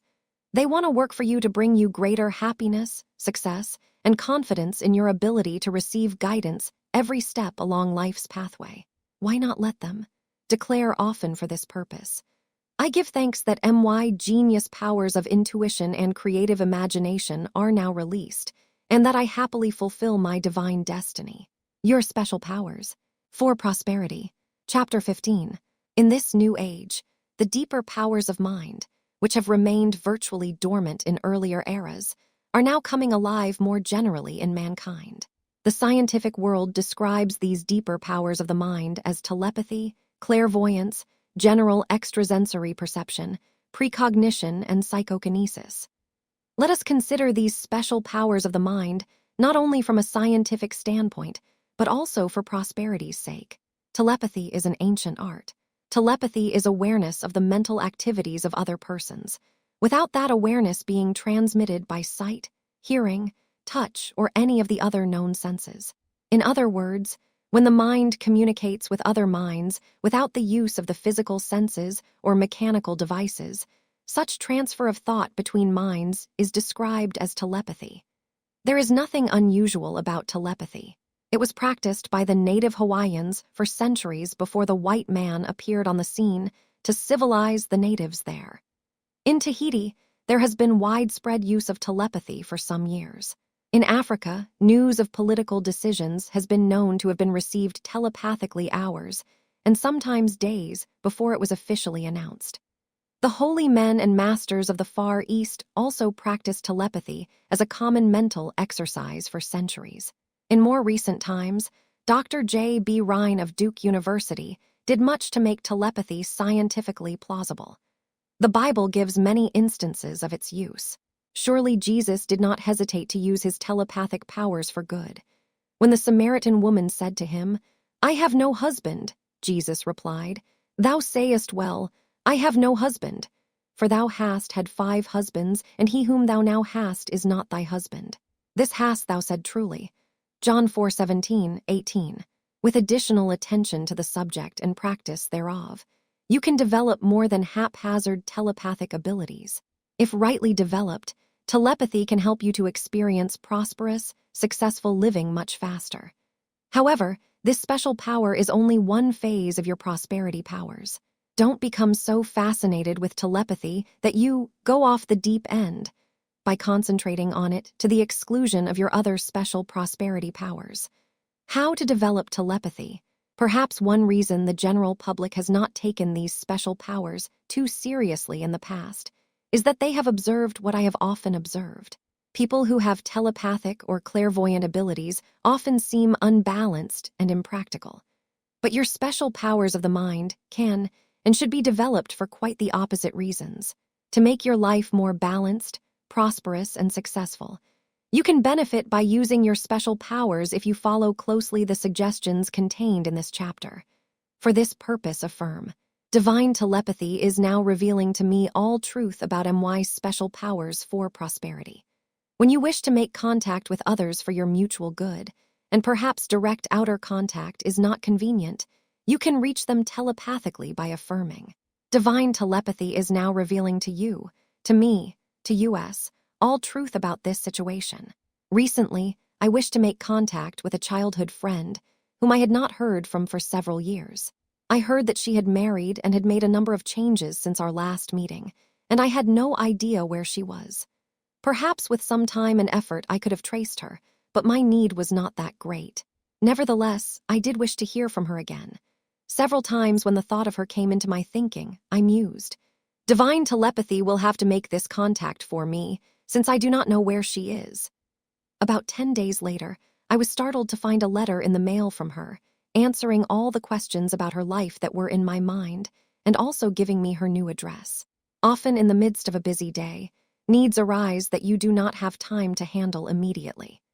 If you think of others involved and bless them with the thought that divine telepathy is revealing to them whatever they need to know, then they will begin to telepathically receive your thoughts and respond with appropriate actions. Telepathy is a harmonizing power. Development of your telepathic power keeps down needless conversations, telephone calls, letters, or fatiguing activity that can be so time-consuming. Development of your telepathic ability helps you to maintain poise and to accomplish essential tasks more easily. A businesswoman had a deadline to meet in completion of a piece of work. The evening before the work was due, she found herself in dire need of some technical help in the matter. The name of a friend who could give that help kept popping into her mind. However, she did not know where to locate that person during the evening, and her resident's telephone did not answer. This businesswoman hesitated to trace the friend, since she felt it might seem an imposition to ask the friend to spend extra time working so late in the day. Finally, the businesswoman dismissed the idea of trying to reach her friend, casually thinking, if she is supposed to help me, divine telepathy will reveal it to her. Otherwise, I give thanks for the divine solution to this situation now. Within 15 minutes, the telephone rang, and her friend said to her, I am having dinner in a downtown restaurant. I have a feeling that you need my help tonight. If so, I am available and will be happy to work with you. In half an hour, they were busily working together to complete the project. A minister was in great need, and he wished to talk with a trusted friend who had moved to a distant state. The minister kept thinking, if only I could talk with my friend about this situation, I'd feel so much better. He could help me to get my perspective about it. Early the next morning, his faraway friend awakened with his minister friend on his mind. After a while, he thought, I'd like to have a chat with him. And so he telephoned his friend, who explained to him, this is uncanny. I must make a decision today, and I kept thinking that a talk with you would help me to resolve everything. I hesitated to call or write because I've called on you so often in the past. They then discussed the problem and arrived at a happy solution. Everyone has telepathic powers. We all have telepathic abilities. It is a matter of realizing this fact and then developing our abilities along constructive lines. Of course, as with any power, you must never use your telepathic abilities to coerce or induce others into your way of thought and action. To do so is destructive and will bring destructive experiences to you. I recently learned of a person who had become so fascinated with these deeper powers of the mind that he made concentrated efforts to develop them. He then began selfishly using them to compel people to do that which pleased him. In several instances, he caused others to become emotionally upset and mentally disturbed before he was exposed. When you use your mental powers selfishly and destructively, they will diminish. Not only will you lose them, but you will also personally get a negative reaction from trying to abuse or misuse them on others. In this man's case, his own personal affairs became quite confused, and his health was affected. In another instance, where mind power was misused on others, the person doing so underwent a nervous breakdown, became an alcoholic, and was eventually committed to an institution. By affirming that divine telepathy is revealing what is needed for the highest good of all concerned, mental destructiveness is avoided. Along with affirmation, a practical way to develop your telepathic abilities is by thinking of any situation, person, or condition about which you have some question. Then write down that person's name, along with your question concerning him. Thereafter, sit quietly every day for a while and look at the person's name. Think about him, asking your question mentally. Get still and listen for ideas to come into your mind, which will reveal the answer.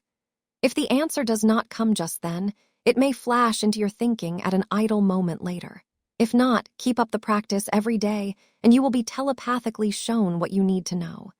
It simply takes practice, and it is a much simpler, less strenuous, and faster method for gaining true information than that obtained through ordinary channels.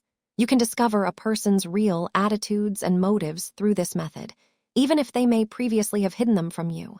Your second special power. Clairvoyance is your second special power for prosperity.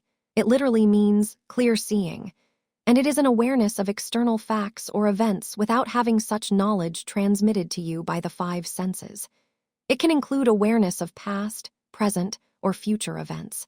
However, scientists have described one phase of clairvoyance as precognition, or foreknowledge of future events. Members of the clergy in all ages have been trained to develop their clairvoyant abilities.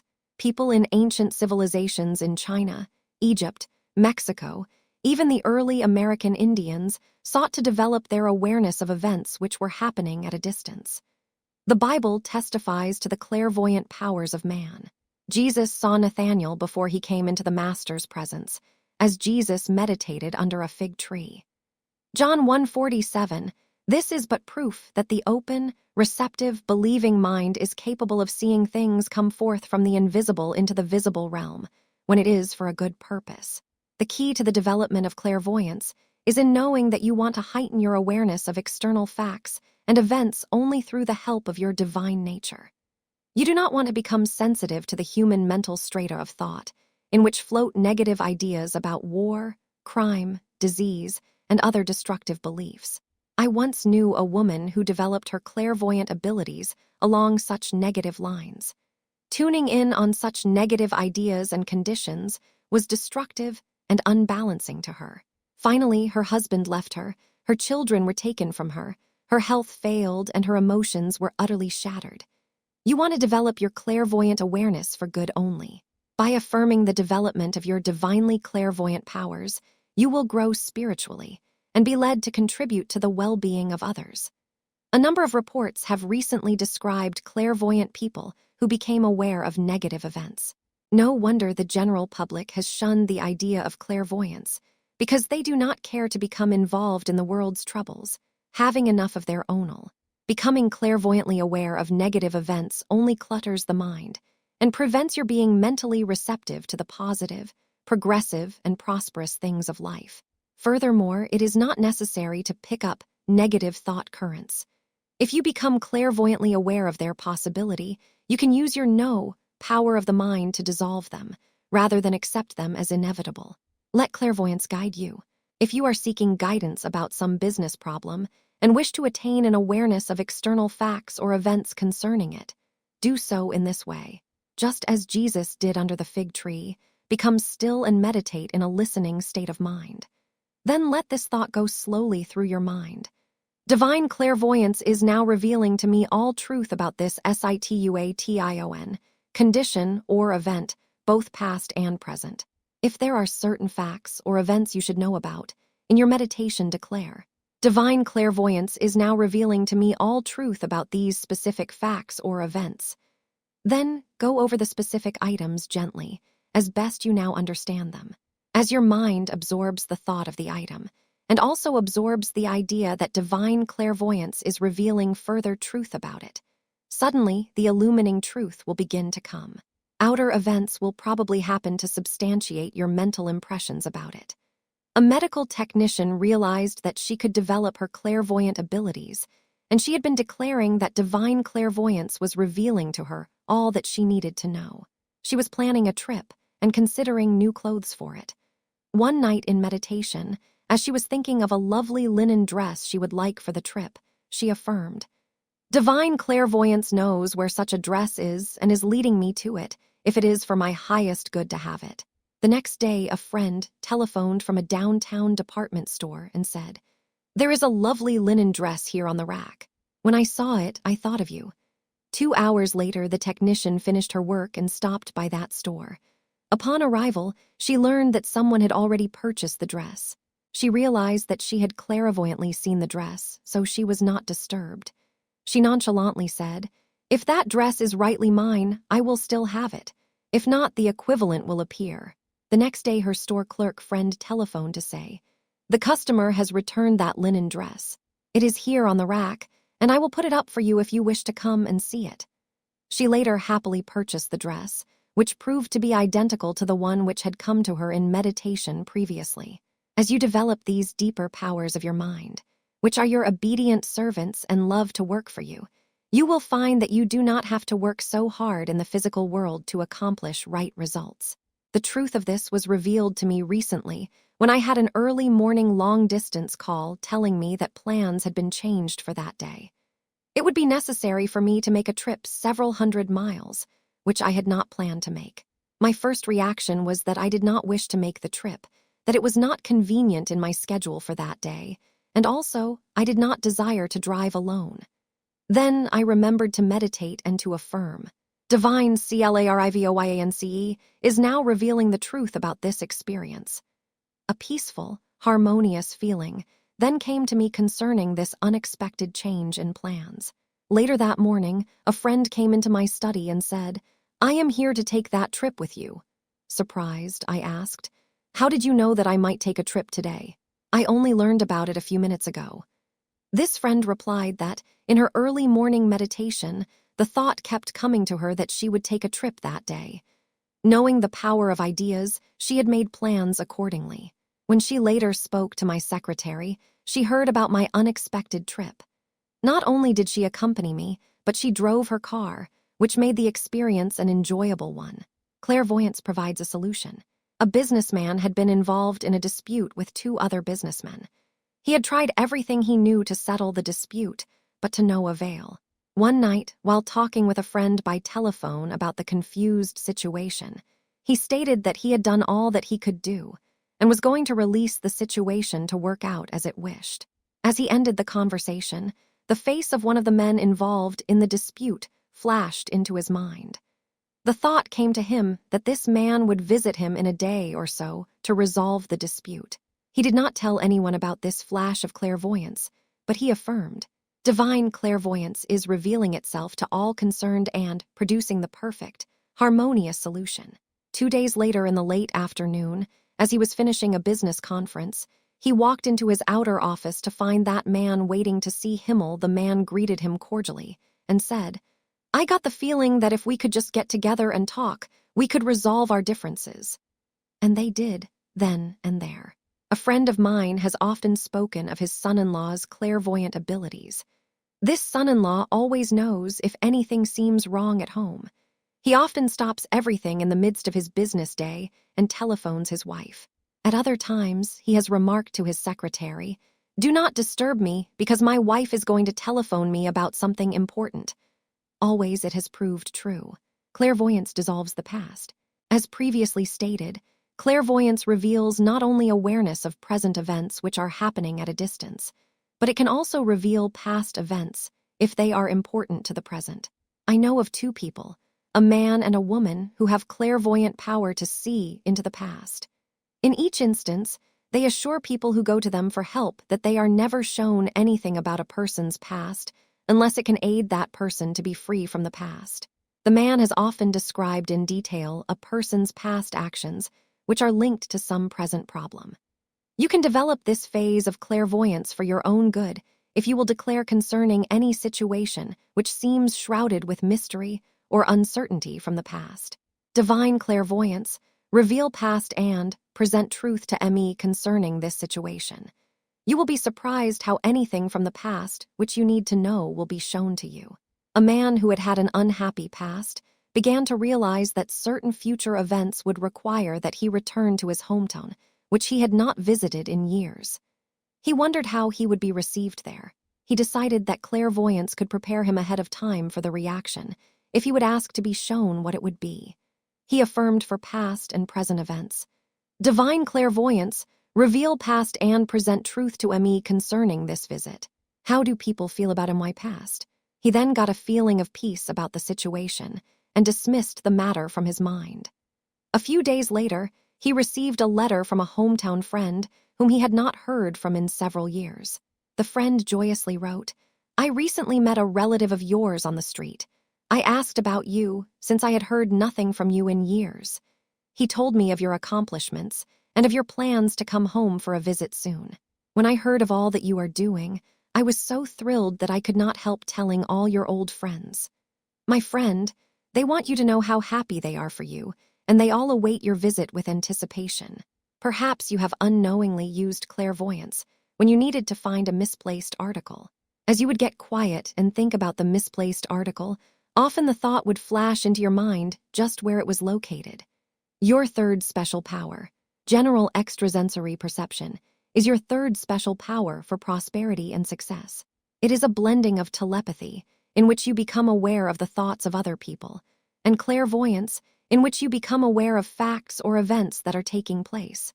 Most of us have experienced degrees of this special mind power at times. For instance, a lecturer was planning a trip to a distant state where a friend had invited him to speak publicly. The date was set and tentative plans were made. A few weeks prior to his departure, the lecturer began to feel uncomfortable about this trip and wondered if it was wise for him to make it. In meditation, he affirmed, "Divine perception revealed to me the truth about this trip. Should I take this trip or not?"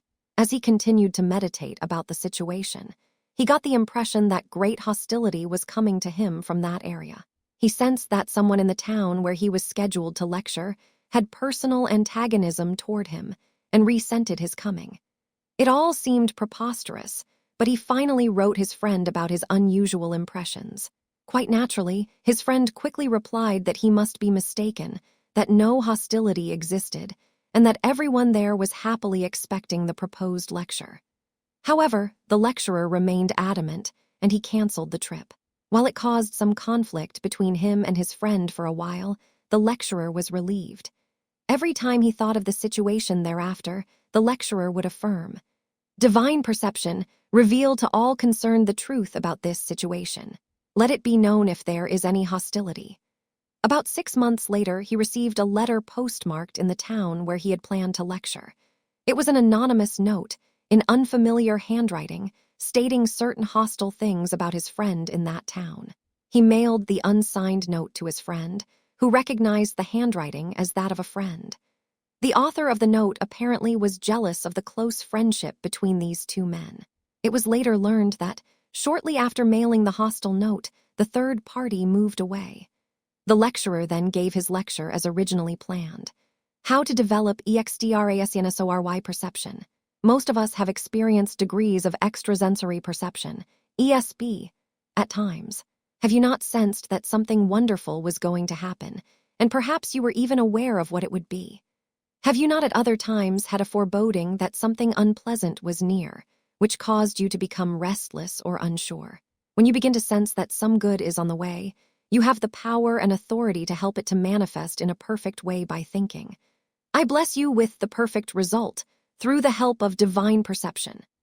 On the other hand, when you feel that something negative is about to happen, always take time to sit down and quietly dissolve that feeling by declaring, "Be thou dissolved with the help of divine perception." Continue thinking of it as being dissolved until you feel the burden or unrest subside. You may not know what it is that you are dissolving, but if it gives you an uneasy, restless, negative feeling, you can be assured that it is not an experience for your highest good. You have the power to mentally dissolve it, for it is in the mental realm that all troubles are first formed. Use of this special power can keep many unhappy experiences from ever occurring, if you dare to take the time to say no to them and neutralize them. A businessman was on a vacation trip. One morning, as he and his wife arose early to drive some 500 miles that day, he had an uneasy, apprehensive feeling. Not realizing that this was his extrasensory perception trying to warn him not to proceed on his journey just then, he drove on anyway. A few miles down the road, there was an accident in which he, his wife, and one other person were severely injured. This businessman later confided to me that, if he had understood the meaning of his uneasy feelings, he could have avoided the accident. Your fourth special power, precognition, is another of your special powers for success. While clairvoyance is an awareness of past or present events that happen at a distance, precognition is a phase of clairvoyance which brings knowledge of future events without the use of any physical agent for such knowledge. Sometimes through dreams, inspirational flashes, or in meditation periods, you are shown the action of future events. I know a child who has often foreseen the events of his life for the coming week. In one instance, this child came to see me and asked, "How is it that I know everything that is going to happen for the coming week?" I suggested that he write down everything he foresaw and then come back a week later and discuss it. When he returned with his notes, it was clear that nothing big had happened. He had known how much money his parents would give him.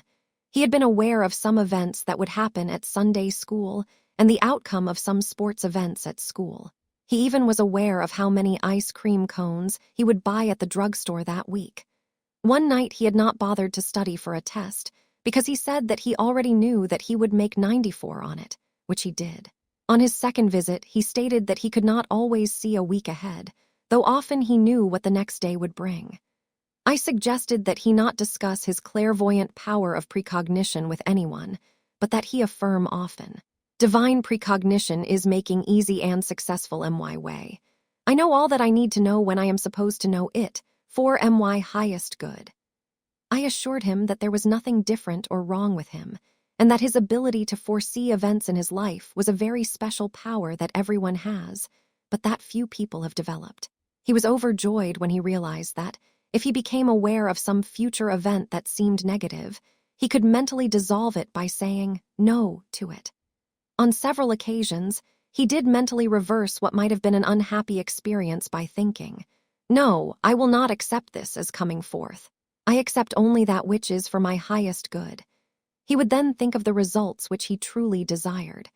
A housewife I know says that she has to be careful not to win every bridge game when playing with friends. Because of her ability to foresee results, she has often known what cards were being held and what the ultimate results would bell. Quietly develop this power. When you receive impressions or flashes concerning future events and results, instead of running to others and discussing what you have foreseen, it is best to quietly ask for guidance about it. A housewife became aware that her neighbor's husband would pass on within a few months. After praying for guidance as to whether she should tell her neighbor, she felt led to do so, thinking it might explain his recently changed behavior. The neighbor was grateful for her warning, since she also had felt that her husband's life was about over, and that he perhaps knew it, too. She was then able to make his last months on earth much happier, and the shock of his passing did not overwhelm her. Awareness of future events often comes in dreams.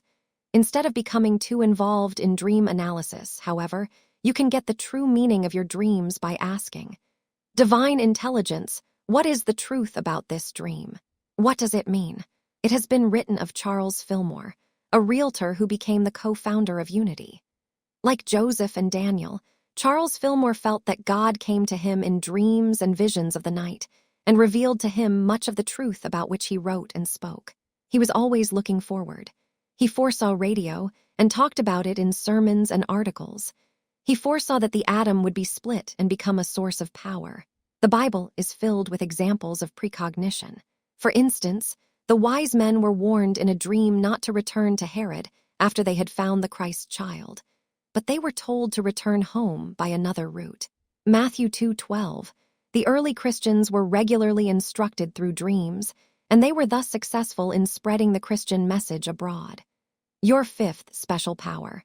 Your fifth special power for prosperity is psychokinesis, which is direct influence exerted upon a physical object by a person who does not use any intermediate physical energy or instrument.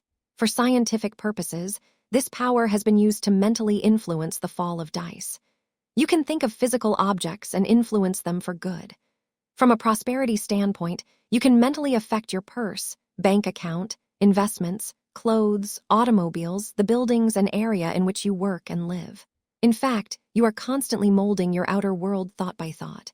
Your thoughts affect inanimate objects. Inanimate objects have the power to respond to your good thoughts, especially your rich thoughts about them, for they are filled with divine intelligence and seem to know what you are thinking about them. When an object near you acts up, give it the benefit of your blessing with good thoughts, rather than criticizing it. I know of a new electric typewriter that never worked properly because the employer who purchased it had not truly wanted his employee to have that typewriter. He always found fault with it, after resisting its original purchase. Everything in your world is filled with intelligence, even the so-called inanimate objects. Treat them intelligently if you wish to obtain intelligent, harmonious results. One housewife has often stated how much more her money seems to buy at the grocery store if she dresses up before going shopping. It is as though the substance and intelligence contained in the groceries on the shelves gratefully reach out to her and multiply for her because of her rich thoughts and rich appearance. Still another housewife reports how she has used psychokinesis to directly influence and attract physical objects to her. For many years, she and her husband struggled to get the grocery bills paid. They had a large family clan who regularly visited them, which caused their pantry to be cleaned out often. This couple loved their kinfolk, but they could hardly afford them. One day, this housewife decided that, through her special power of psychokinesis, there must be some way that she could attract groceries to meet her increasing needs. She began to think of how, through this special mind power, she could influence and attract good food to her kitchen. She quietly thought of groceries of all kinds and of where they came from.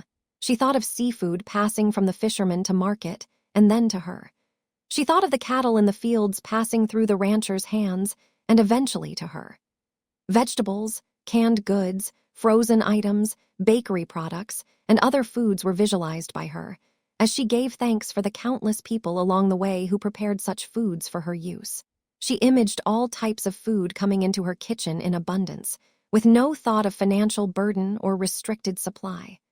When relatives came to visit her after that, they brought with them gifts of wonderful food, fresh seafood from the coast, bread, butter, milk, and other dairy products, special delicacies from the bakery, and so on. Never again did she have to worry about the grocery bill or where the next supply of groceries would come from. It was as though the various food items knew how she loved and appreciated them and tended to rush to her in abundance, in the highest and best form. Everything reflects your attitude. When you speak negatively of your financial affairs, you are misusing your special power of psychokinesis. Jesus used this special power to wither the fig tree, to prove the effect of words upon physical objects. You mentally and verbally influence everything in your world. A businessman recently spoke of appreciating a magnolia tree which he had purchased for his flower garden. He was told by friends that the magnolia would not bloom for about 7 years. Since he wanted to see the lovely magnolia blooms and to enjoy their fragrance, he constantly visualized the beauty of his tree, blessing it with much love and appreciation. After only 4 years, his magnolia tree burst into full bloom. Never speak disparagingly of an object.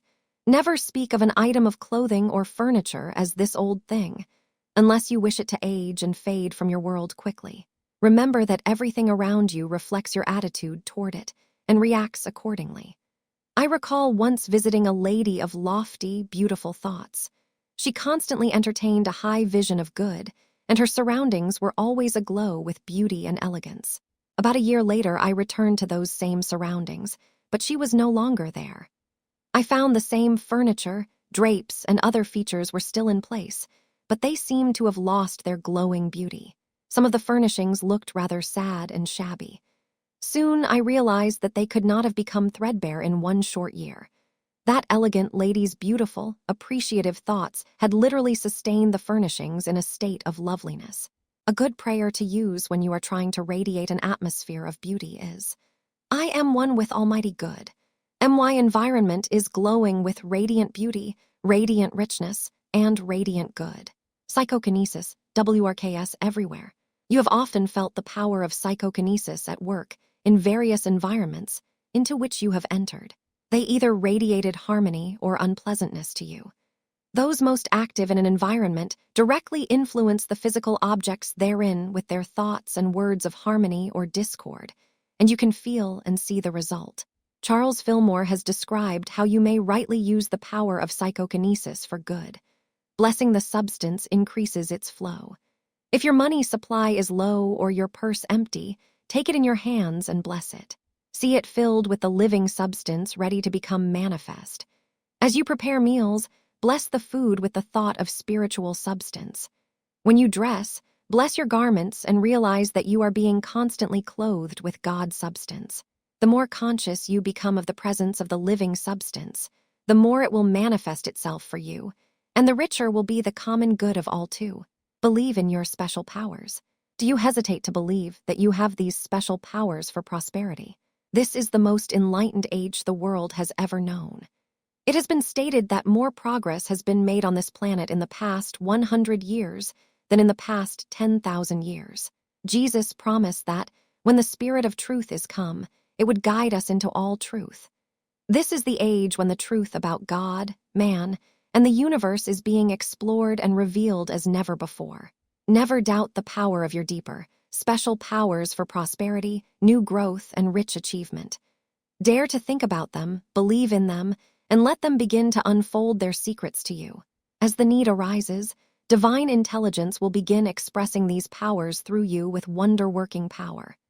As they come forth, you will recognize your special inner powers, and you can learn to accentuate their expression by using specific statements given in this chapter. As you dare to begin developing these powers, you will find them to be your special equipment for living victoriously in this new age 3. The Prosperity Law of Self-Confidence. Chapter 16. A stockbroker reported that he had studied the prosperity laws from every angle, that he had observed the many prosperous-minded people who buy and sell stocks, that he had read many biographies of successful people, and that from these observations and studies he had decided that if prosperity could be described in one expression, it would be self-confidence, which means faith in one's innate abilities and talents, and faith in God's help to develop them. Psychologists state that there is a tremendous power in self-confidence, which doubles your powers and multiplies your abilities. My stockbroker friend told me that, after gaining confidence in the laws of prosperity and using them in his work, his income zoomed upward. 1 month after he began invoking the prosperity laws presented in this book, his income was 4 times its previous level. His success is even more remarkable when we realize that it happened during a recession period. The secret of self-confidence. Perhaps the most important secret of self-confidence is this. Courses are given and books are written to help you attain self-confidence, and yet you already have it is a part of your spiritual nature, with which you were endowed when you were created in the image and likeness of God. The psalmist reminds you that you were made little lower than the angels and crowned with glory and honor. And the master psychologist declared, "Is it not written, ye are gods?" John 10:34. The truth that we are born with confidence can be viewed by the actions and reactions of most children before they become filled with the fears, phobias, and inhibitions of thought. Children have the delightful habit of confidently saying and doing whatever they feel led to say and do. A brilliant child who has no self-confidence does not possess half the potential for living successfully as does the average child with a good degree of self-confidence. I know a Sunday school teacher who, realizing this, leads her students each Sunday morning in affirming, "God loves me, God lives in me, God breathes through me, I am God's child and He loves and helps me all the time." It is interesting to watch her students blossom forth with new courage and confidence, which are reflected in their school work, home life, and social success as well. Quite different is the case of a woman with whom I recently talked. She claimed that years ago, she employed the power of prosperous thinking with decidedly happy results. But a friend had told her that such thinking was odd and wrong, and that she should have nothing more to do with it. She placed more trust in the advice of her well-meaning, but misguided friend than in her own God-given convictions. The result is that she must now return to prosperous thinking to restore her home life with her husband, to keep the financial wolf away from her door, and to regain her health. Lack of confidence in her own God-given convictions almost ruined her life. Admittedly, there is a difference between egotism and sincere self-confidence. Egotism is the attitude, "Not thy will, but mine be done, Lord. I appreciate your help, but I prefer to handle things my way." Self-confidence means humble faith in your innate God self and in your sincere inner convictions. Why shouldn't you have great faith and confidence in your deep convictions? After all, the scientists declare that you are filled with innate intelligence. Every atom of your being throbs with active intelligence. The very air you breathe and the world in which you live is abounding with divine intelligence, which seeks to impart to you all you wish to know about everything. That same divine intelligence will perform wonders for you if you make contact with it in faith. You must have self-confidence to succeed. Perhaps you have wondered at times why some people advance to highly paid positions while others, who have equal or better training, are not promoted. Upon close study, you will observe that those who advance really believe in themselves and in their ability to succeed. They seem to have an inner ear with which they listen for guidance and knowledge.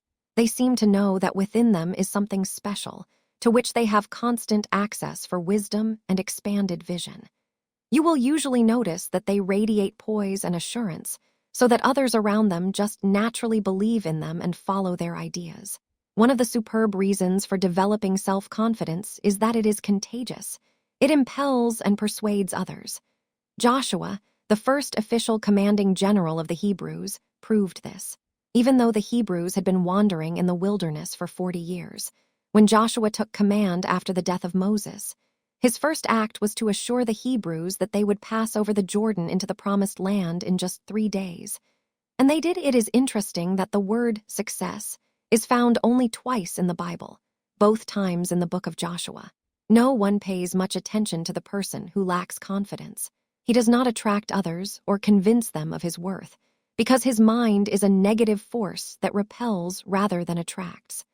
One of the statements we used in our prosperity classes hundreds of times to call forth innate intelligence as self-confidence is this: nothing succeeds like success.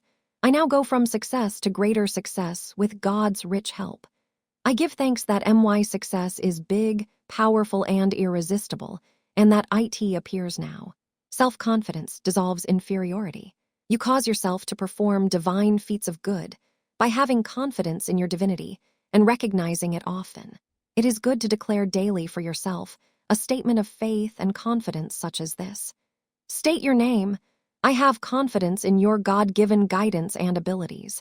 I see you now going from success to greater success with God's rich help. Your success is big, powerful, and irresistible, and it now appears. I have known of several cases where inferiority complexes have been dissolved and self-confidence restored, as the person consistently filled his mind with bold, daring, reassuring affirmations. Should you wonder if spoken words of good can have such power, you will be interested to know this. One positive statement of good is more powerful than 1,000 negative thoughts, and 2 positive statements of good are more powerful than 10,000 negative thoughts. Thus, when discouragement, doubt, or fear of failure try to overwhelm you, affirm, I am strong in the Lord and in the power of his might. All power has been given me for supreme good in mind, body, and affairs. I claim and experience it now. Build confidence thoughts before sleeping. A powerful way to develop self-confidence, which is your attracting power for prosperity, is to feed your mind confidence-filled thoughts as you drop off to sleep. If you fill your mind with happy, expectant thoughts of success, prosperity, and good results, your subconscious will take them as orders from you. During sleep, your subconscious will obediently go to work to produce a prosperous tomorrow for you. Thus, you can gain control of each day the night before by getting into the thought and mood of how you want tomorrow to be for you, as mentioned in the last chapter. A beautiful young model once told me of the results she obtained in this way. She was low, depressed, and unsure of herself because of a love affair that had ended unhappily. Feeling quite discouraged one night, she picked up a book that someone had sent her about the power of the subconscious mind in sleep. Realizing her power to transform her unhappy situation by changing her dominant mood and thoughts, she began to think of how thrilled she would be if she met someone nice and congenial. Quietly, she began thinking of the type of man she would like to meet. In that mood, she relaxed into a deep sleep. Next morning, she was awakened by the telephone ringing. The call was from a bachelor millionaire who had been asked by a mutual friend to call her on his next visit to town. He proved to be the answer to her marital dreams. A prominent metaphysician recommends this powerful affirmation to use before sleeping. I shall go to sleep, but God in me remains awake, bringing my present problems to a successful conclusion in divine order. It is good to give yourself assurance by affirming often, God loves me, God is guiding me, God is showing me the way. Do not wait for others to assure you, praise you, or express their confidence in you. Instead of fretting because they don't, assure yourself that someone cares, that one who made you and who is ever interested in helping you. Affirmations develop your confidence. To develop your innate self-confidence in your ability to succeed, I suggest that you reread Chapter 6, The Prosperity Law of Command, and use the words of command given there. Use affirmations to release your self-confidence in 3 ways. Speak forth affirmations verbally at least 5 minutes a day, somewhere in privacy. At other times during the day, look at affirmations that you may have written out on cards or in a book. Get them out and look at them when fear or uncertainty seem to grip you. You can do this in the midst of people, ringing telephones and bustling activity, and no one need ever know where your booster shots of confidence came from. A supervisor in charge of a group of book salesmen during a recession period sought to train them to sell encyclopedias, but they regularly returned from attempted sales to complain that times were hard and that nobody was buying. Since he had to remain positive and appear confident, the supervisor told me that the only way he was able to neutralize their pessimism and to convince them that they could sell was by going into another office, getting out his affirmations, and reading them over and over. He would then square his shoulders, take a deep breath, return and make positive statements concerning his faith in his men, in their sales ability, in their fine product and the customer's need for it, regardless of economic conditions. In this way, he restored their confidence in their sales ability, and they began to sell again. At least once a day, write out 15 times or more a favorite affirmation on success, confidence, and perfect results. By writing out words of confidence, you help implant the idea more firmly in your subconscious mind, which then works harder and faster to produce happy results. Affirmations are your strongest confidence builders. When doubt or fear concerning your ability to succeed seem to come upon you, perhaps you would like to use this series of affirmations that I have used to overcome timidity and a feeling of inadequacy. God's good is for me, I ought to have it, and I claim it now. Concerning any situation, problem, or personality that tries to tear down your faith and confidence in God's goodness, affirm, I have unshakable faith in the perfect outcome of every situation in my life, for God is in absolute control. After using affirmations, develop your self-confidence by bracing yourself, and then daring to do the things you want to attempt but have previously feared to try. Declare first, God's almighty power goes before me, making easy, successful, and delightful my way. If you began to feel shaky along the way, uplift yourself by affirming, I can do all things through Him who strengthens me. I am strong in the Lord and in the power of his might. The perfect result now appears. Stand firm when your confidence thinking is tested. Another powerful thought with which to fill your mind for self-confidence is, infinite wisdom guides me. Divine love prospers me, and I am successful in everything I undertake. A businessman recently pointed out that often after he has affirmed success and then taken outer steps toward it, his faith and confidence are then often tested. He has found, for instance, that after he buys a new stock, its price will sometimes go down for a period, so that it appears he has invested unwisely. During such testing periods, he always affirmed the foregoing words. This practice gave him the faith and confidence in his decisions to hold on until the stock would rise and he would realize a good profit from it. This is an important point to remember after you have dared to follow your convictions. It is as though you are challenged by an invisible force that tests your confidence in your decisions. Often people will try to discourage you. This is the time to hold on to what you sincerely believe is right. You have already laid the inner foundation through affirming success and perfect results. You must now prove to yourself and others that you have what it takes to follow through on your convictions. As you do, the tide must surely turn, and your confidence is multiplied, while the confidence of others in you is often tripled. It is at this point that you can truly affirm, nothing succeeds like success. When you find yourself in fearful circumstances, it is good to call forth confidence by affirming, God has given his angels charge over me to keep me in all my ways. A businessman told me how it seems he had a guardian angel for protection one dark night. Having just cashed his check, he had a pocket full of money. Since a friend had promised to repay him some money, he proceeded into a dimly lit area of town to collect it. As he passed the corner of a darkened building, two men stood in the shadows, one with his arm projecting from the building in such a way that he could reach out and grab a passerby. The second man stood nearby as his accomplice. However, as this businessman rounded the corner of the building, these two men stood perfectly still and let him pass unharmed, though his pockets were filled with cash. This man silently remembered these words from the 23rd Psalm as he had entered this area. I will fear no evil, for thou art with me. Develop your confidence through imaging. To help develop your confidence in your God-given success, I also suggest that you reread Chapter 5, The Imaging Law of Prosperity, and that you make a wheel of fortune, placing on it pictures of the visible good you wish to obtain.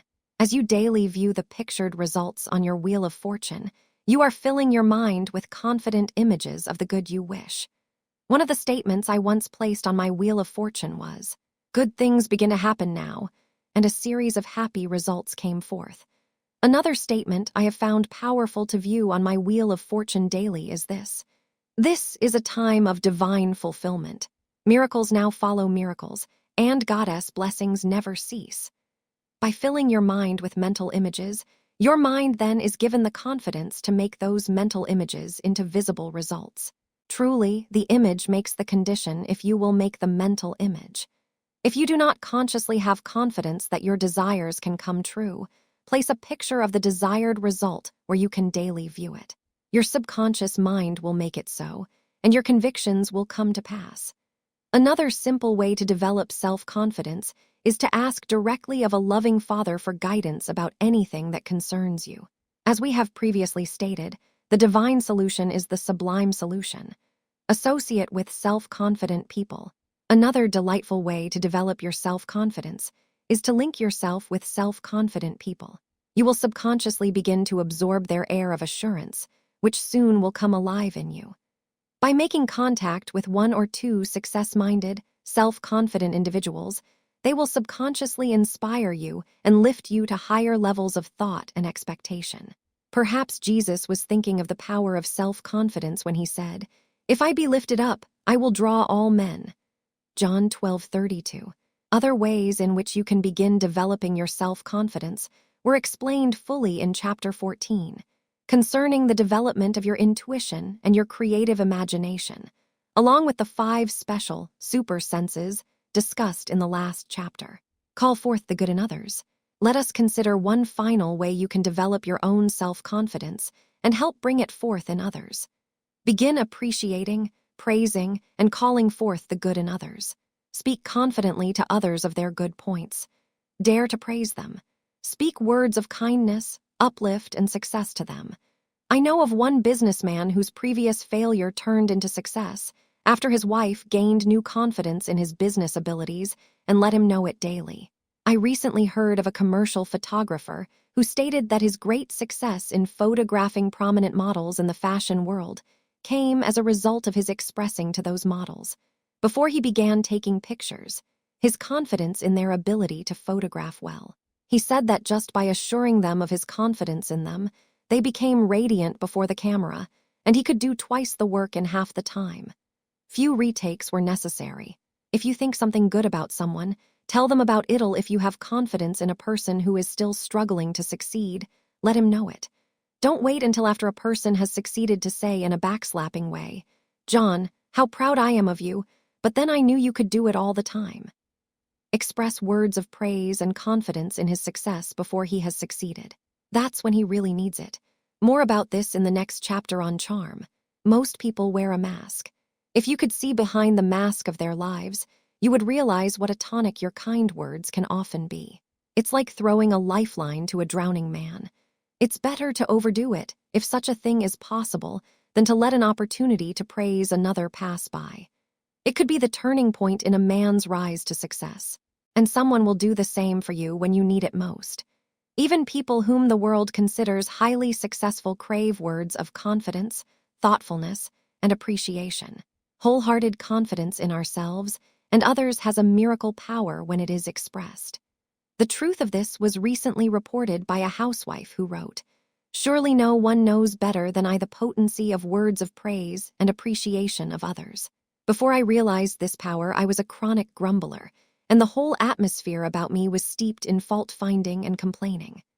I discovered that words of confidence, thoughtfulness, and appreciation not only helped others, but also eliminated pain from my body and trouble from my mind. Since I have adopted the method of expressing praise and confidence in others, there has been a great change in my household. Especially is this true of my domestic help and my children. I no longer censure my help for apparent carelessness and for accidents, but I praise them for their good intentions, their faithfulness, and their goodness.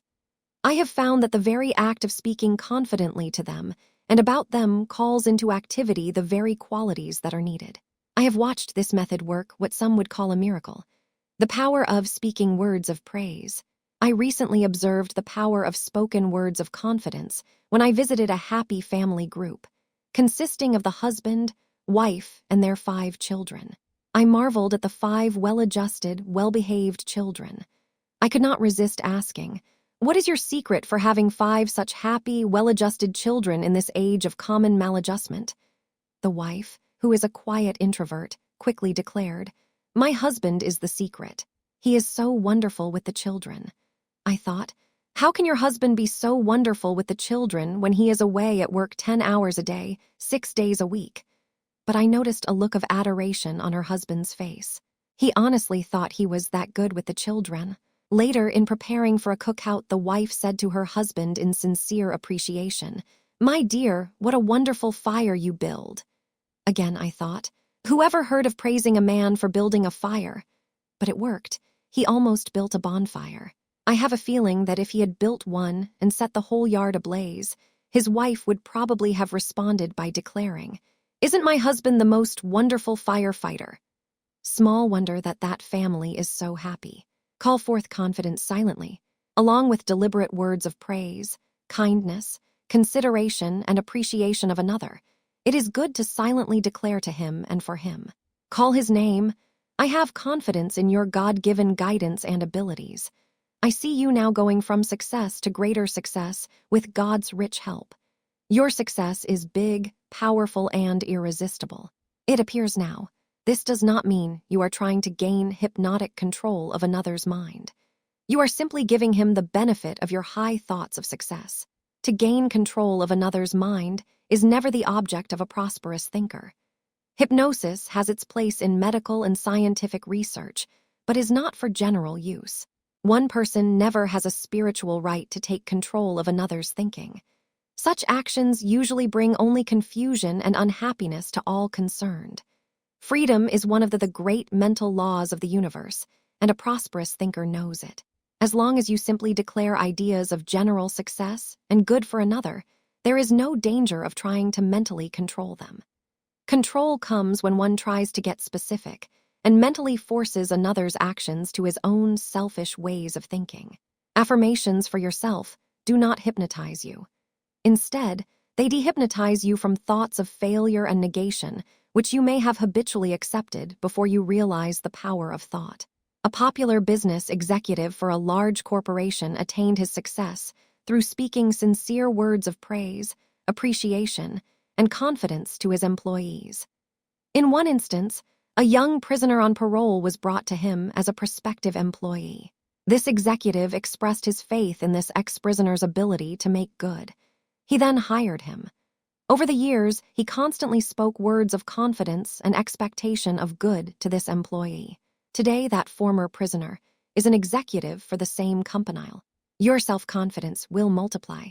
You may never know just how much good your words of confidence can mean, nor how far they can go to produce good for others. The age-old truth applies. When you speak words of confidence concerning others, you cannot help attracting it to yourself, since what you send out comes back multiplied. Along with these various methods for developing your self-confidence, and with the more scientific methods given you in the last 2 chapters, there is one other that should never be underestimated. Psychologists declare that prayer is one of the greatest confidence builders in the world, and I believe it. I suggest that you reread Chapter 13, which gives you the 4 basic methods of prayer. Through prayer, you tap that divine something within you and around you that releases great power and faith. You are then filled with confidence and the zeal to proceed. Someone has said that it is the man who thinks he can that succeeds. Remember the power of putting your best foot forward as a confidence builder. 2. By doing whatever you can to affect the confident feeling and the confident look, you give yourself and others the impression of assured success.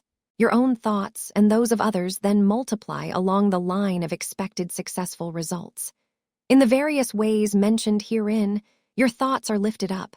Self-confidence becomes a habitual state of mind, which then unconsciously goes to work for you. Then your prosperity can come in an avalanche of praise-filled successful. The Prosperity Law of Charm, Chapter 17. Sir James Barrie once described the power of charm. If you have it, you don't need anything else. And if you don't have it, it doesn't matter what else you have. The word charm fascinates most people. Once, when I was a luncheon speaker for a women's club group in Alabama, the only man present was a business executive who spoke first. Immediately after his speech, the club president said, "We know how busy you are. Please feel free to leave if your schedule demands it." "Oh no," he replied. "I wish to remain to hear what your speaker has to say about charm." Men are interested in the subject, too. This was first brought to my attention more than 20 years ago when I made the original notes for this chapter. Those rough notes were discarded after a final version had been written. In the days before paper shredders were popular, the janitor found those original notes in my waste basket, and he asked if he could keep them to study. "I want to know more about charm, too," he explained. In more recent years, I was once invited to speak to 500 ladies at the Phoenix Country Club on the subject of charm, yet what a ruckus it caused. Why? Many of their husbands wanted to attend, tool. The term charm may enchant people because it seems almost indescribable, and its mystery lends fascination. However, the dictionary describes charm as the ability to allure, greatly please, or to delight. That is a phase of charm, but not the whole truth about it. Yet that phase of charm causes most people to want to master its many facets. The author's introduction to charm. Several decades ago, during my first year in the ministry, I had an experience which caused me to want to know more about this thing called charm.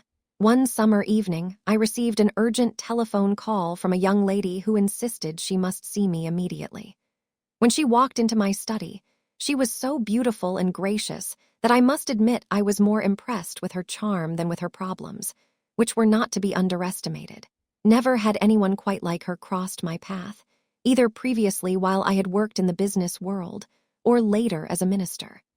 Perhaps it was a strictly feminine phase of my being asserting itself, but I was fascinated when I learned she was the owner of a charm school, for which she was obviously her own best advertisement. After counseling with her, we prayed for the divine solution to her problems. As she rose to leave, I secretly regretted that the interview was overthinking. Here is someone I would like to know better, and I will probably never see her again. I naively assumed that people in the glamorous world of modeling and high fashion probably did not pay much attention to religious thought. A few Sundays later, though, I spied her sitting in the congregation. We soon began a friendship that was destined to span several decades and thousands of miles. She, who had come to me to be ministered unto, was also to minister to me through developing my interest in the fascinating subject of charm. What charm has to do with prosperity? You may be thinking, but what does charm have to do with prosperity? Everything. Why? Because although charm has many facets, if it could be defined in one word only, that word might be harmony. Harmony of mind, body, in one's relationships, in the events of one's life, and in the atmosphere in which one lives and works. Harmony is a first requirement for true prosperity and success. Whereas, inharmony distracts, repels, and dissipates one's good, harmony attracts it.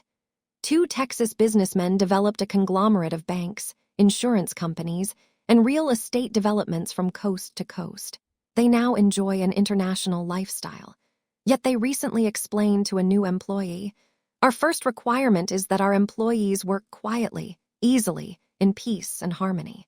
We allow no rush, no fuss, no loud jangling of telephones or office equipment, and we allow no gossip between our employees. We have developed a far-flung multi-million-dollar business through insisting upon harmony, peace, and confidentiality in every phase of our organization. That new employee later commented, "Imaginal sitting in an office where millions of dollars are being made, yet it was so quiet and harmonious I could have heard a pin drop."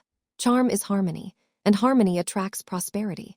Charm is a problem solver.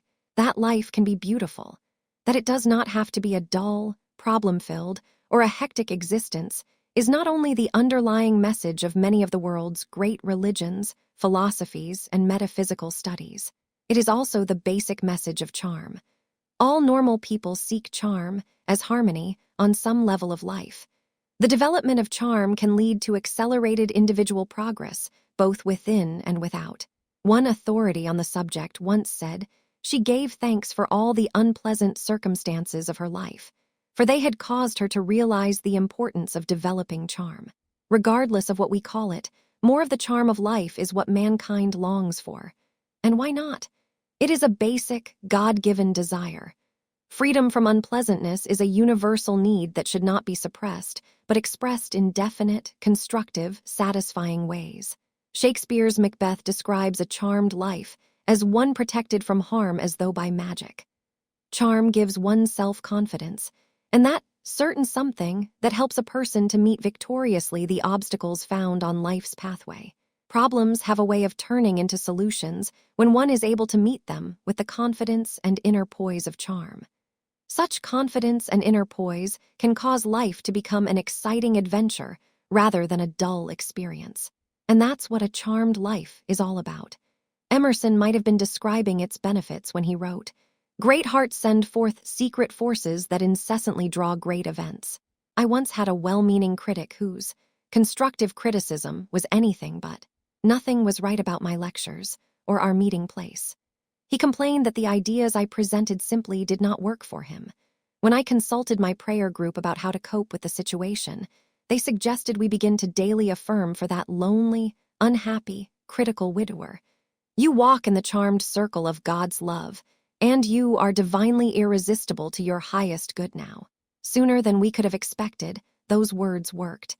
He met a railroad widow who did not want to marry him and lose her substantial pension benefits, but she was happy to befriend him. They soon were attending my lectures together, and they usually sat on the front row holding hands. After her first attendance at one of my lectures, this widow looked at her escort and very innocently said, "Wasn't her talk wonderful?" That put an end to his inharmonious, critical attitudes. He was soon leading the happy, companion-filled life he had longed for, and the charm of harmony had been re-established in my lecture experience. Charm is ageless. Marjorie Wilson has assured us, charm belongs to no particular age. Old and young, and all the in-betweens can be perfectly adorable. My late mother-in-law, the senior Mrs. Ponder, proved that to me. She was in her 60s when I first met her, and she lived until the age of 89. Yet in all the years in between, she was never anything but a charmer. Although she never took the Dale Carnegie course, she always talked to people in terms of their interest, not hers. She was a Southern lady of the old school with the manners to match. Beautiful she wasn't. Unforgettable she was.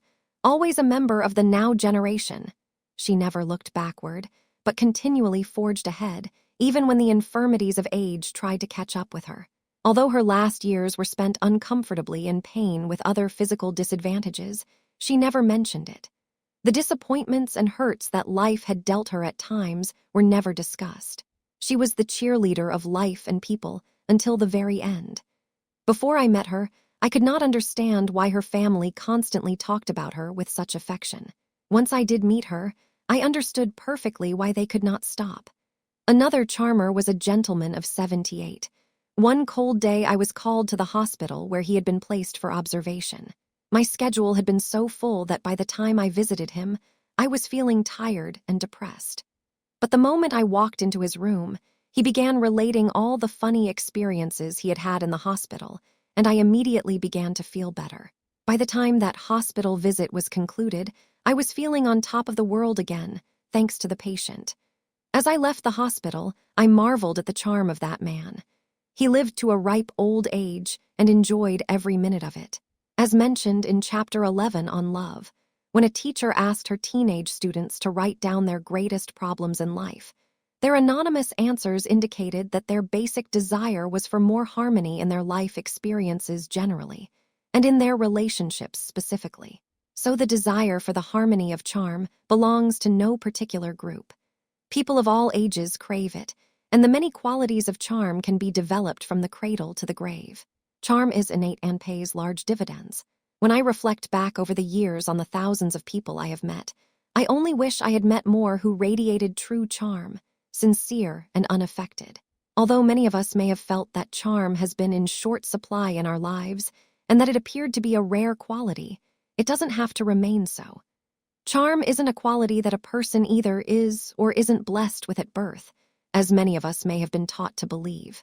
Instead, charm is innate within each of us, just waiting to be developed. Charm, like beauty, tends to appear in the eyes of the beholder, so its development might take a different form in each person. From my studies of the subject, I feel there are 3 levels on which charm can be developed, expressed, and enjoyed. 1. Spiritual. 2. Mental-emotional. 3. Physical. First, spiritual charm. An internationally known beauty expert once said, "Real charm comes from within. It is an inner radiance, an inner glow." Spiritual charm is developed through the practice of daily periods of quietness, reflection, prayer, meditation, and inspirational study. I once revisited a group of people I had known many years earlier. Though they were well-educated and well-to-do leaders of the community, this time they seemed totally unattractive, even dull and boring. When I reflected upon the reasons, I quickly realized why. For many years since first knowing them, I had been immersed in spiritual work, where I had had daily contact with praying people who radiated a certain something that prayerless people do not have. My former acquaintances were not a part of that later phase of my life. They did not spend time daily in the practice of prayer, meditation, or inspirational study, and I could feel it. My contact with them reminded me that there is nothing so unattractive as a prayerless person. Conversely, the daily practice of developing one's spiritual nature gives a person an attractive, magnetic power, a mystical charm, which nothing else does. I once met a New York policeman who attended Mass early every morning. I learned from him that an inner spiritual radiance has a charm all its own. During the many years that I conducted lectures in churches of various persuasions, I found that upon entering a church I could usually tell whether it had a prayer ministry, a prayer group, or praying leaders. Those churches which did radiated a harmonious, electric, happy atmosphere. The churches that were run more strictly on a business basis were not so blessed. They often seemed cold, lifeless, and problem-prone. Prayer, meditation, and inspirational study are among the quickest and most permanently satisfying ways of developing the inner radiance, the inner glow, associated with spiritual charm. And homes, businesses, churches, and other atmospheres can reflect the benefits of spiritual charm, as well as people. Spiritual charm has prospering power. Spiritual charm has prospering power because it radiates a magnetic feeling that attracts those people desiring greater good in their lives. The exchange prospers. Many people lead such rushed, scattered, confused, inharmonious lives that they scare prosperity away from them. Yet those same people often are attracted to people who take time daily to be holy, or to become whole and well-integrated within and without. Such praying people develop a sense of well-being and inner security that the whole world appreciates and needs. A doctor once stated that the secret of his large, successful practice was that he spent an hour every morning in meditation. He decreed that the Spirit of the Lord went before him into the new day, making easy and successful his way. He prayed that those people whom he could help would be drawn to him for healing. He gained peace, poise, power, and control of his day in that early morning hour. Later, before opening his office, he spent another 15 minutes in meditation with his staff. They affirmed together divine order and divine results for the day. Throughout the day, he often affirmed, "I am uplifted and upheld by the Christ mind, and nothing can disturb the calm peace of my soul." A lawyer judge once related that his successful law practice was the result of his daily periods of prayer and spiritual study. The Bible is filled with charm secrets as reflected in the Psalms, the Proverbs, and the Gospels, he stated. He kept almost as many inspirational books on his shelves as he did law books. When his clients were greatly troubled, along with giving them sound legal advice, this attorney often also suggested an inspirational book for them to study. The development of spiritual charm has prospering power because it gives you the ability to take control of your world, first from within, and then in outer ways. The development of spiritual charm helps you to make a comeback from life's problems, and it aids you in helping others. Thus, the development of spiritual charm can prove to be one of the best investments you will ever make. A stockbroker said that he had his biggest month of the year financially after he began using a prayer that flashed into his mind during a period of early morning meditation. Rich, divine ideas now come to me, and I am in all ways abundantly guided, prospered, and blessed. 3. Second, mental emotional charm. The mental and emotional aspects of charm have to do with positive attitudes and constructive emotional reactions to life's various experiences. The instructor who first introduced me to the subject of charm completely revised her course after hearing about both the spiritual and the mental emotional phases of charm. Along with her instructions on the physical aspects of charm, she began to emphasize its other phases. She taught her students to face life positively, joyously, expecting good things to happen, and that there was something good to be gained from every experience. Once, while visiting one of her classes, I observed a young girl who was trying to learn a new sitting position without much success. Finally, she dejectedly declared, "I just can't do it." Her instructor replied, "Never say I can't, because you can." And such negative remarks do not bring charming results. The student then tried again and easily succeeded. After this instructor included the 3 aspects of charm in her course, her graduates were in great demand for photographic, television, and fashion show work, and a number of them went on to fame and fortune. As a result of her emphasis upon charm's threefold nature, this instructor became a popular speaker to community groups. The comment most often made by her listeners was, "I have never before been given such a complete and satisfying explanation of what true charm is all about." In our youthful exuberance, she and I once teamed up to give a special charm course to the ladies of my church, emphasizing its 3 aspects. The course was so popular that we could not accommodate all who wished to attend. The local newspaper heard about this charm course being held in a church and sent a reporter over to check it out. He was so intrigued with the course that we had a hard time getting rid of him, graciously. When he wrote a nice article about us, it only compounded and confounded our success. Although several decades have passed, and this charm teacher has gone on to a happy personal life elsewhere, she still continues to teach occasional charm classes. Recently, she related this experience. "I just gave the annual Christmas party and fashion show for my models at a nearby country club. There were over 300 people attending, and the 20 models in the show were making their debut. They were quite nervous since many of the people in the audience were professional models and talent scouts from New York City. Backstage was mass confusion. I soon realized we had to calm everyone down before the show could begin. So I gathered all the girls in a big circle and had them declare with me the words I had learned from you more than 25 years ago. I walk in the charmed circle of God's love, and I am divinely irresistible to my highest good now." With those words, everything was put in order, and the show then went on with great success. Charm is kindness. The harmony of mental-emotional charm might be defined basically as kindness. This phase of charm has been described as the ability to make someone think you are both pretty wonderful. The writer of the Proverbs described this phase of charm. "Let not kindness and truth forsake thee. Bind them about thy neck, write them upon the tablet of thy heart. So shalt thou find favor and good understanding in the sight of God and man." Proverbs 3:34. Research has shown that the greatest human need is the need for kindness, courtesy, and to be treated decently. Often people who appear to have no problems may have the greatest ones of all, so everyone needs kindness and consideration. A divorcee was feeling sorry for herself and complained to a friend about the problems of being a single parent to her children. She said, "I wish I had had the nice life of Professor Smith. He is a happy-go-lucky bachelor with no family to burden him."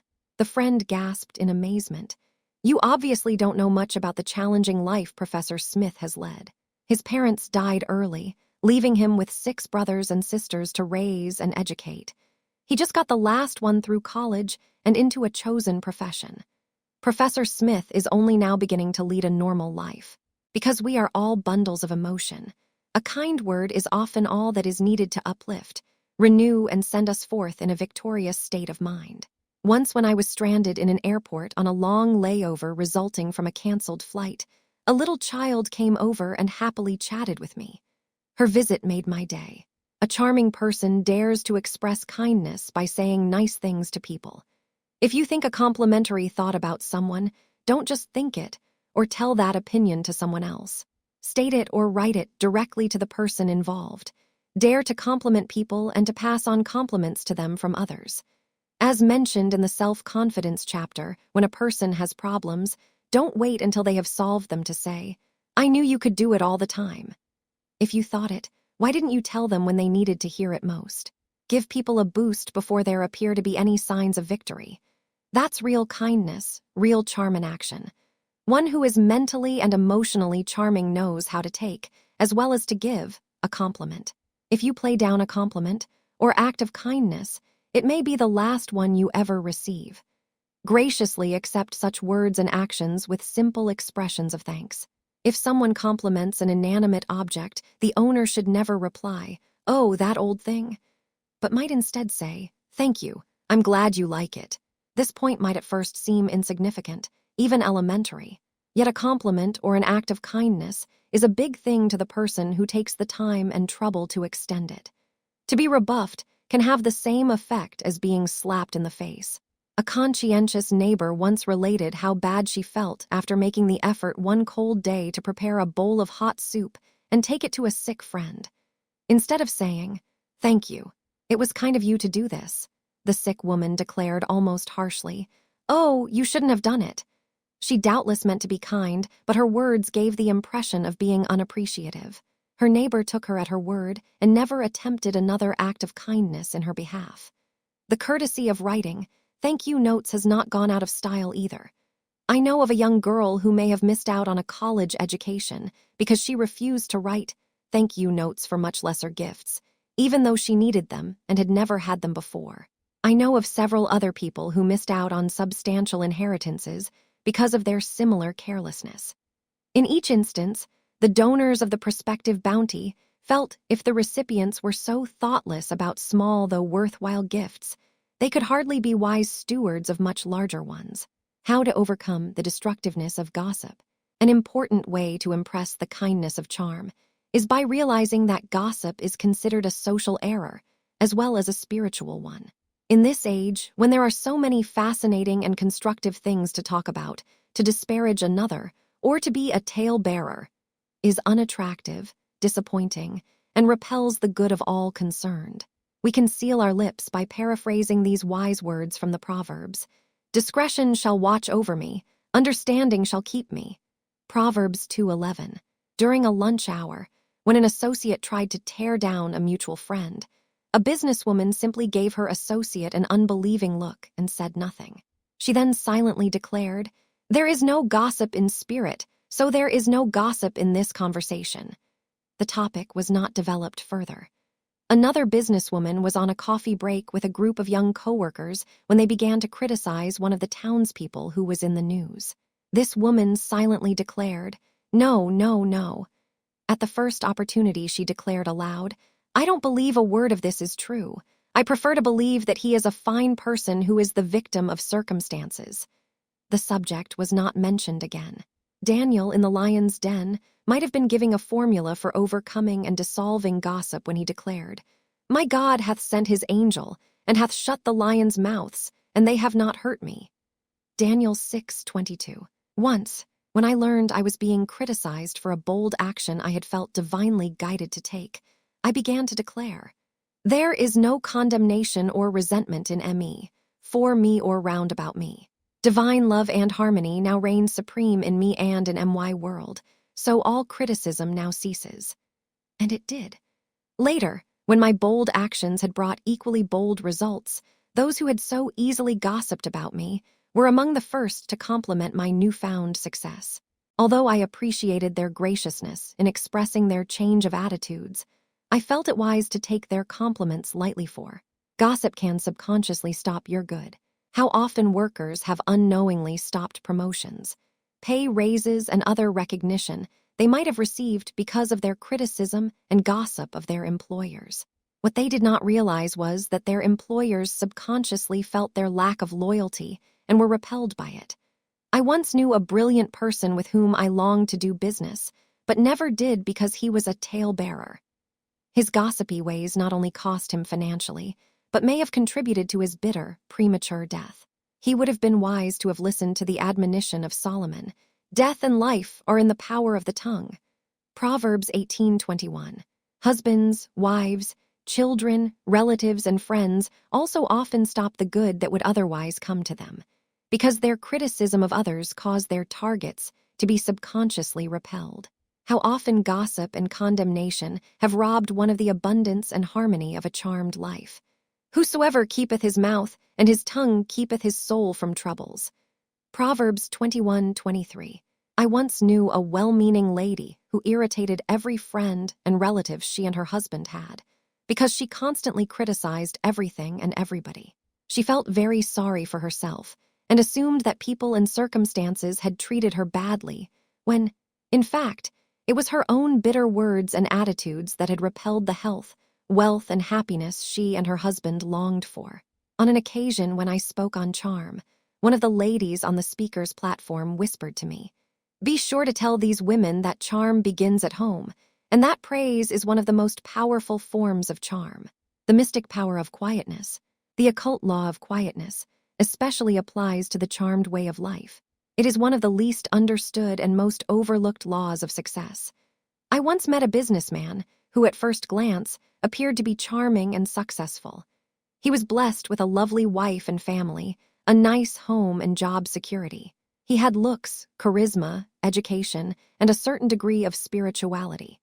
Yet in casual social surroundings, and certainly without being asked, he proceeded to tell me how much money he made, the size of his house and car payments, and many other personal details of his life.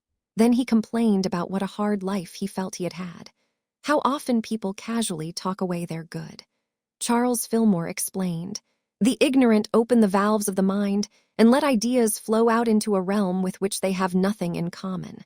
Thus their power is lost. 6 quietness seals in your good and lets it grow on the inner plane until it is strong enough to produce results on the outer plane. Quietness also exudes a certain mystic charm that has an attracting power, the emotional basis of charm. Basically, charm lies in being your best self and in helping to bring out the best in others. The kind, simply way is the most charmingly correct. A charming person does not take another's time unnecessarily, nor allow others to squander his. Deception and excuse-making are not a part of charm. It's better to say simply, "I was wrong," or "I apologize." Yet a charming person is not a doormat. In an effort to be charming, people can sometimes be too familiar. Charming people are never too gay, nor are they loud, insincere, or affected. There is nothing false or put on about true charm. Instead, charm knows how to be kind, yet keep its distance.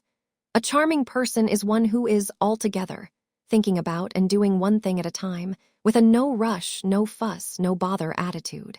The charming person avoids becoming angry or too excited, avoids getting too high or too low. The charming person is relaxed and poised, not tense or striving, taking one day at a time and making the most of it, rather than fretting about the past or the future.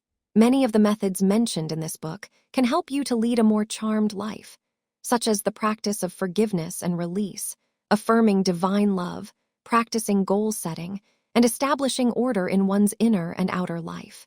Marjorie Wilson once wrote, "Charm is an attitude of mind expressing itself in every detail of every department of life."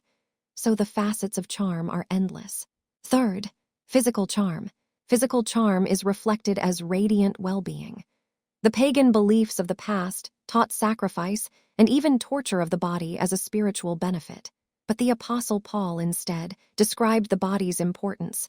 Know ye not that your body is the temple of the living God which is in you? Glorify God in your body. I Corinthians 6:19-20.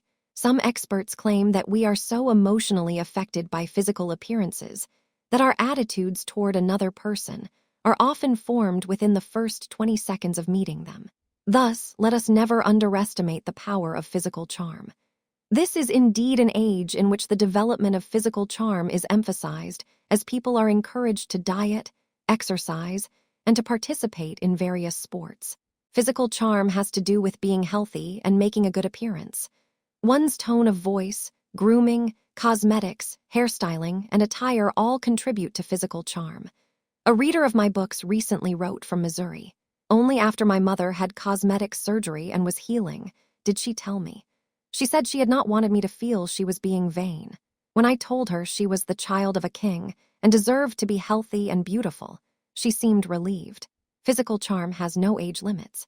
One of the most attractive, charming, and accomplished women I ever met was May Rowland, who for more than half a century directed the internationally prominent Silent Unity prayer department of Unity School. She was also a popular writer and lecturer, and she served for many years as one of the school's corporate officers. Although she spent a lifetime in the development of the 1, spiritual, and 2, mental-emotional phases of charm, she also knew the importance of 3, physical charm. She deliberately glorified God in the body. For that purpose, she often affirmed, I am young, strong, and healthy. My body KNOWSIT and MY body shows it. She enjoyed such festive physical activities as square dancing, attending parties, and entertaining in her home on Unity Ridge. She was an avid believer in proper diet, exercise, and fresh air, often sleeping on the screened porch of her Missouri home, even in cool weather. The result was that she looked years younger than her rumored chronological age, and she lived a long, active, fulfilling life that blessed millions of people worldwide. Her lean, handsome husband, whom she had met on a western ranch, added great happiness to the last decades of her life. Their retirement years included travel and outdoor living. Even though hers had been a life dedicated to the spiritual activity of prayer, she had wisely balanced it with an appreciation of her physical existence as well. What benefits for her that combination wrought. After a lecture trip in Florida, my husband and I once rested briefly at the historic Breakers Hotel in Palm Beach. One night, as we were having dinner, we observed on the dining room dance floor a couple who exuded physical charm. They displayed deep tans, beautiful white hair, were attired in colorful clothes, sparkling jewelry, and were reported to be in their 80s. We were told they were from South America and that their yacht was docked somewhere in the vicinity. On the dance floor and off, they had a marvelous time. Diners throughout that high-ceilinged, flower-bedecked, music-filled room were aware of their attractiveness, charm, and glamour. Isn't it wonderful to know that even physical charm need have no age limit? The infinite possibilities of charm. The purpose of this chapter has been to introduce you to the potent possibilities of charm. Books which more fully cover the subject can be found in your library or bookshop. Public courses and instructions are available to the general public on every facet of charm.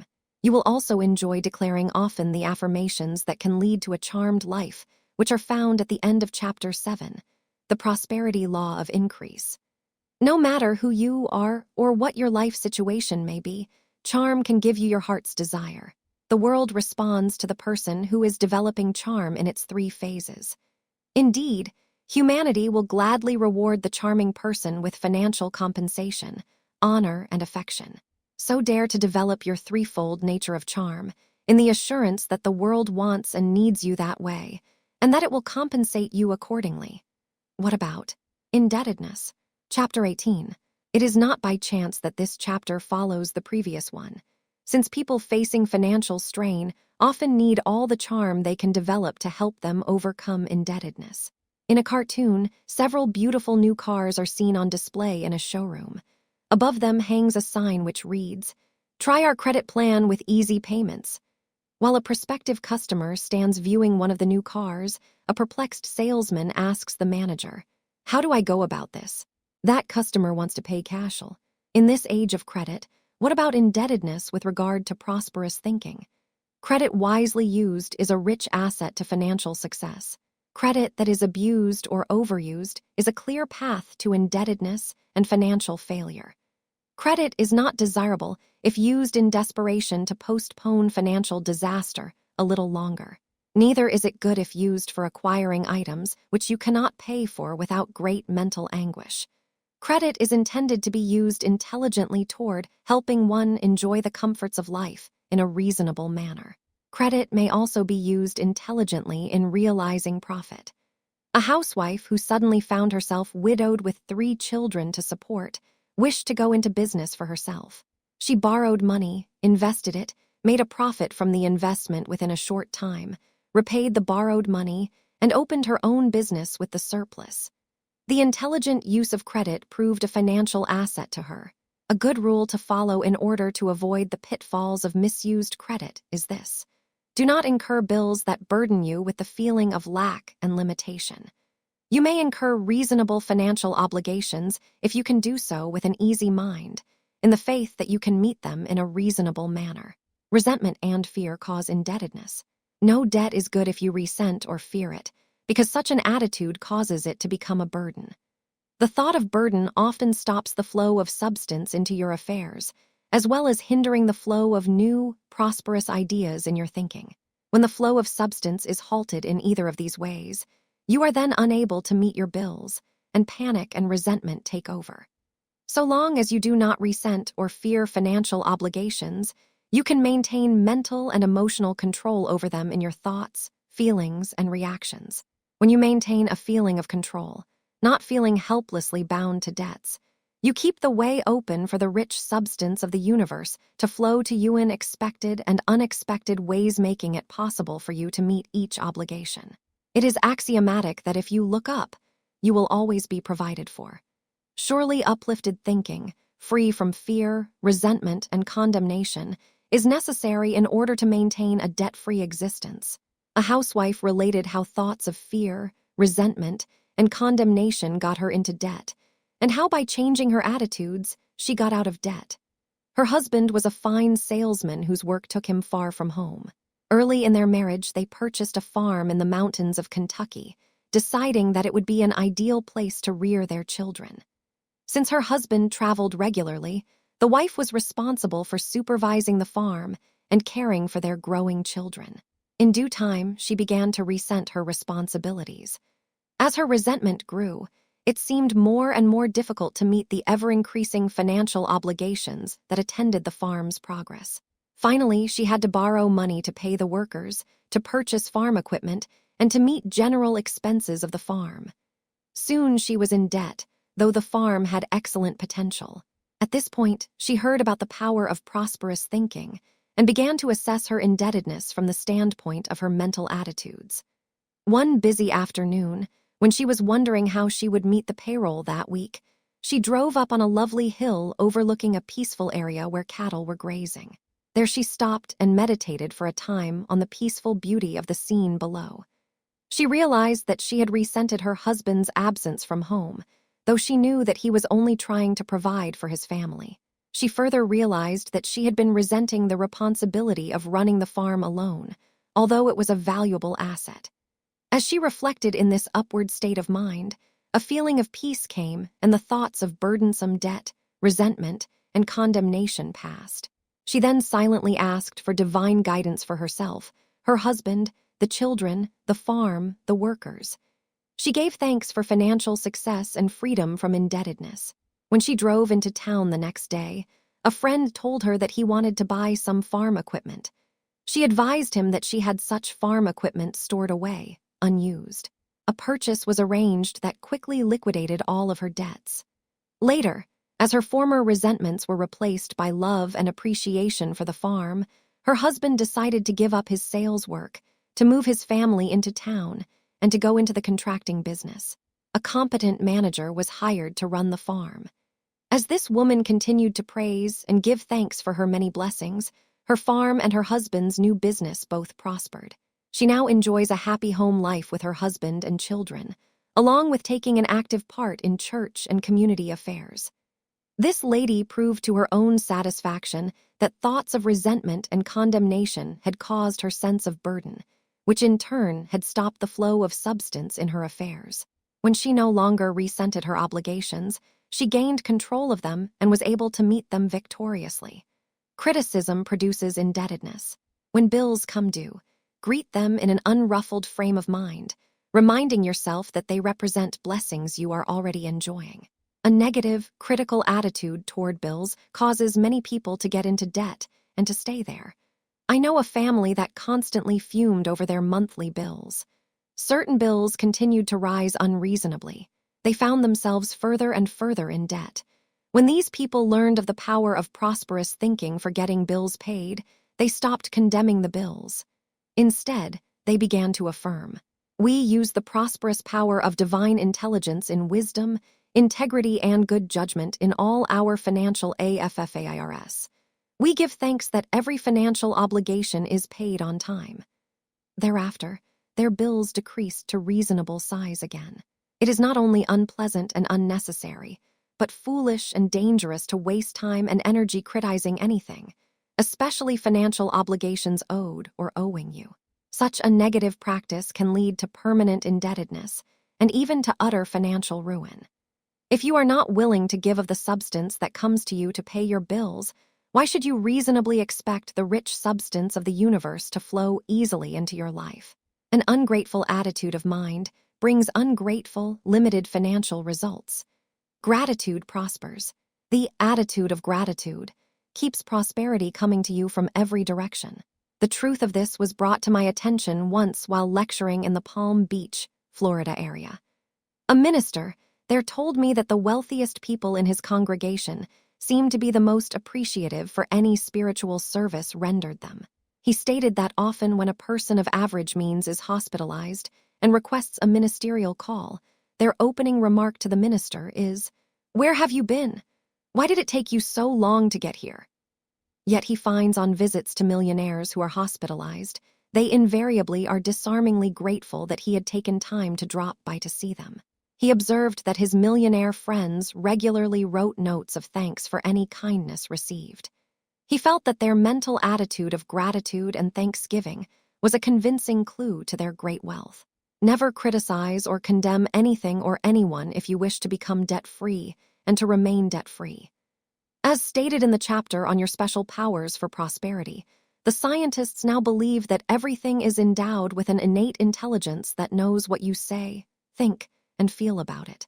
If you speak of things, people, and conditions in a positive, prosperous way, you gain their subconscious cooperation. Whereas, if you criticize your world, you repel its blessings and attract only negative, limited conditions into your life.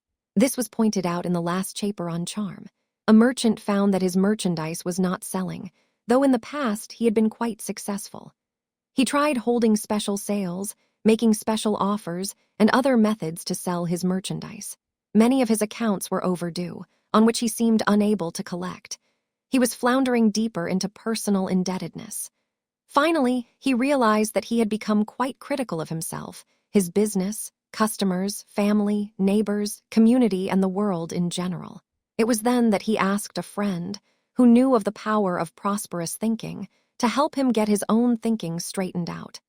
The friend suggested that he begin using this statement to change his thinking. There is no criticism or condemnation in me, for me, or against me. Divine love, wisdom, and order now reveal perfect guidance and produce perfect results in me and in my world.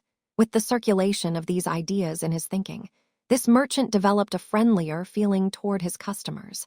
Along with mailing out monthly statements of current accounts, he decided to send along notes of good wishes to those who had long owed him money. The results were amazing. People with long overdue accounts began paying Upal. One lady sent him a check on an account she had been owing him for 10 years. The technique of getting debts paid, both those you owe and those owed to you, is first an inner work in the realm of mental attitudes.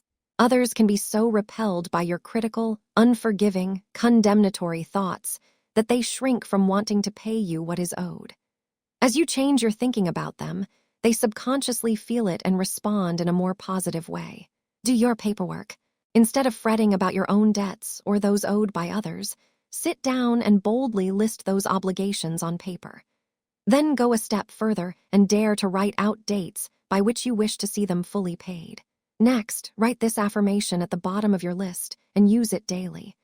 I give thanks for the immediate, complete payment of all financial obligations. I have faith that with God's help all obligations are being immediately paid in full. A businessman, who is self-employed, had tried the usual methods for collecting accounts with little success. He learned of the positive mental technique for handling finances, and he decided to give it a try. He listed each customer's name, along with the amount due, and then affirmed the complete payment of each obligation. Thereafter, when he went forth to collect, he was amazed that no one seemed to oppose him or sought to avoid him. Instead, everyone on the list paid him promptly. An interior decorator had been out of work for some time and was $2,500 in debt. During a summer slack season, she heard a lecture on the power of prosperous thinking for overcoming financial lack. She made a list of her financial obligations, added the above affirmation, and used it every day in thinking of her bills as being paid. Just the act of doing this gave her a sense of accomplishment, which replaced the previous feeling of futility. As she affirmed that her debts were being paid in God's own way, an interesting thing happened. A friend of a former customer telephoned and asked her to do an estimate for decorating a new apartment building. She had never been asked to consider such a large decorating job before. Never before had a client contacted her first. She had always sought out new clients. Her estimate, running between $8,000 and $10,000, was accepted. She was given the decorating job, and her commission amounted to $25,001. Not only did she get her own bills paid, but this proved to be only the first of a series of large decorating jobs that came to her. Previously, she had worked hard for small commissions. Now she is working steadily for bigger commissions. The work is no different, but the compensation is larger and more satisfying in every way. Activating trust dissolves indebtedness. Here is a pleasant point to remember about indebtedness. If you are in debt, it is because someone believed in you and had enough faith in you to trust you financially. If others are in debt to you, it is because you extended your trust to them. Trust is a wonderful divine element, and it produces divine results when activated. Whenever you think of owing or being owed, give thanks for the trust that brought about the financial transaction in the first place. Know also that the same trust which worked in the beginning can still work to bring forth the full payment due. Re-establish this attitude by affirming, "The same divine trust that first motivated this financial transaction is now mightily at work, clearing it up for the highest good of all concerned." A credit manager used this idea to collect substantial sums of money for his company, often after other collectors had failed. In one instance, he was asked to collect a $17,000 account which had been outstanding for several years. When he talked with the man owing this account, it soon became evident that he was in dire financial straits. Nevertheless, this credit manager stated his faith that this creditor would settle the account as soon as possible. He thereby restored goodwill and renewed trust between the firm and the creditor. In less than 2 weeks, the creditor brought him a check for $4,000. He stated that the credit manager's words of faith in him and his business ability gave him new courage, new hope, new conviction that he could succeed. With new hope came new ideas, which produced for him prosperous results. Soon the entire amount was paid, and the creditor continued to do business with this company. Discord CUSES indebtedness. A harmonious, trustful state of mind is essential to gain freedom from indebtedness and for collecting debts owed you by others. You will note on every hand that inharmonious people work very hard for their prosperity. The substance of the universe is repelled by inharmoniousness and quickly dissipates in such an atmosphere. This explains why a certain salesman was not selling. His wife was also failing in her sales work. After a few minutes' conversation with them, it was obvious their home life was filled with bickering and contention. They criticized and condemned each other, openly disagreeing about every subject. It was pointed out that they would have to become more harmonious with each other before they would be able to attract customers and make sales again. They agreed to use this statement together. There is no condemnation or criticism between us. Divine love reigns supreme, and all is well with us and with our world. Within 2 weeks, they were both making sales again, and their marriage became happier than ever before. There is a way out of indebtedness. Indebtedness may appear to be very big in your world, but it need only be a temporary situation if you dare to begin believing there is a way out. Perhaps the greatest barriers to freedom from indebtedness are fear and desperation. When they are overcome, you are on your way to financial freedom. I talked with a man whose wife had feared that he was contemplating suicide. He was heavily in debt and could see no way out. He had been in an accident, and it had taken a year of recuperation before he returned to his business. Meanwhile, others, lacking his experience and knowledge, had to be relied upon to run his business. Though conscientious in their desire to help, they almost bankrupted him. Because of his large indebtedness and lack of sufficient collateral, this man had been unable to obtain a loan from the lending agencies to ease the situation. He declared, "If I could obtain even $5,000 or $6,000, it would meet the most pressing debts and keep my business solvent until I could get the business activated again." He was feeling quite desperate when he talked with me. I began to realize that 2 definite attitudes prevailed which were keeping a solution from appearing. First, this fine businessman had sunk into discouragement and despair. There seemed no way out, nowhere to turn. Second, he felt a sense of great loss about the year he had been ill. He kept telling himself, "If only I had not been in that accident, this would not have happened." Such attitudes are normal for people in debt, but once those attitudes are changed, the whole situation will change, and very facile always. For every problem, there is a way out. There is a divine solution. To help establish and maintain the prosperous attitude until it could prove itself, I suggested that he daily affirm, "There is a divine solution to this situation. The divine solution is the sublime solution." I give thanks that the divine solution quickly appears now. For his feeling of loss about the year away from work, these ideas were suggested. Although it seems dismal at the moment, begin knowing that there need be no permanent loss in this experience. That which seems to have been lost during this year's illness can be divinely restored to you financially and otherwise. To help him establish and maintain this attitude, these words were typed on a card for him to carry in his wallet. Daily, when discouragement or a sense of loss tried to envelop him, he was urged to read these words over and over. I give thanks for divine restoration in my business AFFAIRS. Divine restoration is now doing its perfect work for all involved, and the perfect result appears now. I give thanks that every financial obligation is now being met in God's own wise and wonderful way. For a number of weeks, this businessman daily declared these ideas to himself. No change seemed to be forthcoming, but he persisted in knowing that there was a solution. He persisted in claiming divine restoration. One day, the picture began to change through an unusual series of events. He and his wife attended a family reunion, where his deceased brother's wife called him aside and said, "Years ago, when you first began buying into my husband's business, which later became your own, I felt that he overcharged you for the initial down payment. Now that he is gone, I no longer wish to keep the building which houses your business. I also wish to see financial restitution made to you for that large initial payment. An appraiser tells me that the building is worth $25,000 if I sell it outright. However, I will be happy to sell it to you for $10,000. Further appraisals revealed that this man could obtain a total loan of $16,000. After purchasing the building, he still had $6,000 to clear up pressing debts and have operating cash. As these affairs unfolded, he was filled with new hope, and thereafter he received increased business which helped to bring order and prosperity out of previous chaos and failure. Indeed, divine restoration did take place for Himmel. Keep quiet about indebtedness. Many people who get into debt would not remain in it if they would keep quiet about their financial affairs. By magnifying their obligations, they clutch those circumstances to them ever more tightly. If they would keep quiet, keep going, do the best they could to meet their obligations, and affirm divine guidance, the way would open to clear up all indebtedness. The well-known Bible story of Elisha and the widow is a subtle example of this.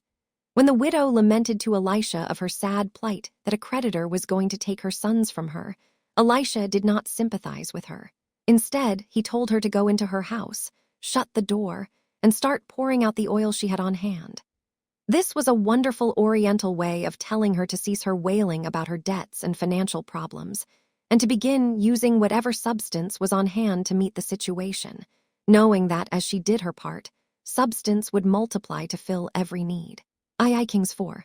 A widow likewise proved the prospering power of Elisha's advice in modern times.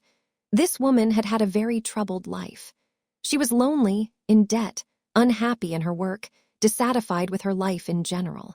While she sought freedom from indebtedness, all the time she bemoaned how harshly life had treated her.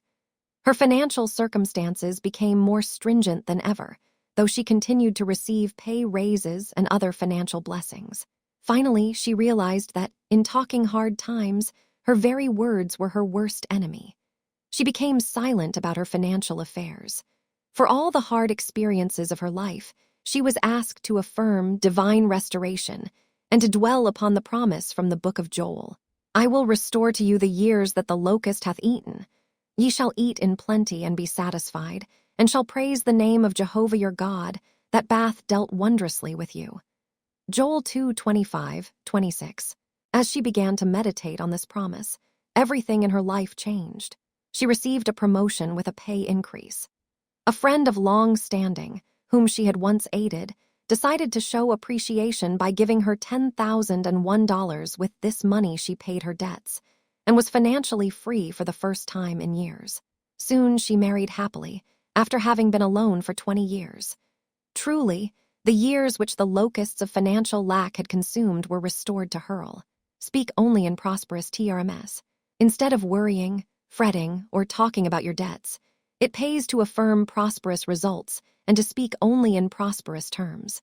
A woman who had been out of work due to ill health found herself deeply in debt, but she constantly talked negatively about her situation. One night she and her daughter attended a lecture on prosperity. When they returned home, they decided to use an affirmation given in the lecture. Everything and everybody prospers US now, and we prosper everything and everybody now. They began declaring these words together each night for 5 minutes before retiring. Within a week, a check for $2,500 came to them, representing a sum which had long been lawfully owed them, but their lawyer had been unable to collect it. As they changed their words when speaking about their financial affairs, it was as though all involved suddenly wanted to prosper them, rather than to withhold anything from them. An artist was in debt because she had been unable to sell any of her paintings for a number of months. One night, she attended a prayer group in which the power of praying affirmatively about financial problems was emphasized. At this meeting, it was suggested that each one take an affirmation and use it during the coming week for prosperity needs. This idea seemed a radically different approach to this artist, who had always felt that perhaps it was wrong to pray about money and financial problems. Joyously, she began to declare daily, "Everything and everybody prospers me now, and I prosper everything and everybody now." 4 days later, she sold a painting for $75, her first sale in months. Immediately other sales were made, and soon every financial obligation had been met. No one can withhold your prosperity. Many people also get into financial lack and remain there because they think someone else is keeping their prosperity from them. As long as they think someone else has that power, they themselves are decreeing that it is true. But once they change the trend of their thinking, their good can appear in spite of any outer circumstances. A widow who had tried in vain for over a year to settle her deceased husband's estate was heavily in debt because an unexpected heir had appeared, so that a court proceeding became necessary. The estate funds were under court control. For months, she had been living meagerly from day to day, hoping that the estate would soon be settled, and that she would receive a check in full for the inheritance which was rightfully hers. Each time it seemed near settlement, the case was delayed because of further resistance from the other heir. During a period when her creditors were pressing hard for payment of some of her late husband's bills, This woman was given prosperity articles to read by a friend. In them, she found this affirmation: I dissolve in my own mind and, in the minds of all others, any idea that my God-given good can be withheld from me. Those financial blessings that are mine by divine right now come to me in abundance, and I joyously accept them. Fascinated with the possibility of this simple approach to her problems, this woman sat quietly all afternoon, writing out and affirming this statement over and over. As she did, she began to feel a sense of dominion welling up within her about her financial affairs. She also began to feel more kindly toward that unexpected heir who was trying to force his claim on her husband's estate. The more she thought peacefully about him, the more she could see why he felt entitled to certain financial assets. Finally, she telephoned her lawyer, told him to use his own judgment in settling the estate, but to feel free to give that heir certain portions of the stocks, bonds, and oil properties which he claimed. Within a few days, the estate that had been pending for months was settled, so that all involved were satisfied, prospered, and blessed. This woman now feels that her God-given good came to her from the settlement of the estate, and she did not miss the financial assets shared with this unexpected heir. Deliberately think big. In another instance, a realtor found himself going into debt because some of his apartments were not renting during a summer slack period. Friends told him, "You will never rent those apartments at the price you are asking. You are thinking too big. If you cut your rental price, perhaps you may be able to rent them for the coming season." This man attended a prosperity lecture where he heard, "You can never think too big. Dare to affirm big ideas. Dare to expect big results. Such attitudes are the difference between a prince and a pauper." This man realized that he must deliberately think big and speak prosperously if he wished to rent his properties and pay his debts. For the rental of his apartments, he began affirming a statement that has prospered countless people.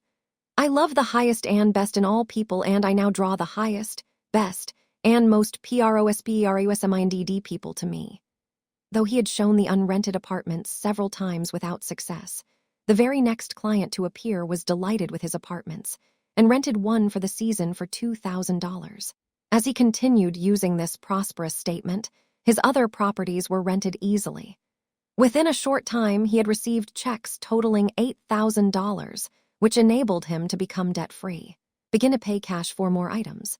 Along with getting prosperous attitudes about your financial affairs, it is good to do whatever tangible or intangible thing you can to get the feeling that you are clearing up indebtedness. For instance, begin paying cash for items, though you may do so in a small way. Just by releasing cash for such items, rather than charging them, you begin to get a sense of freedom from debt.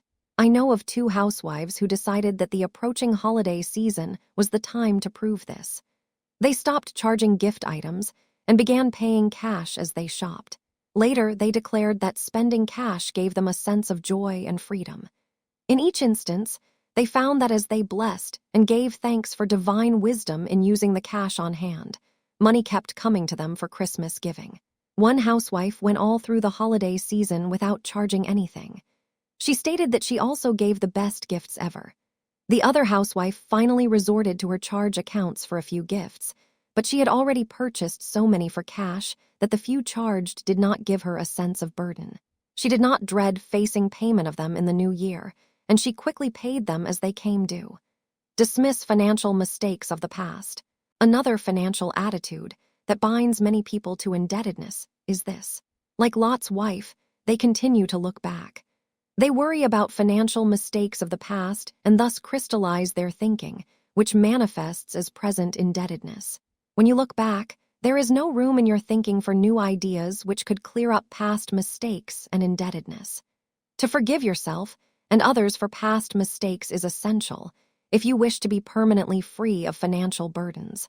If such memories try to haunt you, use this statement. The forgiving love of divine intelligence has set me free from the past and from the financial mistakes of the past. I now face the present and the future wise, secure and unafraid. It will work wonders for you and for others.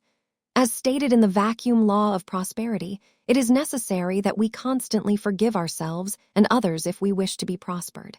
Reread Chapter 3 to help yourself and others to overcome indebtedness. Ask 4 prosperous ideas, along with establishing prosperous attitudes and following through with prosperous actions. One should ask for prosperous ideas about financial matters. A businessman had reached the age of 40 and had gone as far as he could with his company, unless one of its owners retired. This fine man did not wish to succeed through such circumstances, but he was growing desperate. Even though he and his wife both worked, they were heavily in debt trying to meet the needs of their growing family. They could see no way to a larger income in their present circumstances. When this man talked with me, he said, "I need more self-confidence in knowing that somehow I can meet this situation victoriously. I suppose I also need more order in my affairs so that I might know which way to turn." It was suggested that he go about establishing order in an easy, quiet, satisfying way rather than to suddenly become aggressive, which might lead to confusion and antagonism with others. It was suggested that he begin spending a few minutes every morning and night to quietly meditate and ask for divine guidance about his financial affairs. His first reaction was, "What good will that do? You mean God knows or cares about my financial affairs?" It was a revelation and a relief to this man to hear that a rich and loving Father cares about the financial needs of his children. This prayer was suggested for his use. "Father, what is the rich truth about my financial affairs? What is your highest good for all in this situation?" At first, no answer to this questioning prayer came, but this man did notice that he was more peaceful than he had been in years. With the increased feeling of peace, he began to feel more in control of himself, his family affairs, and his financial world. One night, as he was decreeing the rich truth, an idea flashed into his mind with such force that he almost fell out of his chair. It was not a new idea. It had come to him many times before, but he had disregarded it. It was an idea to develop a new department that could mean fresh growth and prosperity for his firm. Never before had he been strongly enough convinced of the power of this idea to approach his superiors. The next day, he found the perfect opportunity for speaking with his boss about it. His boss was both surprised and pleased that this quiet little man was thinking in such big, progressive, and prosperous terms about the company. In due time, he was allowed to develop his idea for a special department. A new title and much better income accompanied it. Other financial surprises followed, with one member of his family receiving an unexpected inheritance. By praying for divine guidance and divine ideas, this man's debts of long standing were paid. A whole new level of prosperous living opened to him and his family. A good statement to hold in mind for this purpose is, "Divine intelligence now inspires me with prosperous ideas and with divine action in perfectly expressing those ideas." Indebtedness can be a blessing in disguise. Indebtedness can be a tremendous blessing in disguise. When unpleasant experiences come upon you, it is often because there are new ways of living and new methods of work trying to open to you. In most instances of indebtedness, those who are financially embarrassed are fine people who are trying to live prosperously on a limited income. However, if they have rich desires, it is because they also have the equivalent talents and abilities that are seeking expression. Their desire for greater good is very strong, but their bank account has not been equally expanded. Often they are people who are engaged in mediocre work when their talents and abilities, if developed, would bring them a rich income to balance out their rich desires. How to gain financial freedom. Dare to use new ideas that come to you when you are working out financial problems. Reread, study, and follow some of the suggestions for developing your talents and abilities that are given in Chapter 9 on work and Chapter 12 on financial independence. Also note that Chapter 10 points out how people have often tithed their way out of indebtedness when they dared, in faith, to put God first financially. Faith has prospering power. When you are trying to find your financial freedom, begin to bring it forth by declaring often, "There are good days ahead. There are rich days ahead." When fear about present problems seems to engulf you, remind yourself, "God's way for me is joyous, a way of safety and security. I give thanks that I now walk in paths of pleasantness, prosperity, and peace." For development of your talents and abilities to bring great satisfaction, declare often, The boundless, limitless power that created the universe is now accomplishing in and through me all that is for my highest good in mind, body, and affairs. I give thanks that I am divinely equipped to accomplish great things with ease. Health and prosperous thinking. Chapter 19. Surely among the greatest blessings of life is health. Without it, nothing else matters very much. With good health, every other blessing is greatly enhanced. As I counsel people about their various problems, I am convinced that our thinking directly affects our health. Many people who are in poor health, due to worry over financial problems, find it almost uncanny how fast their health improves as their financial situation improves. A fine businessman who had enjoyed good health for a number of years faced serious financial setbacks in his business. Soon, he developed gastric ulcers that later were found to be malignant, making several operations necessary. He is now on the way to complete recovery, which his doctors assure is possible. His wife recently stated, however, that every time he incurs a financial loss, he must return to bed. But when he receives good news about his financial affairs, his spirit soars, and he enjoys normal well-being. The studies of psychosomatic medicine and holistic healing are surely wonderful steps forward in helping people to realize how strongly their mental states influence the condition of their bodies. Prosperous thinking is healthy thinking.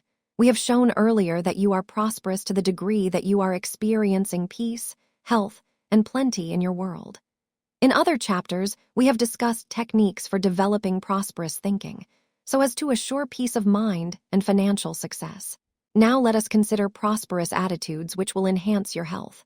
Prosperous thinking is victorious, harmonious, uplifted thinking. A prosperous thinker knows how to free himself of hostilities, resentments, criticisms, and irritated emotions. A prosperous thinker aims toward balanced, normal thinking which reflects his will to win. Often, it is mental depression and a feeling of defeat that cause ill health. A lady stated that for the past year she had had a lingering cold. Summer or winter, it held on. She was beginning to wonder if she did not have something more than a common cold, for this one was all too uncommon. Her physician assured her, however, that he could find nothing organically wrong to explain the cold, since there apparently was something irritating this little lady, something probably of long duration. I asked her to recall various events in her life prior to the appearance of this cold. After a few minutes' conversation, she said that she had held a fine job which she enjoyed. Without warning and without consulting her, her employer transferred her to another department, where she found the work distasteful, even irritating, because she feared losing her job, because of her age. If she protested, she endured the transfer, with all the discord that went with it, into the new department among bickering fellow workers. This added to her intense inner resentment and rebellion. Little wonder that inner irritation had manifested as a deep-seated cold which had persisted. I suggested she begin working within her own thinking to overcome a feeling of hopelessness, helplessness, and defeat, and to adopt a victorious, winning attitude by daily using these ideas. Divine love and wisdom go before me, making easy and successful my way in this situation. The divine solution now quickly and easily appears. I am now guided, HEALED, prospered and blessed. For several days she fed her mind these ideas, gaining a sense of peace which she had not had during the past year. Just as she was considering approaching her employer to explain her dissatisfaction and to request a transfer, an interesting thing happened. A notice was placed on the bulletin board, inviting the employees who desired transfers to see the manager, since he was considering making some changes. Here was her opportunity to declare her desires, which were granted. As her inner feelings were harmonized, she realized that her cold, which had been steadily dissolving, soon completely disappeared. In harmony, CAUSES ill health. Truly, where there is a condition of ill health, there is a situation where the ill person has been subjected to internal discord of mind, body, or affairs. Prosperous thinking, expressed as harmonious thinking, helps to produce harmony in the body as well as in one's relationships and environment. A preschool-age child was afflicted with hemorrhoids. His doctor felt that this condition was unusual for a child of his years. He quietly studied the home situation to discover if any inharmony there might be linked with this physical condition. It was soon revealed that the child's mother knew nothing of the power of attitudes to affect one's health. She constantly insisted at each meal that this little boy empty his plate, regardless of how he felt or the state of his appetite. This child happened to be an individual who dared to have a mind of his own. In several instances, he refused to eat. Thinking it her duty, his mother took him away from the table and spanked him. Such had been a daily event in his young life. It was astonishing that this child had not developed a condition more serious than hemorrhoids. After the mother agreed to become more harmonious and less stringent in her demands upon this child, the medical treatment began to render favorable results. Bickering, quarreling, or general confusion in one's daily atmosphere are reflected in the health of those involved. The body is a very sensitive instrument, plastic to the thoughts, emotions, and words which are expressed through it and to it. Healthy thinking is an ancient art. There is nothing newfangled about the truths now being uncovered, which reveal how strongly thoughts and feelings control the body. Had the ancient Babylonian sciences come down to us intact, our civilization might be even more advanced than it is. Not only did the Babylonians use strange stones of ore for curing cancer, but they were also experts in the use of psychosomatics, various mental techniques, even in hypnotism. It is believed that Abraham, who resided in the Babylonian city of Ur, learned of their treatment and brought it to the Jews, who effectively used it through the centuries. In any event, the writers of the Bible seem to understand that disease was caused by wrong thought and wrong feeling, for their writings surely reflect that teaching. Moses pointed out the definite power of right attitudes and emotional responses for health, and the power of wrong ones for ill health. Miriam, his sister, criticized him for marrying into another race. Because of her critical attitude, the Bible implies that Miriam contracted leprosy and was healed only by means of Moses' prayer. Numbers 12. In another Old Testament story, we find that a wrong attitude killed King Asa, one of the kings of Judah. He did not believe in the possibility of spiritual healing, and when his feet became seriously diseased, he died. II Chronicles 16:12, 13, Elisha and Elijah both healed through mental and spiritual methods, as did Jesus, Paul, and the early Christians. Even witch doctors of primitive cultures realized the need for changing their patients' attitudes in order to heal them. In an effort to attract their patients' attention, they wore masks, spoke incantations, danced, and performed in other ways which seem strange to us today. They believed that if those seeking healing would redirect their minds away from their problems, healing would result. Attitudes can heal. A housewife once described her improved health after her attitudes changed. For 12 years, I had a chronic gallbladder condition, which was very painful most of the time. For over a year, I had had bursitis also, which was getting progressively worse. My husband and I both prayed about my health. We tried all types of medical treatment, but all to no avail, for the pain persisted. I was beginning to wonder how much longer I could go on. Then we learned about a series of prosperity lectures in our area. After hearing one lecture, which was on prosperity and not on healing, I understood better how to think victoriously. I began to realize that somehow the pain in my body could still be dispelled. For the first time in months, both my husband and I felt uplifted and inspired. And then it happened. Within 1 week from the time we heard that lecture, my gallbladder condition disappeared, and the bursitis pain was also completely healed. I am thanking God daily for the uplifted attitudes which opened the way for healing to manifest in my body. In another instance, a woman broke her arm.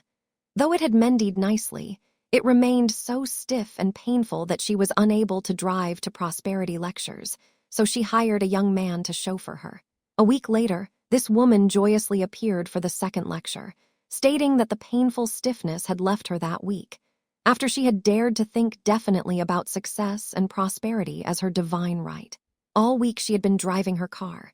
She came alone to other lectures after that, free from all pain.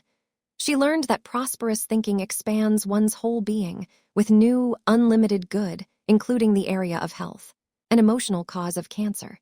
All about us, we see the need for transforming negative emotions if we wish to be healthy, or to regain health. Cancer has been referred to in recent times as a hate disease. Those who contract it often carry their hate secretly, so that the average person never suspects the emotional turmoil through which some cancer patients are passing. Once I talked with a self-made man who had worked hard to get to the top. He finally made it, and he was greatly admired and respected by hundreds of people. His financial achievements, his contributions in time and talent to the many civic organizations of his community, and his dedicated church work had won him wide acclaim. At the apex of his career, he was informed that he had cancer. Operations extended his life for several years. Toward the end of this period, he talked with me about his condition. At first glance, it would seem that a cruel fate had struck him down in his prime. But closer acquaintance revealed that he had been married several times, that each marriage had ended in divorce, following bitter hostility, and that he detested his present wife. If she was as bad as he claimed, humanly he seemed to have reasons for his feelings, since she had made his life miserable. Because of his business success, he felt that divorce or even a separation would be detrimental to his career. So he continued living with her in a state of abject misery, year in and year out. Furthermore, as often happens in such situations, he had turned to another woman for love and understanding he felt he was not receiving from his wife. This other woman was a business executive who was widowed and lonely. As their love affair developed, this woman became so frustrated at not being able to become his wife that her own health declined. Along with a series of health problems that developed, she sought emotional release through drink and drugs. She became so confused that her mind, in due time, no longer functioned clearly, and she lost a series of fine positions. The only person who seemed relatively unaffected in this triangle was the hated wife. Through it all, she remained calm. She did not seem to take on the hate or emotional turmoil of her husband or of the other woman. In the long run, she was the only victorious one. Her husband stated to me that he could not forgive her or his previous wives for the unhappiness they had brought into his life. He refused to attempt any of the methods of healing mentioned in this chapter, or to invoke the methods of healing through forgiveness. I noticed that when he spoke of his wife, he seemed to exude an invisible poison. It was as though the very atmosphere in the room became heavy with venomous hate. He continued hating her and finally had to return to the hospital for another operation, which proved to be his last. His final conscious words were a curse upon his wife. His hate actually killed him. The other woman did not attend his funeral, enduring her grief alone. Upon the death of her husband, the wife was not only free of his hate, but she also inherited his fortune. At last, she was not only a free woman but a very rich one. She did not hesitate to enjoy her wealth. Within a year, she had happily remarried, assured of financial security and true love. By refusing to hate back, this woman was the only one of the three involved in this situation who came through it victoriously. Forgiveness heals. If you are out of harmony with anyone, if you have been caused unhappiness in the past for which you are still holding a grudge, if you feel you have been unjustly treated in financial or private matters, if you feel that some loss has robbed you of the happiness that should have been yours by divine right, if you feel strongly about unhappy childhood and family experiences, you may have every human reason for your feelings and for continuing to nurse them. You may be able to justify those feelings in 1,000 ways. But like the man in this story, like the other woman, you mainly hurt yourself by doing so. Your health, prosperity, happiness, and peace of mind can and will be destroyed if you continue to harbor negative emotions. If you now are in a state of ill health, there is something, somebody or some memory you need to forgive and release from your feelings forever. Perhaps you are not consciously aware of what it is, but your subconscious mind, which is the storehouse of your feelings, emotions, and memories, knows what it is. It will respond with release and healing when you give yourself treatments in forgiveness, as recommended later in this chapter. Philosophers and sages of all time have tried to point out that man's health is controlled by his attitudes toward himself and others. Hippocrates, the 4th century Greek physician, wrote, "Men ought to know that from the brain, and from the brain only, arise our pleasures, laughters, and jests, as well as our sorrows, pains, griefs, and fears." Plato declared, If the head and the body are to be well, you must begin by curing the soul. The psalmist warned, "Cease from anger and forsake wrath. Fret not thyself, it tendeth only to evil doing." Psalms 37:8. Wise old Solomon surely realized the power of thought and feeling on the body when he advised, "A merry heart maketh a cheerful countenance, but by sorrow of the heart the spirit is broken." Proverbs 15:13. Pleasant words are as a honeycomb, sweet to the soul and health to the bones. Proverbs 16:24. The light of the eyes rejoiceth the heart, and good tidings make the bones fat. Proverbs 15:30. Perhaps Solomon's best psychosomatic advice was this: "A cheerful heart causeth good healing, but a broken spirit drieth up the bones." Proverbs 17:22. Happiness heals. Truly a spirit that is broken, discouraged, or subject to depressed conditions usually gets a physical reaction. I once knew a child who for several years was in a home situation filled with bickering and fault-finding. This child suffered from one ailment after another. Finally, his life situation changed, and he was placed in a quiet, harmonious atmosphere. Immediately, his ailments diminished, and he became so healthy thereafter that he never contracted any of the usual childhood diseases. I know of a family who learned of the power of thought for health or illness. The parents agreed never to speak of negative subjects before the children, never to discuss illness, lack, hard times, or troubles of any kind. They made it a point to converse on happy subjects in the home. It became a habit, and they became a happy, healthy, close-knit family. This family was free of ill health, and they became very prosperous. Their children grew up without having any childhood diseases. They also developed happy, self-confident dispositions and all married happily. Today, they are enjoying successful lives, even as their parents do. The bookshelves are now crowded with many fine books by authorities in all phases of the healing arts, who point out the importance of healthy, happy emotions for a healthy body. Therapy for female trouble. Often we hear about various types of female troubles that afflict many women. In almost every case, the woman with such troubles is also experiencing great emotional unrest, suffering in secret about problems at home or in her work, which she feels that she cannot discuss. A schoolteacher recently wrote of how her monthly menstrual periods stopped after she was upset by her school principal, who she felt was a tyrant. Through affirmative prayer, she began to hold to the thought that divine love and justice would produce a change. Meanwhile, her physician could not locate any physical reason for her difficulties, but he gave her shots to help her through this strained period. In a short time, when her school principal received a transfer to another school, she began to relax and enjoy her work again, and her menstrual periods again became normal. A housewife had been informed by her physician that she was sterile, after she had taken prolonged treatments to induce conception. Though she and her husband had long wanted children, she finally confessed to me that she had secretly feared the pain and discomfort of pregnancy, labor, and childbirth. She realized that her fear had probably prevented conception. When they investigated the possibilities of adopting a baby, for a number of reasons they decided to wait. For the first time in years, she and her husband stopped fretting because theirs was a childless home. Instead, they decided to lead as happy and normal a life as possible, and to help care for homeless children in their area from time to time, such as during the holiday season. After the tension about not having children left her, the wife did have a baby in the 10th year of her marriage. The wonderful part about using mental and spiritual methods for physical health is that it makes the work of your personal physician much easier. He is better able to aid you when your attitudes and emotions are constructive, and often much more than just a physical healing takes place. The first step in healing. Jesus pointed out that forgiveness is the foundation of healing.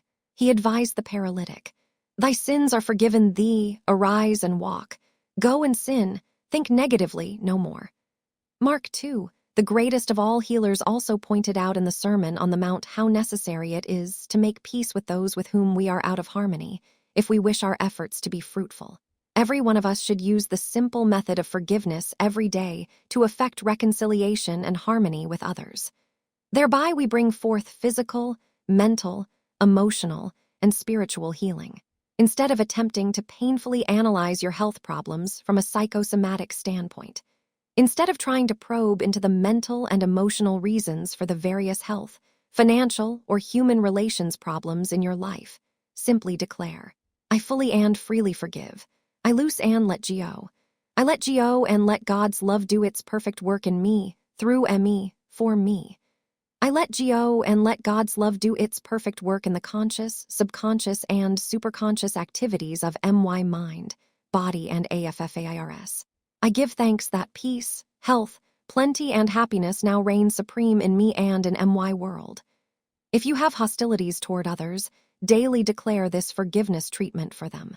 I know of 2 different cases where young women were afflicted with paralysis after entertaining intense bitterness toward their former husbands who had divorced them.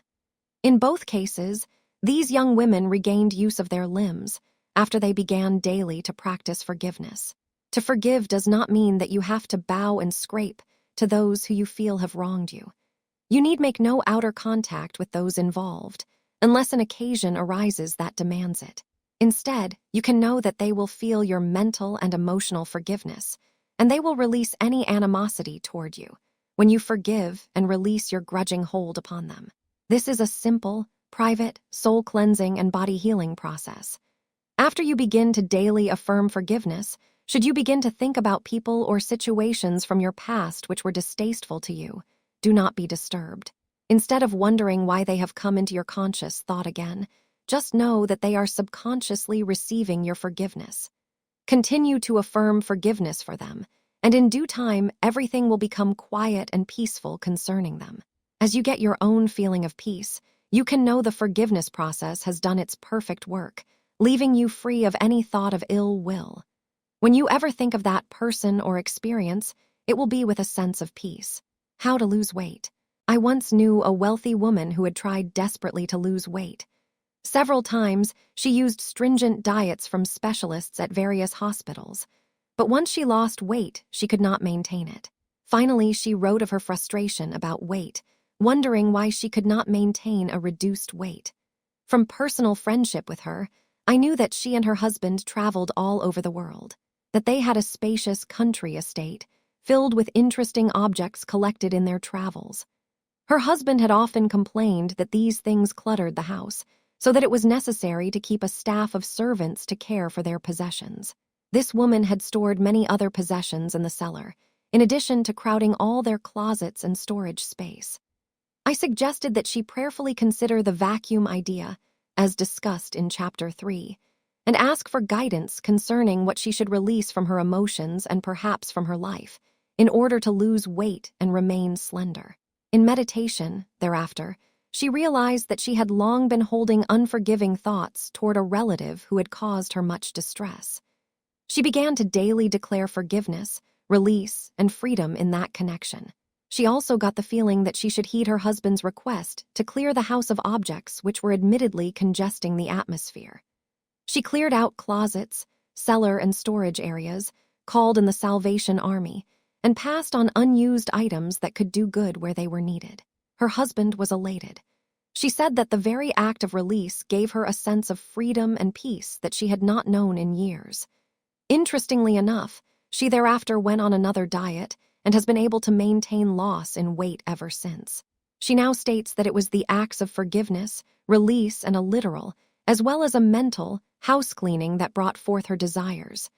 The second step in healing.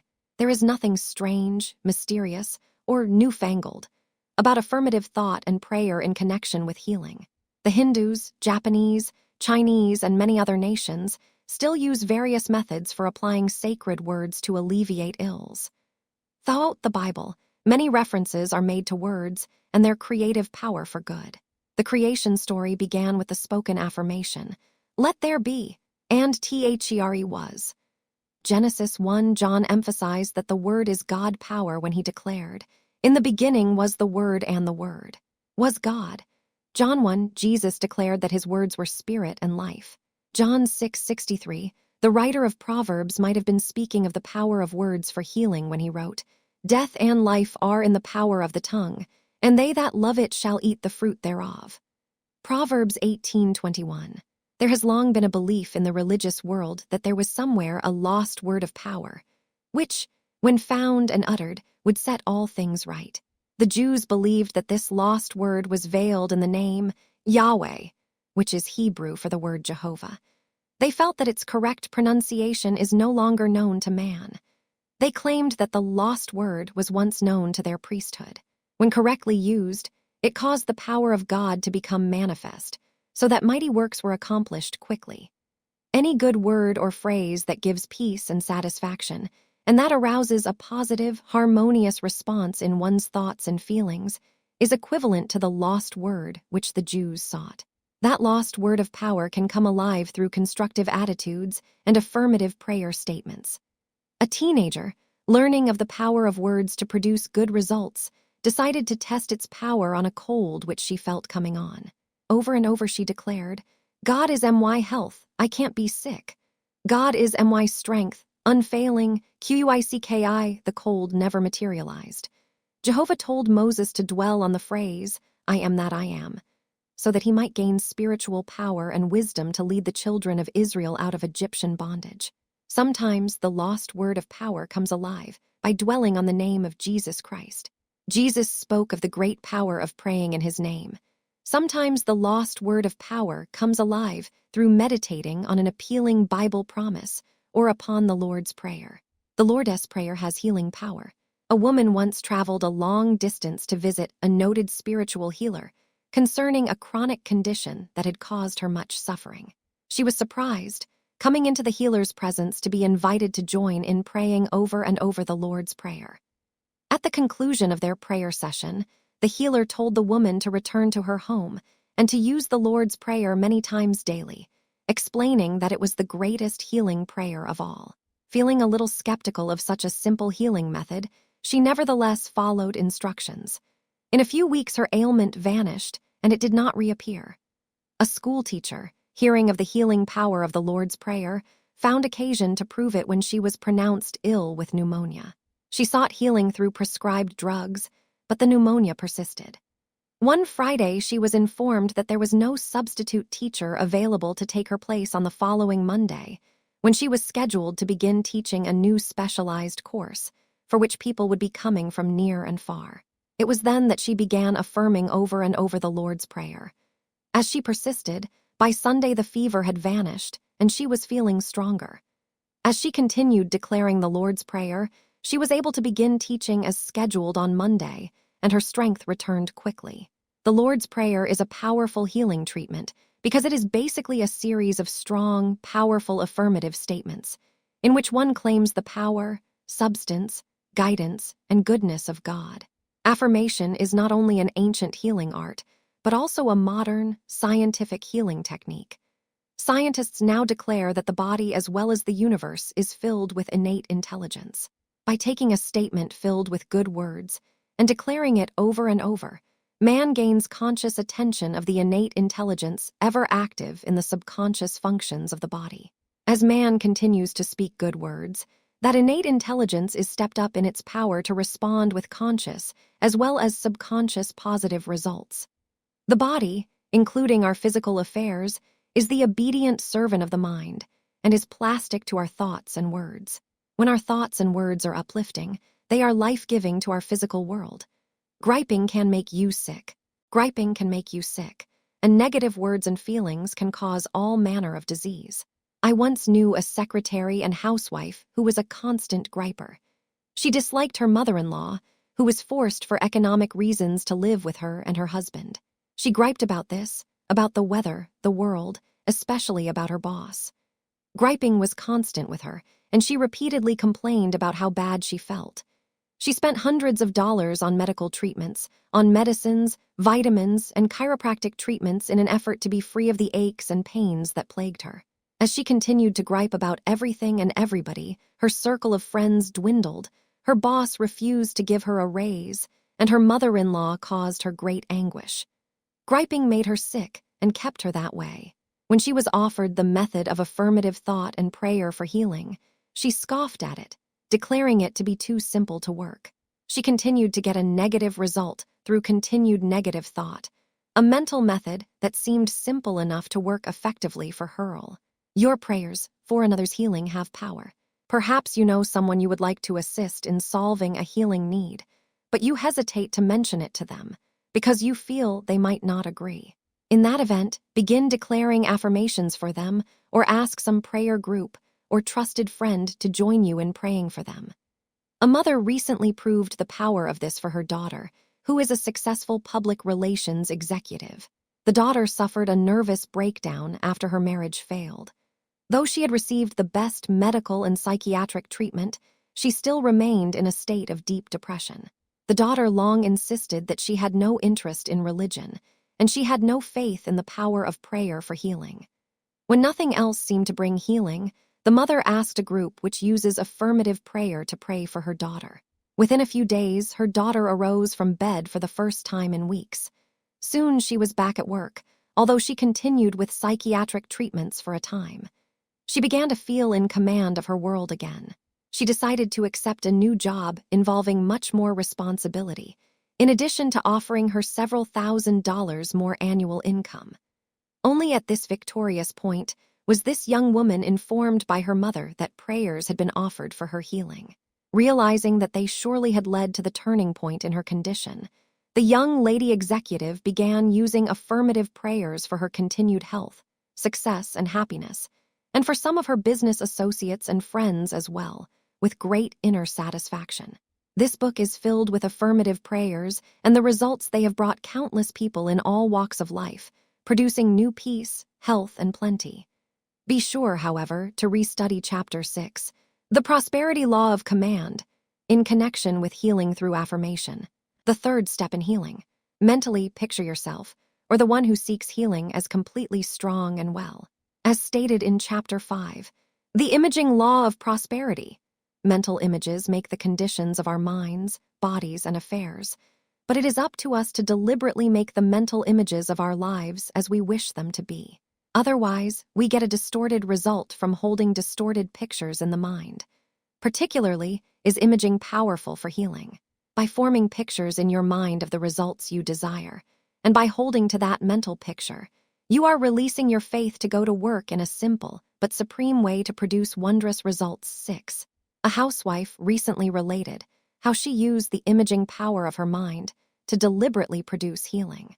She had suffered a severe knee infection which, after many weeks, continued to be swollen, infected, and very painful.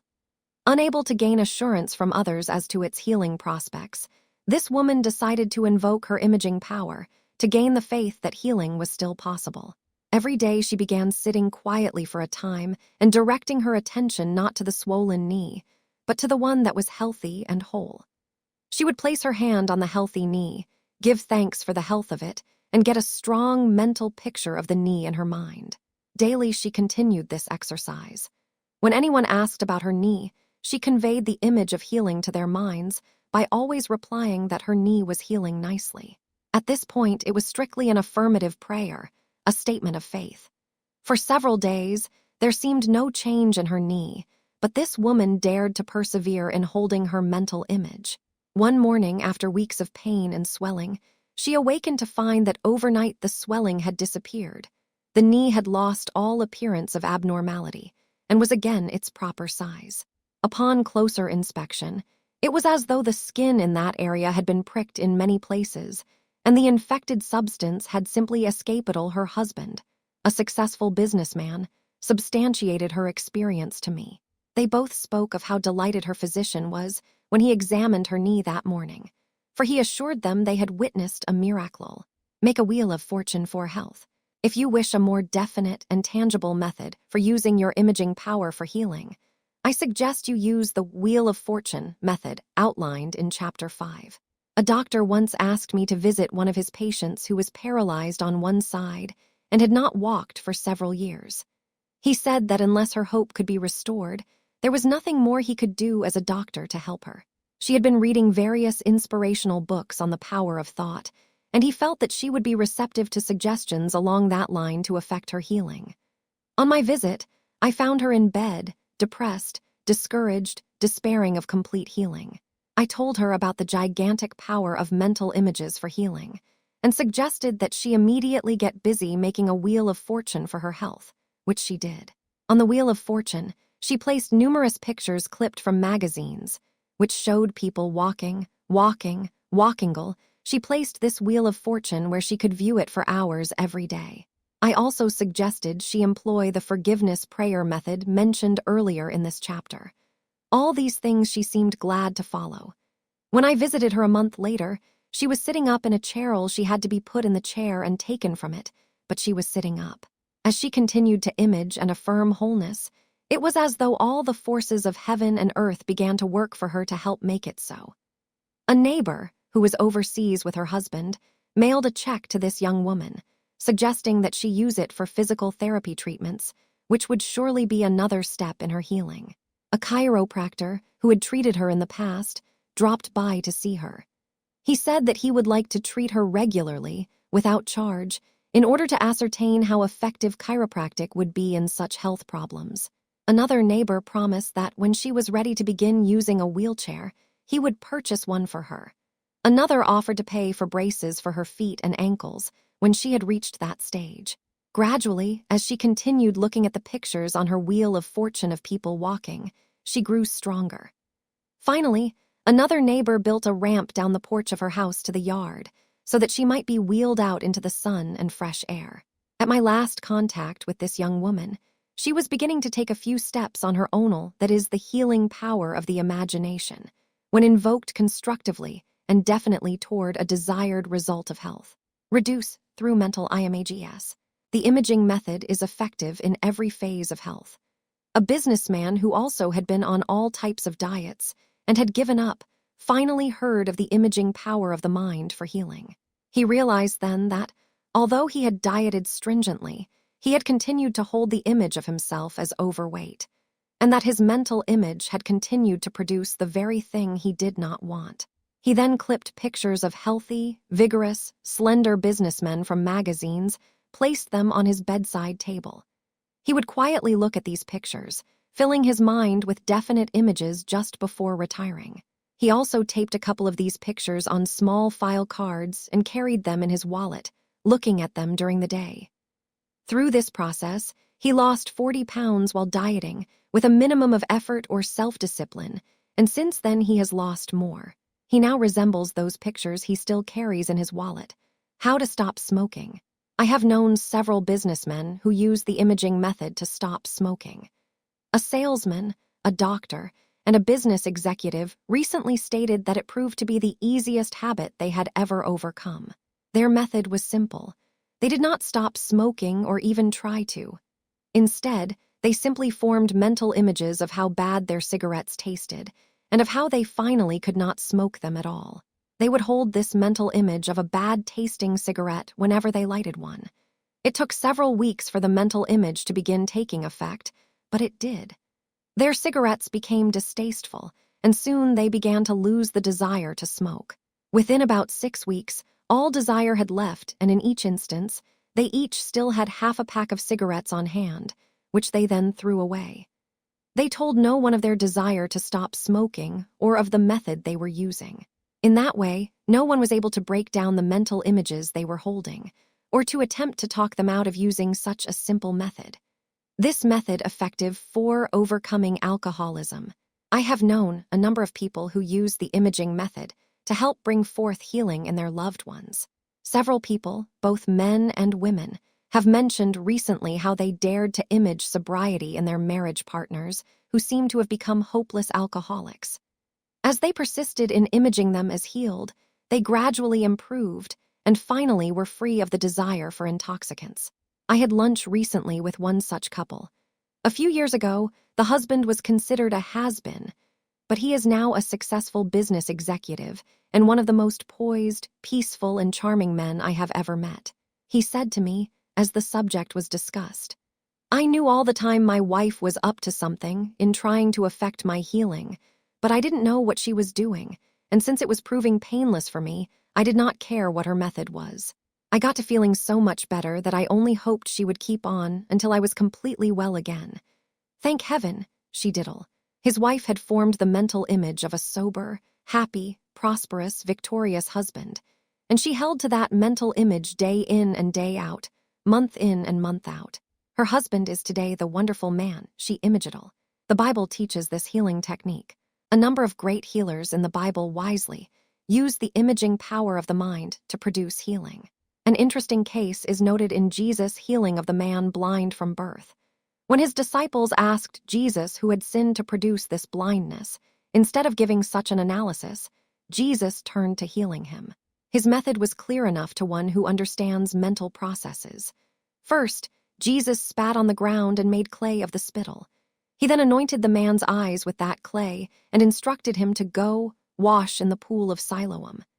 This statement set up the mental image of an expected healing in the man's thinking, and it motivated him to then act upon the image.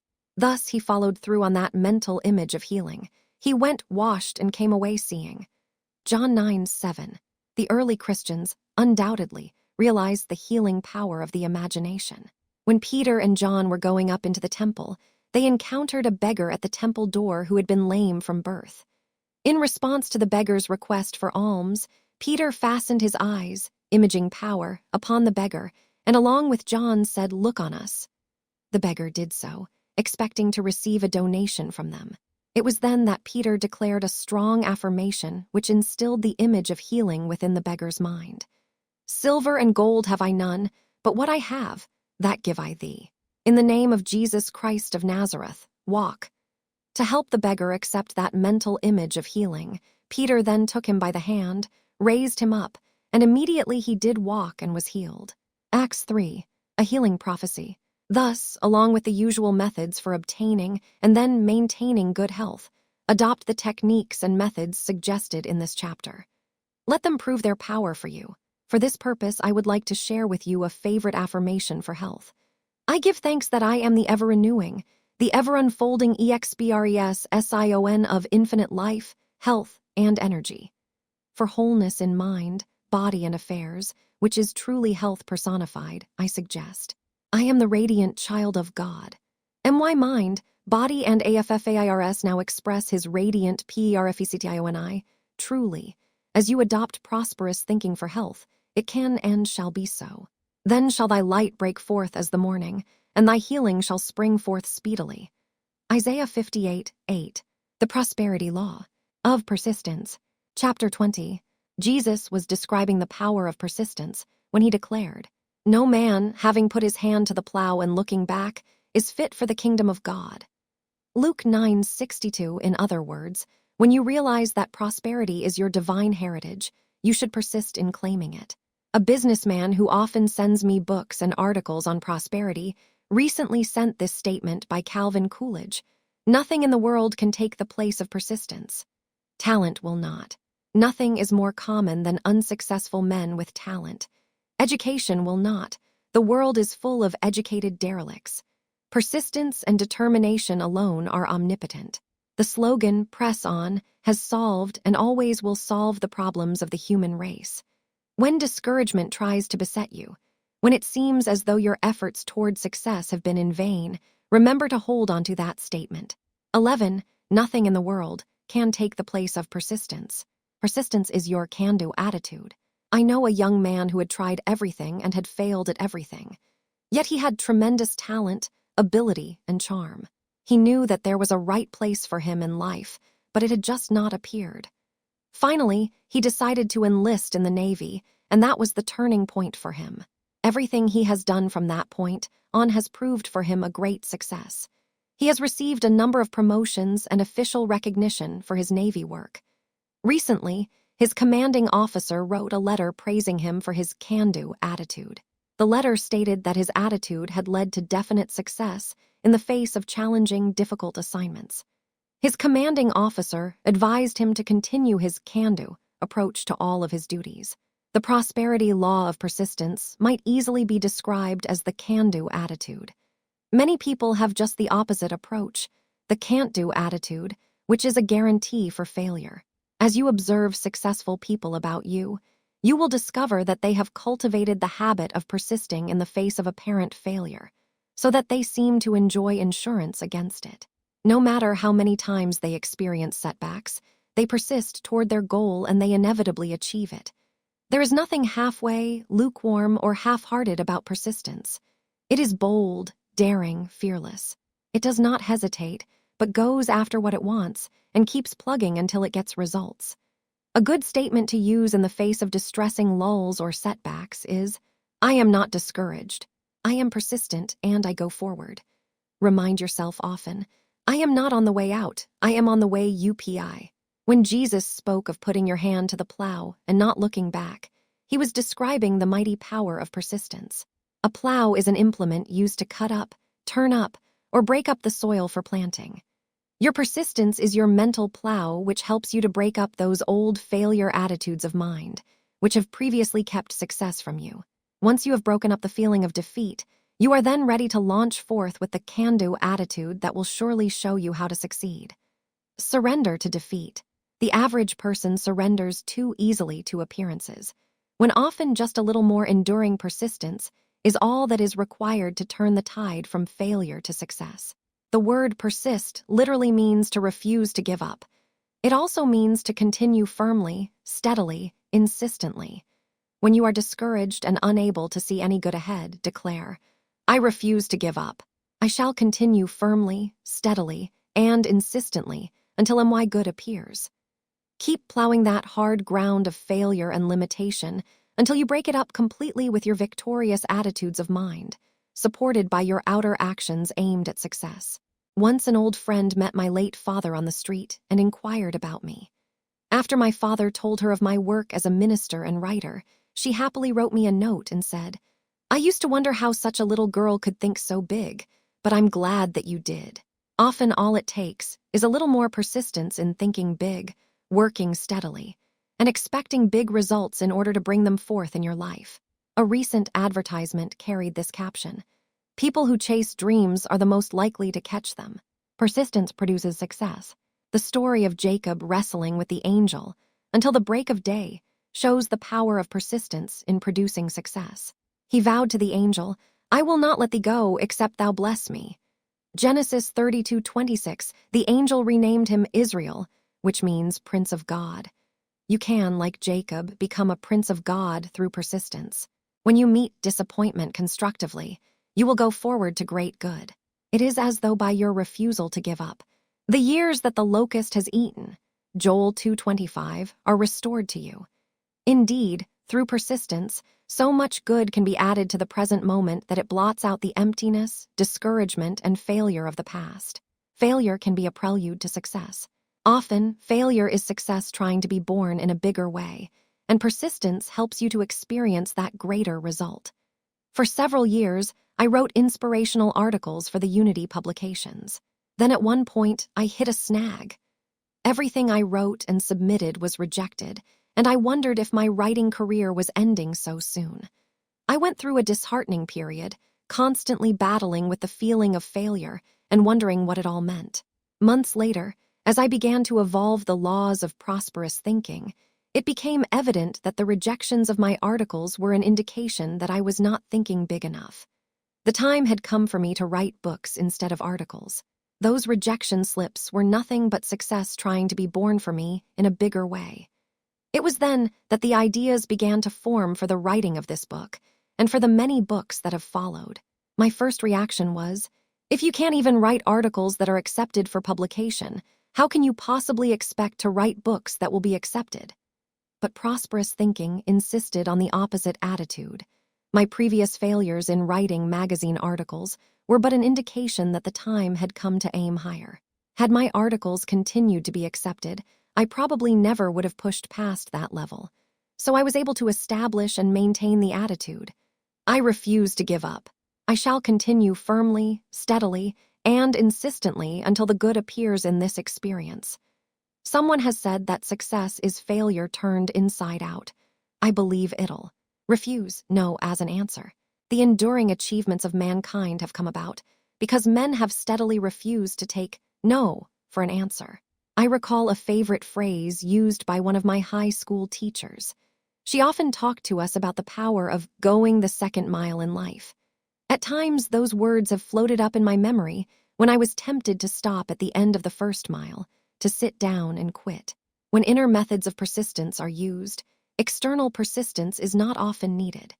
When you learn the power of prosperous thinking, you learn how to work things out in your mental attitudes first, rather than expend effort in running hither and yon attempting to manipulate an outer result. The inner will produce the outer, but you must first persistently produce the inner. After you are convinced of an idea, you should persist in your conviction. If outer doors seem to close to you, do not hesitate. Persist in inner preparations. The inner realm of thought controls all outer action. When you get the right attitude, the outer world of results and personalities must conform to it. That is the law of mind action. In the face of apparent defeat, declare, "It is my divine destiny to succeed, and it is God's business to help me. I expect and claim his divine help now." It has been said that he only is beaten who admits it. The timid seldom attain great fulfillment. Persistence works both ways. Persistence works both ways. We have all used persistence to fail when we should have used it to succeed. If you persist in expecting and talking failure, there is no power in heaven or earth that can prevent failure from appearing in your world. The story is told of one negative thinker who said to another, "Did you know that a depression is on the way?" His friend replied, "What do you mean on the way? I've been living in a depression all of my life." On the other hand, if you persist in expecting and talking about prosperity and success, there is no power in heaven or earth that can prevent them from appearing in your world. I once observed a group of men and women persist in affirming and expecting success when everyone around them was decreeing hard times and recession. Their results were proof positive of the prospering power of persistence. A businessman in the group, whose stock market profits had been quite low during the previous year, found that his stocks began to increase as he persistently affirmed it. In the next 2 months, he made more money on the stock market than he had made during the past 12 months. The owner of a cleaning plant watched his business increase weekly after he began decreeing success in the face of apparent recession. In fact, while 3 other cleaning plants in the same area closed down, within a few weeks this man's cleaning business increased $400 per week over previous income. A housewife who received an annual income from a relative's estate had not received her yearly check at the usual time. After deciding to persist in expecting a successful result, the check finally arrived. It came late, but it was written for 3 times the amount received the year before. Another housewife was decreeing success persistently during this period. Her husband received the best job he has ever had as an engineer in the missile program. Furthermore, his new employer insisted that his starting salary would be more per month than he was asking. One right attitude is enough. Physical science has discovered that everything can be reduced to a few primal elements, and that if the entire universe were destroyed, it could be built up again from a single cell. In like manner, you can expand or rebuild your financial world from a single right attitude to which you persistently hold. By refusing to give up or give in to failure, failure is finally worn out by your persistence and gives up its power to success. The Apostle Paul proved this. Although he has been described by historians as a versatile genius, I believe his greatest genius power was that of persistence. In his time, Christianity was still considered illegal. Often Paul was imprisoned, beaten, and persecuted for being a Christian missionary. He braved criticism from all directions, betrayal among his followers, privation, and even shipwreck to do the work which he felt was important. Had it not been for Paul's persistence, Christianity might never have spread from the Holy Land, and in all probability would have died out in the 1st century. There's something about joyous persistence that seems to produce good results much faster. I have often heard the story of my grandfather, who used the power of joyous persistence to get cotton picked on his South Carolina plantation at the turn of the century. When the day grew hot and the cotton picking had slowed down, he would join the workers in the fields. As he picked cotton, he began to sing. The workers then began singing, too. He would sing a little faster and pick cotton a little faster. Everyone else did the same. It proved an effective and happy method for stepping up production in the cotton fields. Meet hard experiences with persistence. Spasmodic efforts count for little. When hard experiences appear on your pathway, meet them on their own terms with persistence, expecting success to come out of them. You should not use gentle methods when there are hard conditions. To use gentle methods on hard experiences is like trying to plow hard soil with a dull blade. You make little progress when you try to solve difficult problems in half-hearted ways. Meet hard problems by persistently refusing to give up to them. Insist upon receiving a blessing from those experiences. Face them with dauntless courage and daring. If you ever have had the breath knocked out of you, you probably found the process of normal breathing was not sufficient to restore proper breathing. Instead, you had to fight for more air. In like manner, in times of apparent failure or discouragement, if you do not vigorously persist in believing that you can and will succeed, you are likely to curl up forever in the clutches of defeat and failure. William James, the American psychologist, evolved the theory of getting your second wind, mentally, emotionally, and physically. He wrote of persevering until you reach your second wind. Often he kept going when fatigue assailed him, only to find that suddenly new reserves of strength were tapped, so that he gained his second wind, and later his third and even his fourth. New energy would flow in to produce new power and victory. It was as though an unseen partner had taken over.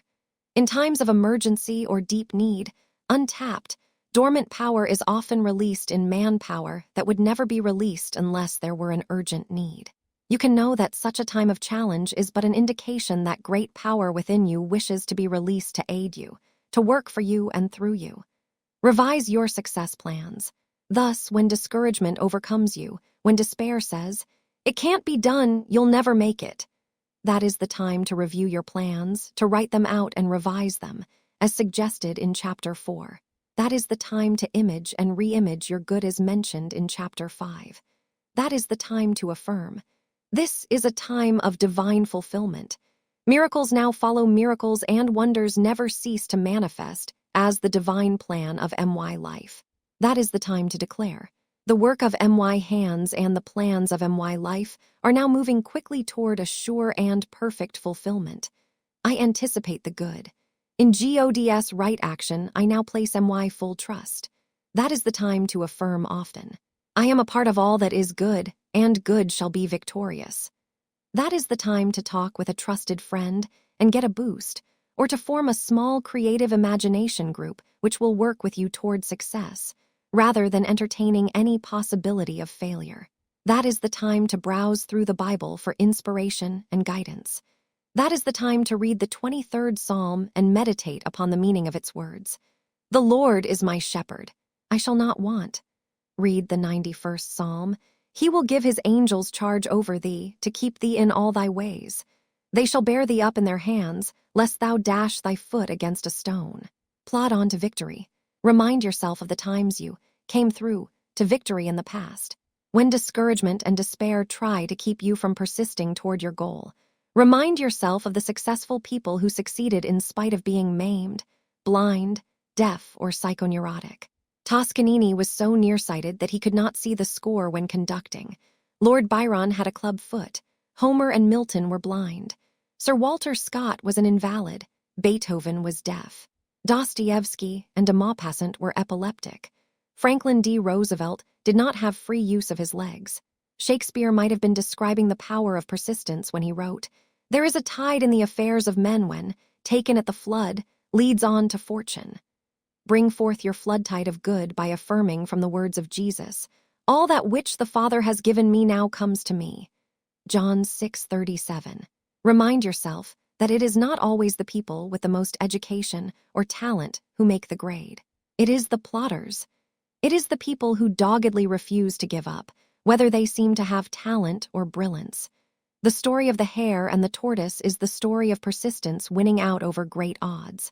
As with the tortoise, you cannot be defeated if you just never give up. It is not usually the men of flashing mind power who are the heads of the great corporations and industries. On the contrary, it is the men of patient, plodding character. They cannot be defeated because they never give up.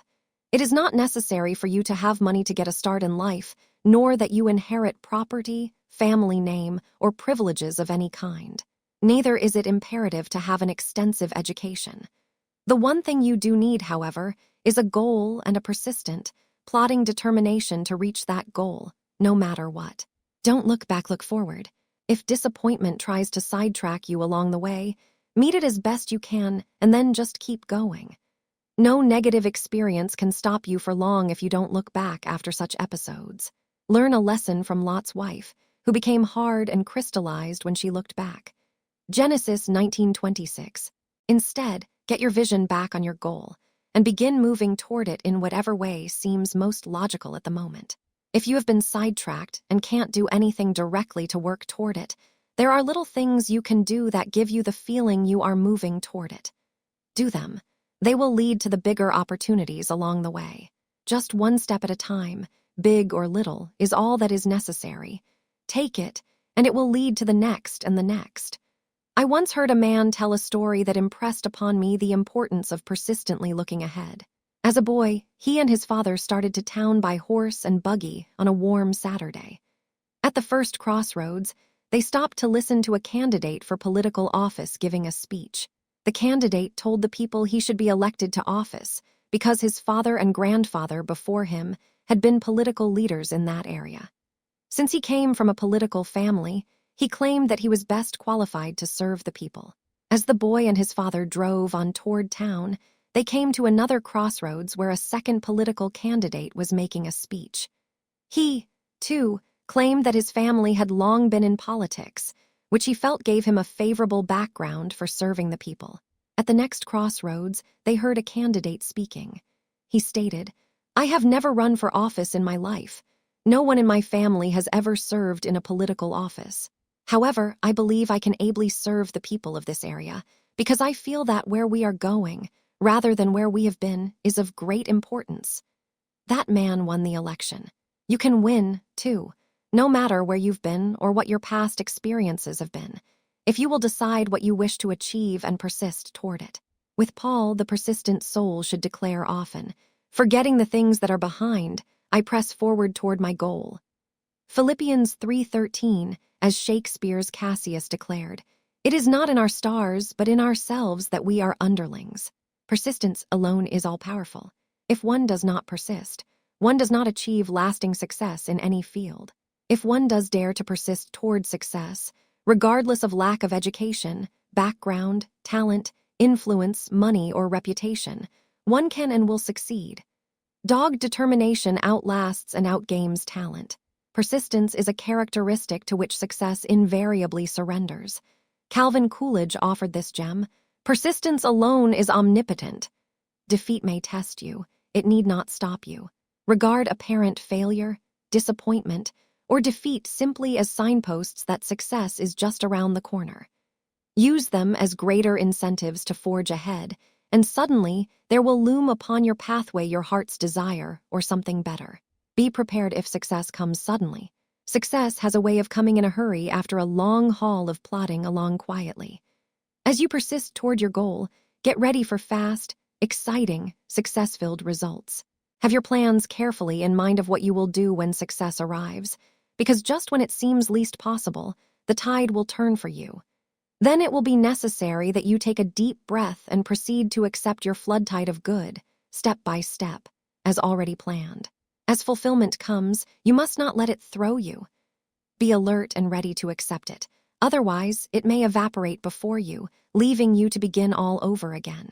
Once success arrives, it is wise to persistently accept it and quietly maintain it.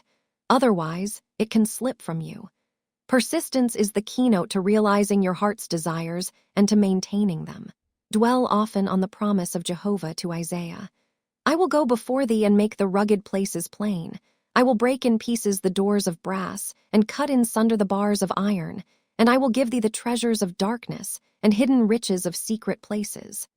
Isaiah 45:23.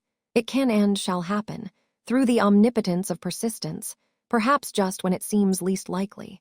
Through persistence, you can be one of those happy, victorious people who not only chases dreams, but who catches them. The persistent man also perseveres long enough for his dreams to catch up with Himmel. Conclusion. When the gold dust, settles, you will recall our salesman friend whose answer to the question, "How's business?" was always, "Business is wonderful because there's gold dust in the air." While you have been reading this book, I trust that some of its gold dust power has already touched you, even as it has touched me. I began writing this book while serving the Unity Ministry in the Deep South. Many months later, I concluded these pages in the heart of Texas, where I continued to lecture and write.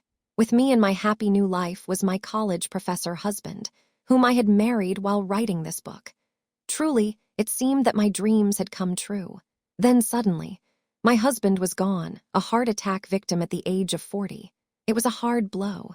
There were those well-meaning people who bluntly asked, "If all that you write is true, why did this happen to you?" Well, life progresses through change, and we must flow with it, even when there are unexpected and unwanted turns in the road. In the years that followed, I delivered my gold dust lectures far and wide, participated in countless radio, television, and print interviews, managed to write more than a dozen books, and founded several churches. I have continued to receive lecture invitations on a worldwide basis, too numerous to accept. The teachings in this book have gone from reaching 50 people in my first prosperity class to reaching into all 50 of the United States and more than 50 other countries. When I finally felt guided to settle in the Palm Springs area of the Golden State of California, listings in Who's Who and the Social Register, and receipt of an honorary doctorate followed. The gold dust is settling. Little did I realize, when I began working with the power of prosperous thinking, how much my own life could change as I developed and wrote down these ideas. At the time I began to develop the material in this book, while teaching a prosperity class during the recession of 1958, my son and I were living in one room. Several years later, most of the first edition of this book was written at odd moments, mainly in the middle of the night, from my tiny gold dust study in Alabama. The book was finally finished in my apartment overlooking the University of Texas in Austin. Now, as I complete this revised version several decades later, the scene has changed again. From my writing studio in my desert home, I am surrounded by the mystic glamour and prolific tropical beauty of Southern California. Tall palm trees and majestic purple mountains hover in the background of this celebrity-studded area. How grateful I am to have completed this updated edition in such surroundings with adequate time and staff to assist me, and with a comfortable lifestyle to cheer me on. Others might consider my progress normal for most people with my long work record. However, because of my meager beginnings, and the humanitarian professions I have long worked in, ones in which a person is traditionally overworked and underpaid, I feel that only my discovery and use of the dynamic laws of prosperity could have rescued me from a life of obscure poverty and despair, and made my present blessings possible. It can prove so for you, tool, regardless of what life has dealt you in the past, or what limitations you may feel in the present. Continue to study these prosperity laws and to apply them daily. Continue to invoke prosperous thinking deliberately and definitely. Do so with real joy and with great expectations. As you persist, your own divinely intended gold dust can still appear as greater peace, health, and plenty in your life. Accept gladly those gold dust results. They are part of your divine heritage prepared for you by a rich and loving Father. They will not only make your life happier and more worthwhile, but you will become a greater blessing to your fellow man in countless wonderful ways in this exciting new age. In this joyous assurance, I wish to affirm for you a scriptural blessing, which was given during another era in man's continuing effort to prove the rich promises of God. Beloved, I pray that in all things thou mayest prosper and be in health, even as thy soul prospereth. 3 John 2.